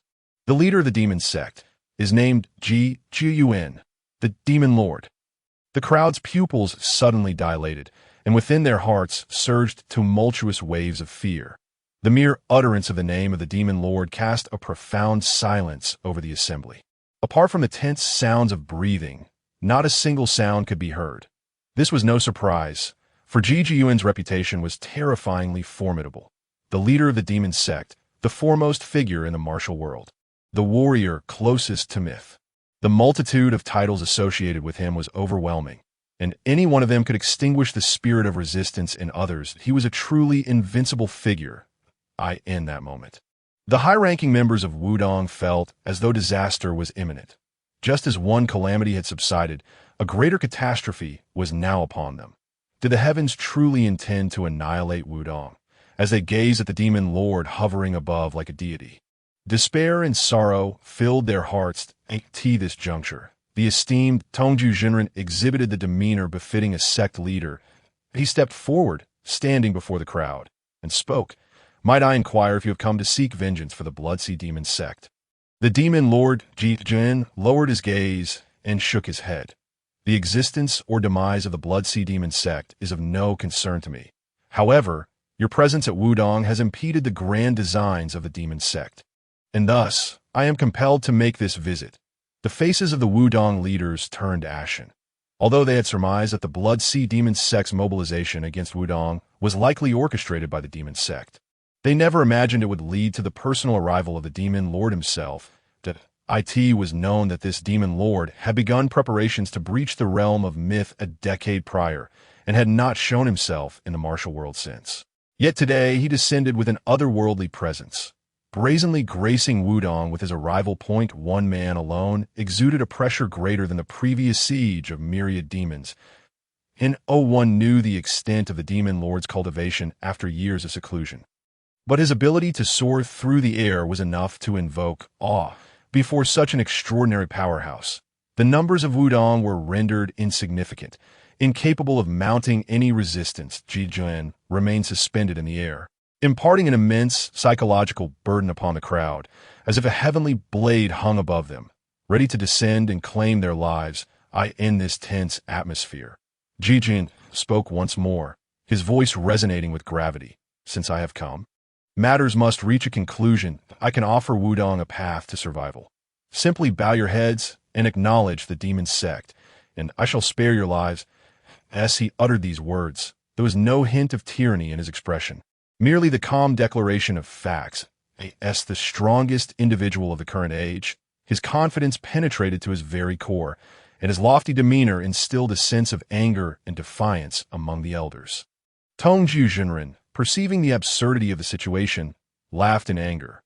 "Bow to the demon sect? Ha! Absurd! Wudang is one of the 9 righteous sects of the world. Do you think we would yield to a band of phantoms?" With that, he drew his long sword, pointing it defiantly at the demon lord, adopting a stance of desperation. That's so. Ji Jun sighed, his gaze sharpening slightly. "Then it seems you have chosen the path of death." Tongren Daosher inhaled deeply, also drawing his sword and shouting furiously, "To eradicate demons and uphold righteousness, until death do us part." "What of the demon lord? Brothers, form the sword formation. We shall fight together." It was clear to all that this confrontation would lead to a battle to the death. In an instant, the high-ranking members of Wudang sprang into action, arranging themselves into a formidable sword formation, unleashing a dazzling array of sword light that interwove to form a 1,000-meter-long dragon and a mountain-like tortoise. Traversing the void with lifelike ferocity, their sword energy sharp and unyielding, directed toward the demon lord suspended in the air. Faced with the imposing presence of the demon lord, the Wudang leaders dared not harbor any underestimation. They combined their strengths to unleash the most profound and powerful true martial 7-cut formation. The dragon and tortoise birth from the sword formation erupted with blinding brilliance, containing boundless sharpness. Their might truly astonishing. Merely superficial, Ji Jin murmured indifferently. Even in the face of such an onslaught, he remained as calm as a tranquil lake. Not even lifting his eyelids, he raised a hand, casually swatting downward. Instantly, a terrifying energy radiated in all directions, the air rippling like water, rapidly expanding to form visible waves of energy that could be seen for miles. Ji Yuan's martial prowess was indeed transcendental. What appeared to be an unremarkable strike contained the essence of the universe itself. His might was truly otherworldly, like a Tia's level. No techniques or tricks mattered. Even the simplest punch or palm strike was inherently perfect.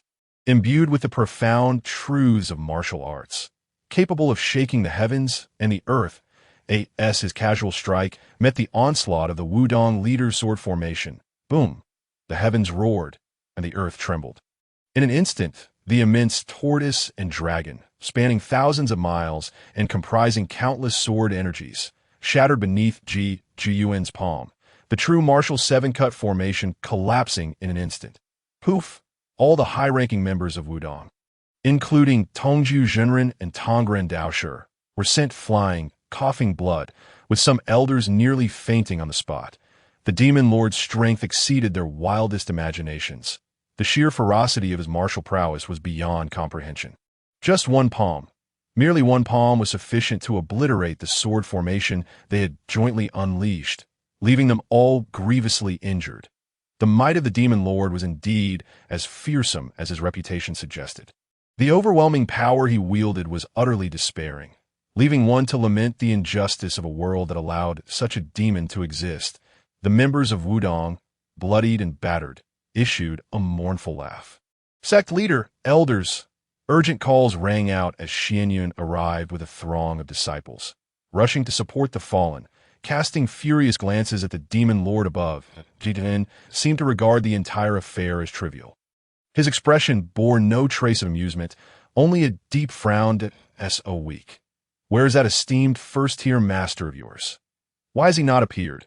If he does not show himself soon, I will send you all on your way. Ji Yuan's gaze flickered, his voice booming. The Wudang members were filled with anxiety at his words. In the face of such a formidable foe, they had already lost hope for survival and were silently praying that their ancestor would not emerge. Despite having witnessed the ancestor's formidable strength before, they remained uncertain, fearing he might not be a match for the demon lord. Should their ancestor fall, Wudang would surely face total annihilation, that we may perish today. But the ancestor must not come to harm. Tongju Zhenren gritted his teeth, and the members of Wudang nodded in agreement, exchanging resolute glances, preparing to stake their lives in battle against the demon lord. All raised their swords, their collective spirit coalescing into a single force, undaunted in the face of death. Ji Yuan, witnessing this, shook his head in disappointment. Is your esteemed first-tier master afraid? Has he hidden away? Even at this juncture, he still does not show himself. I had hoped to engage in a battle with a worthy opponent. Yet it appears even the first-tier master fears my strength and dares not reveal himself. If that is the case, do not blame me for unleashing a massacre. Farewell. Everyone said coldly, raising his hand once more, channeling his inner energy to strike down the members of Wudang. Just then, a sigh resonated through the air. Alas, I had just made a bold proclamation, and now Wudang is faced with such a formidable individual. It seems one should never make grandiose claims or act recklessly. The calm voice echoed, leaving the crowd bewildered and perplexed. In front of Zhixiao Palace, a multitude of gazes turned toward the source of the voice. Approaching along the mountain path was a young man, nonchalantly strolling forward, a piece of dry grass dangling from his mouth. This was a casual-looking servant disciple, a seemingly unremarkable servant disciple. It was none other than Shen Yan making his entrance. The members of Wudang blinked in confusion, momentarily dazed. Such a critical juncture. What business did a powerless servant disciple have here? Had the old master lost his mind, seeking death?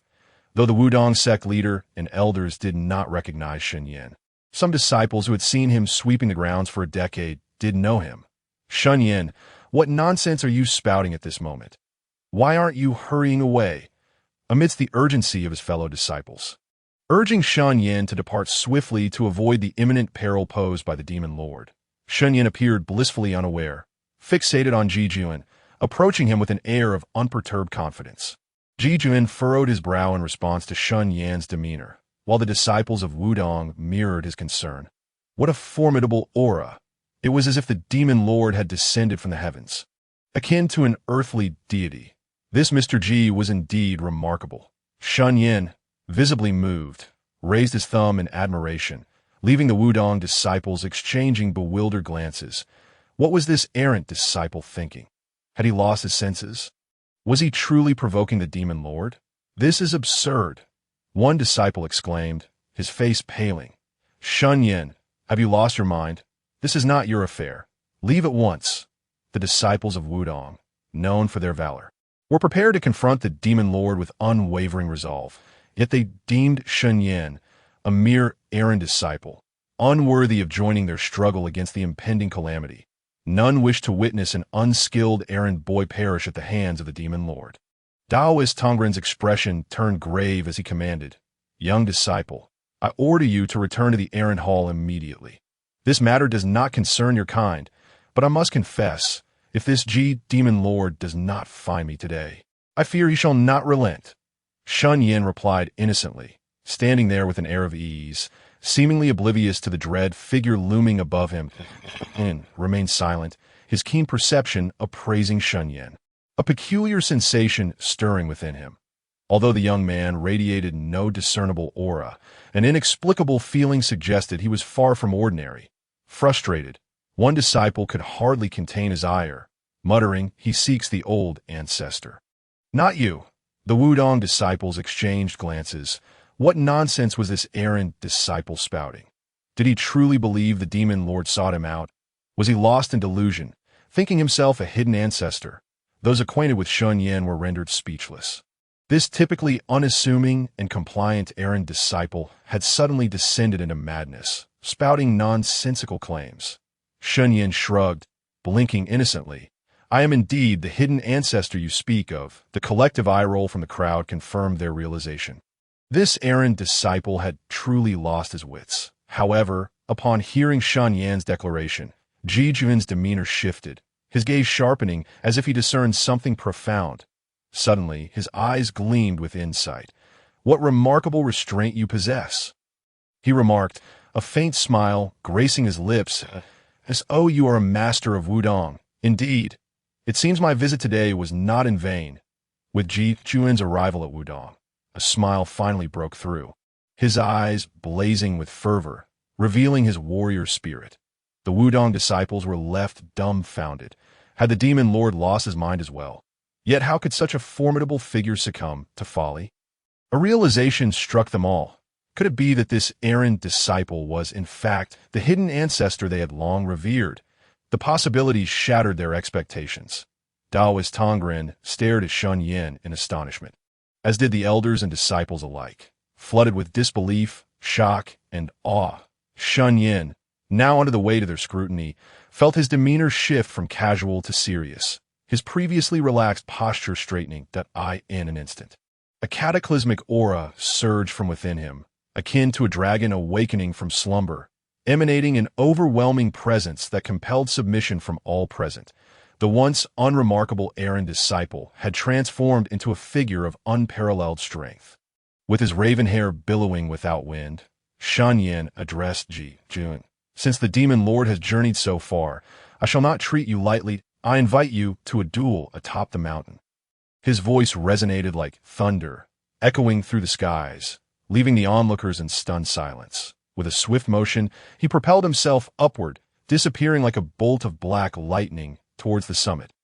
"Ha!" Ji Jun roared with laughter. "Then let us meet atop the mountain." With a flash, he soared into the skies, following Shen Yan. Once they departed, the front of Zixiao Palace fell into an eerie stillness. After a long pause, the sound of collective gulping filled the air. Even Taoist Tongren, seasoned by years of trials, stood agape in disbelief. The hidden ancestor we revered was merely an errand disciple. In his mind, he had envisioned the mysterious figure who had intervened on several occasions as a venerable elder with flowing white hair, never imagining it would be an ordinary errand disciple.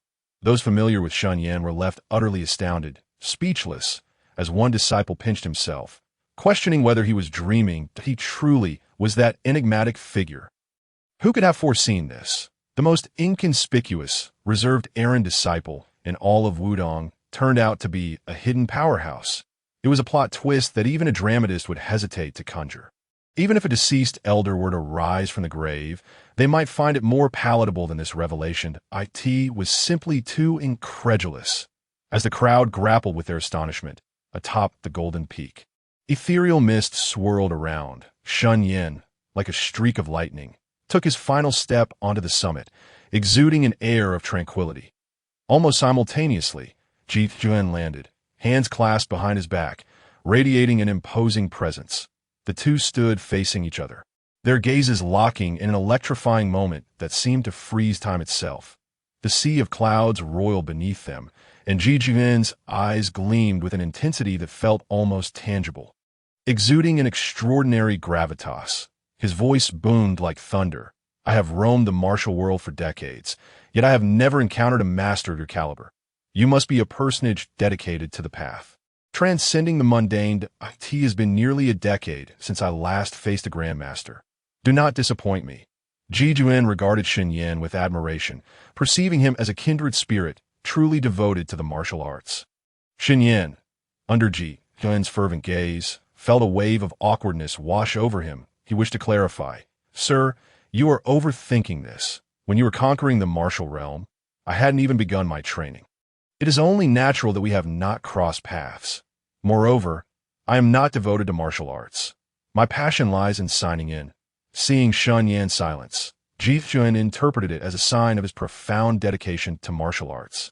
Believing he was a man of few words, further convinced of Shen Yan's extraordinary nature. With a serious expression, he finally spoke. The demon sect. Zhenwu, I humbly request your guidance. With that, he stepped forward, unleashing a torrent of energy that surged like a colossal wave, shaking the very mountain, darkening the skies, and igniting flashes of lightning. The atmosphere shifted dramatically. Shen Yan felt a jolt of apprehension, his instincts warning him of the impending storm. This was a precarious situation. His eyes flickered momentarily, betraying the machinations within his mind. Meanwhile, Zhenwu observed Shen Yan, who stood unperturbed in his place, seemingly unfazed by the overwhelming aura he exuded. Unable to contain himself, he let out a hearty laugh. "Haha, your audacity is truly impressive. You have not disappointed me. Allow me to make my move first." It was as if Zhenwu felt he had finally encountered a worthy rival. His battle spirit surged within him. Suddenly, he spread his arms wide, his voluminous sleeves billowing, from which two peculiar weapons, each the size of 3 inches, flew forth. These weapons were strange indeed, lacking any grips, their crescent shapes adorned with sharp edges. Gleaming in a dark golden hue, exuding an eerie, bone-chilling cold. These were Zhenwu's renowned divine weapons, the Shen Yan golden wheels. The wheels danced around Zhenwu like 2 swimming fish, producing a thunderous sound. Their brilliance dazzling as if a full moon had burst forth, resonating throughout the heavens and the earth, their cold light capable of cleaving through all that moment. Even the disciples of Wudang, far below, could feel an overwhelming sense of urgency, as if the very sky were about to shatter. Their souls stirred, struggling to breathe. What a terrifying aura! The Wudang disciples turned pale, their hearts racing as they gazed up at the mountain peak. Had these two unparalleled powerhouses begun their clash? Such mightiness! Could it be that they would engage in a fierce battle right from the start? Could their own first-rank grandmaster possibly stand against the demon lord? Despite their disbelief, they had to accept the reality that Shen Yan was indeed Wudang's hidden ancestor, the sole pillar of hope for their sect, although Shen Yan had demonstrated his strength in the last great battle. Showcasing his formidable prowess, the enemy he faced now was of a different caliber. This was the Demon Lord. The name of a person is but a shadow of their deeds, the largest intelligence organization in the world.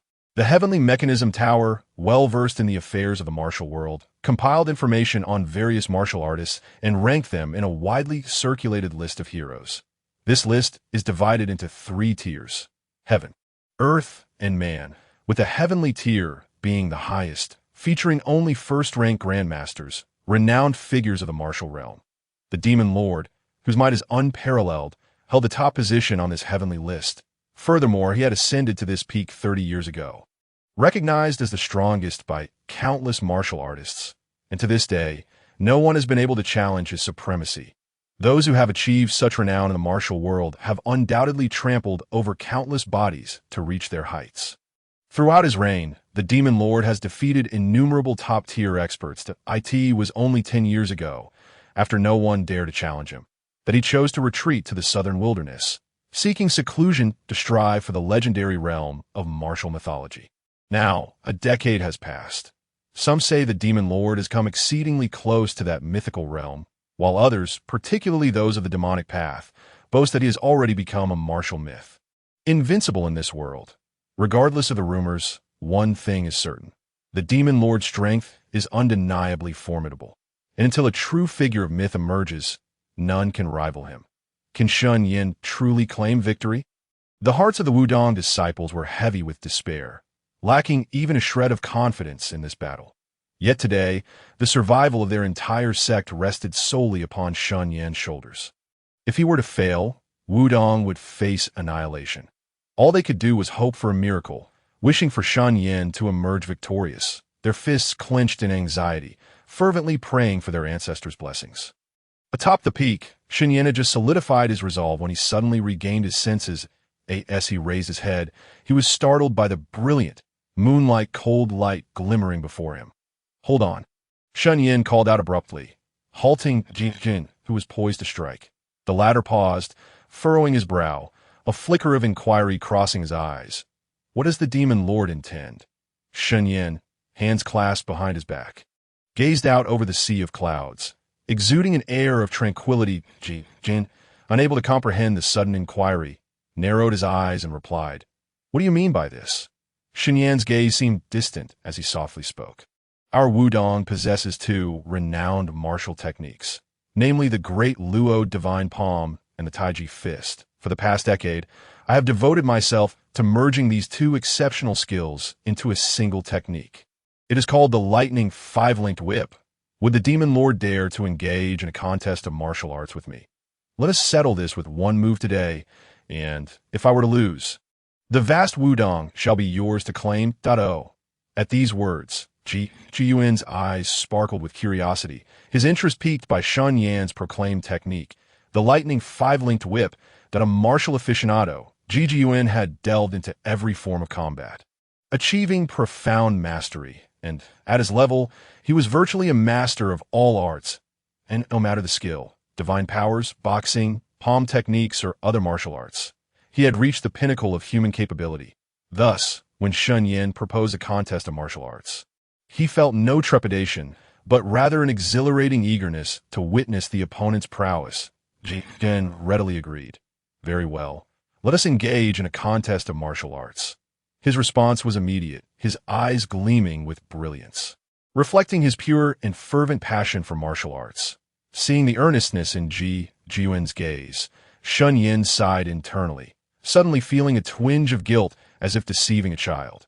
This Demon Lord was surprisingly agreeable, exhibiting a virtue that seemed more noble than that of the righteous sex, lacking any trace of a demonic aura. Yet the pressure he exerted was immense. His strength was terrifying. Shen Yan feared that without employing some cunning, he might meet his demise. As for the fleeting pangs of guilt, he promptly cast them aside. After all, as the saying goes, one who has no shame is invincible. Nevertheless, as a seasoned survivor of a millennium, Shen Yan had a certain level of awareness. Taking a deep breath, he cupped his hands in salute and declared, "Then I humbly invite the Demon Lord to enlighten me." The Demon Lord nodded slightly, his expression solemn. A first-rank grandmaster, the culmination of a decade of arduous training, was certainly not to be underestimated. He waved his grand sleeves, retracting the shining golden wheels into his garments, and the chilling brilliance dissipated into the air. With the fearsome technique withdrawn, Shen Yan exhaled in relief. He then proclaimed, "Prepare yourself." Shen Yan focused his aura to its zenith, the winds howling around him, leaves suspended in midair as he struck a poised stance. Imbued with an ancient, profound essence, truly remarkable. Impressive skill, Ji noted at a glance, recognizing the complexity of Shen Yan's move, his expression turning grave. Yet he remained still, biding his time to fully observe Shen Yan's technique before making his own move. He held absolute confidence in his abilities. Ha! At this moment, Shen Yan let out a mighty roar, launching his attack, adopting a posture of a thrusting punch with one hand and a horizontal palm with the other. Advancing steadily towards Ji Jun, that a glimmer of cunning flickered in his eyes, vanishing in an instant, unnoticed by his opponent. As Shen Yan moved forward, he mentally counted the distance. The gap between them diminished. 100 meters, 0.10 meters, 0.5 meters. As they neared this range, Ji Jun was clearly preparing a strike that in that fleeting moment, Shen Yan seized the opportunity, his eyes igniting with fierce determination. Now, in an instant, Shen Yan withdrew his attack. In a mere 0.01 seconds, the Taiji Zhenwu Sword appeared in his grasp. A surge of internal energy coursed through him as he raised the sword and slashed outward. The entire sequence flowed seamlessly, as if rehearsed in his mind 1,000 times, devoid of any awkwardness or hesitation. His proficiency was nothing short of astonishing. In this initial ambush, Shen Yan revealed a remarkable talent. The world returns to its origin.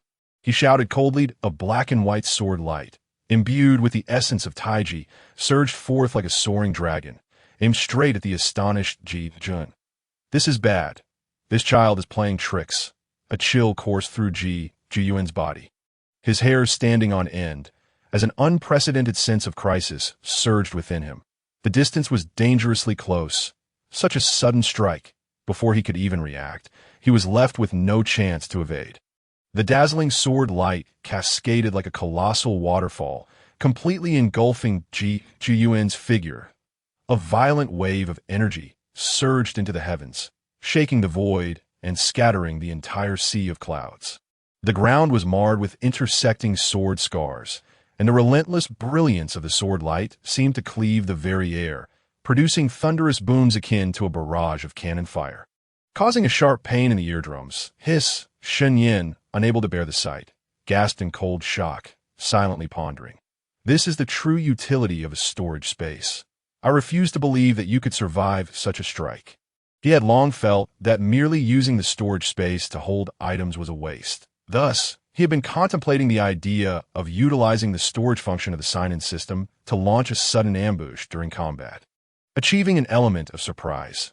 Today marked the first time he had put this concept into practice, resulting in tremendous success. The demon lord must surely be reduced to ashes, just as Shen Yan was musing. A powerful fluctuation suddenly emanated from the radiant sword light, as if a dormant volcano had erupted, its aura rising steadily. In no way could it be. Shen Yan's body tensed instantly, his expression grave, fixating intently ahead. The sword light persisted for approximately 60 breaths before gradually dissipating, revealing a figure within. The silhouette appeared slightly hunched, struggling to stand, while two gleaming crescent blades whirled around him, forming a luminous shield akin to a full moon. Enveloping him entirely that he's still alive, Shen Yan's heart surged with tumultuous emotions, a chill running down his spine. As the residual waves settled, Ji Jun's form was fully revealed. Disheveled hair, tattered black robe, and countless sword wounds adorned his body. Flesh torn and bloody, exposing bone. The sight was utterly tragic. Despite Ji Jun's grievous injuries, Shen Yan felt a twinge of trepidation. His once invincible heavenly return, for the first time, had been withstood by someone, and that too, under the circumstances of a sudden ambush. This demon lord was astonishingly formidable, truly deserving of the title of the world's #1. However, Shen Yan was unaware that the figure before him was merely a manifestation of Ji Jun's demonic form. Had he known, his shock would have only deepened. Ji Jun remained silent, his eyes icy to the extreme, exuding a palpable aura of murderous intent, as if he were about to transform into a tangible weapon of slaughter. Yearning to dismember Shen Yan on the spot, it was the first time in his life he had felt such rage, and the first time he had been subjected to such a shameless ambush. He had never anticipated that his opponent possessed a treasure capable of containing the universe within a mustard seed. Moreover, as a distinguished first-grade grandmaster, to resort to such despicable tactics was utterly unfathomable. Who truly represents righteousness? Who embodies evil? You shall perish. Ji Jun's voice was frigid, his gaze fixed on Shen Yan with a dispassionate intensity, as if he were regarding a corpse. Great Sun Brahmin Saint.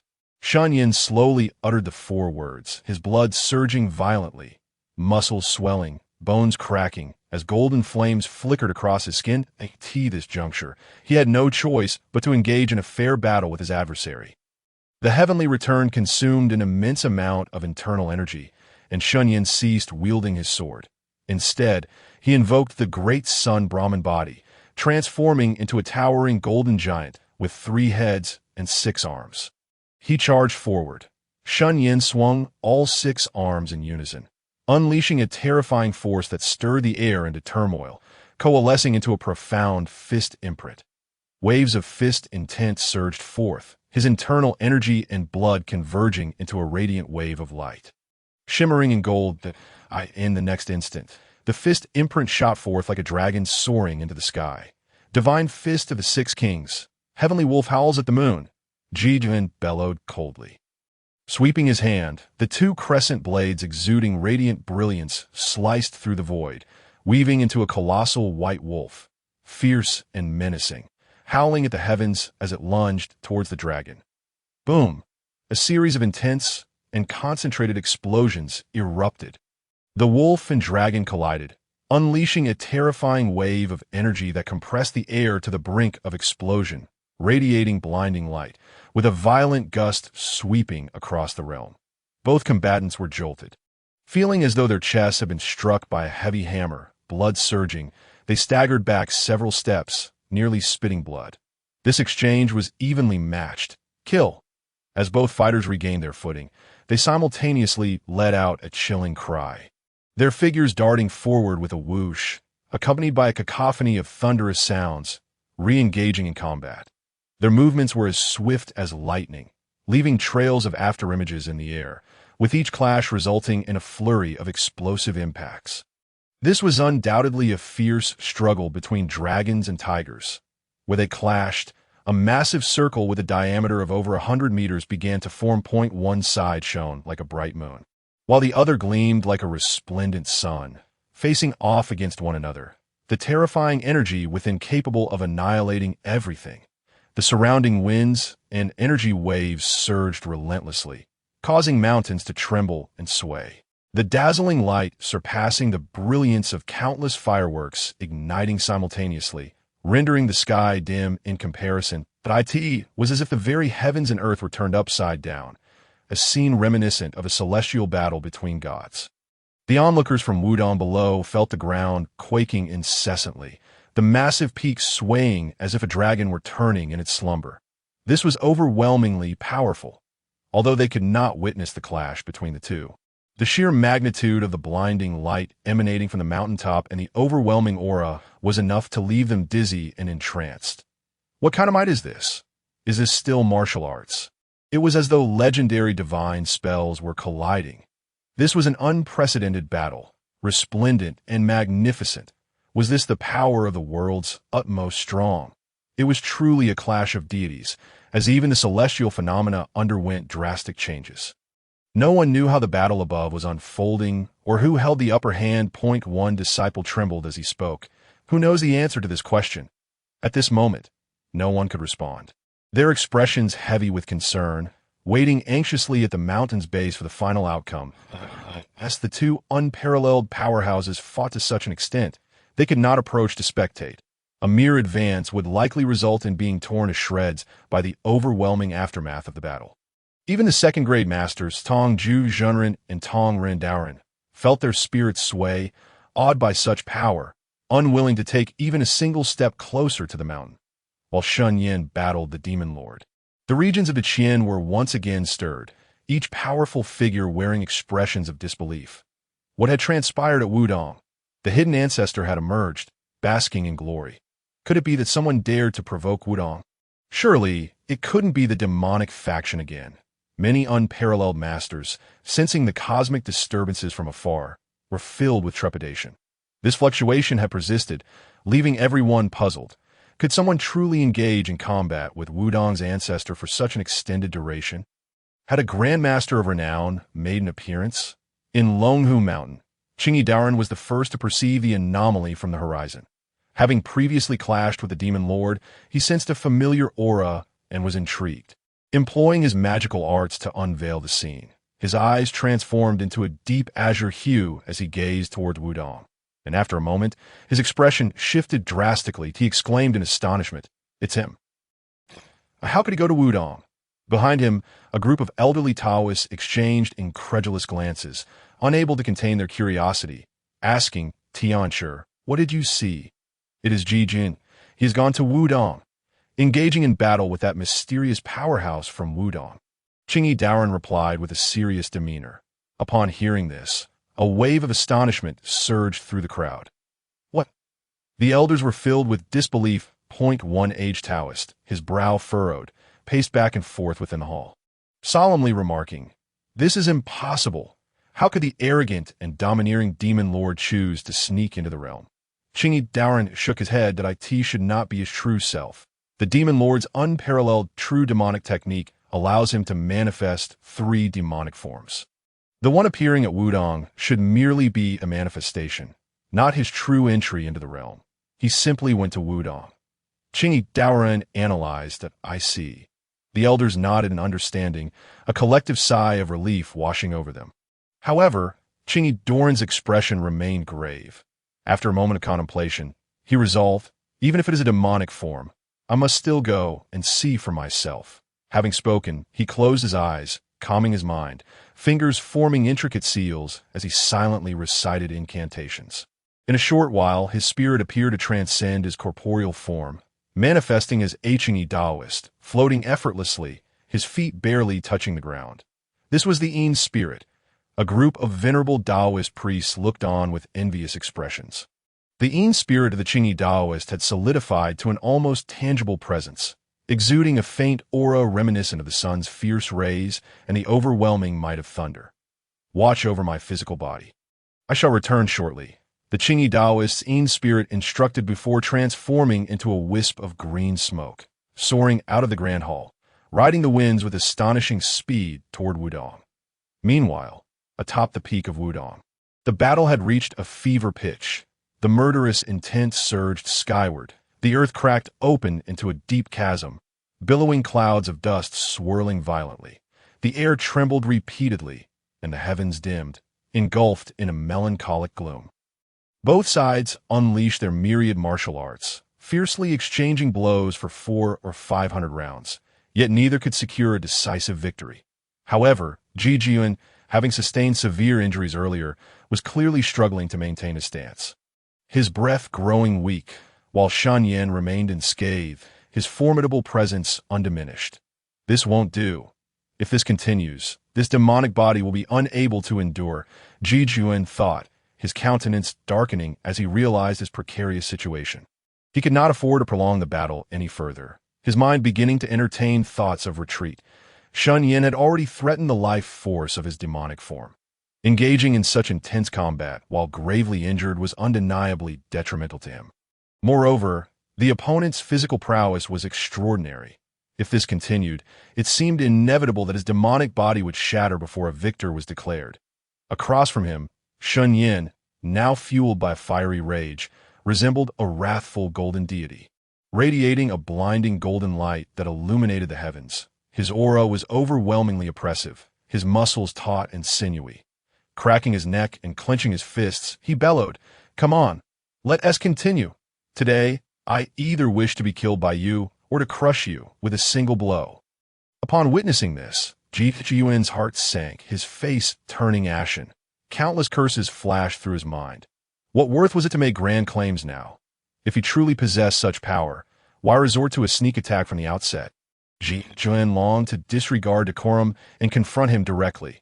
With such formidable strength, why did you resort to such treacherous tactics, stabbing me without warning?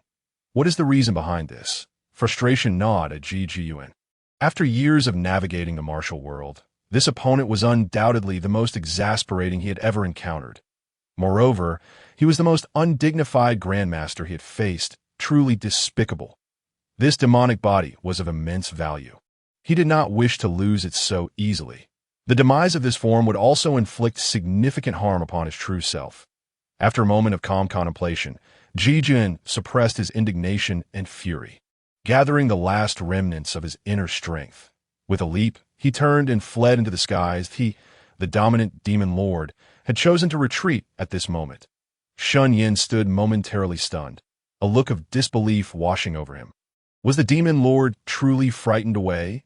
Surprised, Shen Yan hesitated for a moment, contemplating whether to pursue, but ultimately refrained from intercepting him. After all, a top-tier opponent was exceedingly difficult to vanquish. Moreover, the adversary was an unparalleled entity. Even gravely wounded, he was not easily dispatched. Unless Shen Yan opted to unleash the heavenly eye of desolation, he would be unable to completely subdue Ji Jun. Without facing a life-or-death crisis, Shen Yan was reluctant to reveal his final trump card. Furthermore, given that Ji Jun was indeed a demon lord, he undoubtedly possessed formidable hidden powers. If a life-and-death struggle ensued, Shen Yan worried that he might not emerge unscathed. Thus, he allowed Ji Jun to slip away. With the formidable foe having fled, Shen Yan dispersed his corporeal form and approached the cliff's edge, standing with hands clasped behind his back against the fierce winds, gazing skyward, his heart swelling with a sense of invincibility. In that moment, he felt as though even a powerful demon lord could not stand against him. His life felt exceedingly invulnerable, yet he lamented, "How lonely it is, like snow." Below the mountain, the bewildered disciples of Wudang, sensing the prolonged silence atop the peak, understood that a fierce battle had concluded. Their hearts were filled with trepidation and anxiety. Before they could ascend the mountain to ascertain the outcome, they spotted a figure soaring through the sky. The air suddenly became heavy, and everyone felt a chill run through them, their gazes dimming, hearts heavy with foreboding. Many disciples were on the verge of tears. "It's over," they whispered. "The demon lord has emerged. We have been defeated." Even such a powerful grandmaster succumbed to the demon lord. The disciples' faces fell, despair enveloping them. Shen Yan, recalling Shen Yan's teachings, felt a profound ache within, his eyes reddening as he cried out with a quavering voice. "The grandmaster perished for our sake. We must rally our spirits and confront the demon lord. Even in death, we must make him pay dearly." Shen Yan, wielding a heavy sword, stepped forward, responding gravely, "Indeed, what my elder brother says is true. Fear not. A mere severed head is but a small scar. 18 years hence, we shall still be valiant warriors. We will fight him." Raising his sword high, he exuded an aura of fierce resolve. One by one, the disciples nodded, their fervor eclipsing their fear, their spirits soaring as they shouted in unison, "Yes, we will fight him." Tong Ju, filled with bitterness, recalled the earth-shattering events that had transpired. Even a being as formidable as a deity had fallen. How could they stand against the demon lord? Meanwhile, Tong Run, who had been gazing at the sky, suddenly exclaimed in astonishment, "Look, the demon lord is not descending upon us. He is fleeing." "Huh." The crowd paused, simultaneously lifting their gazes. They beheld the demon lord indeed retreating without a backward glance. What could this mean? Did he disdain to come and slaughter them? Or did he deem them insignificant now that the grandmaster had fallen? The crowd was engulfed in confusion, unable to grasp the situation. That moment, an idea struck Shen Yan, his eyes lighting up with a glimmer of hope. Could it be that our grandmaster is not dead? That the demon lord has been defeated and is retreating in disgrace? According to reason, a leader of demonic forces would hardly exhibit mercy, nor would he spare them. Hence, Shen Yan entertained this possibility. What? No way. The other disciples were momentarily stunned. After all, the demon lord's reputation was so formidable that they subconsciously believed him to be the victor. Could a miracle truly have occurred? One disciple murmured, "Let us go see for ourselves." Tong Ju's gaze sharpened, and a flicker of hope ignited within him. Without further ado, he dashed toward the summit of Wudang. "Come on, everyone, let us hurry." The group sprang into action, racing to follow him. They all exerted their utmost abilities, propelling themselves to the pinnacle with fervent haste. The first to arrive, Tong Ju stood rooted in place, his body trembling slightly as if witnessing something exhilarating. The others followed suit, casting their eyes upon the scene before them. What lay ahead was a desolate battlefield, the earth cracked and ravaged, a harrowing sight. At the edge of the cliff stood a figure with their back to them. garments billowing, gazing out over the vast expanse of mountains and valleys. Everyone stood in stunned silence, their minds momentarily blank as they beheld this figure. He was truly alive. Could it be that the demon lord had indeed been defeated? The hearts of the crowd felt as if a great stone had plummeted to the ground, stirring a modicum of excitement within. Yet the atmosphere remained profoundly tranquil, with even the venerable elders refraining from uttering a single breath. In their eyes, Shen Yan had become a divine figure, and none dared to disrupt this serene silence, fearing to disturb him. All eyes were fixed upon his silhouette, enveloped in stillness that a gentle breeze swept through, causing even the sound of withered leaves falling to be distinctly audible at the edge of the precipice. Shen Yan stood, hands clasped behind his back, gazing into the distance. His entire demeanor exuded an ethereal quality, reminiscent of a transcendent sage. However, internally, Shen Yan was quite uncomfortable. His lips twitched involuntarily, and he felt as if his body might cramp from the prolonged pose. He inwardly cursed. Damn it, here I am, striking a pose. And I'm about to cramp up? Why isn't anyone shouting something like Salute the Dragon King? Fortunately, the inquisitive Taiji Zhenwu could no longer contain his curiosity and inquired, might I ask, Master Shen, did you emerge victorious in your battle against the demon lord? With his true identity now revealed, no one dared to regard him as a mere apprentice. Their demeanor was one of utmost reverence, even bordering on timidity. Upon hearing Taiji Zhenwu's question, Shen Yan finally exhaled a sigh of relief, slowly turning around with a calm smile. Of course, I emerged victorious. Ha! A mere demon. Do you think I could possibly lose? He spoke with an air of ease, the latter part of his statement brimming with undeniable confidence, seemingly dismissing the so-called demon lord as inconsequential.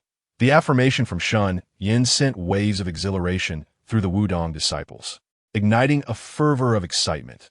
They had truly triumphed. Their esteemed master had defeated the demon lord. Such an accomplishment was monumental enough to send tremors throughout the realm. With such a glorious victory, who would dare to provoke Wudang in the future? If even the demon lord was no match for Master Shen, he was indeed unparalleled, a marvel of martial prowess. Could it be that Wudang was on the verge of producing a legendary figure in the martial world? The crowd's imaginations ran wild, elevating Shen Yan to an even more inscrutable pedestal. Some daring disciples even speculated whether he had transcended the realm of myth. They were charged with adrenaline, trembling with excitement, gazing at Shen Yan with fervent admiration, akin to worshippers before a deity. Taiji Zhenwu, more deferential than ever, bowed deeply to Shen Yan, respectfully stating, "It is indeed a supreme honor for Wudang to have Master Shen in attendance. Might you share with us the details of your recent battle?" All eyes were fixated on Shen Yan, their expressions brimming with curiosity.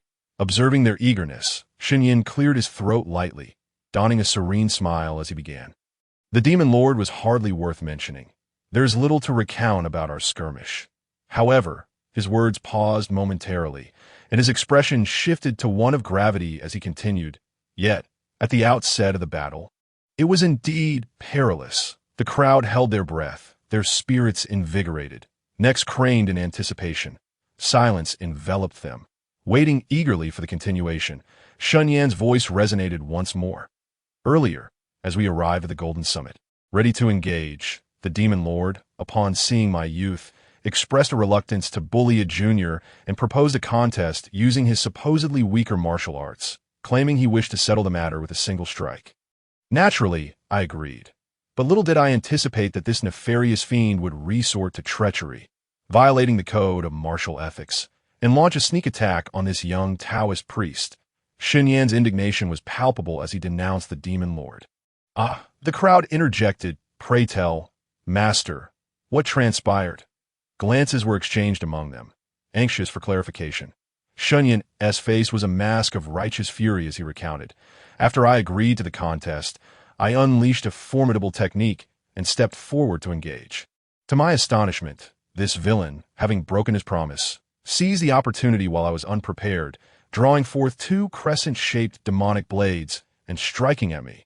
Shen Yan wove his tale with such vivid detail that the crowd was jolted. their imaginations conjuring the scene of imminent peril.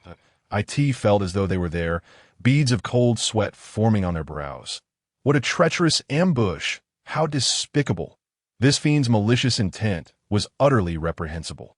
The crowd erupted in outrage, vociferously condemning the demon lord. Shen Yan, maintaining a composed facade, remained unperturbed by their vehement denunciations, as if he, too, had come to believe that the instigator of the ambush was indeed the demon lord. "But, master, how did you counter such an assault?" someone queried, their face etched with concern. "Indeed, yes," echoed the elders, their beards clenched, eager to learn how Master Shen had responded to such a situation. Shen Yan, hands clasped behind him, exuded tranquility as he replied, "It was quite simple, really. Although the demon lord's attack was treacherous, fortunately, my technique is no trifling matter. It is the result of 10 years of arduous training and is known as the lightning 5-strike whip. Possessing tremendous power in the face of danger, I did not change my strategy, but instead clashed directly with the demon lord. In that moment, the heavens and earth shifted. My mighty strike met his demonic blades head-on, causing him to spit blood. A collective gasp resonated through the crowd. Particularly, the elders, including Taiji Zhenwu, were astounded. They had long heard of the demon lord's infamous Shen Yan golden wheels, reputed to be capable of cleaving through anything. The fact that Master Shen had faced such a formidable weapon head-on was astonishing. "Incredible," someone exclaimed amidst the throng. Instantly, the crowd erupted in praises and accolades. Shen Yan, unruffled, waved his hand dismissively, continuing nonchalantly. The subsequent battle was straightforward. We exchanged blows for 300 rounds, and naturally, the outcome was one-sided, with the demon lord utterly at my mercy. Had he not fled swiftly, I would have surely obliterated him. As he concluded, he swept his arm through the air with commanding authority. Though he spoke lightly, the crowd was still ignited with fervor, their spirits soaring, hearts racing, and they erupted in applause to have faced such peril and yet emerge victorious against the demon lord. Master Shen's prowess was truly beyond compare. The younger disciples, their eyes aglow with admiration, regarded Shen Yan with reverence, idolizing him wholeheartedly. Unable to contain themselves, they began to chant, "Master, magnificent! Master, invincible!" The mountains echoed with their thunderous cheers. Merely a trivial affair, hardly worth mentioning. Shen Yan remarked, shaking his head skyward, his gaze seemingly piercing through the void, exuding an air of transcendence. The aura of a master, the demeanor of a luminary, inspired profound respect. Meanwhile, not far from Wudang, in the forest, Jin, heavily wounded, could not maintain flight for long and descended to the ground. He employed a secret technique to conceal his presence. His senses stretched out to ascertain whether anyone was pursuing him. Yet, silence lingered behind him that moment. Shen Yan's voice reached his ears and listened intently, his expression twisting gradually into a scowl, darkening ominously. This wretch is shameless, who, after all, had disregarded the martial code, who had struck with a hidden blade.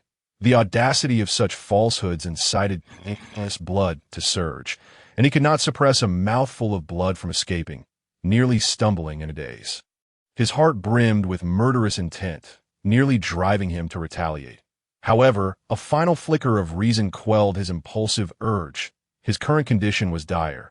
He possessed no strength left to continue fighting.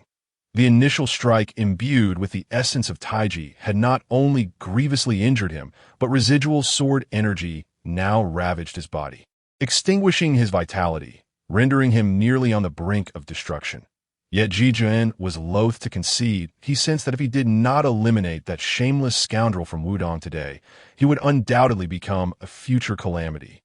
He nearly summoned his true form, but upon further contemplation, he refrained. Now was not the time for him to truly enter the fray and stake his claim over the realm. Cursed be this fate. He seethed.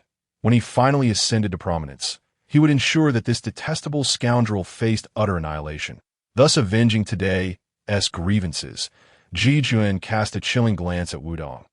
Then, burdened by excruciating pain, he sorrowfully retreated to the pinnacle of Wudang, After a flurry of commendations, a disciple fidgeted and, with audacity, implored, "Great Master, might you elaborate on your unparalleled skill, the lightning 5 whips?"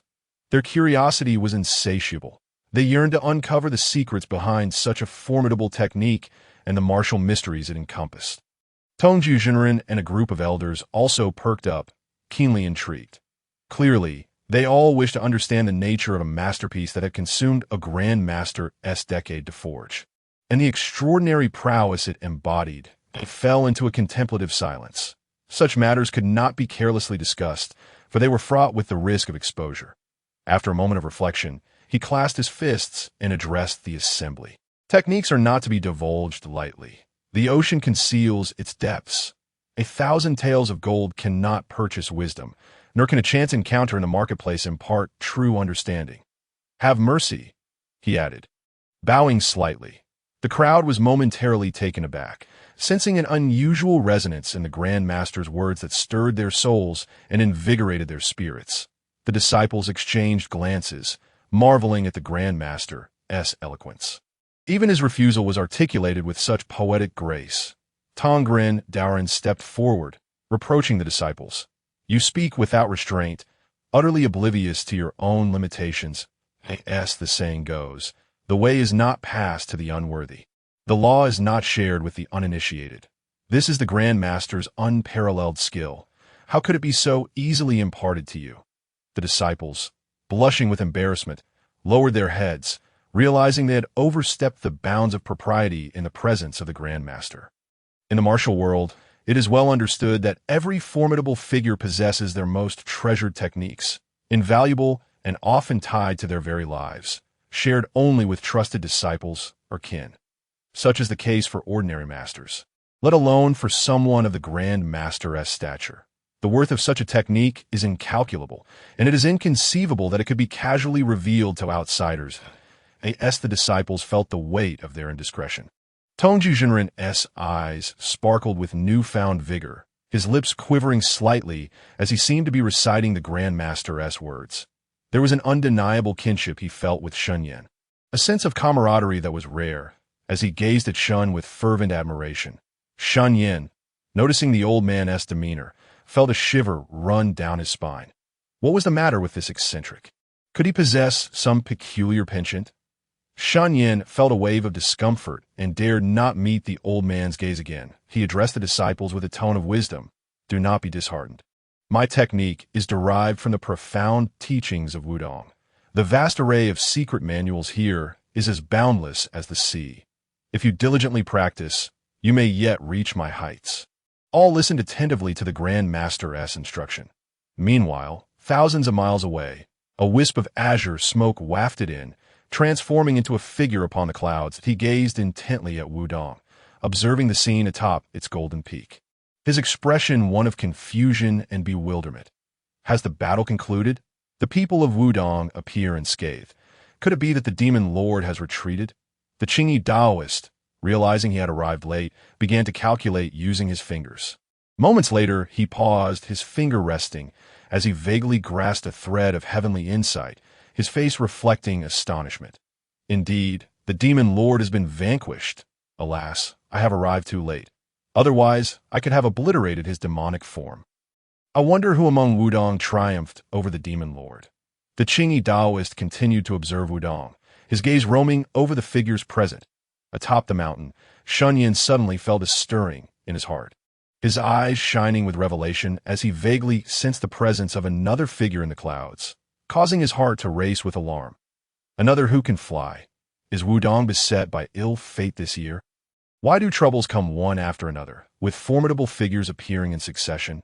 Shen Yan, having just endured a fierce battle and in a state of fatigue, now faced an unknown entity, leaving him anxious and indecisive about whether to flee. Meanwhile, the Qingyi Taoist's gaze sharpened, ripples of intrigue appearing in his eyes as he scrutinized Shen Yan. Within his gaze, a swirl of purple energy reflected back at him, and he could not help but exclaim, "Such profound fortune! Could this individual be the enigmatic powerhouse of Wudang?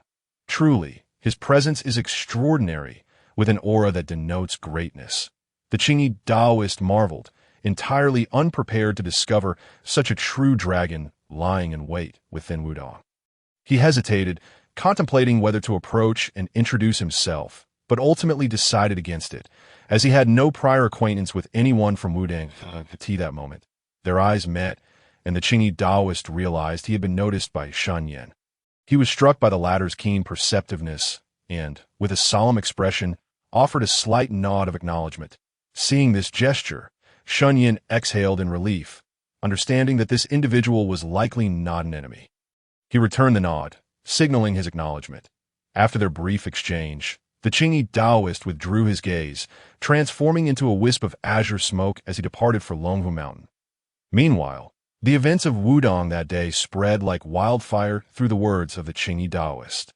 The reclusive ancestor of Wudang had once again emerged, decisively defeating the top-ranked demon lord, and the news swept across the land like a tempest, captivating all corners of the realm. This was undoubtedly a sensational event. Initially, many were skeptical, but upon learning that the news originated from the contemporary celestial master of Longhu Mountain, disbelief quickly faded, igniting a maelstrom of excitement that, of course, the celestial master clarified that only a demonic form of the demon lord had been defeated, not the true essence. Yet, even so, the impact was staggering. It is known that the demon lord had not intervened in the martial world for the past decade, and his martial prowess had undoubtedly reached unfathomable heights. Even a mere demonic form would likely possess strength far exceeding that of most first-rate grandmasters. The various major factions, already attuned to the unusual occurrences at Wudang, were left utterly astounded upon receiving this news. They were all too aware of the demon lord's terrifying strength. His defeat marked a monumental event in the martial world that had not occurred in decades. As the various demonic factions caught wind of the news, they fell silent, their spirits dimmed, as if a once revered deity had fallen, leaving them unable to accept the reality. The once blazing flames of their malice flickered, dimming significantly in Yongzhou, at the headquarters of the world's foremost information agency. The Tianji Tower, it was time once again to update the roster of heroes. On this day, the expansive square was filled with a throng of people, all eyes fixed upon a stone platform before the Tianji Tower. On this platform stood a large stone wall, adorned with yellow cloth and black characters, showcasing the latest rankings. The bustling crowd of martial artists and common folk alike gathered to witness the unveiling of the newest roster of heroes. Before long, a steward from the Tianji Tower stepped forward to the platform, removing the previous listings and affixing the new ones. The first to be displayed was the human ranking. The top of the human ranking was claimed by Gu Lingsheng of the Shushan Sword sect. A gasp of astonishment erupted from the front row as they beheld the new list, igniting a wave of excitement throughout the crowd. Everyone stood on tiptoe, eager to catch a glimpse. Young people, driven by a competitive spirit, watched in rapt attention as many ranks on the human ranking shifted, with the most anticipated change being at the very top. The previous number 1, Qing Lin, had now slipped to second place. This individual was a public servant, the youngest divine constable in the history of the Six Doors, who had held the top position for several years. Yet now, Gu Lingsheng had pushed him aside. Some were taken aback, scrutinizing the list to discern how Gu Lingsheng had managed to surpass the divine constable Qing Lin. The rankings from the Tianji Tower were meticulously detailed, listing each individual's name, identity, martial prowess, preferred weapons, and notable achievements. Thus, the crowd turned their attention to the information regarding Gu Lingsheng. They noted several new additions.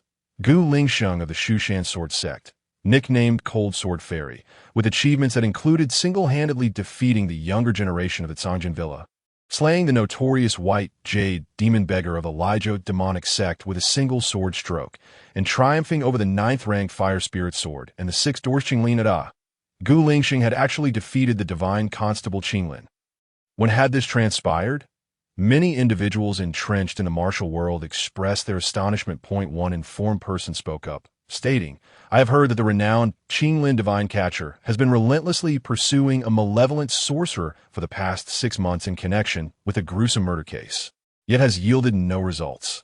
Ironically, that very sorcerer was slain by the Cold Sword Fairy in Lijo. Consequently, the prideful Qinglin, feeling aggrieved, ventured to Lijo a fortnight ago to challenge the fairy to a duel. ultimately finding himself defeated. That explains it. Gu Xianzi has indeed been in the limelight lately, remarked the crowd. Upon hearing this explanation, there was no dissent regarding Gu Lingxing's rise in rank. Following the announcement of the human ranking, subsequent changes in the Earth ranking failed to elicit much astonishment, sparking only minor discussions within limited circles. Once the Earth ranking was unveiled, attention shifted to the Celestial ranking, which featured only the most distinguished Grandmasters, totaling a mere 54 individuals in the entire realm. This list largely comprised figures from the older generation, each renowned in their respective domains.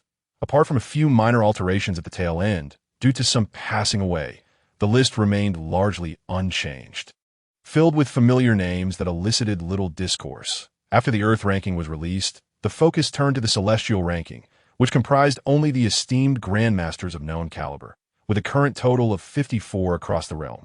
It was clear that this list would show scant alterations, with changes occurring perhaps once or twice every decade, leading to a general disinterest among the crowd. Many martial practitioners prepared to turn away. The Grandmasters listed on the Celestial ranking predominantly held dominion over their respective territories, often secluding themselves in meditation, rarely emerging into the martial world, let alone engaging in contests with other Grandmasters. Furthermore, Grandmasters tend to enjoy extended lifespans.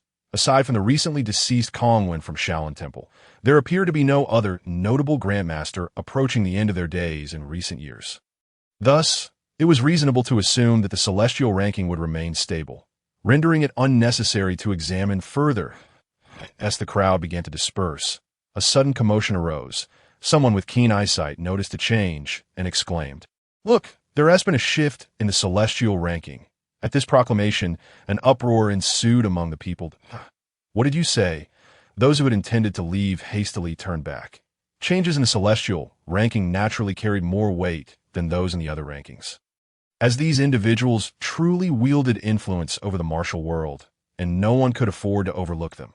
The crowd concentrated their gaze upon the Celestial ranking, their expressions shifting as they confirmed that indeed a transformation had taken place, increasing the count from 54 to 55.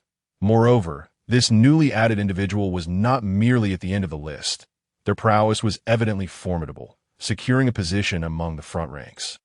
As the crowd scrutinized the rankings, they finally reached the 30th position, where they were met with a revelation regarding this newly listed Grandmaster. The Celestial ranking read, Name, Unknown, Strength, First-Class Grandmaster in Martial Arts.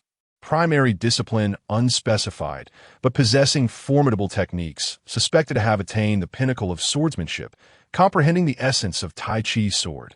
Achievements: slayed 8 second-class demonic masters with a single sword stroke, quelled thousands of demons with a thunderous palm, and decisively defeated the demonic coalition, directly engaging and overcoming a demonic lord's formidable presence. Ranking: 30th. Alias: Nameless Sword Sovereign, Demon-Subduing Taoist. Identity: a reclusive powerhouse from Wudang.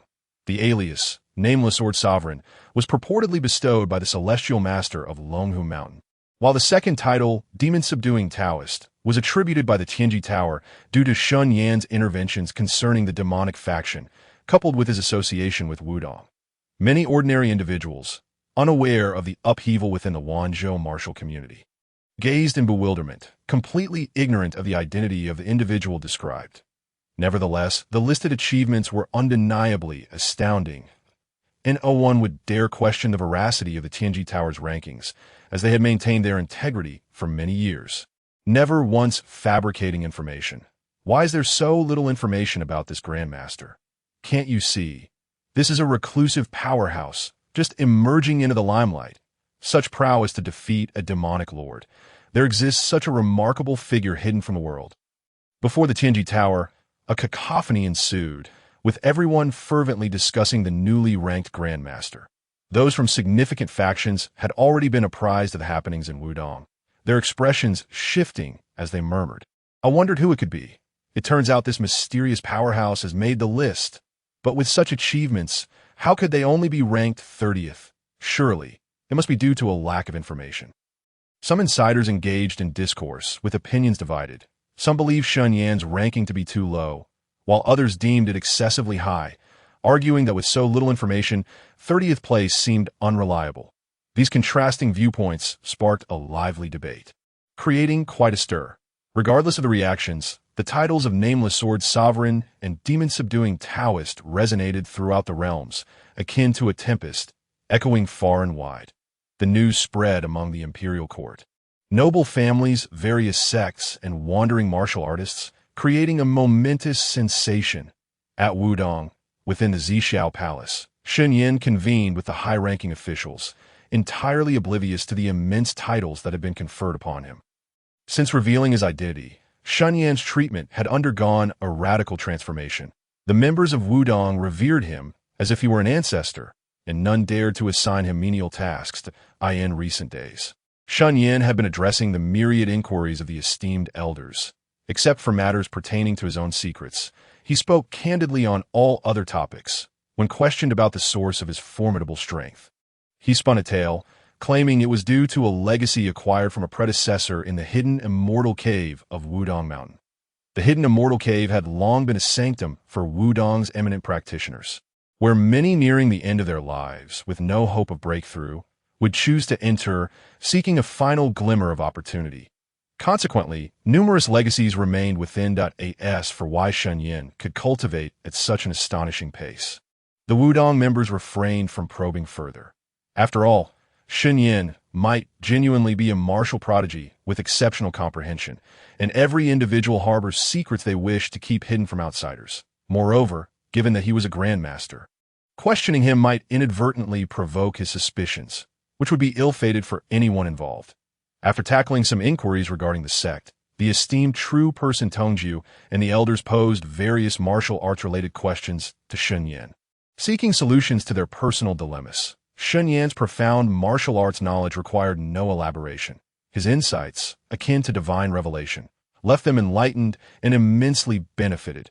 Besides the high-ranking officials, many disciples also received Shen Yan's guidance, with some particularly promising students even being bestowed with martial techniques. In a short span, Wudang's morale underwent a remarkable transformation.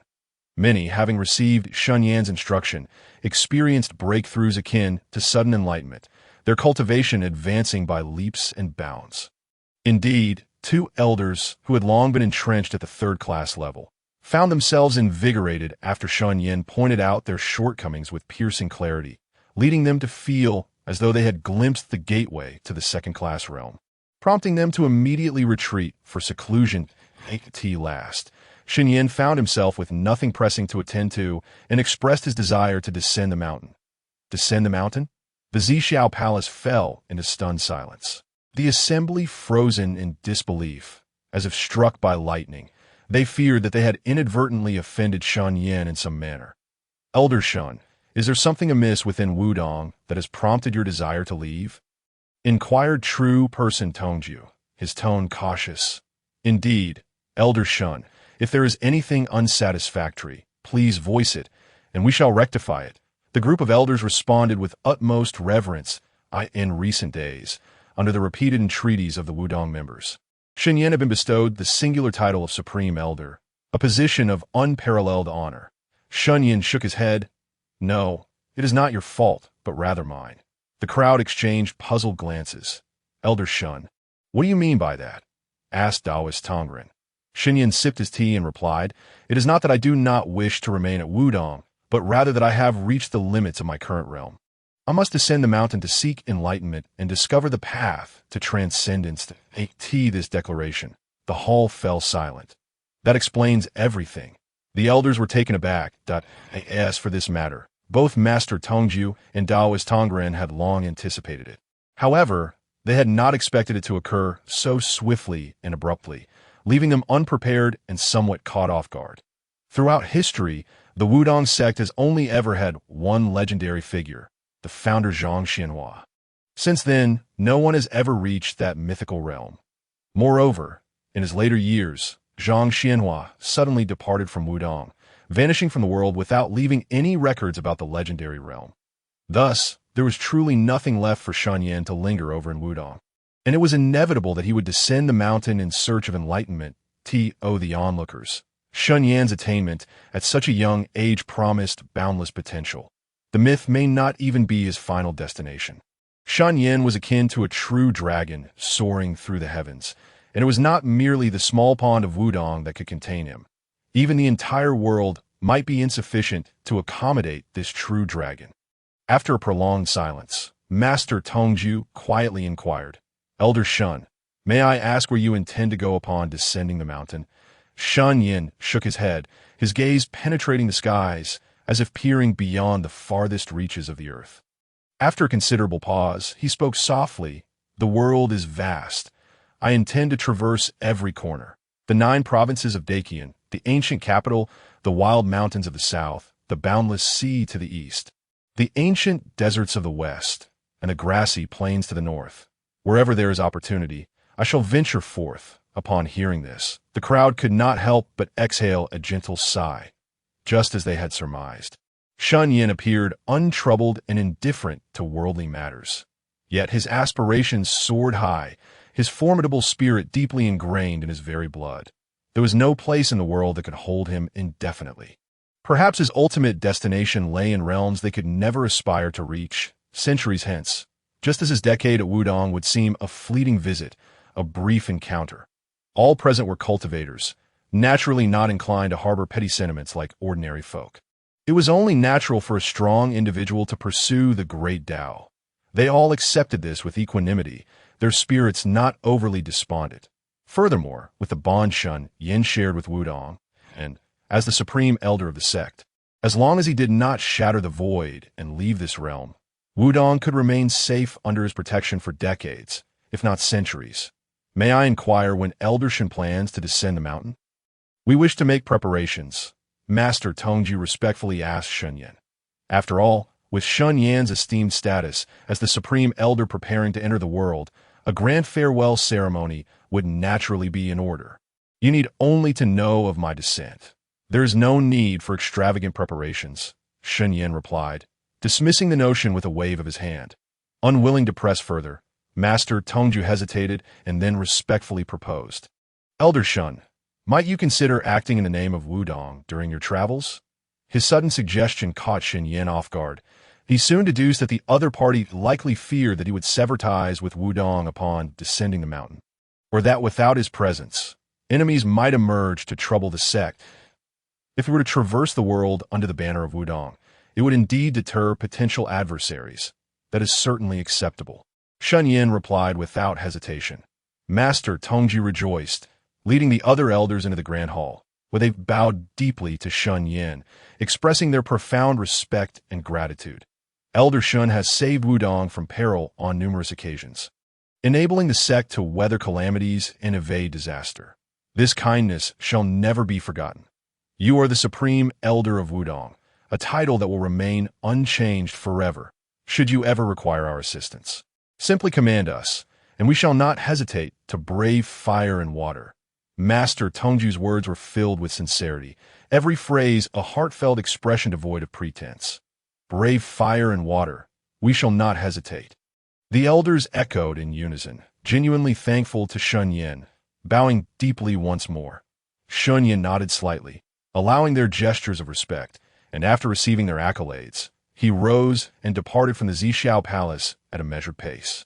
The remaining Wudang leaders stood within the hall, their hearts heavy, feeling the void left by the departing pillar of support. "Master, without Elder Shen on the mountain, I cannot shake this sense of unease," Elder Zhao remarked, a hint of worry in his expression. Indeed, several elders concurred with solemn nods. Master Tongju stroked his white beard, shaking his head with a smile. With the demon lord defeated, Wudang is currently in its prime. Who would dare to provoke us? Besides, did I not suggest that Elder Shen traverse the world in the guise of a Wudang disciple? Taoist Tongren, an old companion of his, sensed a deeper implication in this remark and inquired, "Master, do you imply that you have further plans for Elder Shen acting in Wudang's name?" "Ah, my insightful junior," Master Tongju replied, pleased as he stroked his long beard. The other elders looked at him in confusion. "What is your intention, Master?" they asked. Master Tongju's gaze sharpened, staring into the distance as he spoke gravely. "In this current world, where demons run rampant and human hearts are treacherous. Having Elder Shen act in Wudang's name may not suffice to instill fear in the hearts of the wicked. We must stoke the flames further, ensuring that the world trembles at the name of Wudang. Daoist Tongren, stroking his chin, pondered, "Are you suggesting?" "I suggest that we widely announce the news of Elder Shen's descent from the mountain, boldly proclaiming to the world that our supreme elder of Wudang is stepping forth to traverse the realm, intending to emulate the legendary Zhang Xianhua of yore, challenging the world's greatest masters in a quest to shatter the mythic realm." Master Tongju declared emphatically, "Challenge the world?" The assembly gasped in astonishment, utterly shocked. Daoist Tongren was left speechless. The notion of challenging the world was indeed the undefeated path taken by Wudang's founder in the past. Zhang Xianhua had ventured forth to unlock his potential, confronting the greatest masters, ultimately breaking free from his shackles and becoming a legend that overshadowed the martial world for generations. The contemporary Dacian martial realm was deeply apprehensive of the demon lord's incursion, primarily fearing that he might take that final step. If news of Shen Yan's intention to challenge the world were to spread, no factions would dare trouble Wudang.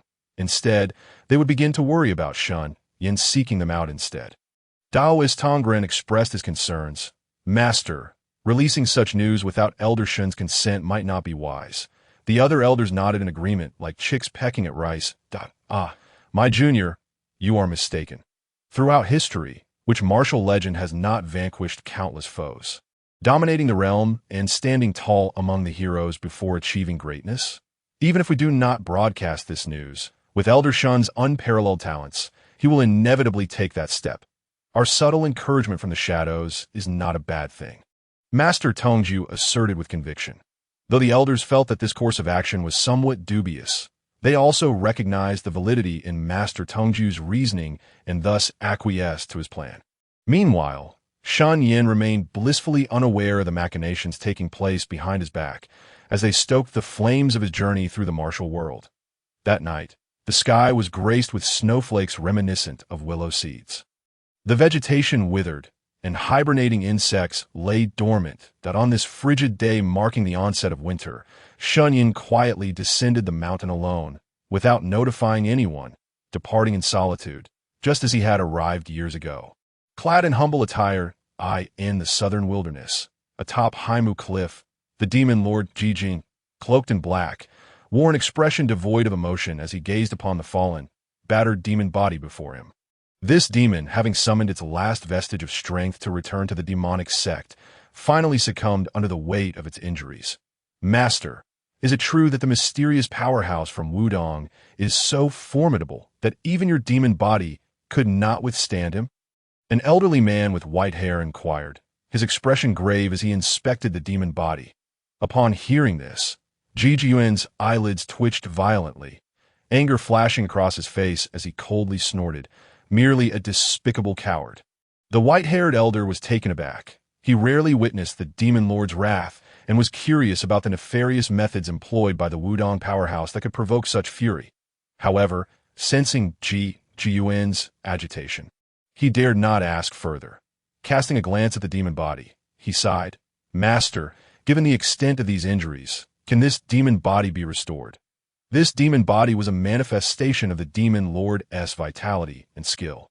Essentially a part of him that if restoration proves impossible, it will undoubtedly exert a considerable impact on his essence, resulting in a significant decline in overall strength. Ji Jiyuan's countenance darkened as he nodded gravely. Intoning, "It is feasible, albeit requiring considerable effort and rare elixirs." The white-haired elder remained silent for a protracted moment before. With a resigned sigh, he remarked, "It seems, Master, that your seclusion must be postponed once again." In the dead of night, devoid of stars and moonlight, with clouds shrouding the sky and the wind howling fiercely, in Wanzhou, residing in Jilin County, at the Guangsha Sword sect, the same hour found the same council chamber. The flickering candlelight cast shadows in the empty hall, which was eerily silent. None of the leaders from the various sects had arrived, leaving only Zhao Chongfeng seated solitary at the head of the table. The atmosphere oppressive and akin to sitting on pins and needles. Before long, an elder from the Guangsha Sword sect rushed in, flustered and breathless, exclaiming, "Master, grave news! The rumor of that mysterious Wudang expert defeating the demon lord has spread like wildfire. And those brutes are utterly terrified. None of the factions are willing to pay us heed tonight. Moreover, I've heard whispers that they are secretly preparing to go to Wudang to plead for forgiveness and denounce us." The elder cast a furtive glance at Zhao Chongfeng, his words faltering, hesitant to continue. "What are they denouncing?" Zhao Chongfeng slammed his palm onto the table, his expression stern as he inquired. The elder shrank back, his voice barely above a whisper. "They claim that the previous events were all instigated by your persuasion and intend to report your collusion with the demon sect to Wudang this revelation." Zhao Chongfeng's face abruptly changed, and he sprang to his feet. Unable to remain seated any longer, panic-stricken, he paced the hall like an ant on a hot pan, the atmosphere so stifling it felt as if it could drown. The elder trembled slightly, clearly uncomfortable. "Master, while the situation remains concealed, should we not hastily prepare to flee?" the elder suggested, his face pale. Beneath the seemingly tranquil surface of the Quangsha Sword sect lay tumultuous undercurrents. With Wudang's current prominence in Wanzhou, if their collusion with the demon sect were to be exposed, they would surely bear the brunt of Wudang's wrath, leading to the sect's downfall and their very lives in jeopardy. "Enough, enough! This matter does not concern you. You may leave now." Zhao Chongfeng waved his hand impatiently. The elder dared not speak further and quickly withdrew. Once alone, Zhao Chongfeng urgently called out to the ceiling. "Revered envoy, you have heard. What am I to do now?" A few faint sounds emanated from above. A figure descended like an arrow, landing gracefully on the ground before slowly entering the hall. It was once again the silver-masked envoy from the demon sect. Upon seeing the envoy, Zhao Chongfeng felt as though he had found a lifeline, immediately crying out in despair. "Envoy, you must save me." Zhao Chongfeng felt acutely that the Quangsha Sword sect teetered on the brink of life and death. Entirely beyond his control, the oppressive weight of despair driving him to the brink of madness. The silver-masked envoy remained as indifferent as ever, speaking in a flat tone. "Zhao Master, I believe your elder speaks truth. In light of the current circumstances, your Quangsha Sword sect should withdraw from Wanzhou." Zhao Chongfeng's heart raced at this. "Envoy, my Quangsha Sword sect has resided in Jilin for 5 centuries. This is the legacy left by our ancestors. How could we simply uproot? If we abandon Wanzhou, how shall I account to our forebears should I descend into the underworld? In this chaotic world, relocation may be simple, yet establishing oneself anew is fraught with difficulty. The Quangsha Sword sect has thrived in Wanzhou for 500 years, growing to a notable prominence. Should another grandmaster arise, they would possess the potential to contend with the 9 great sects of the realm. How could Zhao Chongfeng acquiesce to the notion of withdrawing from Wanzhou? Kneeling before the silver-masked envoy, he trembled, imploring, "Did you not say that regardless of what transpires, the demon sect would ensure my Quangsha Sword sect safety? You must devise a way to save me." Observing Zhao Chongfeng's desperate demeanor, the silver-masked envoy's eyes flickered with impatience. While she had indeed made such assurances previously, times had changed. Even the demon lord had faltered. And what could a mere hidden envoy accomplish? Coldly, she reiterated, "Zhao Master, I have stated that the sole path for the Quangsha Sword sect lies in retreating from Wanzhou, since you have chosen to cooperate with our holy sect. You must comply without question. This matter is no longer open for discussion." With that, the silver-masked envoy swept her sleeve and departed, disregarding Zhao Chongfeng entirely, vanishing into the night. In the hall, Zhao Chongfeng remained kneeling. A look of desolation etched upon his face. After a long while, he raised his tousled head, laughing maniacally. Well, well, well. Had I known it would come to this, I would have acted differently. What a demon sect!" With venomous resentment, Zhao Chongfeng glared at the retreating figure of the envoy, his eyes aflame with rage. "Since you all wish for my demise, then let none of you live. Relying on others is inferior to relying on oneself. I shall make you understand that I, Zhao Chongfeng, am no mere insect in your eyes. Sometimes the swiftest way to destroy a person is not through brute force, but through the heart. I end this final moment." Consumed by panic and rage, Zhao Chongfeng, confronted with betrayal and abandonment, succumbed to madness, his rationality utterly shattered. acting without regard for the consequences. Rising to his feet, a glint of madness shone in his eyes as he strode purposefully toward the back mountain of the Guangsha Sword sect. In the rear mountain of the Guangsha Sword sect lies a forbidden zone, a circular hill stretching 100 miles, shrouded in mist and overgrown with wild grass, devoid of the sounds of birds or beasts. Exuding an eerie silence from a distance, the hill resembles a colossal grave. Zhao Chongfeng arrived at the base of the shadowy hill, clearing a path and surveying his surroundings, seemingly in search of something. Soon his gaze flickered as he cleared away a patch of wild grass to reveal an ancient, weathered stone door, draped in cobwebs and cloaked in a thick layer of dust. Yet, faintly discernible upon the door were intricate carvings, winged yakshas, 3-headed 6-armed asuras, 9-headed monsters, and giants with goat heads, all depicting various grotesque and otherworldly beings. This ancient stone door emanated a bizarre aura, sending shivers down one's spine, as if behind it lay a dark abyss concealing immense terrors. Zhao Chongfeng gazed at the eerie stone door with a frenzied expression, emitting a laugh reminiscent of a night owl. This forbidden ground had existed for an unknown duration, long before the Guangsha Sword sect established its foothold here. The founding ancestor of the Guangsha Sword sect had once opened this stone door in his later years, entering within. Upon his return, he was filled with dread, as if he had encountered something horrific. Yet he never uttered a word about what he had seen inside. After his death, he solemnly left behind a testament, warning future disciples never to enter the stone door, leading many to speculate that it sealed away something terrifying. However, what precisely lay sealed within remained a mystery to all. Now, driven to the edge, Zhao Chongfeng's mind was clouded with vengeful fury. He yearned to enter the forbidden zone and unleash whatever lay within. He approached and attempted to push the stone door with one hand, yet it did not budge. Frowning, he realized that as a second-tier warrior, he possessed considerable strength, yet he could not move this stone door at all. Summoning all his inner power, he thrust both palms against the door with all his might. After straining until his face turned crimson, the long-sealed stone door finally emitted a piercing creak, with a resounding rumble. The ground trembled as the door swung open, revealing a narrow passageway that could accommodate only one person. As soon as the door creaked open, a swarm of bats, each the size of a basin, erupted forth, filling the air with their numbers. This scene startled Zhao Chongfeng greatly. The passage within was dark and damp, obscured from view, with a chilling wind blowing towards him, carrying a putrid, decaying odor like tea that moment. Gazing into the ominous passageway, Zhao Chongfeng felt a twinge of fear. Yet blinded by hatred, he resolutely chose to step inside. 1 step, 2 steps, 3 steps. Zhao Chongfeng ventured into the secret passage. The passage was enveloped in a deathly silence, with only his footsteps echoing through the air. The path was straight, presumably leading directly into the heart of the mountain. Time passed unmeasured until Zhao Chongfeng reached the end, where he beheld a vast expanse.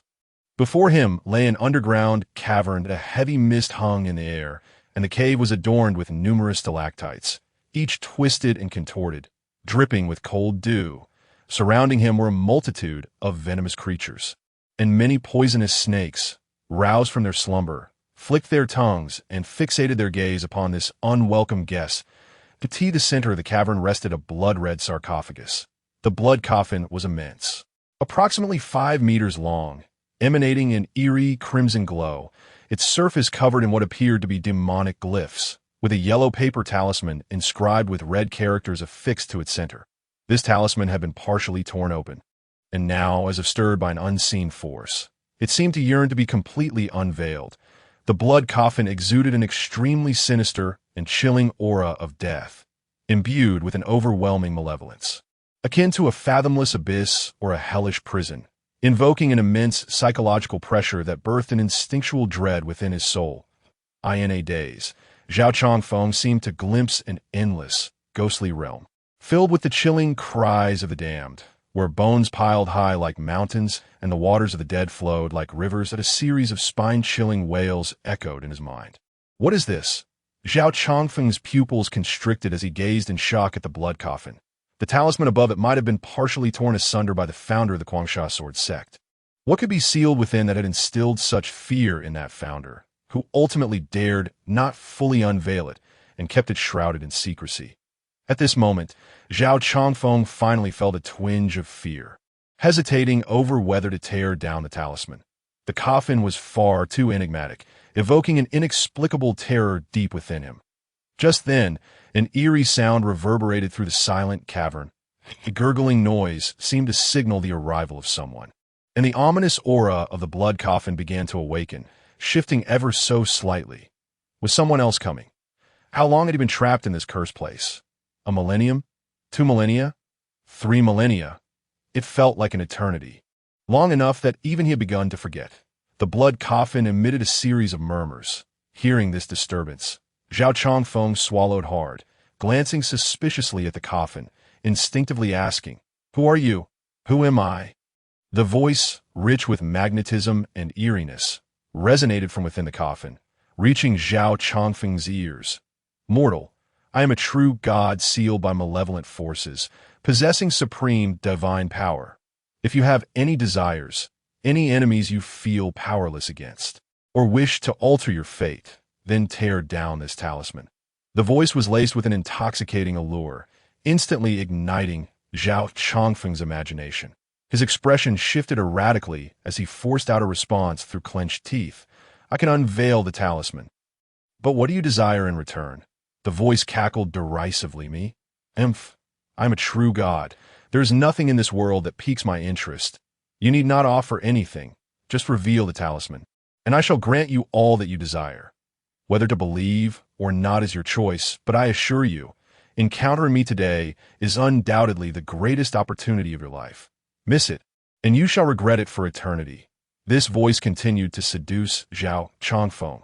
The blood-red coffin deepened in hue, exuding an uncanny aura, while the ceaseless whispers of temptation sought to devour his very essence. It completely drew out the dark thoughts lurking within Zhao Chongfeng's heart, that he clenched his fists, his eyes turning crimson as memories of the cautious struggles endured in the martial world flooded back. The betrayals of allies, the pressures from Wudang, and the despair from being cast aside by the demonic sect today.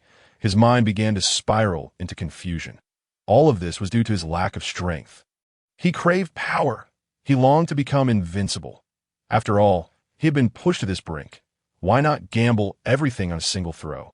The more he thought, the more extreme his resolve grew, and he stepped forward, slowly approaching the blood-red coffin that in his mind. He envisioned himself as an invincible force, a slight smile of excitement gracing his lips that moment. The movement within the coffin triggered the runes on the coffin lid to blaze with light, attempting to suppress the existence within. However, with the talisman partially torn away, that entity had already gathered some power to resist this divine force, unable to fully quell its seductive influence. Zhao Chongfeng's gaze became increasingly dazed, moving like a puppet toward the blood coffin, his hand slowly extending to grasp the talisman tightly. "Yes, just like that. Tear it. Rip away this cursed paper, and you shall possess everything you desire. Wealth, power, dominion, any treasure this world has to offer. You can attain it all. Do not hesitate. Tear it now." The voice from within the blood coffin grew increasingly urgent. "Tear it away, and I will receive what I desire." Very well, very well. Zhao Chongfeng's dark thoughts swelled to an uncontrollable extent, as if he had lost his soul, muttering to himself incessantly. In that instant, the entity within the blood coffin seemed to reach a peak of excitement. Falling momentarily silent, the air became heavy with tension. Crack! Zhao Chongfeng's hand shot up suddenly. He tore away the talisman. In an instant, the runes on the blood coffin began to fade. The entire cavern quaked violently, a sensation akin to the earth shaking beneath him. Zhao Chongfeng's mind cleared in an instant. "This is bad. What have I done?" Seeing the talisman that had fallen to the ground, a chill ran down Zhao Chongfeng's spine. Suddenly gripped by a sense of foreboding, he hurriedly attempted to retrieve the talisman and reapply it. But it was too late. The damage had been done. A chilling wind swept through the chamber. The blood-red coffin swayed violently. The lid seemed to be unable to contain itself, and with a resounding bang, it was blasted apart by an overwhelming force from within, shattering into pieces. The blood coffin, sealed for countless years, had finally been opened, and a torrent of black mist surged forth, shooting skyward and leaving a brilliant streak of darkness in its wake. A booming voice echoed throughout. Longwood Taoist, your cultivation still lacks refinement. Did you not anticipate that despite your meticulous planning, you would still fall short? The power of your talisman ultimately failed to extinguish me. Today, I finally see the light of day once more. The black mist in midair coalesced into a humanoid form. Two eerie points of blood-red light shone through the shadow. Those were a pair of chilling, terrifying blood-red eyes. The shadow radiated an aura of death and malevolence, a suffocating pressure permeating the entire cavern, as if one had stepped into the very depths of hell. What have I unleashed? Zhao Changfeng felt an overwhelming dread wash over him, a bone-chilling sensation rising from within, causing his complexion to turn as pale as a sheet, retreating uncontrollably. The shadow turned its attention to him, observing his movements, and gently raised a hand. Zhao Changfeng found himself frozen in place, unable to move. Standing helplessly, am I truly so fearsome? Why do you wish to flee? The shadow fixated its cold gaze upon Zhao Changfeng, its voice deep and hoarse, imbued with the decaying scent of time, sending shivers down his spine. And no, Great One, please forgive me. I am merely... Zhao Changfeng trembled, stammering, unable to articulate a single coherent sentence. The shadow, witnessing his fearful demeanor, let out a hearty laugh. Do not be alarmed. I have yet to properly thank you for unveiling this cursed talisman. Now, tell me, what is it that you wish to obtain? Is this ancient being truly not intent on taking a life? Could it be that it speaks with sincerity? Zhao Changfeng's heart raced, the darkness within him stirring once more, his voice trembling slightly as he spoke. Power. I wish for great power. After uttering this, he buried his head, afraid to meet the shadow's eyes. Yet, deep within, he felt an overwhelming anticipation in tales of the martial world. There often emerge stories of individuals who unwittingly stumbled into caves, encountering ancient, powerful entities imprisoned within, and upon rescuing them, received enlightenment, transforming from a mere carp into a dragon, ultimately becoming unparalleled masters. Perhaps today, he had encountered such an ancient powerhouse. The more Zhao Changfeng thought, the more exhilarated he became. The shadow seemed to see through his thoughts, a flicker of mockery flashing in its blood-red gaze. Yet it spoke in a calm and soothing tone. Oh, power, is it? Certainly, it is but a trifling matter. I can immediately bestow upon you the most formidable power in existence. Upon hearing these words, Zhao Changfeng's spirit surged, and he exclaimed, Is that truly the case? I am immensely grateful, esteemed elder. If I were to receive your gracious endowment, I would dedicate my entire life to repaying your boundless kindness. The shadow smiled faintly. There is no need for such grand gestures. You need only perform a small task for me. Zhao Changfeng, overwhelmed with excitement, hurriedly inquired, What is this task? I shall exert every effort to accomplish it. Oh, that is excellent. The shadow's blood-red eyes glowed ever more intensely as it gently uttered. The task is simple. All you need to do is surrender your body to me. The tone of the shadow suddenly turned ominously cold, its voice crashing like thunder, and in an instant it lunged forward from the air. Zhao Changfeng's expression changed dramatically. This ancient being sought to seize control of him. Alarmed, he attempted to flee, but his feet felt as though they were ensnared in quicksand.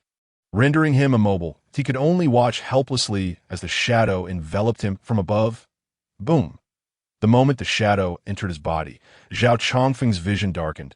A splitting headache assaulted him, and his soul felt as though it were being torn asunder. His face contorted in agony as he toppled backward. No. Zhao Changfeng desperately clung to his consciousness. Yet, it was a futile endeavor, utterly incapable of withstanding the tempestuous mental assault from the shadow, although the shadow had been sealed for many years and its soul was weakened.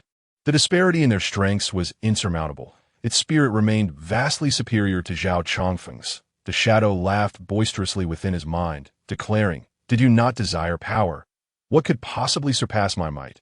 Submit willingly, and cease your futile struggles. The shadow coiled around Zhao Chongfeng's feeble soul like a giant python, crushing and devouring it. No.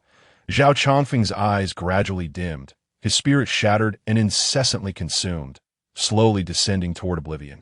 In his final moments, an overwhelming sense of regret flashed through his heart. Then, complete darkness descended, engulfing his mind entirely, scattering his soul. His body lay rigid upon the ground, his eyes vacant and devoid of light. After a considerable time, Zhao Chongfeng's body trembled, and his eyes flickered back to life, now transformed into a pair of crimson orbs. Heishan Ferry, the foot of Wudang Mountain, a recently frequented crossing on the river.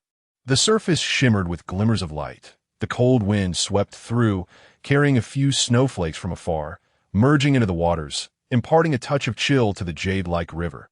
The heavens and earth were shrouded in a vast haze. On a mountain path, Shen Yan, clad in a thin gray robe, walked leisurely toward Heishan Ferry. Halfway up the mountain, a rustic household was visible. A middle-aged farmer was tilling the soil. Unintentionally, he looked up and caught sight of Shen Yan. Upon seeing him, he was immediately struck with awe. Hiss, could this be a celestial descending to earth? Such a remarkably handsome young man exists in the world, standing in his vegetable garden. The farmer furrowed his brow as he noticed the direction in which the handsome young man was heading and called out from a distance. "Hey, young and handsome Taoist, wait a moment." Upon hearing the term handsome, Shen Yan abruptly halted. "Who calls for me?" The farmer hurriedly approached, asking, "Young Taoist, are you headed toward Heishan Ferry?" Wudang Tianzuan, Shen Yan softly uttered his Taoist title. "Greeting the farmer. Esteemed layman, I am indeed on my way to Heishan Ferry. You have any matters to discuss?"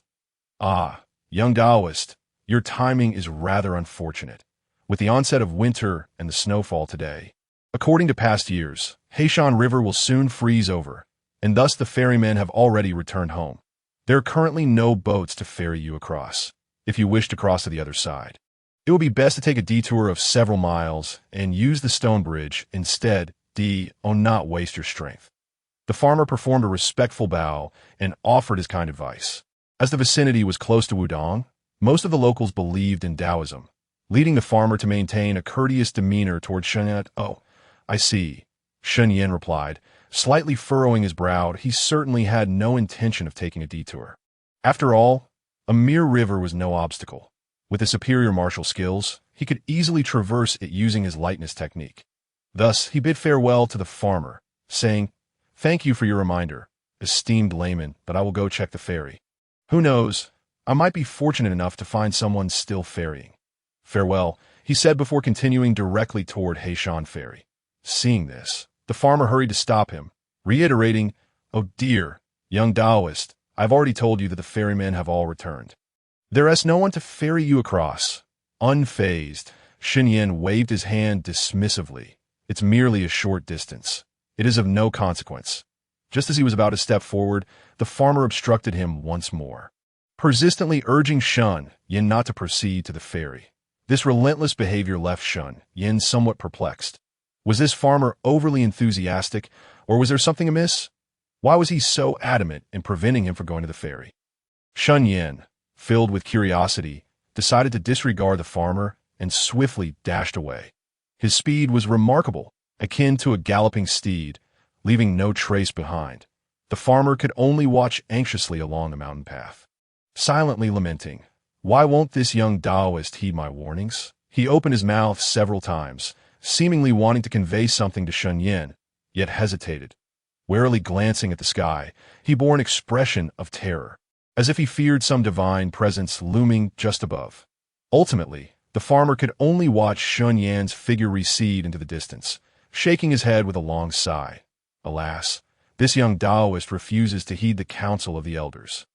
It is a grave matter for one so young. I hope he can escape this calamity. Shen Yan hurried onward, soon reaching the riverside ferry. At this moment, a considerable number of townsfolk gathered at the crossing, eager to cross the river, yet not a single boat was moored at the shore. The river surface lay desolate and empty, shrouded in wisps of white mist, devoid of any vessels traversing its expanse. Scratching his head at the ferry, Shen Yan noted that indeed no ferryman was present. Perhaps the farmer's odd behavior was merely a reflection of excessive enthusiasm. Nonetheless, it was but a trivial matter, and Shen Yan did not dwell on it. With so many people at the ferry, he intended to find a secluded spot to employ his lightness technique and cross the river to make tea that moment. A melody suddenly echoed from the heart of the river. With a green bamboo hat and a green raincoat, in the gentle wind and fine rain, there's no need to return from the midst of the white mist on the river.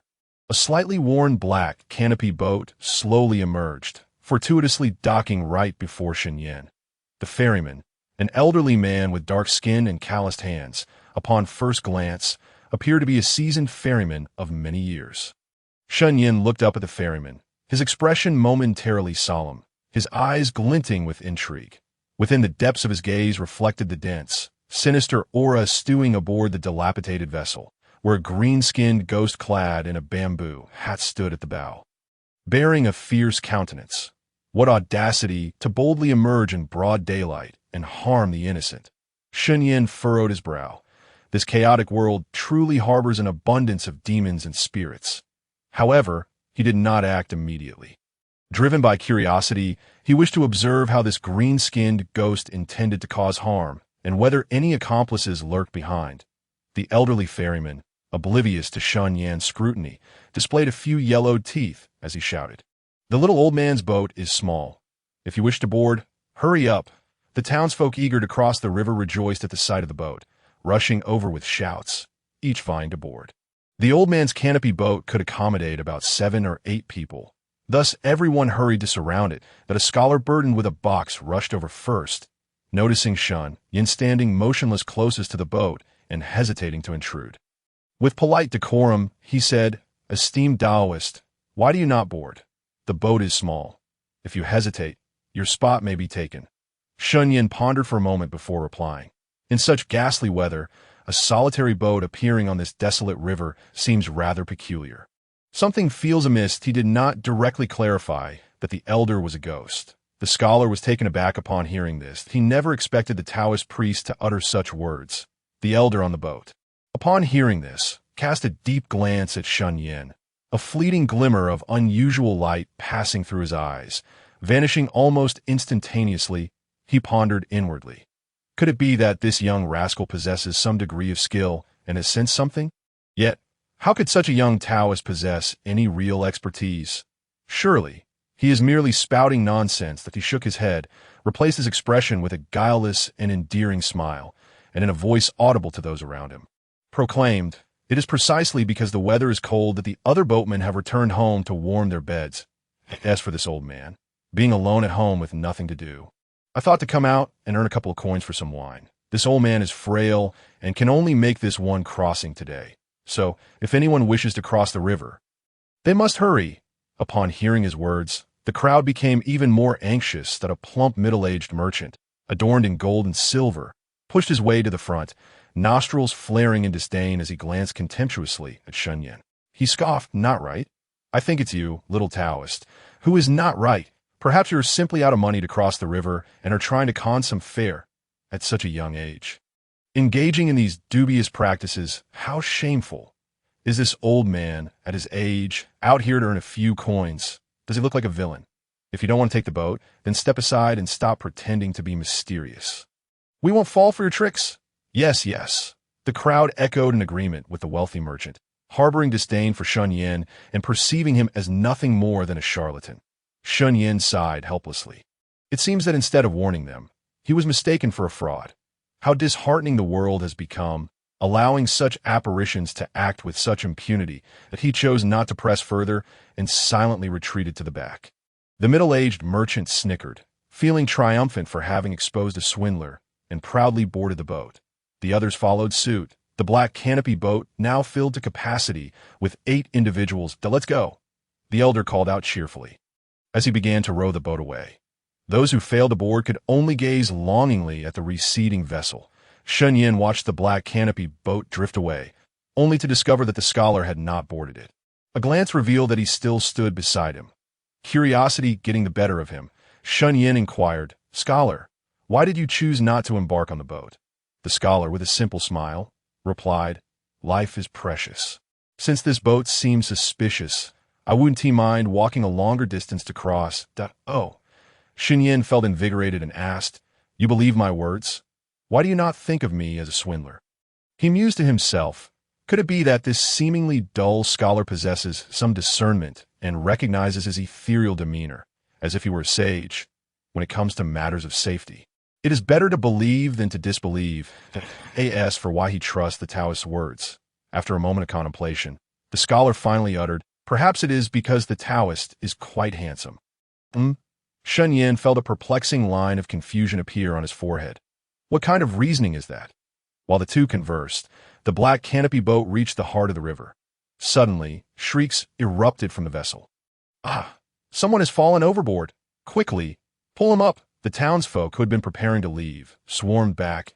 Eyes wide with concern, they beheld a great whirlpool forming in the waters where the black canopy boat had drifted, causing it to sway perilously.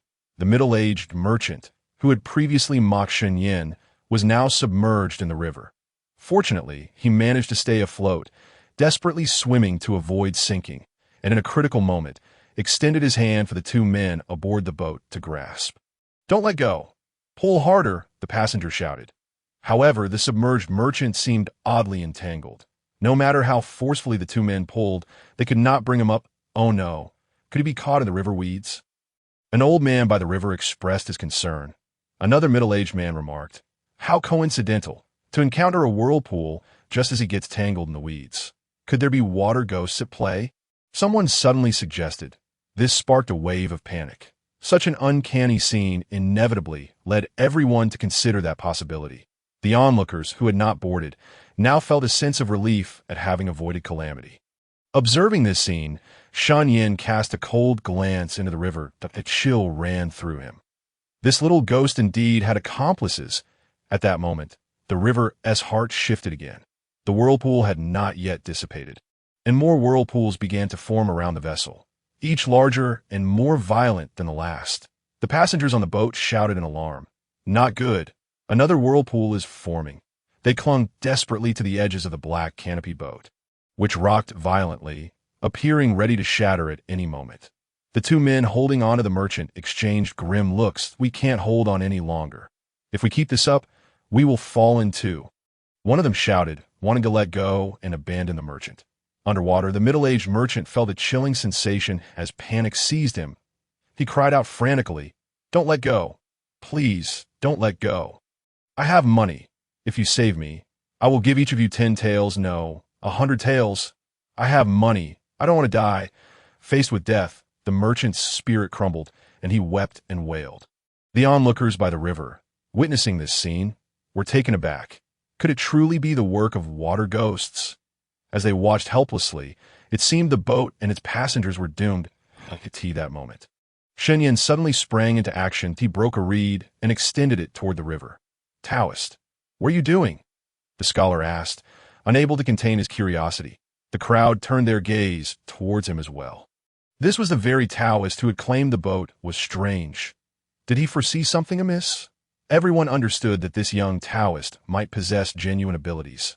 However, by now, the passengers were already in the river's midst. Even if the Taoist had some skills, how could he help? What was he planning to do? The crowd watched Shen Yan's actions, all utterly perplexed, tossing a reed into the river. What could that possibly signify? At that moment, the reed floated on the water's surface. "Taoist, what do you mean by this?" the scholar inquired again. Shen Yan replied nonchalantly, "Crossing the river, saving lives." Saving lives? The crowd was left bewildered. How could a single reed save anyone? Some were about to ask further, but before they could speak, they witnessed the young Taoist's form rise like a startled swan, soaring into the air, and then gracefully stepping onto the reed. With a swift motion, he unleashed a powerful strike, and with a resounding bang, the reed shot forth, carrying him like an arrow, leaving a white wake across the water's surface. In that instant, everyone's eyes bulged in disbelief, their expressions a mixture of astonishment and awe. "How is this possible? My heavens, a miracle! We have been blind. We have encountered a true immortal."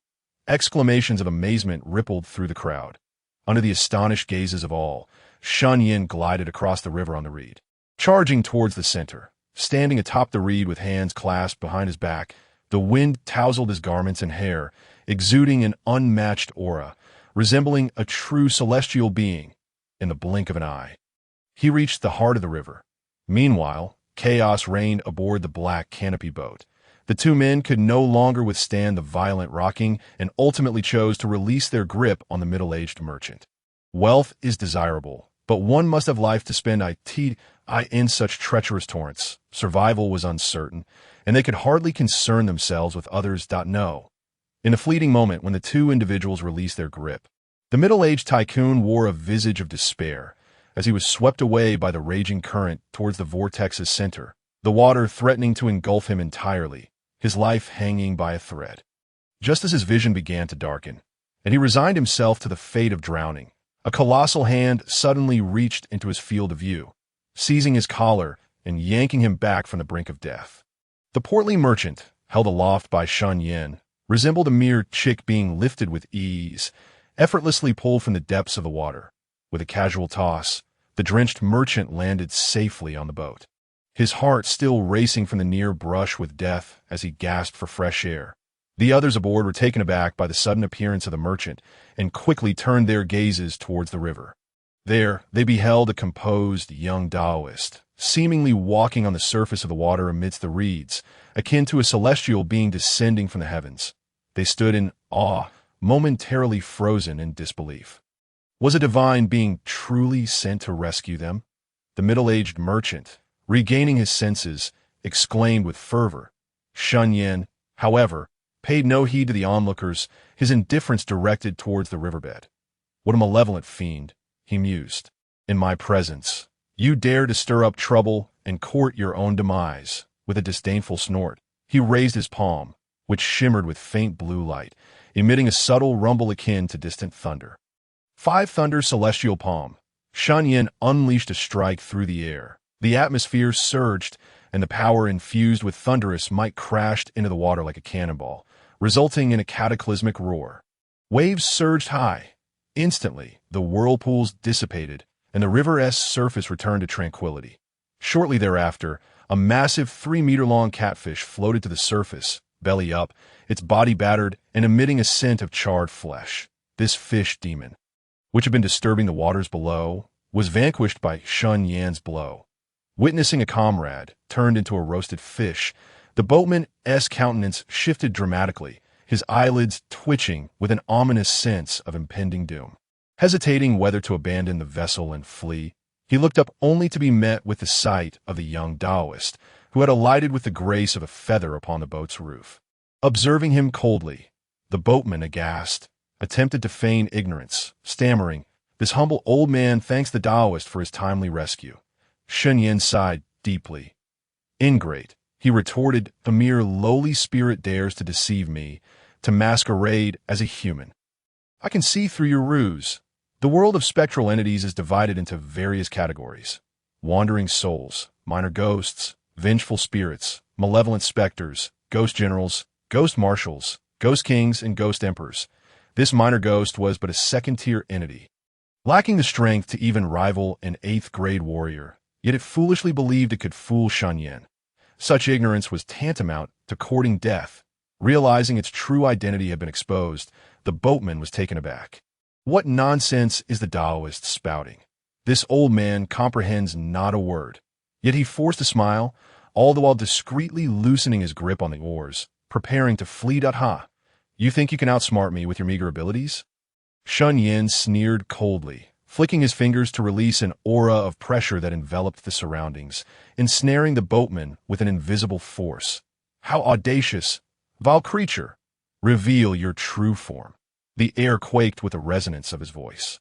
The boatman felt as if a mountain had crashed down upon him, immobilizing him entirely, his spirit quaking under the insurmountable pressure. With a ghastly wail, the boatman's features contorted in agony as he transformed, his form warping as if under immense force, until with a resounding thud, he revealed his true nature. What had once been an old boatman was now a 4-foot-tall, green-skinned ghost, emaciated limbs resembling mere bones, yet bulging with a grotesquely large belly, covered in festering sores, a sight most horrifying Ah, ghost! Upon witnessing the terrifying visage of the green-skinned ghost, the passengers scattered to a corner of the boat, with one particularly timid individual fainting at the sight. The old boatman had been a ghost all along. The onlookers by the river murmured among themselves, astonished and fearful as they beheld a ghost for the first time. Many felt a sense of dread, but upon seeing the young Taoist remain unperturbed, a wave of admiration surged within them. The green-skinned ghost found no courage before Shen Yan, akin to standing before the king of hell. It fell to its knees, prostrating itself, and pleading desperately, "Esteemed Taoist, spare my life. It was not my intention to harm anyone. It was the mountain deity who demanded a feast, requiring a human flesh broth, commanding me to capture people alongside the great catfish." The mountain deity? Shen Yan's expression darkened. The prior encounter with the farmer had been peculiar, suggesting he knew something, trying to dissuade Shen Yan while fearing the so-called mountain deity mentioned by this ghost. What an audacious tyrant! Human flesh broth, which mountain deity dares to impose such demands. It must be a malevolent spirit wreaking havoc upon the world. Although the world was rife with corruption, Shen Yan had not anticipated that beneath Mount Wudang there existed such evil that dared to stir chaos and commit atrocities. Shen Yan fixed his gaze upon the ghost, inquiring, "Which mountain deity do you speak of?" "Revered Taoist," the ghost replied, "within an 800-mile radius. There is but one mountain deity, the Black Mountain Deity." As it spoke, its eyes flickered, sensing Shen Yan's apprehension of the deity's power. It boldly added, "Taoist, the Black Mountain Deity wields great power, a true divine entity of this realm. Why risk enmity with such a being over a mere 8 two-legged sheep? Even if you thwart my plans today, the mountain deity will surely send forth other spirits and demons to capture the populace, and you shall not escape unscathed. Thus, I implore you to reconsider and show mercy." The 8 passengers, upon hearing the ghost's words, turned pale, their hearts sinking, fearing Shen Yan would capitulate to the mountain deity and abandon them. However, upon hearing the green-skinned ghost's remarks, Shen Yan erupted in laughter, as if he had heard the grandest joke. "If the mountain deity you speak of is a true celestial being, then I must be a genuine immortal. How absurd! Were there truly deities in this world? Would chaos reign so, allowing these monsters to rampage unchecked?" Shen Yan scoffed, raising his voice to the heavens. "Even if true gods exist, they are but malevolent spirits and false deities. I shall slay every one I encounter, cleaving through this corrupt world, restoring clarity to the heavens." As his words fell, the winds shifted, thunder erupted. The heavens seemed to darken in response. It was as if the celestial order bore witness to his declaration. Such a terrifying phenomenon left all present speechless, gazing in awe at the young Taoist, struggling to regain their composure, at a proclamation that summoned the heavens as witness. What manner of being was this young Taoist? The green-skinned ghost trembled in fear, its legs quaking beneath it. Shen Yan's gaze turned frigid, and without uttering another word, he summoned lightning to his palm, slamming a hand downwards. The ghost, overwhelmed by an insurmountable dread, its pupils dilated, screamed 2 words, "Spare me." Before the words had fully escaped its lips, a deafening roar echoed, and it beheld a flash of blinding light as thunder struck down upon the river, erupting in a brilliant display. The green-skinned ghost was obliterated by Shen Yan's 5-thunder celestial palm, its very essence vanishing into thin air. The witnesses aboard were left in shock, having witnessed the might of Shen Yan's thunderous strike. They regarded it as the act of a divine being.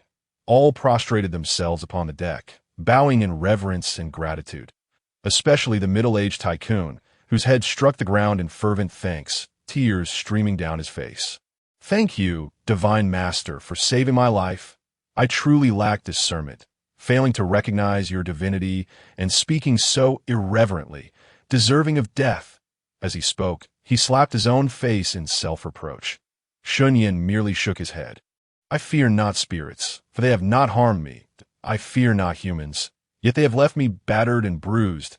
He did not intervene to halt the tycoon. The folly of humanity must run its course. Without uttering a word, Shen Yan vanished like a shooting star, returning to the reeds. unleashing a wave of energy as he departed by the riverside. The onlookers watched Shen Yan leave, many bowing deeply in respect, calling out in praise of his divine nature. This event would be etched in their memories, retold for generations to come. This young Taoist, though not a celestial being, was undoubtedly a remarkable figure beyond the realms of the ordinary. The scholarly youth was deeply moved. Upon his return, he composed a remarkable tale about how Shen Yan crossed the river on a single reed and vanquished evil with a thunderous strike, which later became a widely circulated legend, leading to the renaming of Heishan Crossing to Immortal Crossing by future generations. This, however, is a tale for another time. As snowflakes drifted down, Shen Yan ambled along the official road beyond Heishan Crossing. The slanted rays of the setting sun cast a dim light, and the chilly air enveloped the wide, deserted path. He intended to visit Heishan town in search of the so-called mountain deity, reasoning that anyone bold enough to claim divine status must possess some degree of skill. He had little interest in refining the karmic energies of the minor demons he had encountered earlier. But he would not let the major evil spirit, known as Chao, slip through his fingers. Although he currently wielded 300 years of internal energy, it seemed he was still far from perfection. Moreover, if the evil spirit claimed dominion over the mountains, it stood to reason that its lair would not be ordinary and was likely to yield significant rewards. Just as he pondered these matters, the sound of galloping hooves suddenly broke the silence of the official road that a gentle breeze stirred, revealing two chestnut horses approaching Shen Yan's side. The riders, a man and a woman, were clad in black attire, carrying bundles and wearing conical hats, with long swords at their waists, embodying the quintessential appearance of wandering heroes. They were both youthful, comparable in age to Shen Yan. The man was tall and slender, with sword-like eyebrows and starry eyes, his angular face exuding a certain gallantry, while the petite young woman had a cherubic visage, her slightly chubby cheeks lending her an endearing charm. Taoist in this desolate wilderness, how is it that you travel alone, without a donkey or horse for company? The petite young woman reined in her horse, slowing her pace as she quietly inquired of Shen Yan. Observing this, the young man also eased his speed, casting an arrogant gaze over Shen Yan from head to toe. Shen Yan, absorbed in his thoughts, did not lift his gaze as he replied, "This humble Taoist is impoverished and must rely solely on his own legs for travel." The young woman regarded Shen Yan with curiosity, and upon catching sight of his features, her beautiful eyes sparkled momentarily, captivated by his presence. "This Taoist is exceedingly handsome," she mused inwardly, biting her finger in a manner suggestive of infatuation. The young man, witnessing her reaction, sighed in exasperation and called out, "Junior sister, wake up! Your horse is about to run into a tree." "Ah!" The petite young woman quickly tugged at the reins, ensuring her horse continued on its path. Then playfully scolded, "Senior brother, why shout so suddenly? You startled me." The young man was speechless, thinking to himself, "If I hadn't shouted, you would have looked as if you were about to devour someone. How embarrassing." His junior sister had many admirable qualities, yet she possessed a rather naive tendency to swoon at the sight of handsome men. With her cheeks flushed, the petite girl continued to gaze at Shen Yan, noting that he wore only a thin Taoist robe in the frigid winter, clearly a martial artist. Instantly, a look of realization crossed her face as she exclaimed, "I know. Taoist, are you also headed to Heishan town to find the mountain deity?" Shen Yan was taken aback. How could she possibly know? Had he misjudged her? These two seemingly unremarkable heroes, could they be some sort of diviners? His expression filled with confusion as he asked, "This humble Taoist indeed intends to visit Heishan town in search of the mountain deity. May I inquire how you came to know this, maiden?" The petite young woman laughed lightly. "It is merely a coincidence. My senior brother and I came to Heishan town upon seeing the official proclamation from the government, seeking to confront that mountain deity. The official proclamation and the confrontation with the mountain deity." Shen Yan fell silent, realizing that they must have misunderstood something. The young woman, evidently a chatterbox, continued, "Taoist, we are disciples of the ancient sword sect. My name is Nia Xiaodong." She then pointed to the young man, introducing him. "This is my senior brother, a true disciple of the ancient sword sect, famed in the martial world as Jingyun's sword." Upon hearing his junior sister's introduction, the young man wore a proud expression, slightly lifting his chin as if anticipating praise from those around him. Shen Yan, not wishing to disappoint, solemnly clasped his fists and declared, "Ah, so is the valiant Nya and the illustrious Jingyun Sword. It is truly an honor to meet you both. Your names are indeed well known, and I am in awe." The young man felt a swell of pride within, giving a slight nod. Meanwhile, Nye Xiaotong appeared quite surprised, not expecting this Taoist to have heard of her name. Could it be that she had already gained some fame upon entering the martial world? Just as she was about to inquire further, Shen Yan politely interjected, "Ah, Miss Nye, since you bear the surname Nye, may I ask your esteemed senior brother's full name?" He regarded the young man with earnestness. "Nye Xiaotong, young man." Nye Xiaotong's expression darkened. What a waste of effort. It seemed this Taoist had not heard of their names at all. My senior brother's name is Gu Xiaoning, she replied, somewhat irked. "Taoist, you truly enjoy jesting. After all this time, you have yet to introduce yourself." Shen Yan, taking a cue from her, puffed up his chest and with a hearty voice proclaimed, "Ahem, allow me to introduce myself. I am a wandering man of the martial world, known for my anonymity on the list of heroes. Furthermore, I have not changed my name nor my surname.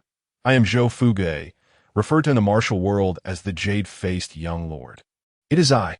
Having completed his introduction in one breath, Shen Yan felt rather pleased with the theatricality of it. The two were left speechless. "Why mention the list of heroes if you are nameless?" Gu Xiaoning silently critiqued.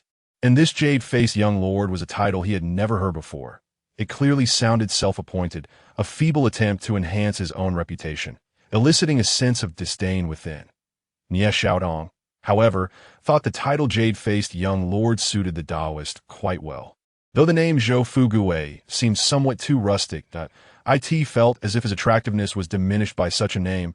This Taoist spoke without decorum, clearly not a serious person. Jiu Xiaoning, feeling displeased, cast a dark look at Shen Yan and called out, "Junior sister, it is getting late. We should be on our way." "Oh, senior brother, we are nearly at Heishan town. A matter of moments more won't hurt." Nye Xiaotong waved her hand dismissively, then turned to Shen Yan, adding, "Besides, it must be quite dull for Taoists to travel alone. The more company, the merrier, and there is no harm in taking our time." Gu Xiaoning. It was clear that her last statement was the crux of the matter, and he wore an expression of despondency. Nye Xiaotong flitted around Shen Yan like a lark, chattering and laughing, while Gu Xiaoning felt like an outsider, his countenance overshadowed by gloom as he trudged along in silence. One cannot keep a girl once she matures. My junior sister is growing up. It is becoming increasingly difficult to manage her.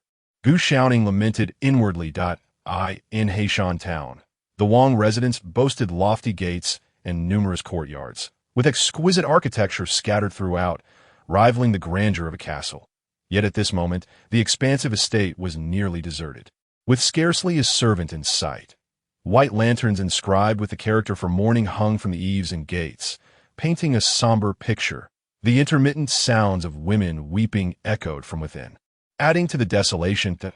In the grand hall of the Wang residence, a dignified middle-aged man sat at the head of the table, his face resembling a bitter melon as he forced himself to maintain a semblance of composure while conversing with the guests below. The hall was filled with young heroes from various sects, much like Gu Xiaoning and Nye Xiaotong. Meanwhile, on the official road, Shen Yan and the two young heroes arrived at Heishan town as dusk descended. The streets lay deserted, with shops shuttered and vendors returned home. To the city wall, a young servant in blue spotted the trio entering and, upon scrutinizing a portrait, hurried over to greet Gu Xiaoning. "Are you the esteemed Gu Xiao?" "Indeed, it is I." Gu Xiaoning nodded. "Last, you have arrived. Everyone has been awaiting your presence," the young servant exclaimed. Jiu Xiaoning had previously revealed the government's proclamation at the county office. Thus the townspeople were informed of his journey and awaited him at the city gate. Jiu Xiaoning wasted no time, stating, "Lead the way. Please follow me." The young servant responded, leading the trio toward the eastern part of the town. Since the siblings were also there for the mountain deity, Shen Yan decided to join them, not wishing to depart. The three followed the young servant to the Wang family's grand courtyard, where white walls and glazed tiles adorned the structure. with a towering red door draped in white lanterns. Shen Yan exchanged glances with the others. "Has someone recently passed away?" Nie Xiaotong inquired. The young servant's face paled with fear as he nodded woodenly. "Many have died. You may enter and learn more." He appeared to be quite reserved, reluctant to elaborate, as he led the three individuals through the door. The Wang family estate exuded an air of opulence. Upon entering, one was greeted by a splendid garden, surrounded by towering walls, with pavilions stretching in continuous succession and buildings of varying heights scattered throughout, the layout seemingly intricate. However, despite its grandeur, the place felt rather desolate. With only a few figures in sight, a young servant in a blue robe led two horses to the stable, then guided them through several arched doorways to the Wang family's reception hall. Inside the spacious hall sat dozens of young men, all dressed in fitted attire, exuding vitality as they engaged in animated discussions, creating a lively atmosphere. It seemed the recent government edict had attracted numerous individuals from the martial world. The blue-clad servant hurried in and whispered a few words to the master of the Wang family.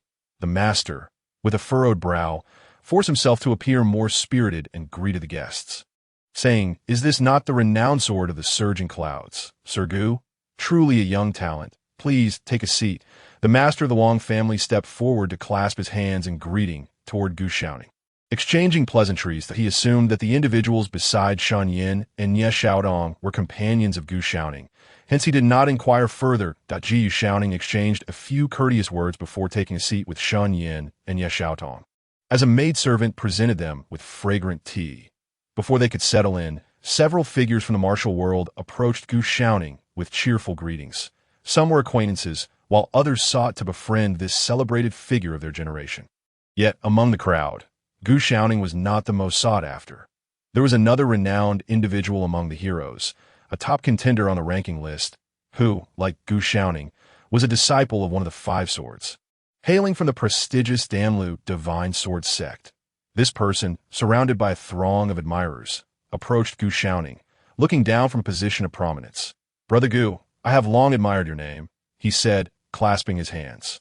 "I am Nangong Han." Beside him was a charming young woman, who he introduced with a flourish, saying, "This is my junior sister, Du Jingjing." The young woman, clad in a striking crimson fur coat, resembled a vibrant rose in full bloom. Upon hearing her brother's introduction, she smiled slightly, captivating the attention of the surrounding young men. Nangong Han, being the top disciple of the Luo Divine Sword sect, ranked 98 on the list, placing him several positions ahead of Gu Xiaoning. It was said that he also hailed from a prominent family, adding to his stature. Naturally, Gu Xiaoning felt compelled to respond with respect, promptly rising to return the greeting. "Ah, it is an honor to meet Miss Du and to encounter the Sword Qi across the river in person. I have heard much about both of you." Nangong Han laughed heartily and engaged in enthusiastic conversation, yet his gaze frequently drifted toward the charming Nie Xiaotong, his eyes sparkling with interest. "What a blossoming flower she is," he thought, feeling an irresistible pull toward her. He could not help but inquire, "Brother Gu, may I ask who this young lady is?" Gu Xiaoning hastily introduced, "Oh, this is my junior sister, Nie Xiaotong. She is new to the martial world, and I hope you all will look after her in the future." Of course, Nangong Han replied, stepping closer to Nie Xiaotong with a refined demeanor. "I am Nangong Han. It is a pleasure to meet you, Miss Nie." He feigned a composed exterior, yet his fervent gaze resembled that of a ravenous wolf, as if he wished to devour her whole. Du Jingjing, observing her brother's behavior, felt a flicker of irritation. She knew her brother well. He was quite the libertine, often entangling himself in muddled relationships. Witnessing him openly flirt with a young girl before her, she felt a twinge of jealousy. Yet, in the presence of so many others, she refrained from voicing her displeasure, instead puffing out her chest and glaring at Nie Xiaotong. Nie Xiaotong remained oblivious to the attention, not lifting her head as she casually acknowledged Nangong Han. Continuing her chat with Shen Yan, the atmosphere grew somewhat awkward. Nangong Han, accustomed to being revered in the martial world, had never been so disregarded. Anger simmered within him as he glanced at the young man conversing with Nie Xiaotong. He found it was a youthful Taoist, strikingly handsome, with an aura that seemed to command attention. Upon realizing that this individual was more attractive than himself, Nangong Han felt an unexplainable distaste. Frowning, he asked, "Brother Gu, might you introduce us to this Taoist?"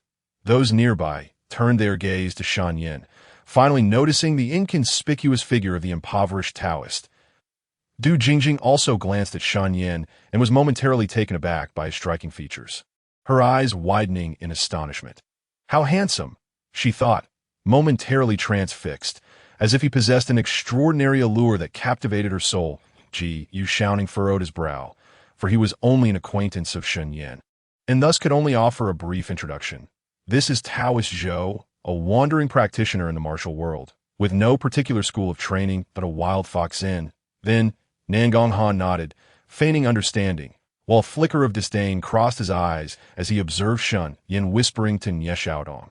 An inexplicable rage surged within him, and he spoke dismissively. This Taoist seems rather aloof. While everyone is discussing matters, why do you only converse with Miss Nie, ignoring the rest of us? Do you look down upon us? His words stirred discontent among others, who began to regard Shen Yan with suspicion. Hearing the insinuation, Shen Yan rose abruptly, clasping his hands. "How could I, a humble Taoist, dare to look down upon you, esteemed gentlemen? I am eager to make your acquaintance.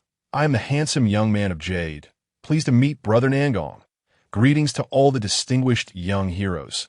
However, as he finished speaking, he suddenly felt something was amiss and scratched his head, adding, "Nangong, what a splendid name, bold and majestic. One blessed with such a name is destined to become a great figure in the future." Nangong Han's face contorted in discomfort, as though he had just swallowed a fly. The surrounding crowd was momentarily stunned, their mouths agape in disbelief. Yu Shaoning thought to himself, "I knew it. This eccentric Taoist would surely say something outrageous." Nie Xiaodong stifled a giggle, relishing the sight of the self-important Nangong Han making a fool of himself. Du Jingjing, too, felt her cheeks flush, as it was the first time she had heard anyone address her brother in such a manner. Had it not been for the consideration of her brother's dignity, she might have burst into laughter. Nangong Han scanned the room, noticing the suppressed laughter of the onlookers, and turned his gaze back to Shen Yan with a hint of frostiness. Yet, to maintain his composure, he suppressed his fury and calmly replied, "I must inform you, Taoist Zhou, that my surname is Nangong, not Nan." Shen Yan then appeared to grasp the situation at awe. "Is that so? What a pity for such a fine name. My apologies. The humble Taoist lacks knowledge and has embarrassed himself before you all." He spoke with an innocent demeanor, as if he genuinely lacked the cultural awareness to realize that Nangong was indeed a surname. Nangong Han struggled to suppress the urge to strike him, his fists clenched, veins bulging. "For heaven's sake, the one embarrassing themselves is not you, but me," he silently cursed. Amidst the awkwardness, the head of the Wang family stepped forward to diffuse the tension. "Esteemed young heroes, since we have all made our introductions, shall we commence our discussion regarding the expedition against the Black Mountain deity?" Upon hearing this, the room fell silent, and everyone returned to their seats. After all, the host was speaking, and discussing matters of importance took precedence. Master Wang, Nangong Han sat upright. Believing himself to be the leader among the gathered, the government edict provides scant information about the mountain deity. "Could you enlighten us about the origins of this Black Mountain deity?" Master Wang nodded, exuding an air of elegance and grace. Yet there lingered an air of melancholy between his brows, with heavy bags under his eyes, clearly indicating a prolonged absence of restful slumber. When the name of the Black Mountain deity was mentioned, a flicker of nostalgia and trepidation crossed his gaze, and he began to recount the tales of this deity to the assembly. In the past, Black Mountain Town had never boasted the presence of any so-called mountain deity. However, 6 years prior, on a day during the spring rains, a mysterious black wind suddenly swept down from the heavens, as tumultuous as a tornado, and descended upon the largest black mountain within hundreds of miles. In the days that followed, thunder roared across the mountain, the peaks trembled, and various wails could be faintly heard, creating a considerable uproar that lasted for over 10 days before it subsided. Yet after this calm, an even greater commotion ensued, and on that day, the sounds of drums and music echoed from Black Mountain, as if a grand ceremony were being held atop the mountain, and black mist began to swirl from all directions, suggesting that a multitude of demons and spirits were converging upon Black Mountain. That day, a voice emerged from the mountain, proclaiming to the world that from that moment forth, it would be recognized as the true deity of Black Mountain, governing the surrounding territory and commanding the myriad of demons within. The Black Mountain deity demanded that the townsfolk construct a temple in its honor, regularly offering incense, and on the 1st and 15th days of each month, elaborate sacrifices were to be made. The populace, often blinded by ignorance and fear of the supernatural, dared not defy this deity, and thus complied, venerating the Black Mountain deity. However, little did they anticipate that this so-called deity would not protect the people, but instead frequently commanded demons to descend and abduct individuals for sustenance, plunging Black Mountain Town into chaos and despair. Many families chose to flee from the town. The Wang family, being a prominent local clan, had deep roots and were naturally reluctant to uproot themselves. Although the mountain deity was cruel, the situation had not yet reached an unbearable threshold. Yet, 3 months ago, calamity finally struck the Wang family. The deity dispatched demons to inform the head of the Wang family that he was to send his beautiful eldest daughter, who was to be married, to the mountain to become the deity's concubine. The Wang family could not comply with such an outrageous demand and ignored the deity's orders. Just days ago, having failed to send their daughter to the mountain, they drew the deity's wrath, which resulted in the massacre of dozens of Wang family members by the demons. A final ultimatum was issued, demanding that the Wang family deliver their daughter to Black Mountain by the following day, or face the extermination of their entire clan. The Wang family, trapped in this predicament, had no choice but to seek the aid of the authorities, spending a fortune to issue a call to arms, inviting heroes to vanquish the Black Mountain deity. Thus unfolded the scene before us today. Upon hearing the head of the Wang family's account, a group of young heroes seethed with righteous indignation, their teeth clenched in fury, eager to ascend the mountain and slay this malevolent deity. This is no deity at all.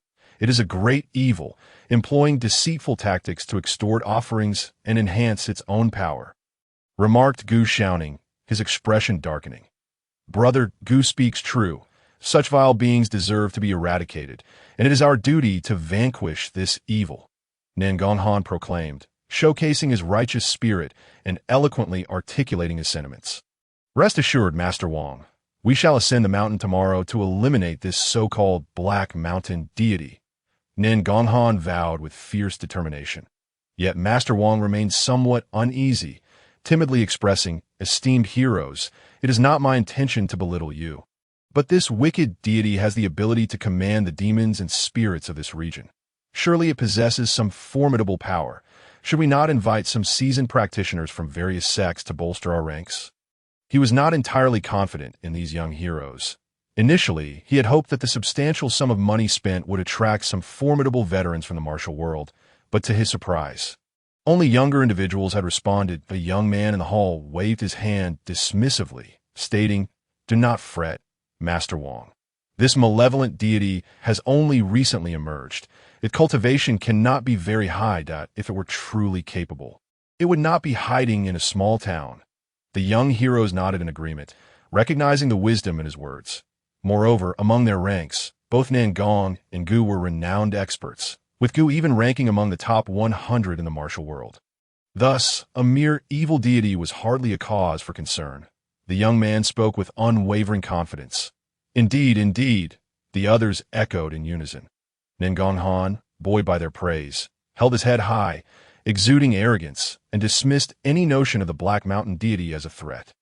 "Since you all are so confident, I can rest easy that I wish you success in your endeavor to vanquish this malevolent deity tomorrow." Master Wang, unfamiliar with the ways of the martial world, felt somewhat reassured by the fervor of the young heroes.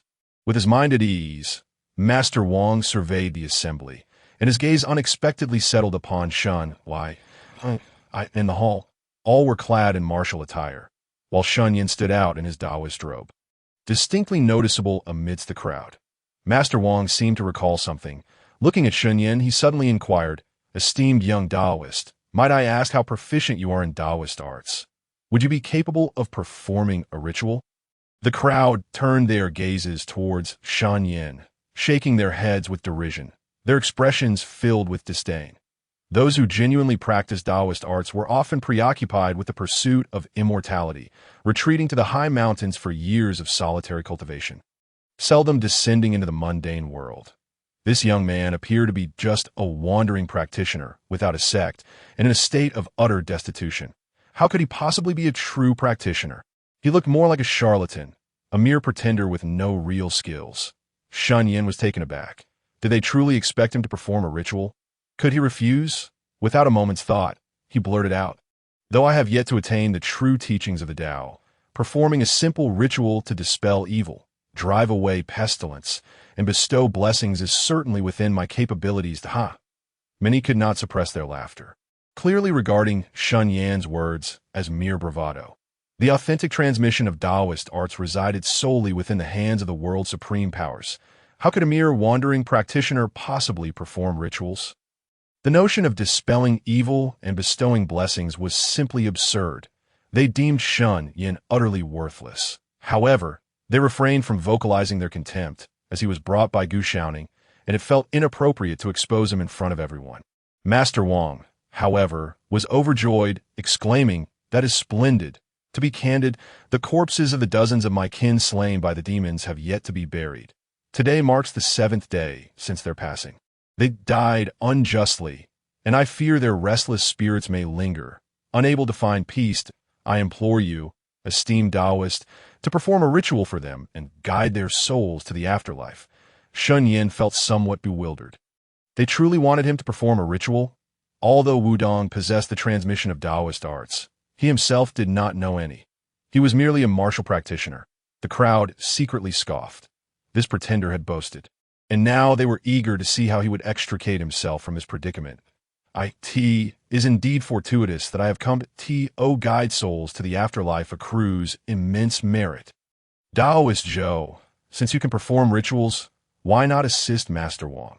Nan Gonghan rose to the occasion, loudly proclaiming he was internally seething with anger, eagerly awaiting the spectacle of this charlatan's folly. With Nan Gonghan leading, the others chimed in with enthusiasm, all eager for a show. "Taoist Zhou, do not disappoint us." Nan Gonghan approached Shen Yan, speaking ominously. Nia Xiaotong shot a glare at him, then turned her worried gaze to Shen Yan, whispering, "Taoist, you really should not say such things. What if there truly are restless souls among those dozens? It could be quite problematic." She naturally assumed that Shen Yan was just an ordinary Taoist and lacked genuine skills. Although restless souls were not particularly daunting for their group of martial practitioners, the matter at hand was about guiding them to the afterlife, not exterminating them if they failed to guide them properly. It would be embarrassing, and they would become the subject of ridicule.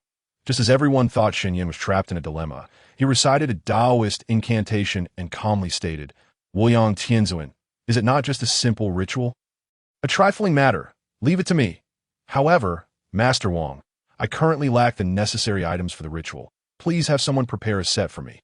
Take note: peachwood sword, yellow paper, vermilion powder, bawa mirror, red string, incense, and candles." Shen Yan sat confidently in his seat, articulating a list of materials, recalling what he had seen in films from his past life. It all sounded rather convincing, leaving everyone astonished. Preparing such an array of materials, could it be that this young man truly knew how to perform rituals? Nan Gonghan was somewhat perplexed. Shen Yan, with an air of calm and composure, leisurely sipped his tea. It was true that he was not versed in the ways of Tao, yet his martial arts prowess was formidable. He had previously employed the art of observing qi to assess the atmosphere of the Wang family estate, which appeared clear and devoid of any ghostly presence. Thus, there were no vengeful spirits in need of salvation, and this ritual could be conducted as a mere formality. The Wang family head, who had merely asked out of curiosity, was now unable to contain his excitement. Believing he had encountered a true master, he hastily instructed his servants to procure the necessary items and offerings from the shops. The Wang family, being well established in Heishan town, quickly gathered all the items Shen Yan required for the ritual, ensuring everything was in order in the rear courtyard of the Wang residence. Within a designated area, Shen Yan directed the household staff to set up the altar. Offerings of incense and candles were meticulously arranged on the offering table, along with couplets, ritual lamps, and various other instruments, all positioned according to feng shui principles. The winter night lacked moonlight, and the chilling wind howled ominously. Inside the courtyard lay several coffins, creating a rather unsettling atmosphere that a group of young heroes stood vigil outside, observing Shen Yan's methodical preparations for the altar, which indeed appeared quite authentic, the Jiyu Xiong. Could it be that you have not been truthful with us? Is this fellow truly a wandering practitioner? Nan Gonghan questioned with a furrowed brow. Jiyu Xiaoning understood his implication and replied in a hushed tone. Indeed, Nan Gong, this Taoist Zhou claims to be a wandering practitioner, and his demeanor does not resemble that of a genuine disciple of the Tao. Nan Gonghan scrutinized Shen Yan intently and nodded. He certainly does not fit the mold. True practitioners of the Tao are often associated with the most prestigious sects, possessing both wealth and influence. It is improbable that someone like Shen Yan would appear so shabby. However, if he were indeed a disciple of the Tao, we would dare not confront him, but rather adopt a humble approach to seek his favor. In my opinion, this pretender has likely learned only the superficial aspects of the craft and will undoubtedly resort to some street trickery to deceive us. Let us observe further, someone asserted confidently. The others nodded in agreement, maintaining their skepticism toward Shen Yan as they conversed. A new development unfolded in the courtyard. The altar was now fully prepared, and Shen Yan, donning a crimson ritual robe, bore a serious expression as he wielded a peachwood sword, exuding an aura reminiscent of a priest. Following tradition, the Wang family steward approached, presenting a tray covered with a red handkerchief that contained monetary offerings. Shen Yan accepted the offerings, weighing them in his hand, estimating their worth to be several dozen taels of silver, and could not help but admire the Wang family's generosity. After securing the offerings, Shen Yan composed himself and called out, "The auspicious hour has arrived. Let us commence the ritual." Of course, he was aware of nothing regarding auspicious times. He merely spoke nonsense, eager to finish before missing dinner. Shen Yan assumed a horse stance, one hand forming the two-finger sword gesture while the other wielded the peachwood sword with agility, creating a sound akin to slicing through the air, all the while reciting, "Heaven is clear, earth is bright, yin is murky, yang is pure." He recited rapidly, unaware of the meaning of his own words, for when a Taoist chants, none can comprehend. Upon finishing, Shen Yan thrust the peachwood sword into a talisman, then suddenly flicked it upward, causing the talisman to explode into a shower of sparks. The entire motion was seamless, eliciting gasps of astonishment from the Wang family members, who were wide-eyed in wonder. Shen Yan had ignited the talisman using his internal energy, naturally captivating the Wang family. Meanwhile, the group of young heroes exchanged glances, suspecting Shen Yan had manipulated the talisman to perform a mere street performance to impress them. Nie Xiaotong and Du Jingjing watched with sparkling eyes, covering their mouths, their hearts racing as they found Shen Yan even more charming in that moment. Seeing the two women's expressions, Nan Gonghan felt a surge of jealousy and muttered, "A false Taoist. This is nothing but the tricks of a charlatan." In the midst of this, Shen Yan continued his routine. For the final step, he set down the wooden sword, picked up a copper bell, stepped into a heavenly stance, gracefully moving about, while singing a soul-purifying tune. He had no knowledge of this tune either, improvising as he walked and shook the copper bell, singing in an odd tone. "The east is dim, the west is bright. I bask in the setting sun, shedding my sorrow. The night before is busy. The night after, I dream of gold while recalling the earth, gazing at the mountains and waters. I implore heaven and earth, forgetting mountains and waters. Great Lord Laozi, swiftly according to the law, the second-hand rose reveals true spirit."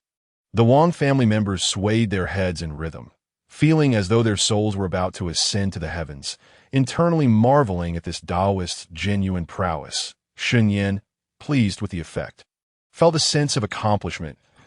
If only he had a suona, a single note could send both the departed and the living away. Nan Gonghan and the others were bewildered. Is this truly how the soul-purifying tune is sung? One inquired, scratching his head. "I have no idea," came the chorus of responses, heads shaking in unison. However, it did seem that there was some distinct charm to his singing. Many found themselves lost in Shen Yan's melody. unable to extricate themselves, and involuntarily hummed along. Once Shen Yan finished his song, the ritual was flawlessly completed. The soul has been guided. Let us conclude. Now, let us feast. He shed his ritual robe, tossed aside the copper bell, and, feeling justified, gathered the offerings, beckoning the Wang family members to follow him. He had been so engrossed in the performance that he nearly missed dinner.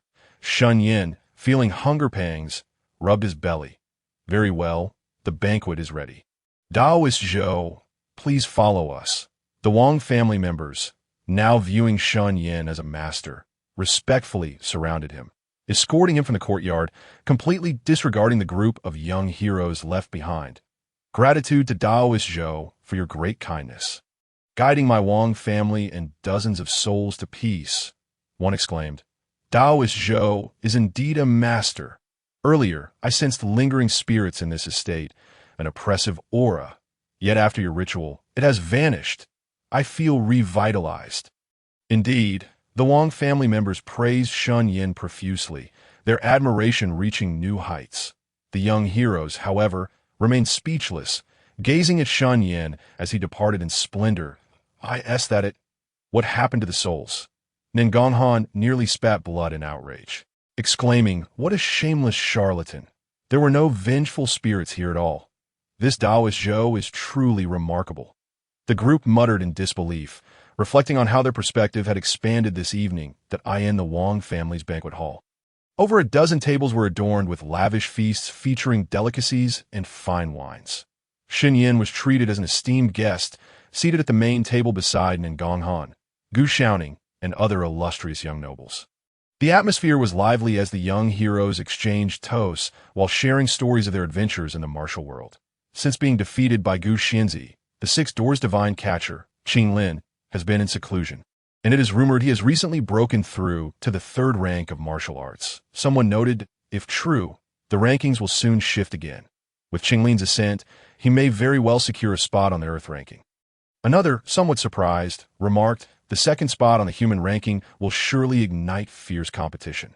The group nodded, aware that young people thrived on rivalry.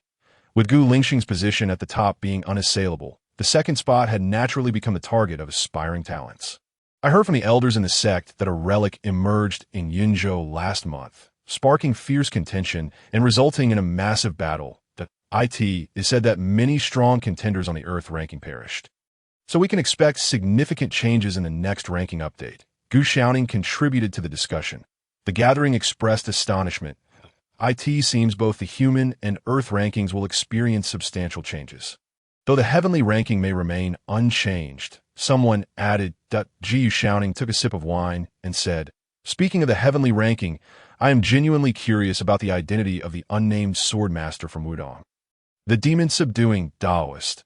Who could this senior be, hiding so deeply that we have yet to uncover any details about him? The group shook their heads. Individuals of such caliber were beyond their comprehension. Belonging to an era long past, Wudang is either choosing to remain silent or will make a grand entrance when they do act, someone concluded. The whispers circulating in the outside world regarding the nameless swordmaster have reached a crescendo, as a prominent figure boldly declared that Wudang is indeed the true sovereign of the Wanzhou martial realm. This is clearly a blatant admonition aimed at everyone.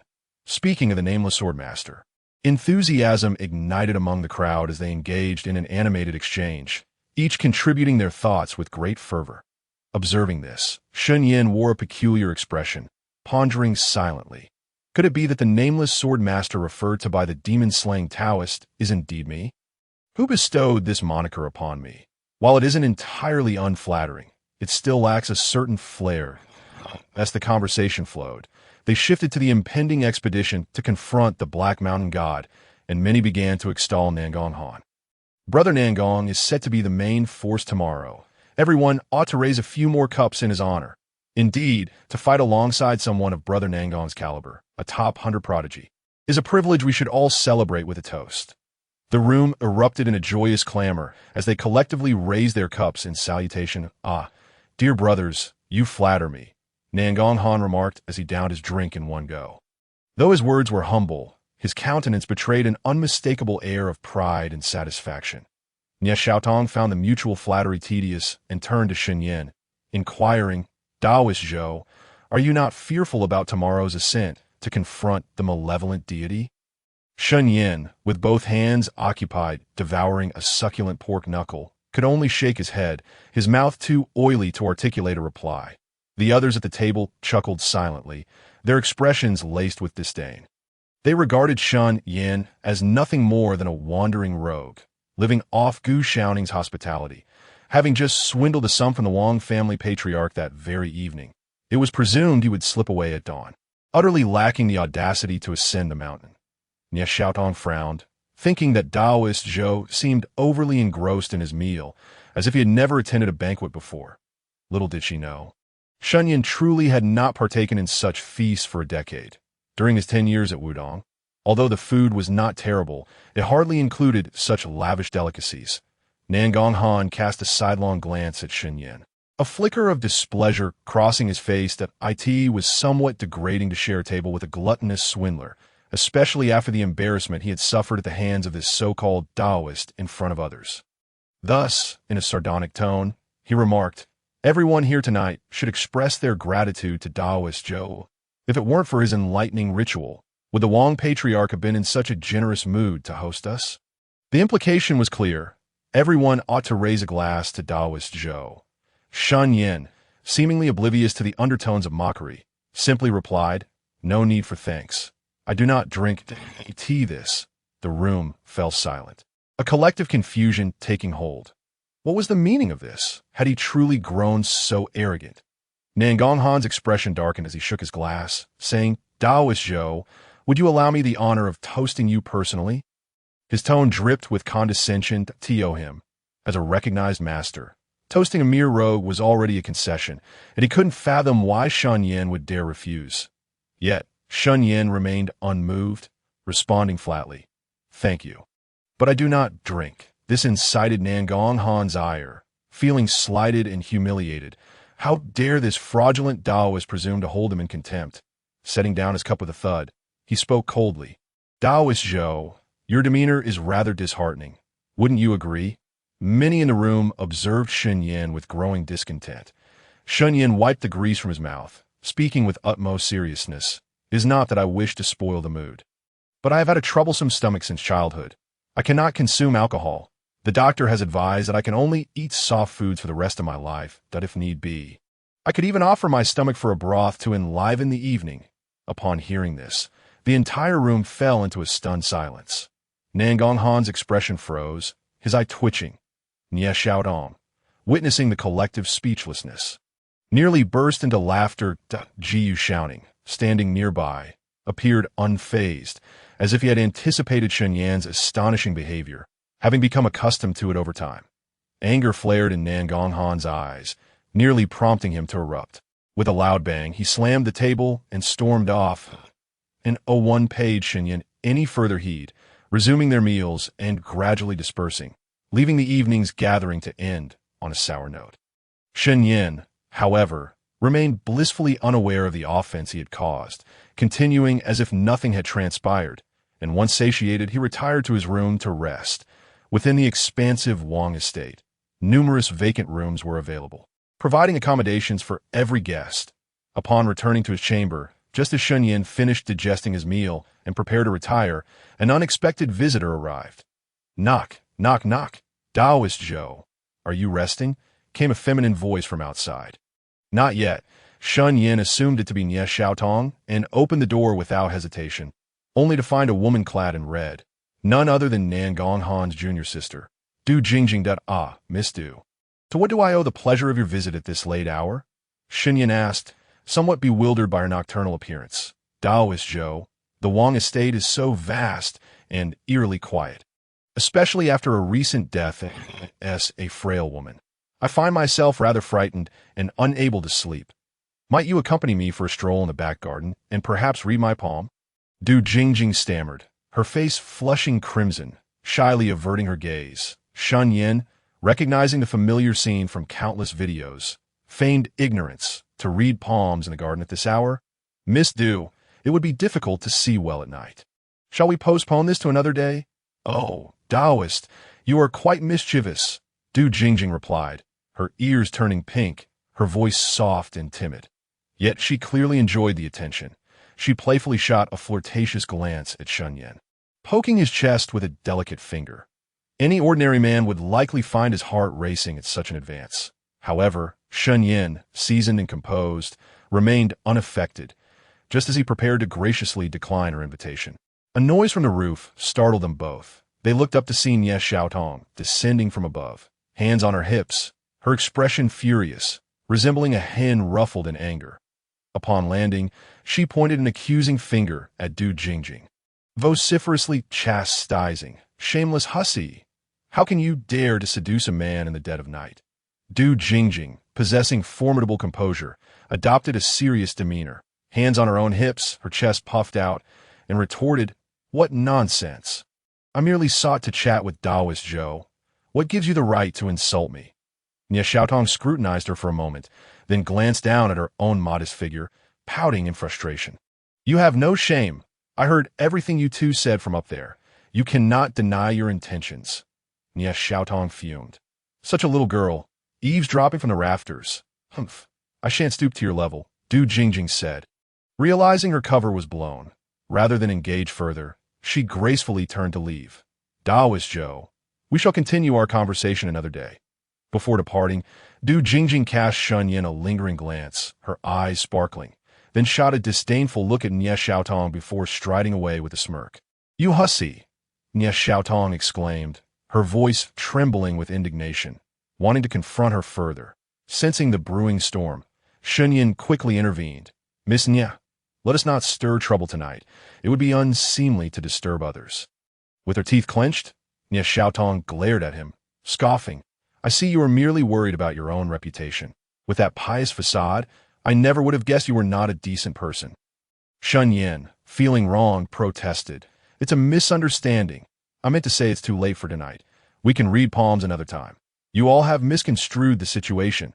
If you wish, Miss Nie, I could read your palm instead." Shen Yan proclaimed with utmost seriousness. "Bah, you scoundrel!" Nie Xiaotong spat, a fragrant breeze trailing as she stormed off, leaving Shen Yan amidst the now desolate courtyard, feeling as though a flock of crows had flown overhead. What on earth was this? Was it merely a matter of reading palms? Why such an uproar? Had I known earlier, I would have simply put in a bit more effort and had both of them examined together.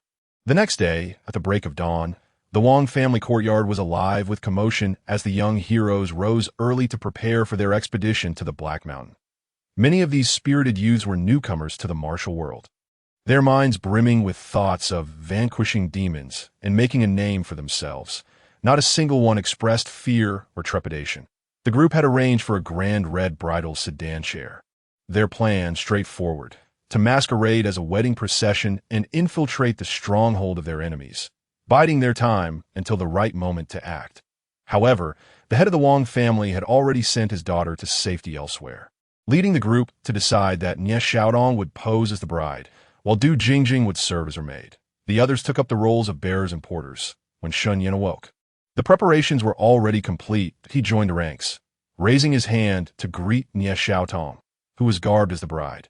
Yet, she shot him a disdainful glance and ignored him, sulking as she climbed into the sedan chair. Shen Yan scratched his head, awkwardly lowering his hand, but on the other hand, the maid Du Jingjing had been casting flirtatious glances at Shen Yan, having spent a restless night believing he had taken an interest in her during their previous encounter. Gu Xiaoning observed this peculiar scene, pondering how his sister, who was usually preoccupied with Taoist Zhou, had suddenly adopted such a different demeanor towards someone else. He politely greeted Shen Yan. "Taoist Zhou, are you truly joining the ascent?" Shen Yan nodded, a premonition stirring within him that the Black Mountain deity might prove to be a formidable adversary, one that these young heroes might not be able to contend with. The onlookers shook their heads, muttering, "This lad truly knows no bounds, offending Brother Nangong and still daring to join the fray. Does he have a death wish?" However, Shen Yan insisted on accompanying them, and no one opposed, assigning him the role of leading the way with a gong. After a hasty breakfast, the group set forth towards the Black Mountain. "May the heavens protect us." Wang, the family head, bid farewell to the young heroes. his heart filled with worry as he awaited news of their return. Many townsfolk, having heard the news, followed them for 10 miles, hoping these gallant warriors could rid the Black Mountain of its great scourge. "Sister, where did you go last night?" On the official road leading to the Black Mountain, Nangong Han approached the sedan chair, his expression dark as he fixed a penetrating gaze on Du Jingjing.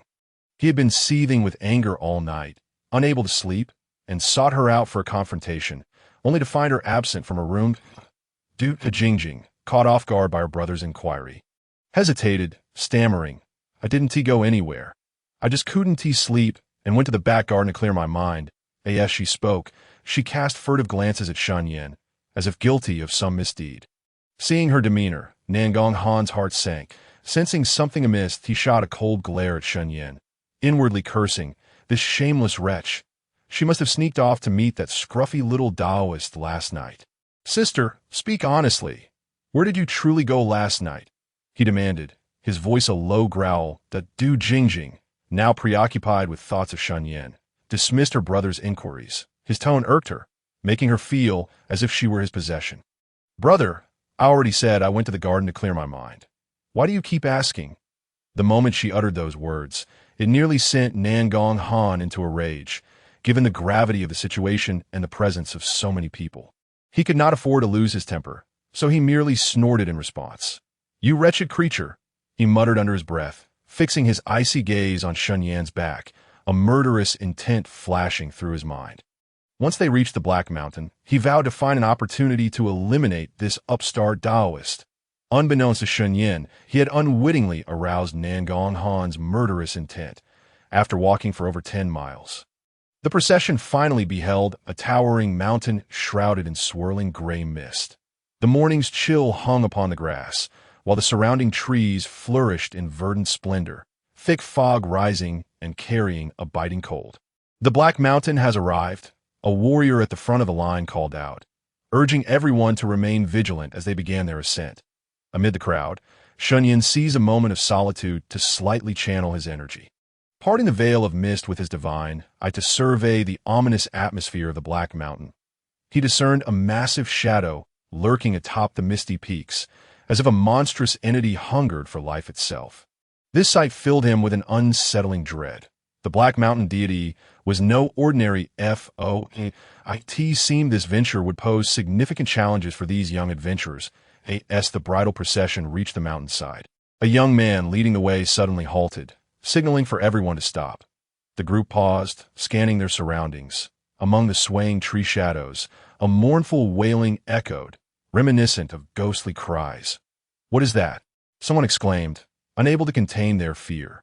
The eerie sounds, coupled with the oppressive fog, sent shivers down their spines. Soon, spectral figures began to materialize from the mist, encircling the group.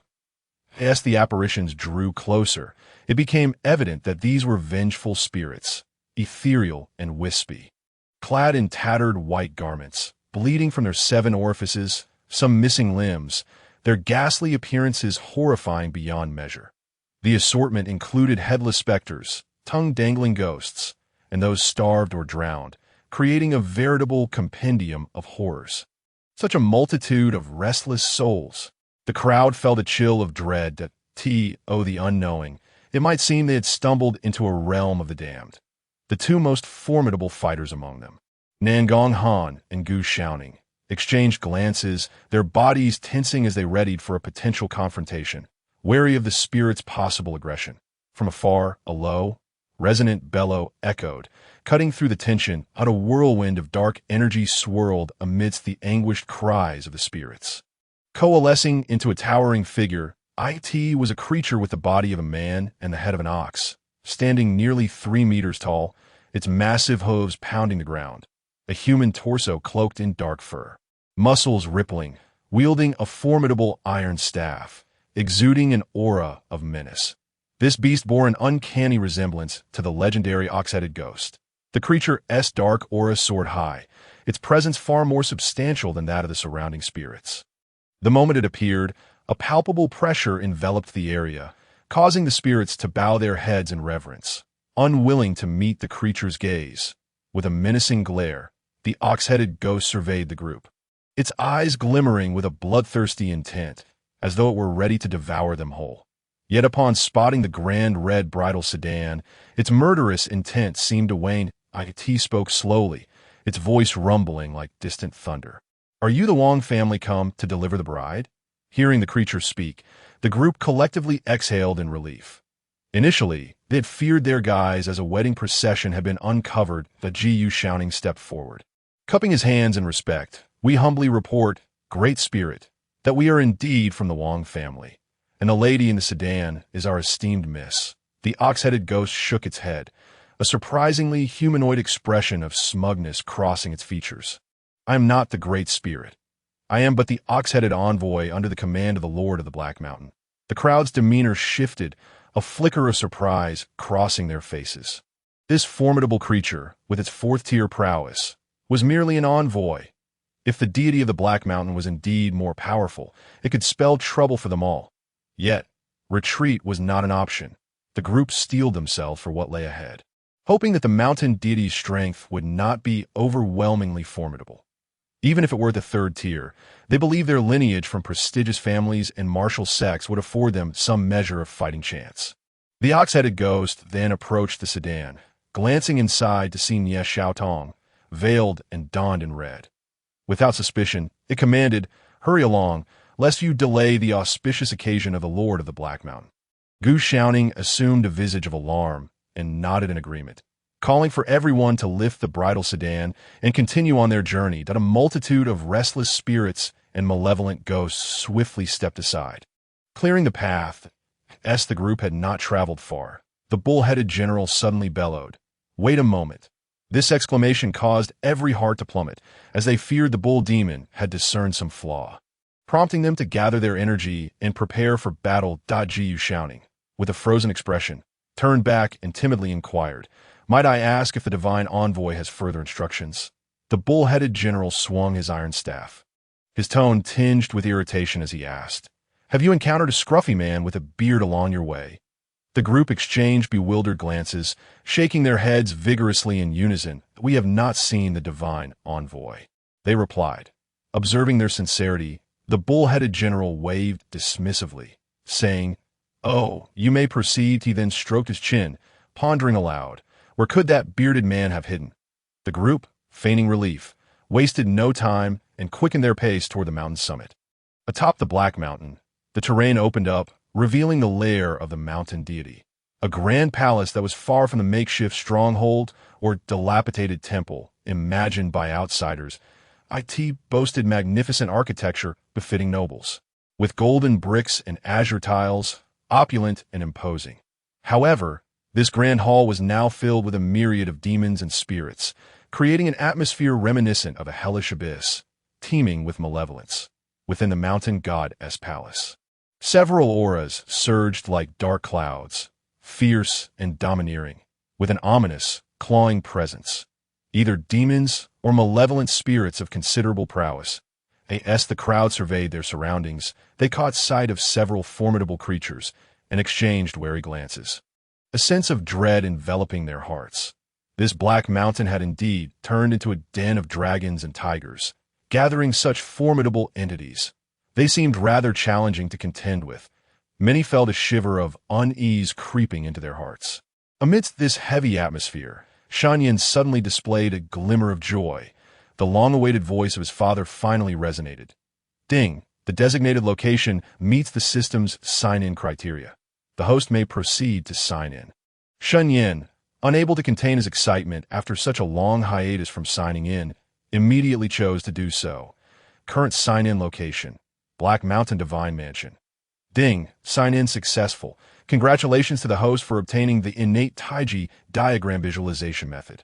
His father's cold, mechanical voice echoed in Shen Yan's ears. In the next moment, a surge of warmth flooded his mind, causing even the now powerful Shen Yan to feel a throbbing headache, nearly crying out in pain. His consciousness, once akin to primordial chaos, suddenly illuminated, revealing an enigmatic scroll at its center, illuminating his vast mental realm. In an instant, it felt as though his soul had undergone a profound transformation. After absorbing the system's information, Shen Yan intuitively grasped the purpose of this visualization method. Visualization method. Shen Yan's expression subtly shifted. The divine he had been fervently seeking lay within this visualization method. This method, known as the innate Taiji diagram, was a means to refine one's spirit. Upon realizing its significance, Shen Yan suddenly comprehended how to break through to the mythic realm. The path to mythic transcendence lay before him. Shen Yan's eyes sparkled, a smile gracing his lips. Inside the mountain god's palace, revelry reigned. With clinking cups and a cacophony of voices, a number of mountain demons stood guard at the entrance, inspecting the arriving guests. At this moment, Shen Yan and his companions were halted. Jiyu shouting stepped forward to explain that they were sent by the Wang family to deliver the bride, that a creature with a dog's head and a human body sneered. I never expected the Wang family to obediently send their daughter over. I thought I'd have to descend the mountain for a taste of blood. Just wait a moment. I'll go inform the higher-ups. Shortly thereafter, a slender man with an effeminate demeanor emerged from the palace, donned in a flowery robe that resembled a dress, revealing a serpent's tail beneath. This was a snake demon, with delicate fingers. Adorned with flower ornaments and a face painted with rouge, he sashayed toward the group, his slanted eyes appraising them as he flicked his serpent tongue. We thought the Wang family had some backbone.